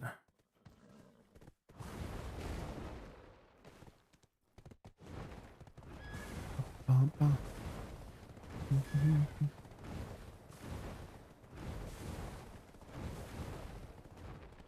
Bum, bum, bum, bum.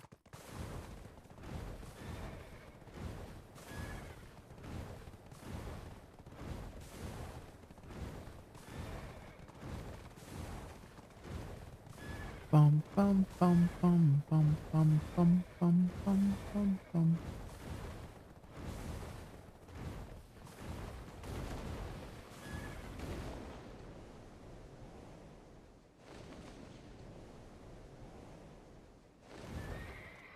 Do do do do do do. Looks like this one's. They got one. They got a spot here. Bum, bum, bum, bum, bum, bum. Hi, Wendium. Hi.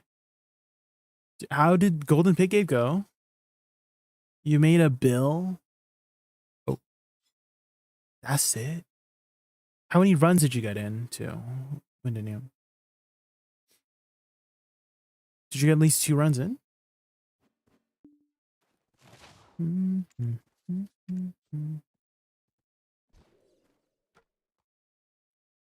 couldn't beat the big boss? Oh, the scroll one with DDM? Yeah, that one is kind of tough.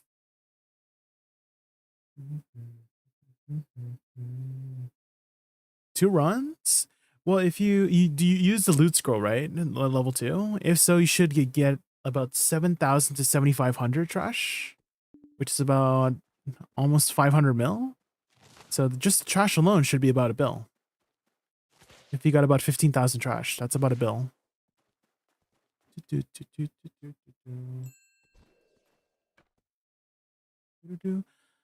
Saucy Bellino 6. Do's a way of the world. Bellino 6. Do you need a summon? I can summon. Using a washroom beer mat. Okay, I'm just gonna use the washroom real quick. I'll be right back. You've got a loot scroll? Yeah, you should use a loot scroll. That's probably why you didn't get very much.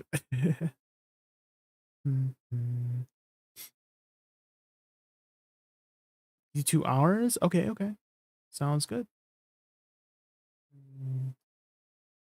Okay, I will be right back. Oh, you got a bill from the crystal. Oh, there you go. Bond crystal.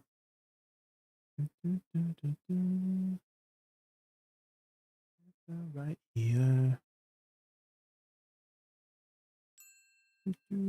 Okay, I'll be back a moment, guys. I'm just looking for like something to keep you guys busy.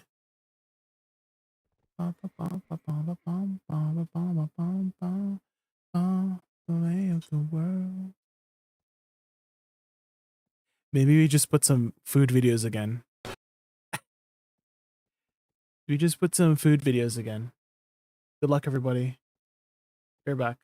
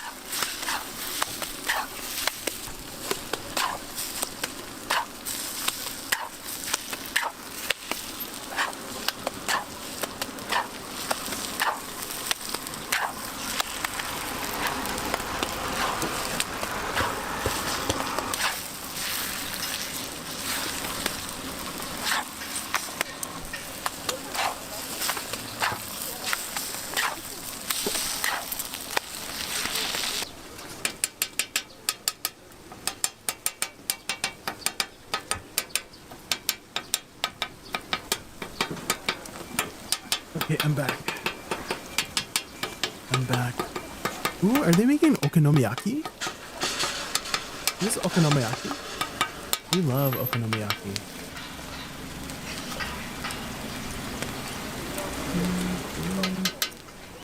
Ooh. If you guys haven't had okonomiyaki before, it's so good. It tastes so healthy too, because there's so much like vegetables too.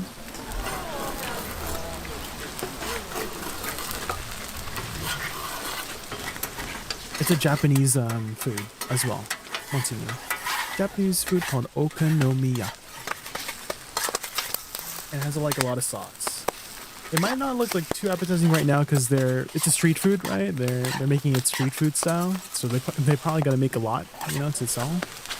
But even though it might not like too presentable, you know, it like gets covered up in a lot of like sauce.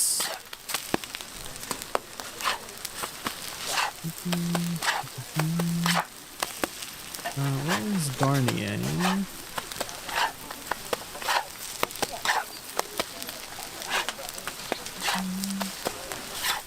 Street food, like they give you a lot of food for how much you're paying as well. But not the night markets. I've been to a night market before, like multiple times with my friends because they love going to night market. The food's so expensive at night markets. Ugh.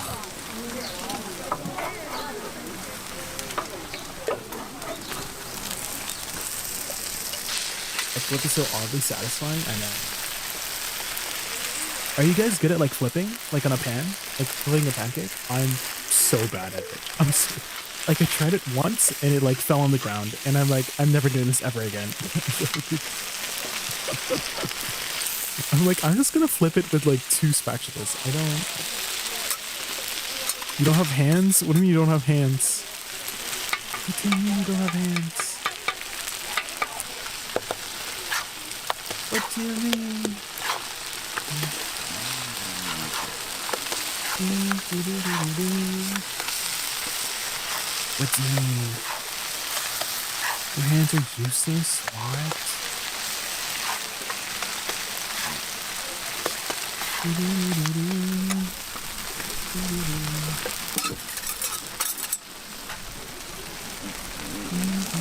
Is this you, Saucy? Is this party platoon unavailable? Ah. Wow. What the fuck?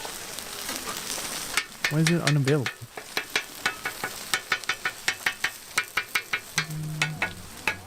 How come I think I have to like relog. I think I have to relog or something. Hold on. Huh? What the hell?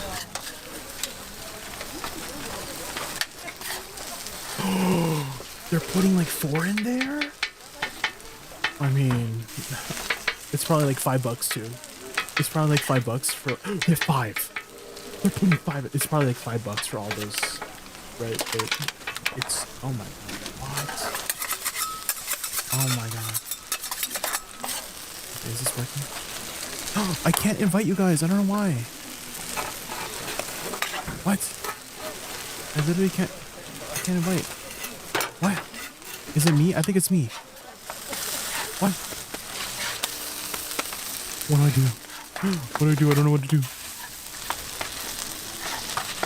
Do you have Awakening Woosa PvP add-ons? I do, yes. I forgot what my command for it is. It might be like... Can you like scroll down? Probably, Echo. Can you scroll down to my command section?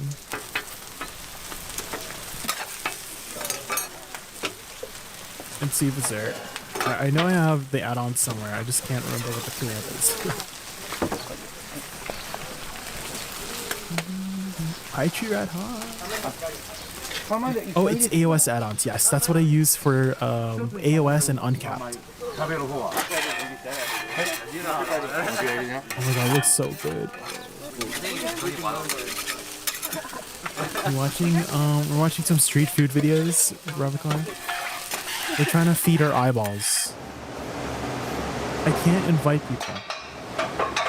It won't let me invite people. I think I'm bugged.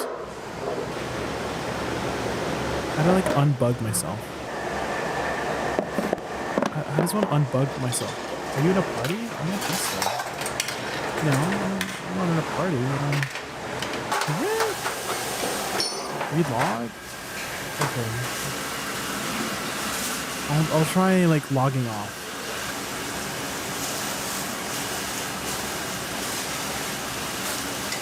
Making me hungry. So, what are they making here? Is that like pickled plums? What are they making here?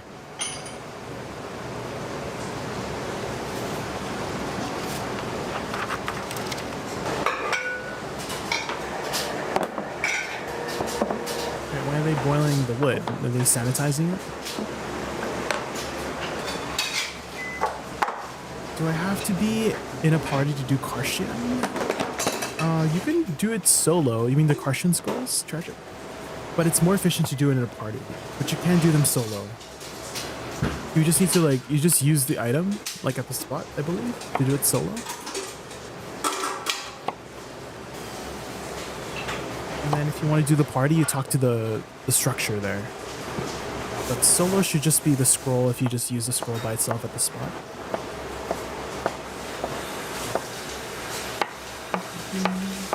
Have a rest of your stream. Alright, good luck, Echo. Good luck. Is that bacon? Are they cubing up that bacon? What are they making here?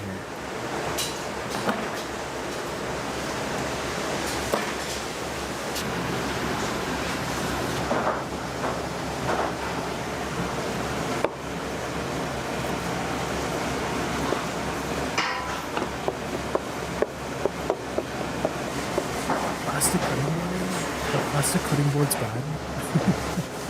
Really bad. Because I have a plastic cutting board. Is that bad?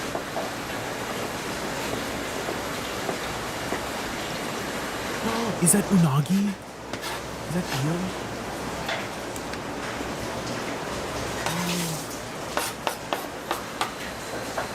Are they like grilling that? Because that's gonna be so good if they grill that, you know? Okay, hopefully it works now. Does it work now? X. Hopefully that works. Does it work? Please tell me it works. Why can't I join your party? Does it work? Does it work? Is it still not working? Check your settings. I wouldn't have changed a setting. You know, like why would I like change it in the first place? It's auto denying. Okay, I'm gonna try. Okay, can you guys go to balance? Wait, what's your home channel, Mad Max? Is your home channel? Oh, wait, Garnet, is your home channel, you're still home channel, right? Wait, that's gonna, I can't invite. Okay, I have an idea. I'm gonna go to Balanos 4, and then Garnet, can you also come to Balanos 4, just so we can, like, try to invite each other on a different channel? Because I just remembered something earlier. Was I tried to summon the golden pig on Balano 6 and then it like bugged out. I had to go to a different channel and I think it's still thinking that I summoned the golden pig on Balano 6.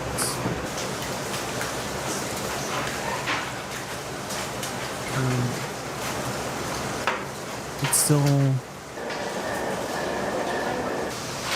not working.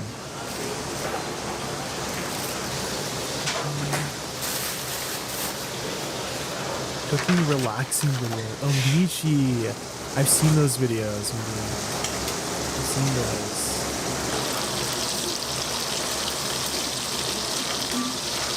They seem very like produced though. Not to say that this isn't produced, but it seems like very I don't know.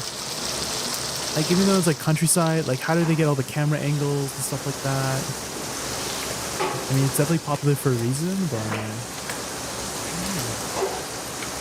I've seen those videos before, but it just feels like, it doesn't feel very real. But maybe that's what people like about it. is that it's like not real. And it's something like just what's happening? I literally can't invite people. Then let's go back to this channel here.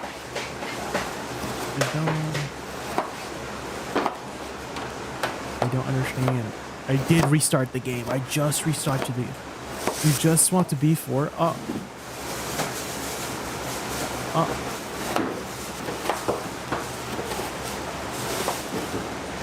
Okay, I'm solving that. I'm solving that.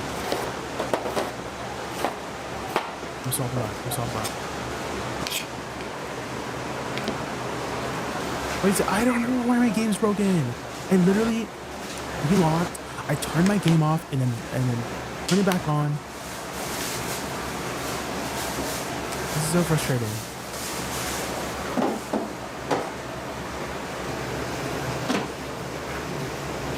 There, it's working now. What? So I think my channel was just like broken.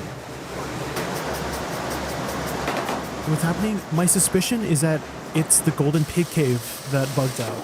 So I was doing golden pig cave earlier, and I summoned the scroll, right? Like after my run, and it didn't spawn, so I switched to a different channel to summon the scroll. And so I think the game still thinks that the golden pig is there, and so you can't like join parties if there's a boss summoned or something like that. I'm pretty sure that's what happened. What the helly? Okay, well now we know about a band-aid fix. It's just inviting us like on a non-bugged channel, I guess. Monka, that was so annoying. Yeah, I'm running. Hold on, actually, let me change this.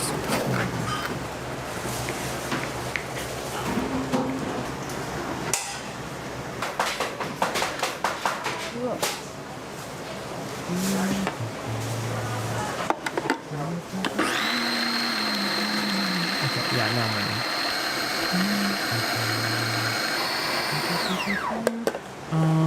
What are we popping here? What are we popping? I almost thought you were talking about your real PC for a moment. No, I restarted the game.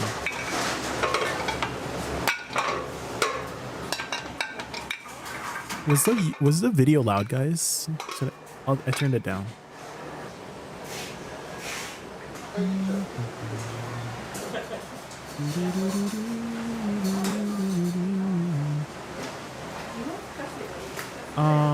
Okay, yeah, I can buff. Yeah.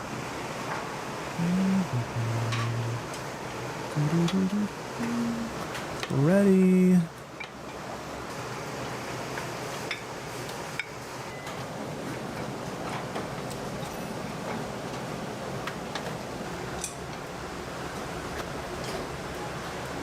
It was pretty loud. Sorry about that.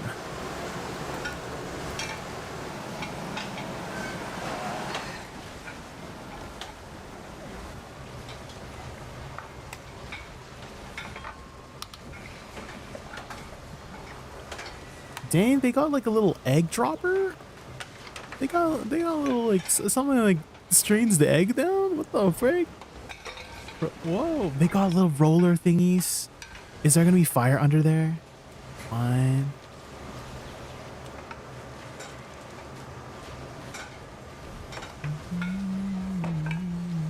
Are you doing donuts too? Get any good drops, G-Rat?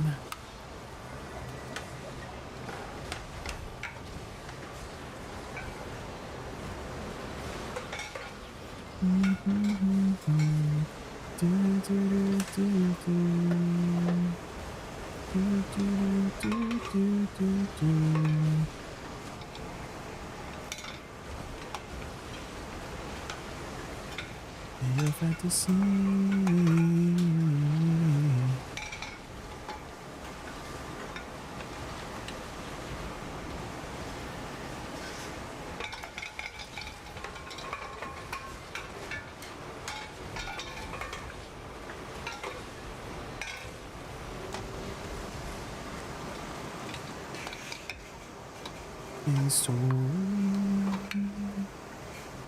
I'm probably done after a session, Mad Max. I have church in the morning, so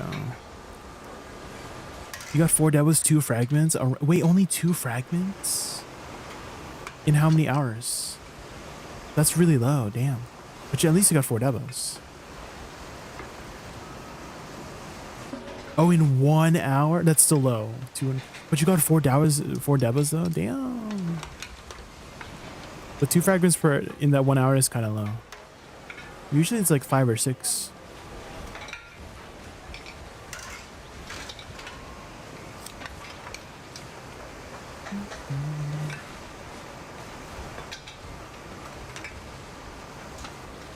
The Japanese love their eggs. They love egg dishes. Oh my god. Wait, they're making so many omelets all at once. What the frick?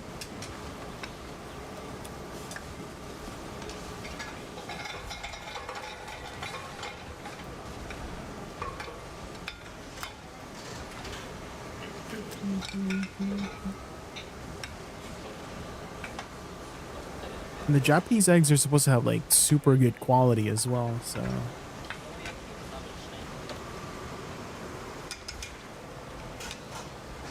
Egwa.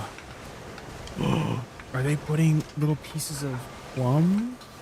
Is that plum? Like pickled plums? That's also another thing I noticed about Japanese cuisine is that they love pickled plums. Is that meat? It didn't look like meat.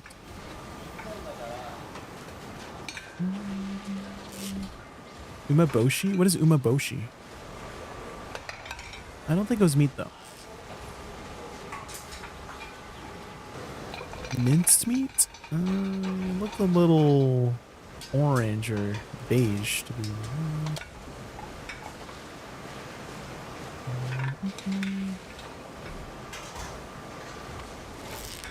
Oh my god, they're so perfectly square.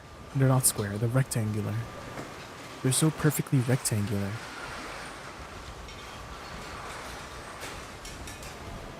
I know, they're so pretty.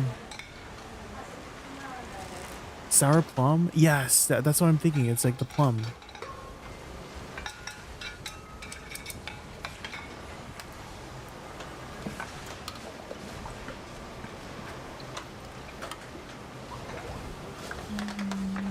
I guess that's like a measuring device, right? The thing that like drops the egg. Oh, they're probably like putting eggs in there, and then it's like auto mixing it, right?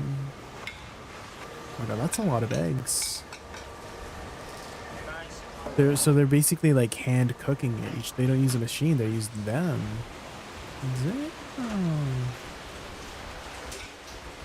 They're manufacturing those eggs. Hey, what's this? What did they put in now? Is that meat? Guess they got different fillings. Oh, here we go. This is definitely meat. That's like chicken or something, right?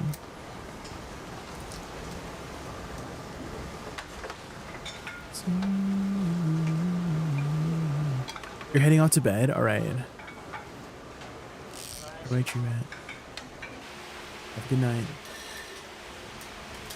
Oh dang, they got the little racks too. Beef gyudon. Oh.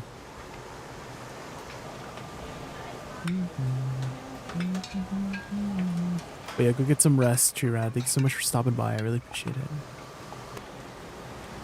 What is that? Parsley? Is that parsley?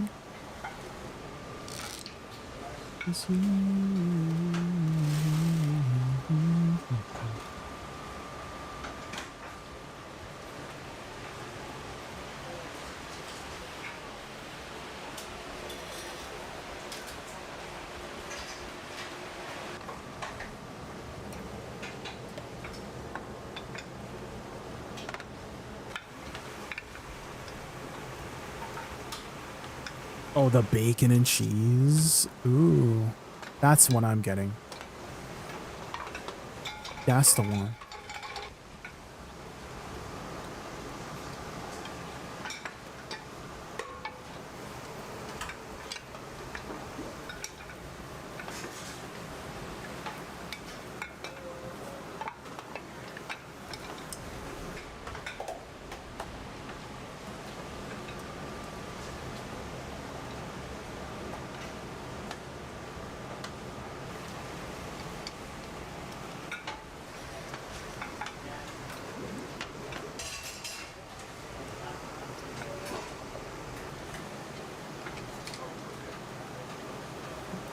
The scallions. Those are pretty big pieces. As a new player to BDO, would you recommend Woosa as a first character? Yes, Succession Woosa specifically. Kerularbor. I'm so sorry if I butchered name. Did I butcher your name? Kerularbor.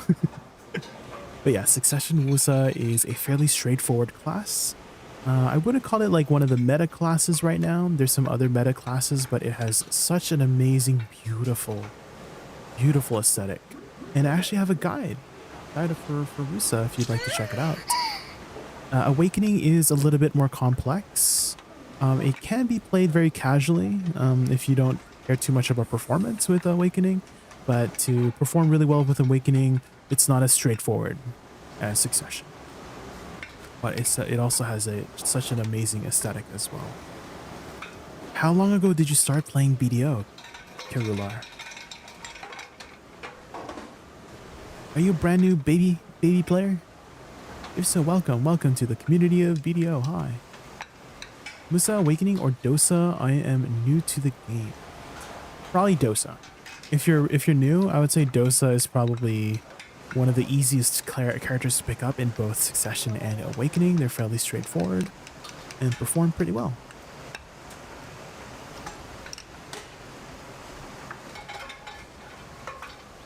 What's that? Herbs, lots of herbs. Dang, these are thick ass pieces of egg. They got a lot of layers. Maybe I should buy one of those square dishes just to make like egg dishes. Your food is butters. They're putting the grilled unagi, the grilled fishes. Oh my god.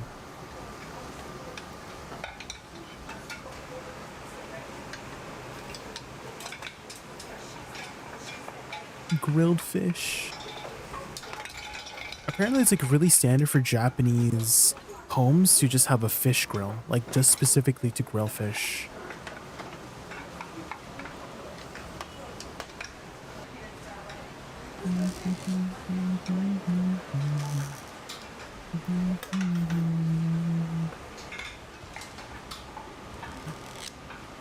It looks so perfectly rectangular.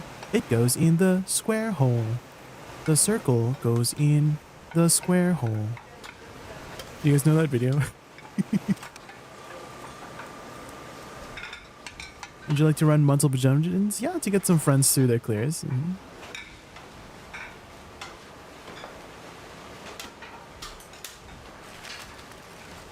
Basically, last week I spent a bit figuring out which class to main and ended up with Woosa, Awakening Mystic, Wizard, Awakening as choices, trying to decide now. Do you care too much about the meta, Caroline? If so, Wizard is one of the more meta classes for PvE. Awakening Mystic is pretty good too from what I heard. But both Woosa and Mystic are not really in the meta right now if you care a lot about the meta. But if you don't, then pick whatever class you enjoy.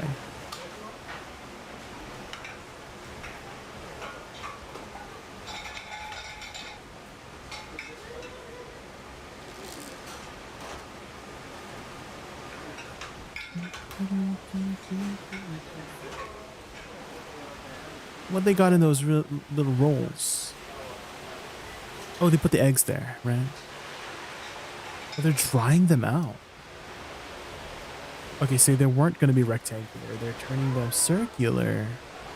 Well, they do have a really nice shape now, actually.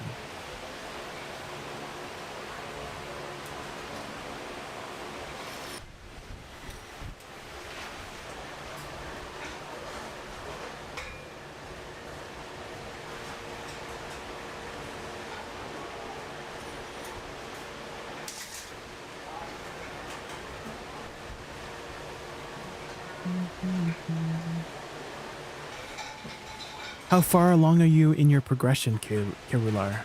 Have you finished your seasons, got your quest lines done, Magnus quest line done, etc., etc.?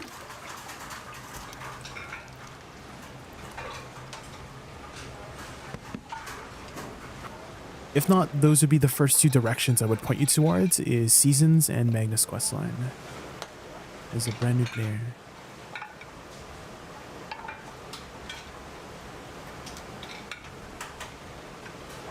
They're still making. How many eggs they making, man? How many eggs they making?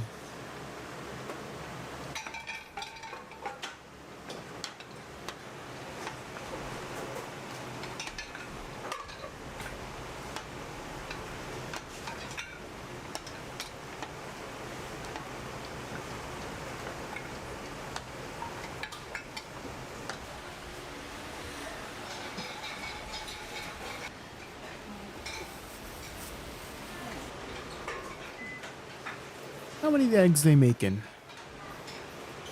I've done both, and I'm on to Land of Morning Light. Oh, let's go! Okay. Did you get into the game with a friend? Did a friend get you into the game? Or did you just discover the game on your own? Because there's a lot of layers into this game, so it's nice to have a friend to help you along the way, just guide you. And if not, I mean, streamers, I find the streaming community for BDO one of the most helpful. One of the most helpful communities out there. So if you have any questions about classes or just what to do as a new player, like if you go to any BDO stream, they're super, super helpful. We just love yapping about the game, so.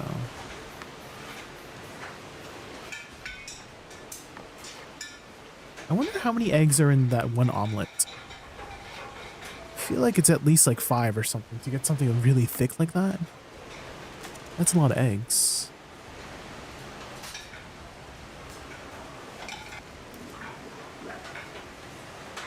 Found an Iron Man challenge recommended on YouTube and binged all 40 episodes. I see. Have you played MMOs previously to this? Like any other MMOs like World of Warcraft or Final Fantasy? Because if you have, then I think you'll assimilate pretty quickly. But if you haven't, if this is your very first MMO, you know, it's understandable why you'll be very daunted by all of everything in this game. There's a lot of systems. But if you're used to that, if you've played FF14 or World of Warcraft, then you're probably used to the layers of systems in MMOs.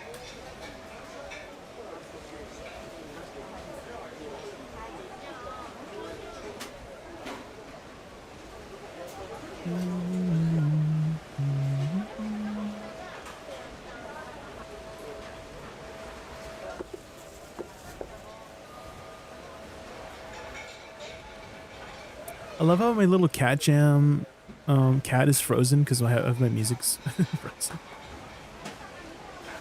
Oh, man. They got the little bacon and cheese stuffed eggs. Oh, so good.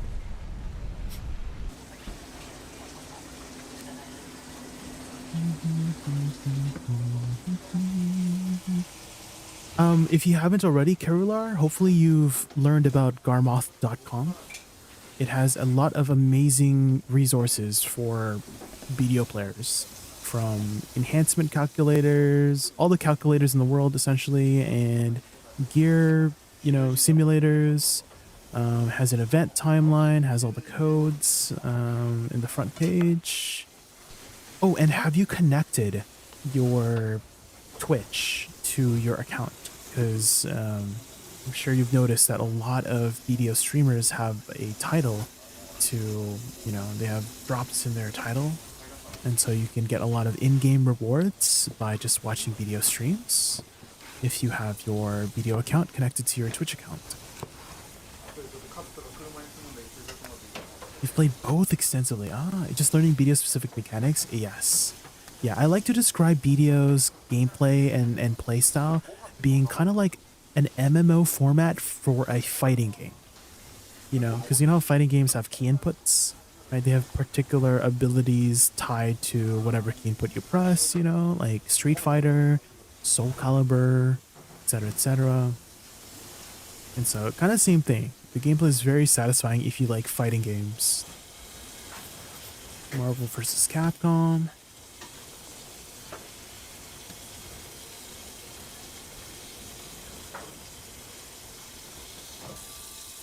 Oh my god, are they making katsu? Is that katsu? Oh my god, that's a lot of breadcrumbs. That's gonna be crunchy. I noticed the panko that Japanese uses is like soft. It's like actual like bread shreddings. Because you know how like the panko that you buy in store at Asian groceries is like, you know, hard and flaky. But this one is like literally like bread shredded bread. Damn, dude, did you see how smooth that he cut through that meat? It's like he cut it like butter. That meat must be so tender for it to have just literally sliced off like butter. Holy Jesus.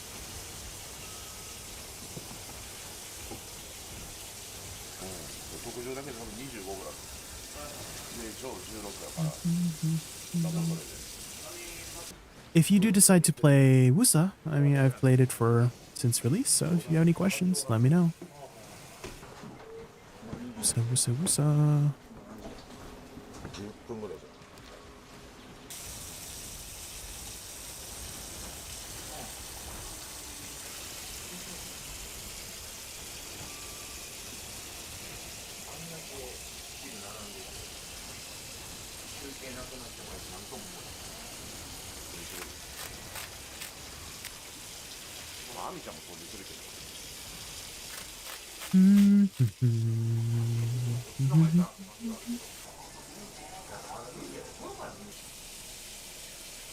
Oh, they got a cute little setup here. That's also another thing I noticed about Japanese restaurants too. The cook is like sometimes just in front of the customer. Dang, he got a line already. He's got a lineup. His restaurant must be like really famous in you know the local city. If people are just lining up already.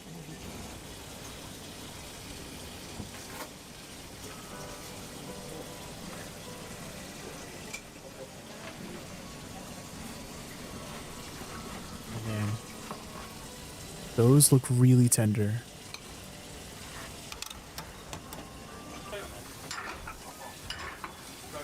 They got little pickles. The pickles with the bumps. Icy Watcher? Where's Icy Watcher?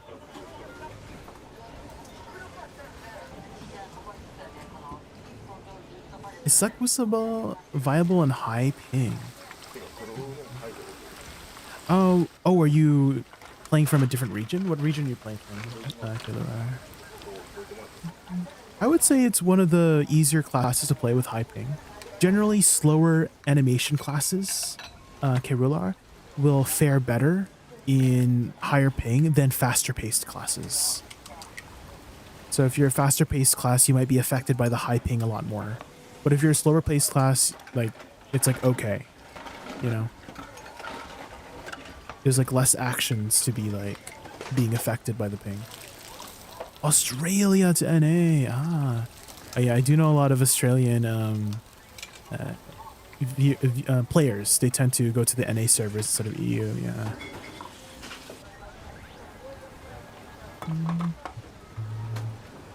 But yeah, I think you should fare better on slower classes like Woosa. Woosa should be fine on higher pings than faster paced classes because there's like less actions, right? So. But if you're playing like Ninja or something, you know, or like a super fast paced class, definitely helps to have a really good ping so that all of the abilities register. Because I do know that someone, one of my friends, they play a really fast-paced class, and sometimes they get this bug where it says, "Please try again in a moment."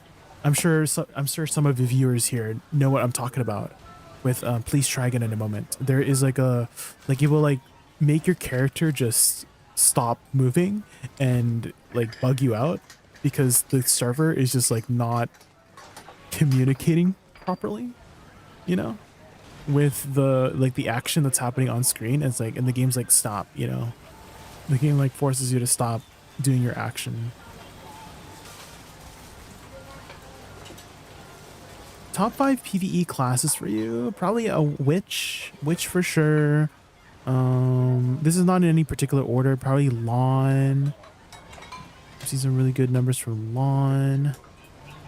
Sage, Dosa. And well, those 4 off the top of my head for now.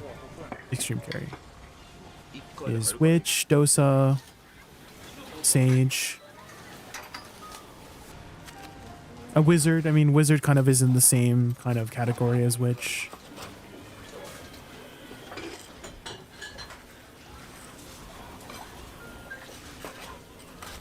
And probably maybe Musa too. Awakening Musa. I've seen some really good numbers from Awakening Musa. Musa.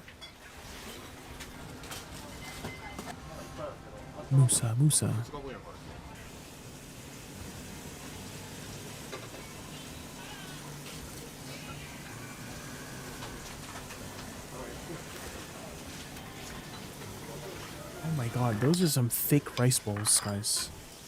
These are, what the heck? Why'd they put a bowl on top of a bowl? Is that like the lid?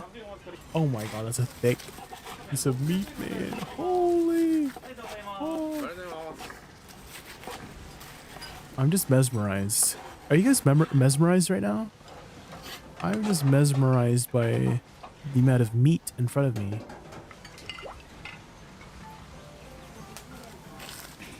They got the little garnish, the green, like that's gonna do anything. Like that's gonna add flavor. It's just probably for visual, right? Like he added so tiny amount of herbs on top that it's like you're probably not gonna taste the herbs, you know? It's probably just a garnish.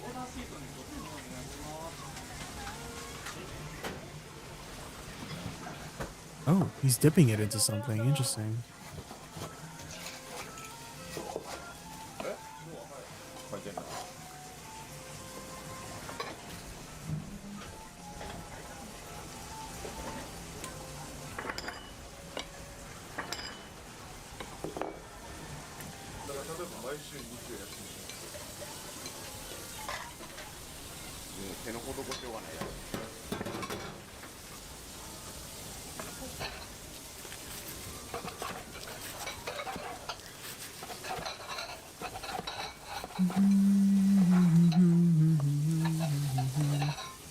Oh my gosh.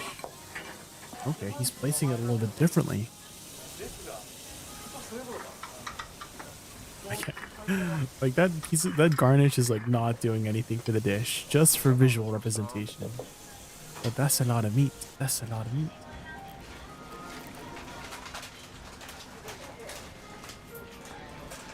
The food video is still going, Skullfire? Well, we started a new one. We started a new video.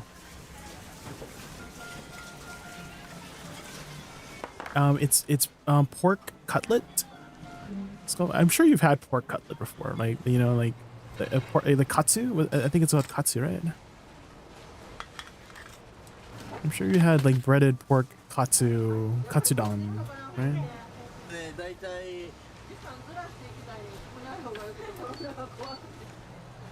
And if not, you're missing out.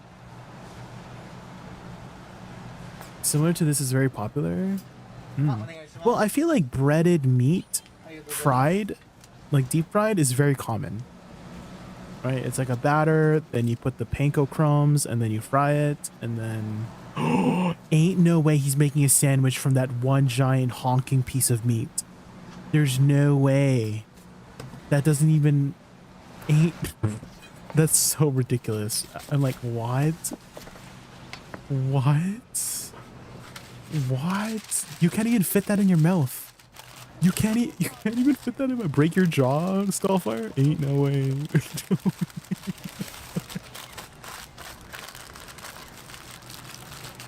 Like, you're gonna be able to, like, bite half of that. There's no way. How would you say Sakusa is to play at a decent level? How well does she perform at the moment? Okay, so if the meta classes are like a 10 out of 10, Sakusa would be like a 8.5 out of 10. If that makes sense. Like, to give you like a sort of like barometer.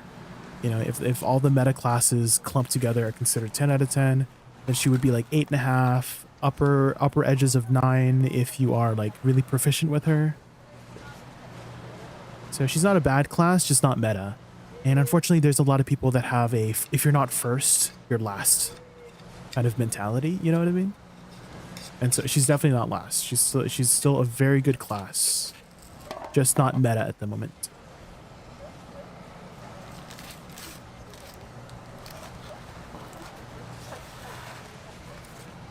On the same scale, would you place Awakening? About the same. Skullfire. I would place her about the same. 8.5 to 9. Except Awakening takes a bit more like brain power to play. It's not as straightforward. Requires a little bit more thinking. Especially if you plan to incorporate your 2 weapons together. Have you looked into how Awakening and Succession and Ascension works by chance, Karular? Because there's some classes who are Ascension classes, which I don't know, you know, which might feel a little bit confusing. It's different from Awakening and Succession.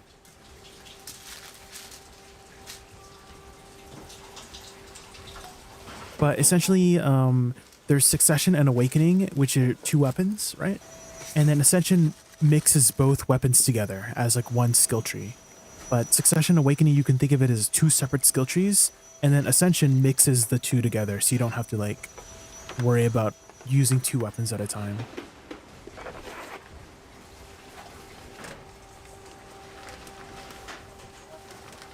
I don't mind not playing meta, but I don't want to grieve myself about playing something god awful. No, she's definitely not god awful. Definitely not an awful class.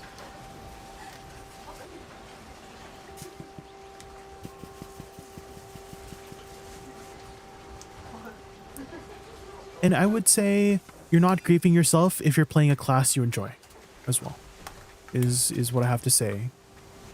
Is that if you enjoy the class, I find that the people who do enjoy the class they play, regardless of meta, tend to progress further than the people who just play for the meta. They tend to not get burnt out as easily, they're more motivated, and they progress further. I mean, I've been playing Succession Woosa and Awakening Woosa since release, right? She's not really, again, not part of the meta. She was meta in the beginning. That does tend to happen in the beginning as well, Karular, with the game, is that they make the classes kind of a little bit over-tuned in the beginning, and then they tone it down. And that's what happened with Succession Woosa in the beginning, is that she was meta for like a moment, and then they toned her down. But I still kept playing her because I really enjoyed the class.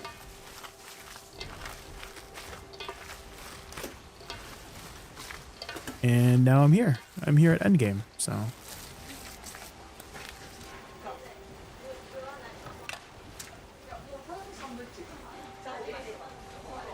Which, for the most part, you know, I think is kind of their business opportunity as well when it comes to new classes, is, you know, people don't want to play a weak class, so if this class is a little bit stronger at release, it tends to make more money, you know. So it might be one of their, some people might call it shady, right? A shady business practice, but at the same time, it might be kind of smart, you know? It does make people want to play it.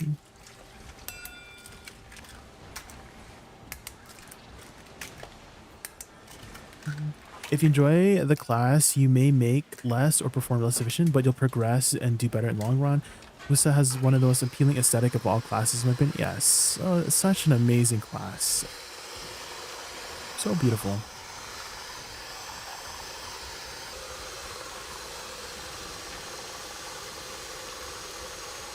Her mobility as well, I find, is one of the best mobility kits.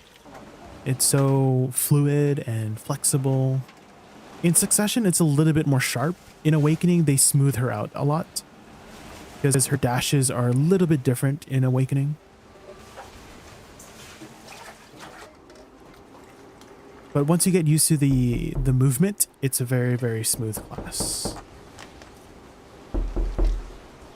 But you might not feel that way in the beginning because you're not used to the movement. The movement of Woosa is a little bit particular in Succession. In Awakening, they've added so much like mobility stuff for her, which is nice. Oh, Rexy. Hi, Rexy. The knock. Did the knock get you guys? Rexy. You got everybody, Rexy. That's so funny. You thought it was part of the video? Ooh, are those steamed potatoes? Ooh.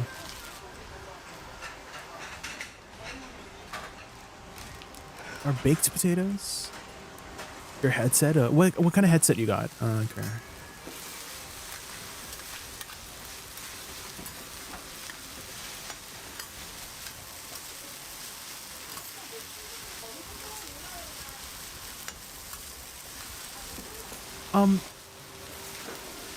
Actually, if you're looking for more insight as well, Kerular, I recommend checking out a streamer called Choice. He had just did a 24-hour stream yesterday, so he's probably like knocked out right now. But he probably has a lot of good insight for you on all the classes. He has his own like tier lists and whatnot, so, and he's been playing the game since release, so he has a really good understanding of classes in both PvP and PvE. So you'll be able to get a lot more insight from him. More than me. I don't really do too much PvP. So if you have any PvP questions for me, I might not be the best source with PvP questions.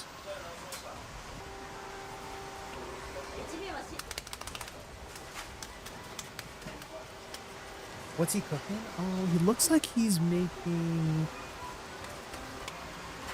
like you know those Hamburg steaks, like Salisbury steaks or something like that, I guess.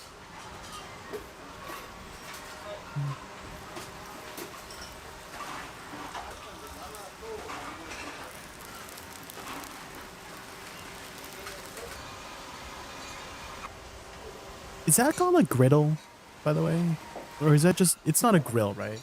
Like, what is that, like, cooking surface that he's cooking on? That's just like a big, open, flat table. It's like a table cooking surface. Is there a particular term for that? Those are probably expensive, right? Hibachi table. Isn't that like hibachi? You know the hibachi chefs? Oh my god, that looks so good.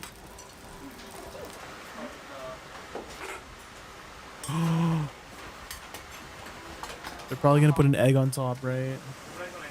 They got the cheese.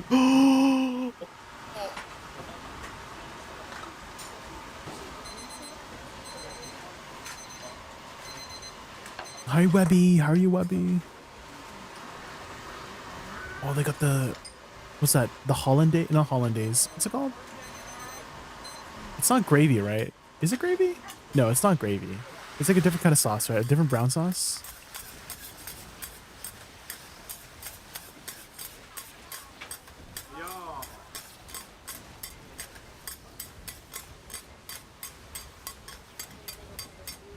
Is that egg? Yeah, it is an egg.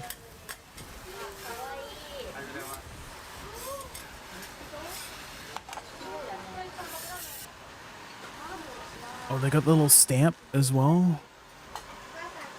They stamp it. Oh!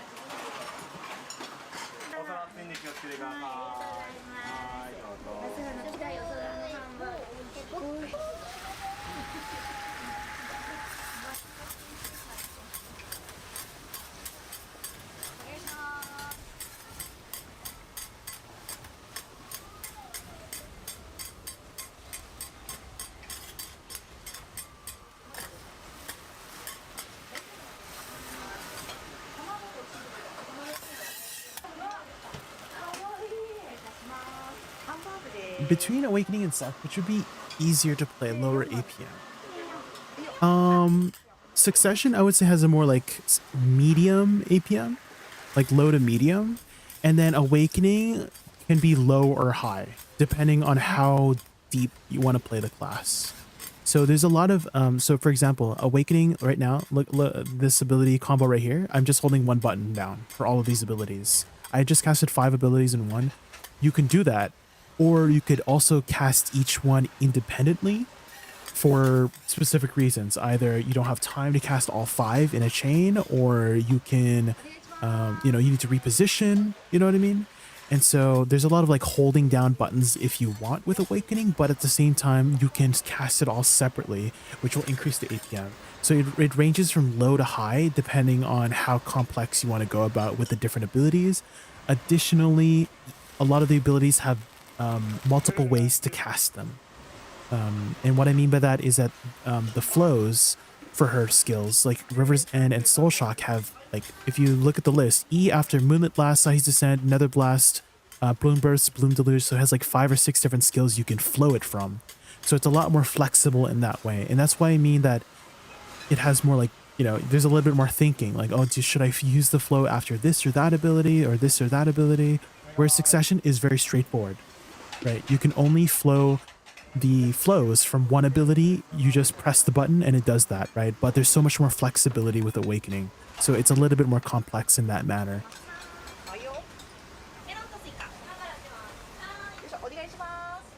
I'm so sorry if I'm like overloading you with information as well, Kalura.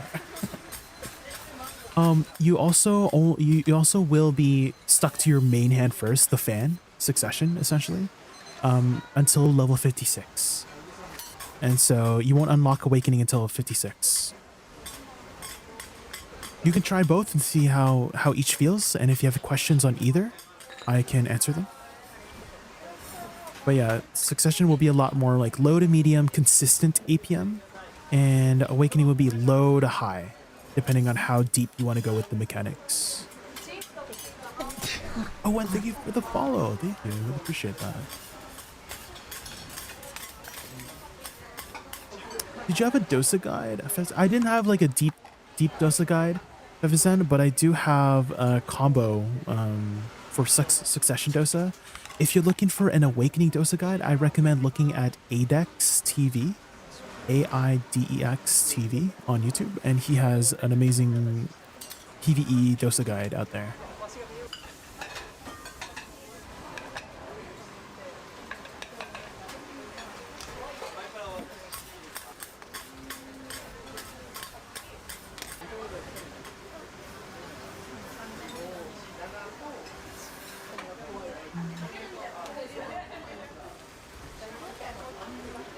Wait, what's happening, Skull? You're having... Wait, who is it? Who's having, like... Are you guys having internet issues? What's happening? Are the Garmat stats a little effed up? Wait, what do you mean? What do you mean with that? Garmat stats a little bit effed up? Oh, do you mean Garmat.com? Like the website? Like the trash numbers?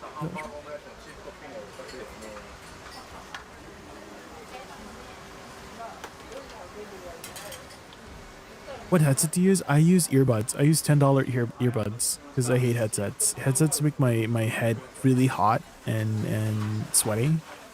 Makes my ear sweat. So I just use earbuds. Just a budget headset. Wired, not even wireless, wired.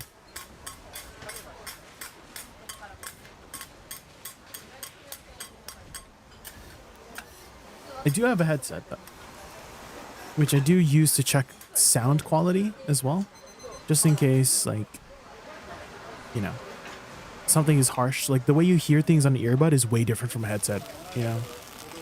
And so I just want to check the audio quality depending on, you know, what I hear, what other people hear, you know, because if they're wearing a headset. Getting something wireless. I think the only one that I would want a wireless is actually just the mouse. Having the mouse wireless is nice, so it doesn't get caught on things. The keyboard's fine because the keyboard stays in one spot, but the mouse it doesn't stay in one spot, right? And so if the wire gets caught on something in the back, you know, it gets a little bit resistant and it might like mess you up, you know, when you're like moving your camera around.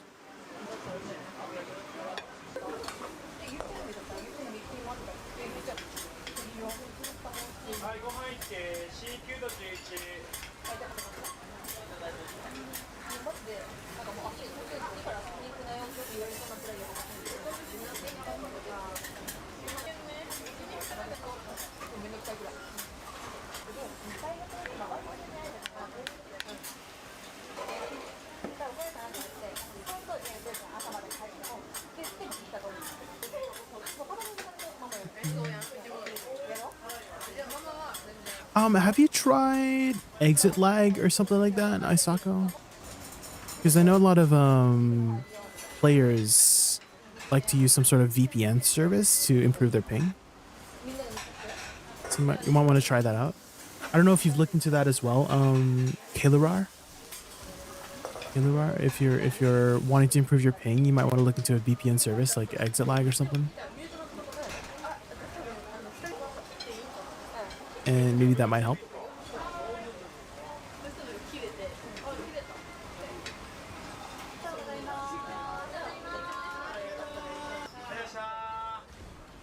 The egg. It looks so moist.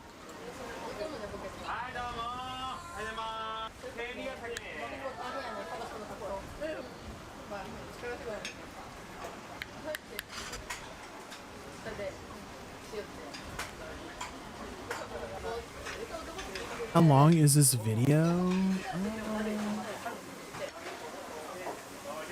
About 30 minutes more.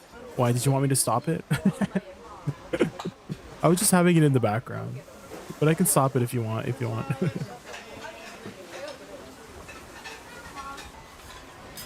It's making you hungry. Yeah, I can turn it off if you want.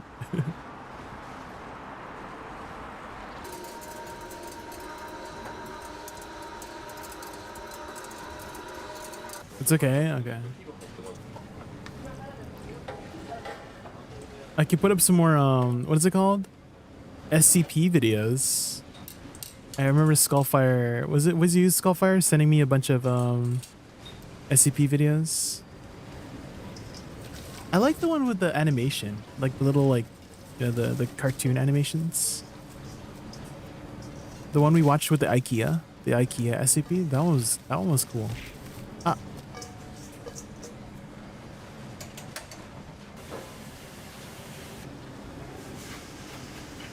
The other guy was sending the creepy ones. Yeah, there were some really creepy ones. The one with the IKEA one, Skullfire, that one was cute. I like that one. I like the monsters.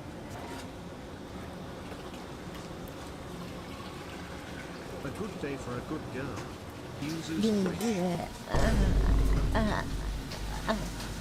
I don't know what came over me.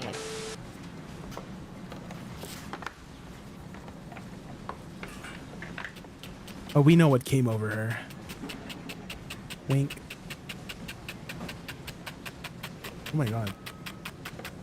I feel like you need a lot of control for that. What are they doing there? Are they just... Why is he not cutting it all the way? Now he is. Oh, probably like he's gonna marinate it, and then the marinade would go inside the little holes that he cut.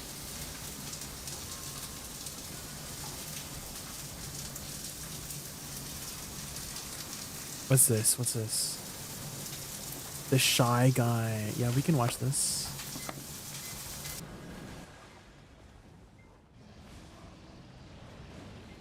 We got the thumbnail. When an anomaly is first detected by an SCP Foundation field agent, it's up to the Foundation's mobile task forces to tag and Let me bag know if the volume's okay. entities before they can do any more harm. Sometimes these retrievals are uneventful, other times not so much. Especially when they're dealing with brutal forces of nature like SCP-096. Also known as the Shy Guy. Why is he called the Shy Guy? A creature that, from the very first interaction with the Foundation, had a reputation for being dangerous and needed to be feared. A series of vague sightings and mysterious disappearances up in the frosty mountains of the Yukon first sparked the Foundation's interest. When they were certain that they had an anomaly on their hands, 2 retrieval teams, Zulu 9A and Zulu 9B, were dispatched to secure and contain the entity. Zulu 9A took the lead in a heavy-duty chopper, equipped with 50 caliber GAU-19 heavy machine guns, and carrying an AT-4 anti-tank launcher. They were prepared for anything, or so they thought, as they established a visual on SCP-096 while 2 clicks away from the target. They couldn't get a clear line of sight on the creature, but it appeared to be stationary, docile, and was making no attempt to flee. Piece of cake, right? Little did they know that SCP-096 was just looking away from them. If it was facing towards them, it'd be a whole different horror story, as Zulu 9A were about to find out. The team Whoa. landed their helicopter next to the creature and were shocked to see that it was completely naked, in spite of the sub-zero temperatures all around them. The creature was unnaturally thin, as though it had been starved for weeks, with bone-white skin and unnaturally long limbs. The team guessed that the creature's arms must have been at least 1.5 meters long, but its docile nature and insubstantial body mass gave the impression that it wouldn't prove too difficult to contain. That is, until they saw its face. Zulu 9A's captain was the lone an survivor earring. of the incident, as he was lucky enough to be looking away when the creature turned towards his team. The You rest think of it's the just cheaper squad to ended buy up staring harmonies eye than to to eye make? with It's definitely much more SCP-096, easy, from and that's that why I moment buy on, them. Wasn't docile I'm not too anymore. sure on the creature began costs. to I mean, wiggle, I'm sure you'll probably make like save money if you make it yourself, like gather all the materials yourself. But This sudden change in it's temperament definitely startled certainly the rest much of more Zulu 9A, convenient and and they opened easier fire to just on buy the it, which is what I do. Under the hail of Big boy. gunfire, SCP-096 And so my advice for you entered a is murderous buy a frenzy few, and began big boy, tearing into and the then hapless squad like buy of like 10. soldiers. While its And flesh then put a organs buy did order seem to take for damage 100 as a at like result of the lower barrage of price, 50 you know, caliber and then rounds from the by the helicopter time you mounted need machine it, guns. it might have filled the order. Its skeletal You know what I structure mean? remained intact, and it continued its onslaught. So just buy a tearing few the and then team put a buy limb order from for limb, like a lot lower even price, after and it then blown practically all the flesh from hopefully by the time you need more, the then it AT-4 would have filled anti-tank launcher the. proved equally order, ineffective you at stopping know? SCP-096 while it was in attack mode. Is this Slenderman's It was cousin? only after slaughtering the entire team that it returned to its docile state. Nobody knows exactly what the creature Kinda did to looks very Zulu 9A slendery. after gunfire Very started, slender guy. but no trace of the team was left behind. Zulu This 9B touched down SCP, soon yes. Do you know a lot about after, SCP, warning from the Kerr? captain not to look at the creature's One of my face. viewers introduced They were this to finally me able the to other disappear. day. A bag Apparently was there's an placed over IKEA SCP. SCP-096's face, Have you seen the which seemed IKEA to soothe one? it enough to move it to a Kerr? nearby Foundation facility. Where the Little did IKEA they know, is like, they just obtained one of the it's kind of like the deadliest back rooms. SCPs of all time. When you go in While the it may have IKEA, been you're under stuck lock in and there. key for now, it seemed But it's kind of inevitable nice because that all it the would get food out and keeps cause getting more restocked. violence and chaos. Research and But containment there's like monsters in there, procedures and you gotta like hide at SCP-096 night. were put under the command of Dr. Dan, a senior researcher at the site. It was his job to find out exactly what this being was capable of. And the more he tested, the more he realized that they were dealing with something truly terrifying. Disposable D-class personnel were used to figure out exactly what it was that caused the creature to enter its attack mode.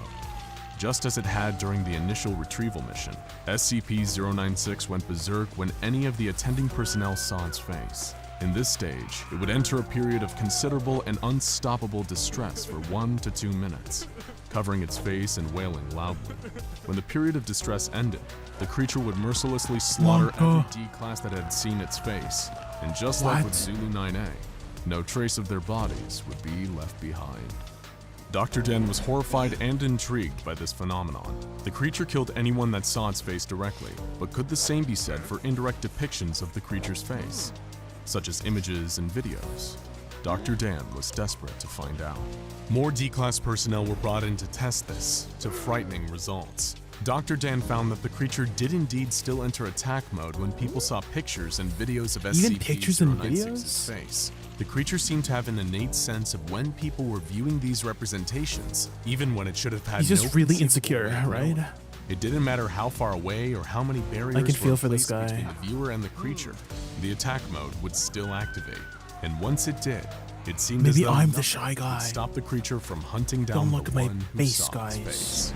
With all of this new data, I'm a special getcha. containment procedures were devised to keep the creature safely under lock and key.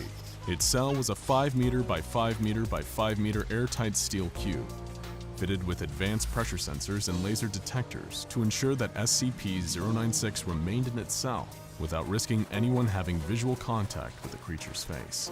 All cameras and video equipment were strictly forbidden, and weekly checks for any cracks or holes in the containment cell were mandatory. Of course, none of this would stop the creature if anyone somehow saw its face. In order to solve that little problem, Dr. Dan would need to continue his research. To find a method of subverting the creature's deadly glance, they needed to know exactly what they were dealing with. But how could they, when even a glance at a photo or video of the being meant certain death? A potential solution was proposed, creating an artistic representation of the creature's face, something that hadn't yet been attempted. But how would they achieve such a feat? Simple. Did it work? They'd procure a D-class prisoner with some artistic talent, and they found one who had been a tattoo artist before becoming a Foundation guinea pig. Dr. Dan formulated an ingenious plan for keeping this D-Class alive for long enough to accurately draw an image of SCP-096's face. He would be placed in a bathysphere diving bell several kilometers underwater and tens of kilometers away from the containment cell where the SCP was being held. The D-Class was made to look at a photograph of the creature's face and then replicate that image in a pencil sketch. Dr. Dan first confirmed that the creature's attack mode is only activated by the creature's face. You're a by pumpkin? having the Like D-Class Minecraft, look at a series Rexy? of That's photos good. of the I get it. SCP's body parts, one by one, finally Good finishing one. its face. That's a good one. The D-Class began drawing and even remarked on how creepy the SCP's facial features were, despite not knowing the deadly context. Meanwhile, back in its containment cell, SCP-096 sensed someone viewing its face and entered its inconsolable crying state followed by its attack mode. It broke out of containment easily and began making a beeline for the D-Class, traversing the miles between it and its prey. The D-Class didn't know it, as he locked the finished drawing into a separate, autonomous submersible, but he was already dead. As the drawing made its way up to a researcher on the surface, SCP-096 dived into the water and started swimming down towards the artist. Minutes later, the bathysphere was breached, and the D-Class was torn to shreds. No. SCP-096 was recaptured without issue They just by sacrificed Surface him. Recovery What the Team hell? Foxtrot 303A, and further testing on the drawing showed that artistic representations of SCP-096's face were in fact harmless. From this experience, we now know that the creature has a gaunt face with totally white eyes, possibly indicating blindness and a grossly extended jaw. Nevertheless, Dr. Dan was adamant that SCP-096 was too dangerous to be left alive, and requested permission from the upper echelons of the explain. Do you know a lot about Foundation to SCP terminate the futters? creature Are you by SCP any enjoyer? means necessary. However, the doctor's request would fall on deaf ears, until it all started with a Do seemingly you have any innocent SCP suggestions? I'm still like learning now been about redacted this. for your Skullfire safety. taught me about Black back SCP inside like a the couple yellow days circle ago. was once a minuscule image of SCP-096, taken unknowingly Any fun in the SCPs 1990s to by a learn about? semi-professional mountaineer. One day they were looking at old We learned about the photographs when his IKEA eyes passed SCP over the a other tiny day. speck without even noticing that he had seen anything. You watch all these but videos during class of SCP-096 Monk. noticed and began entering its attack mode. It What tore are through some its steel interesting containment ones? unit like tissue Do you paper, remember? causing the release of a nerve agent that killed a number of attending Foundation staff. The monster then fled the base and began pursuing its prey, with Mobile Task Force Tau-1 in hot pursuit. Dr. Alexei, who was helping to manage the site where the SCP was contained, was in dismay over the situation. Dr. Dan was out of the country at the time, trying to discover more about the creature's origins. However, he did leave the Mobile Task Force with a new secret weapon against the rampaging Shy Guy: Project Scramble. Scramble were state-of-the-art goggles featuring a new technology created by Dr. Dan, which, using artistic renditions of 096's facial features, could detect and scramble the features There's of some weird SCP-096 ones. into an unrecognizable form, preventing the normally deadly effect of gazing upon its face. In Like which theory, ones? this would allow MTF Tau-1 to engage safely with 096 once its prey had been eliminated and bring it back into containment. But disaster struck on two fronts. First, the prey in question was located in a population center, creating the potential for The a old huge man? loss Yeah, of I life. do remember the old man, And yeah. the second bigger problem was that the scramble about technology him? didn't work, as stray pixels of the creature's face would reach the eyes of the task force before the internal microprocessor had time to scramble them. The mission No. turned into a death sentence, as SCP-096 slaughtered almost the entire task force, as well as a number of civilians in town, including an infant and its entire family. It was a monumental disaster, made even worse by a final revelation. Dr. Dan and Dr. Alexei had themselves facilitated the entire containment breach and allowed the resulting massacre to happen, with Dr. Dan What? hoping it would be enough motivation for Foundation Command to greenlight his research into destroying Did the it on creature. purpose? Anything that would give him the opportunity to kill this thing would be worth the bloodshed.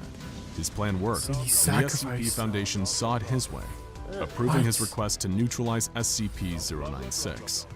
However, success comes at a cost for Dr. Dan. Once he figures out a way to finally kill the creature, though done in They his use line this of duty, SCP to kill he the old himself will be man? terminated by What? the Foundation for his crimes against humanity. But considering how much damage SCP-096 is capable of causing if it ever got to a major population center, or even worse, was ever caught on camera and broadcast to a worldwide audience, the doctor Oh, they himself would used likely this deem his own SCP and death the old man to just kill an another cost. SCP. To this day, the Foundation is researching ways to kill the creature, and they're still looking for their silver bullet. and the pressure is on. They hadn't known about the seemingly innocent picture that sparked the last containment breach, the one taken decades ago, in which the Shy Guy had only occupied 4 tiny pixels. 4 tiny pixels. 4 tiny pixels that resulted in multiple innocent lives lost. That's it. So be careful where you look, because who knows how many other photos of the creature are lurking out there. Photos with an innocent dot in the background. Your eyes glance over it, not even noticing the little blip, until you hear a distant wailing that seems to be getting closer and closer and closer. And then just go blind. I guess that's one way to avoid it, right? Sheesh. Okay, let's see. Pocket dimension. To continue, the SCP-682 must be destroyed as soon as possible. So begins the SCP Foundation file on the dreaded SCP-682, a highly intelligent reptilian monster that has, despite the Foundation's best efforts, proved impossible to kill. It may not be the most dangerous SCP out there, considering that some are capable of eliminating entire realities, but it's one of the most iconic.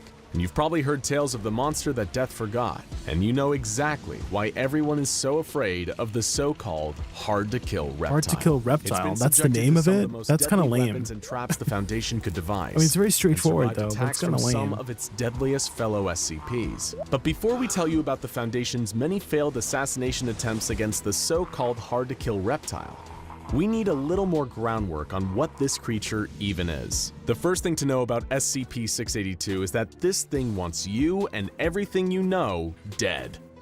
Unlike some other creatures like SCP-096 and SCP-173, which are murderous but exhibit no real higher processing skills, SCP-682 possesses cunning, advanced reasoning, and even human-level logical intelligence.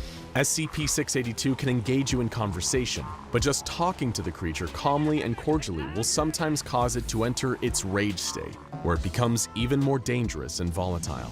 The beast is perpetually kept in a tank of powerful hydrochloric acid, melting its tissue to prevent it from reaching its full potential and going on a rampage. The creature's most terrifying asset, and the reason it's proven impossible to terminate thus far, is its incredible adaptability to any and all external stimuli.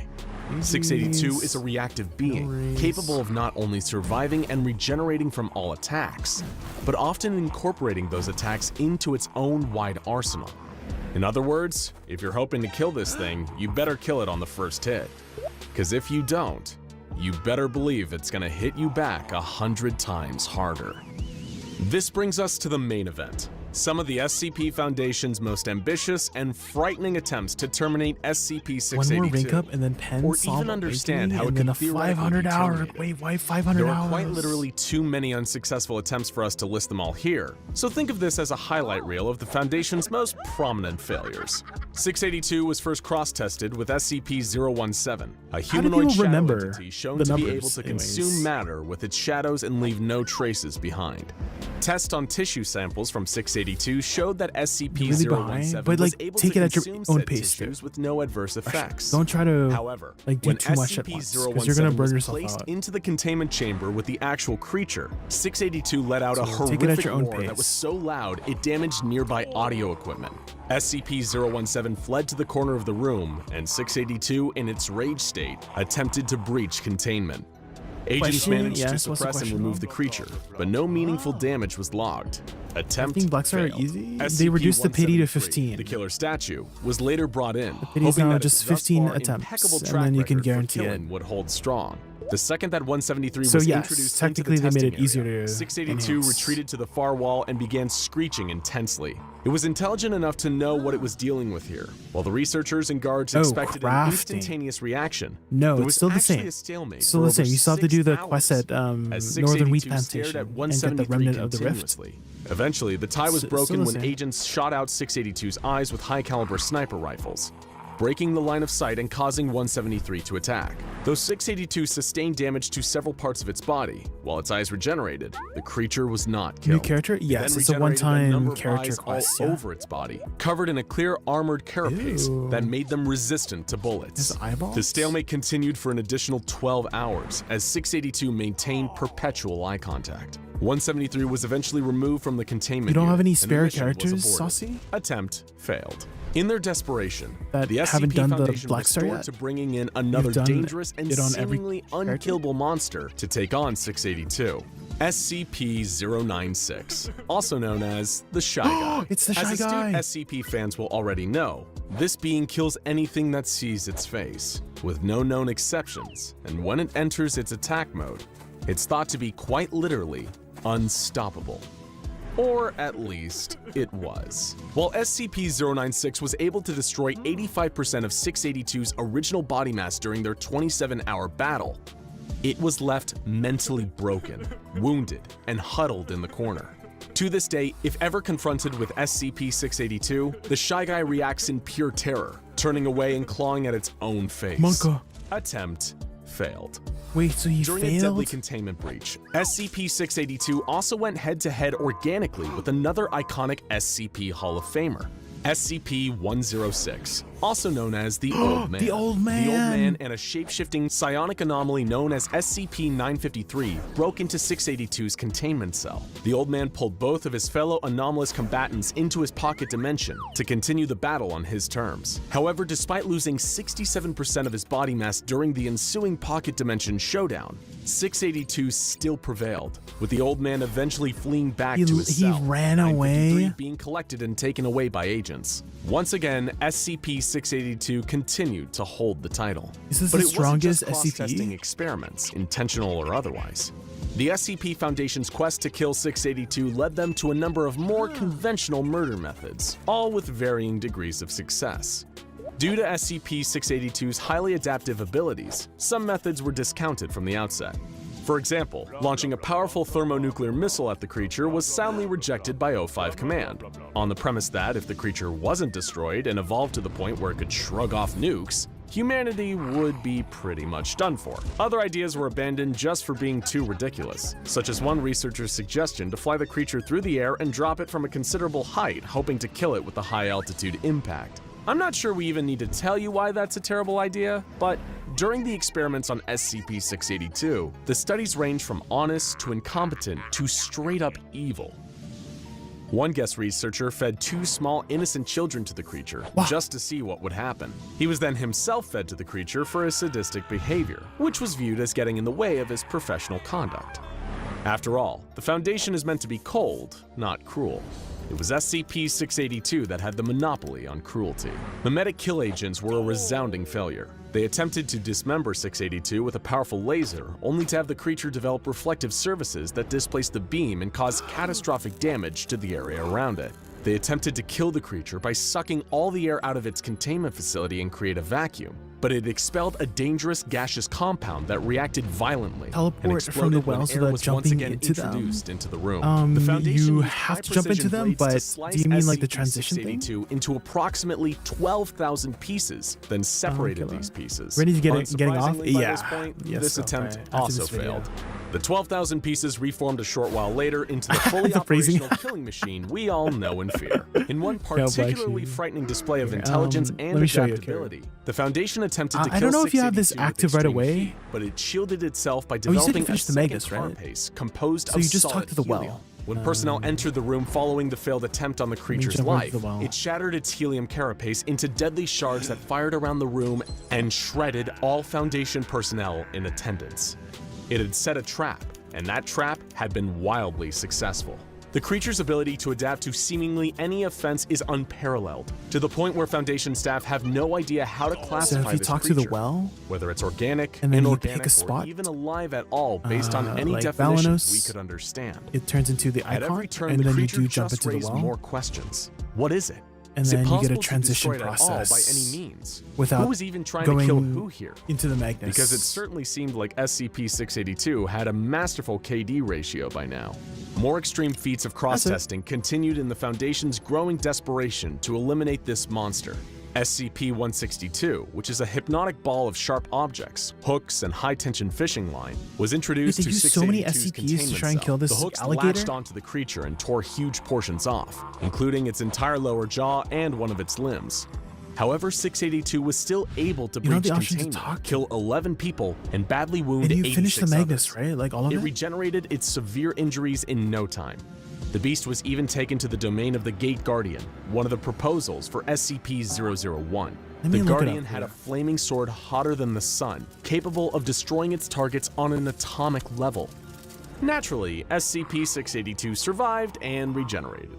Perhaps the most fascinating cross-test of all was between 682 and SCP-053, who manifests as a kind, innocent little girl with the unfortunate condition of causing homicidal tendencies in all who come into contact with her for more than 10 minutes.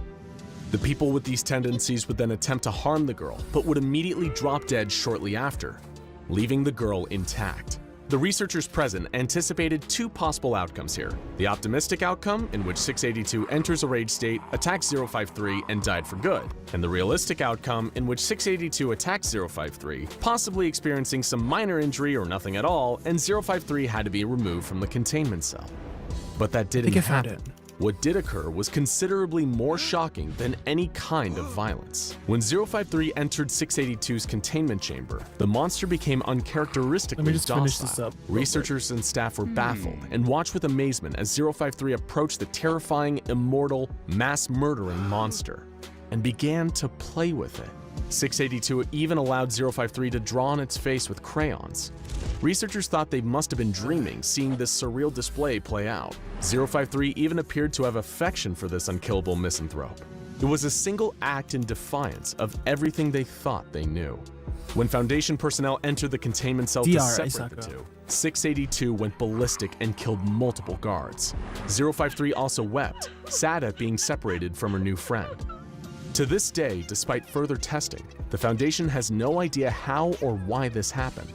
Like many details surrounding SCP-682, it's shrouded in deeply frustrating mystery. And so the tale of SCP-682 continues, in spite of the Foundation's best efforts. The monster continues to breach containment and slaughter with some regularity, taking out its seemingly limitless hatred for not only human beings, but anything that dares draw breath. Nobody knows where exactly the creature is from, what its true nature is, or why its ability to adapt and regenerate far exceeds any known organism on this planet. Perhaps one day, through enough research and cross-testing, we can someday answer these questions with scientific precision. But until then, we only have one answer. Hatred never dies. Damn, that's an unkillable alligator. Okay, so I found the thing. And it says here, Akeru, that you need to finish every single abyssal veins. So once you completed all the oh, sorry, you can't see it. Hold on, sorry.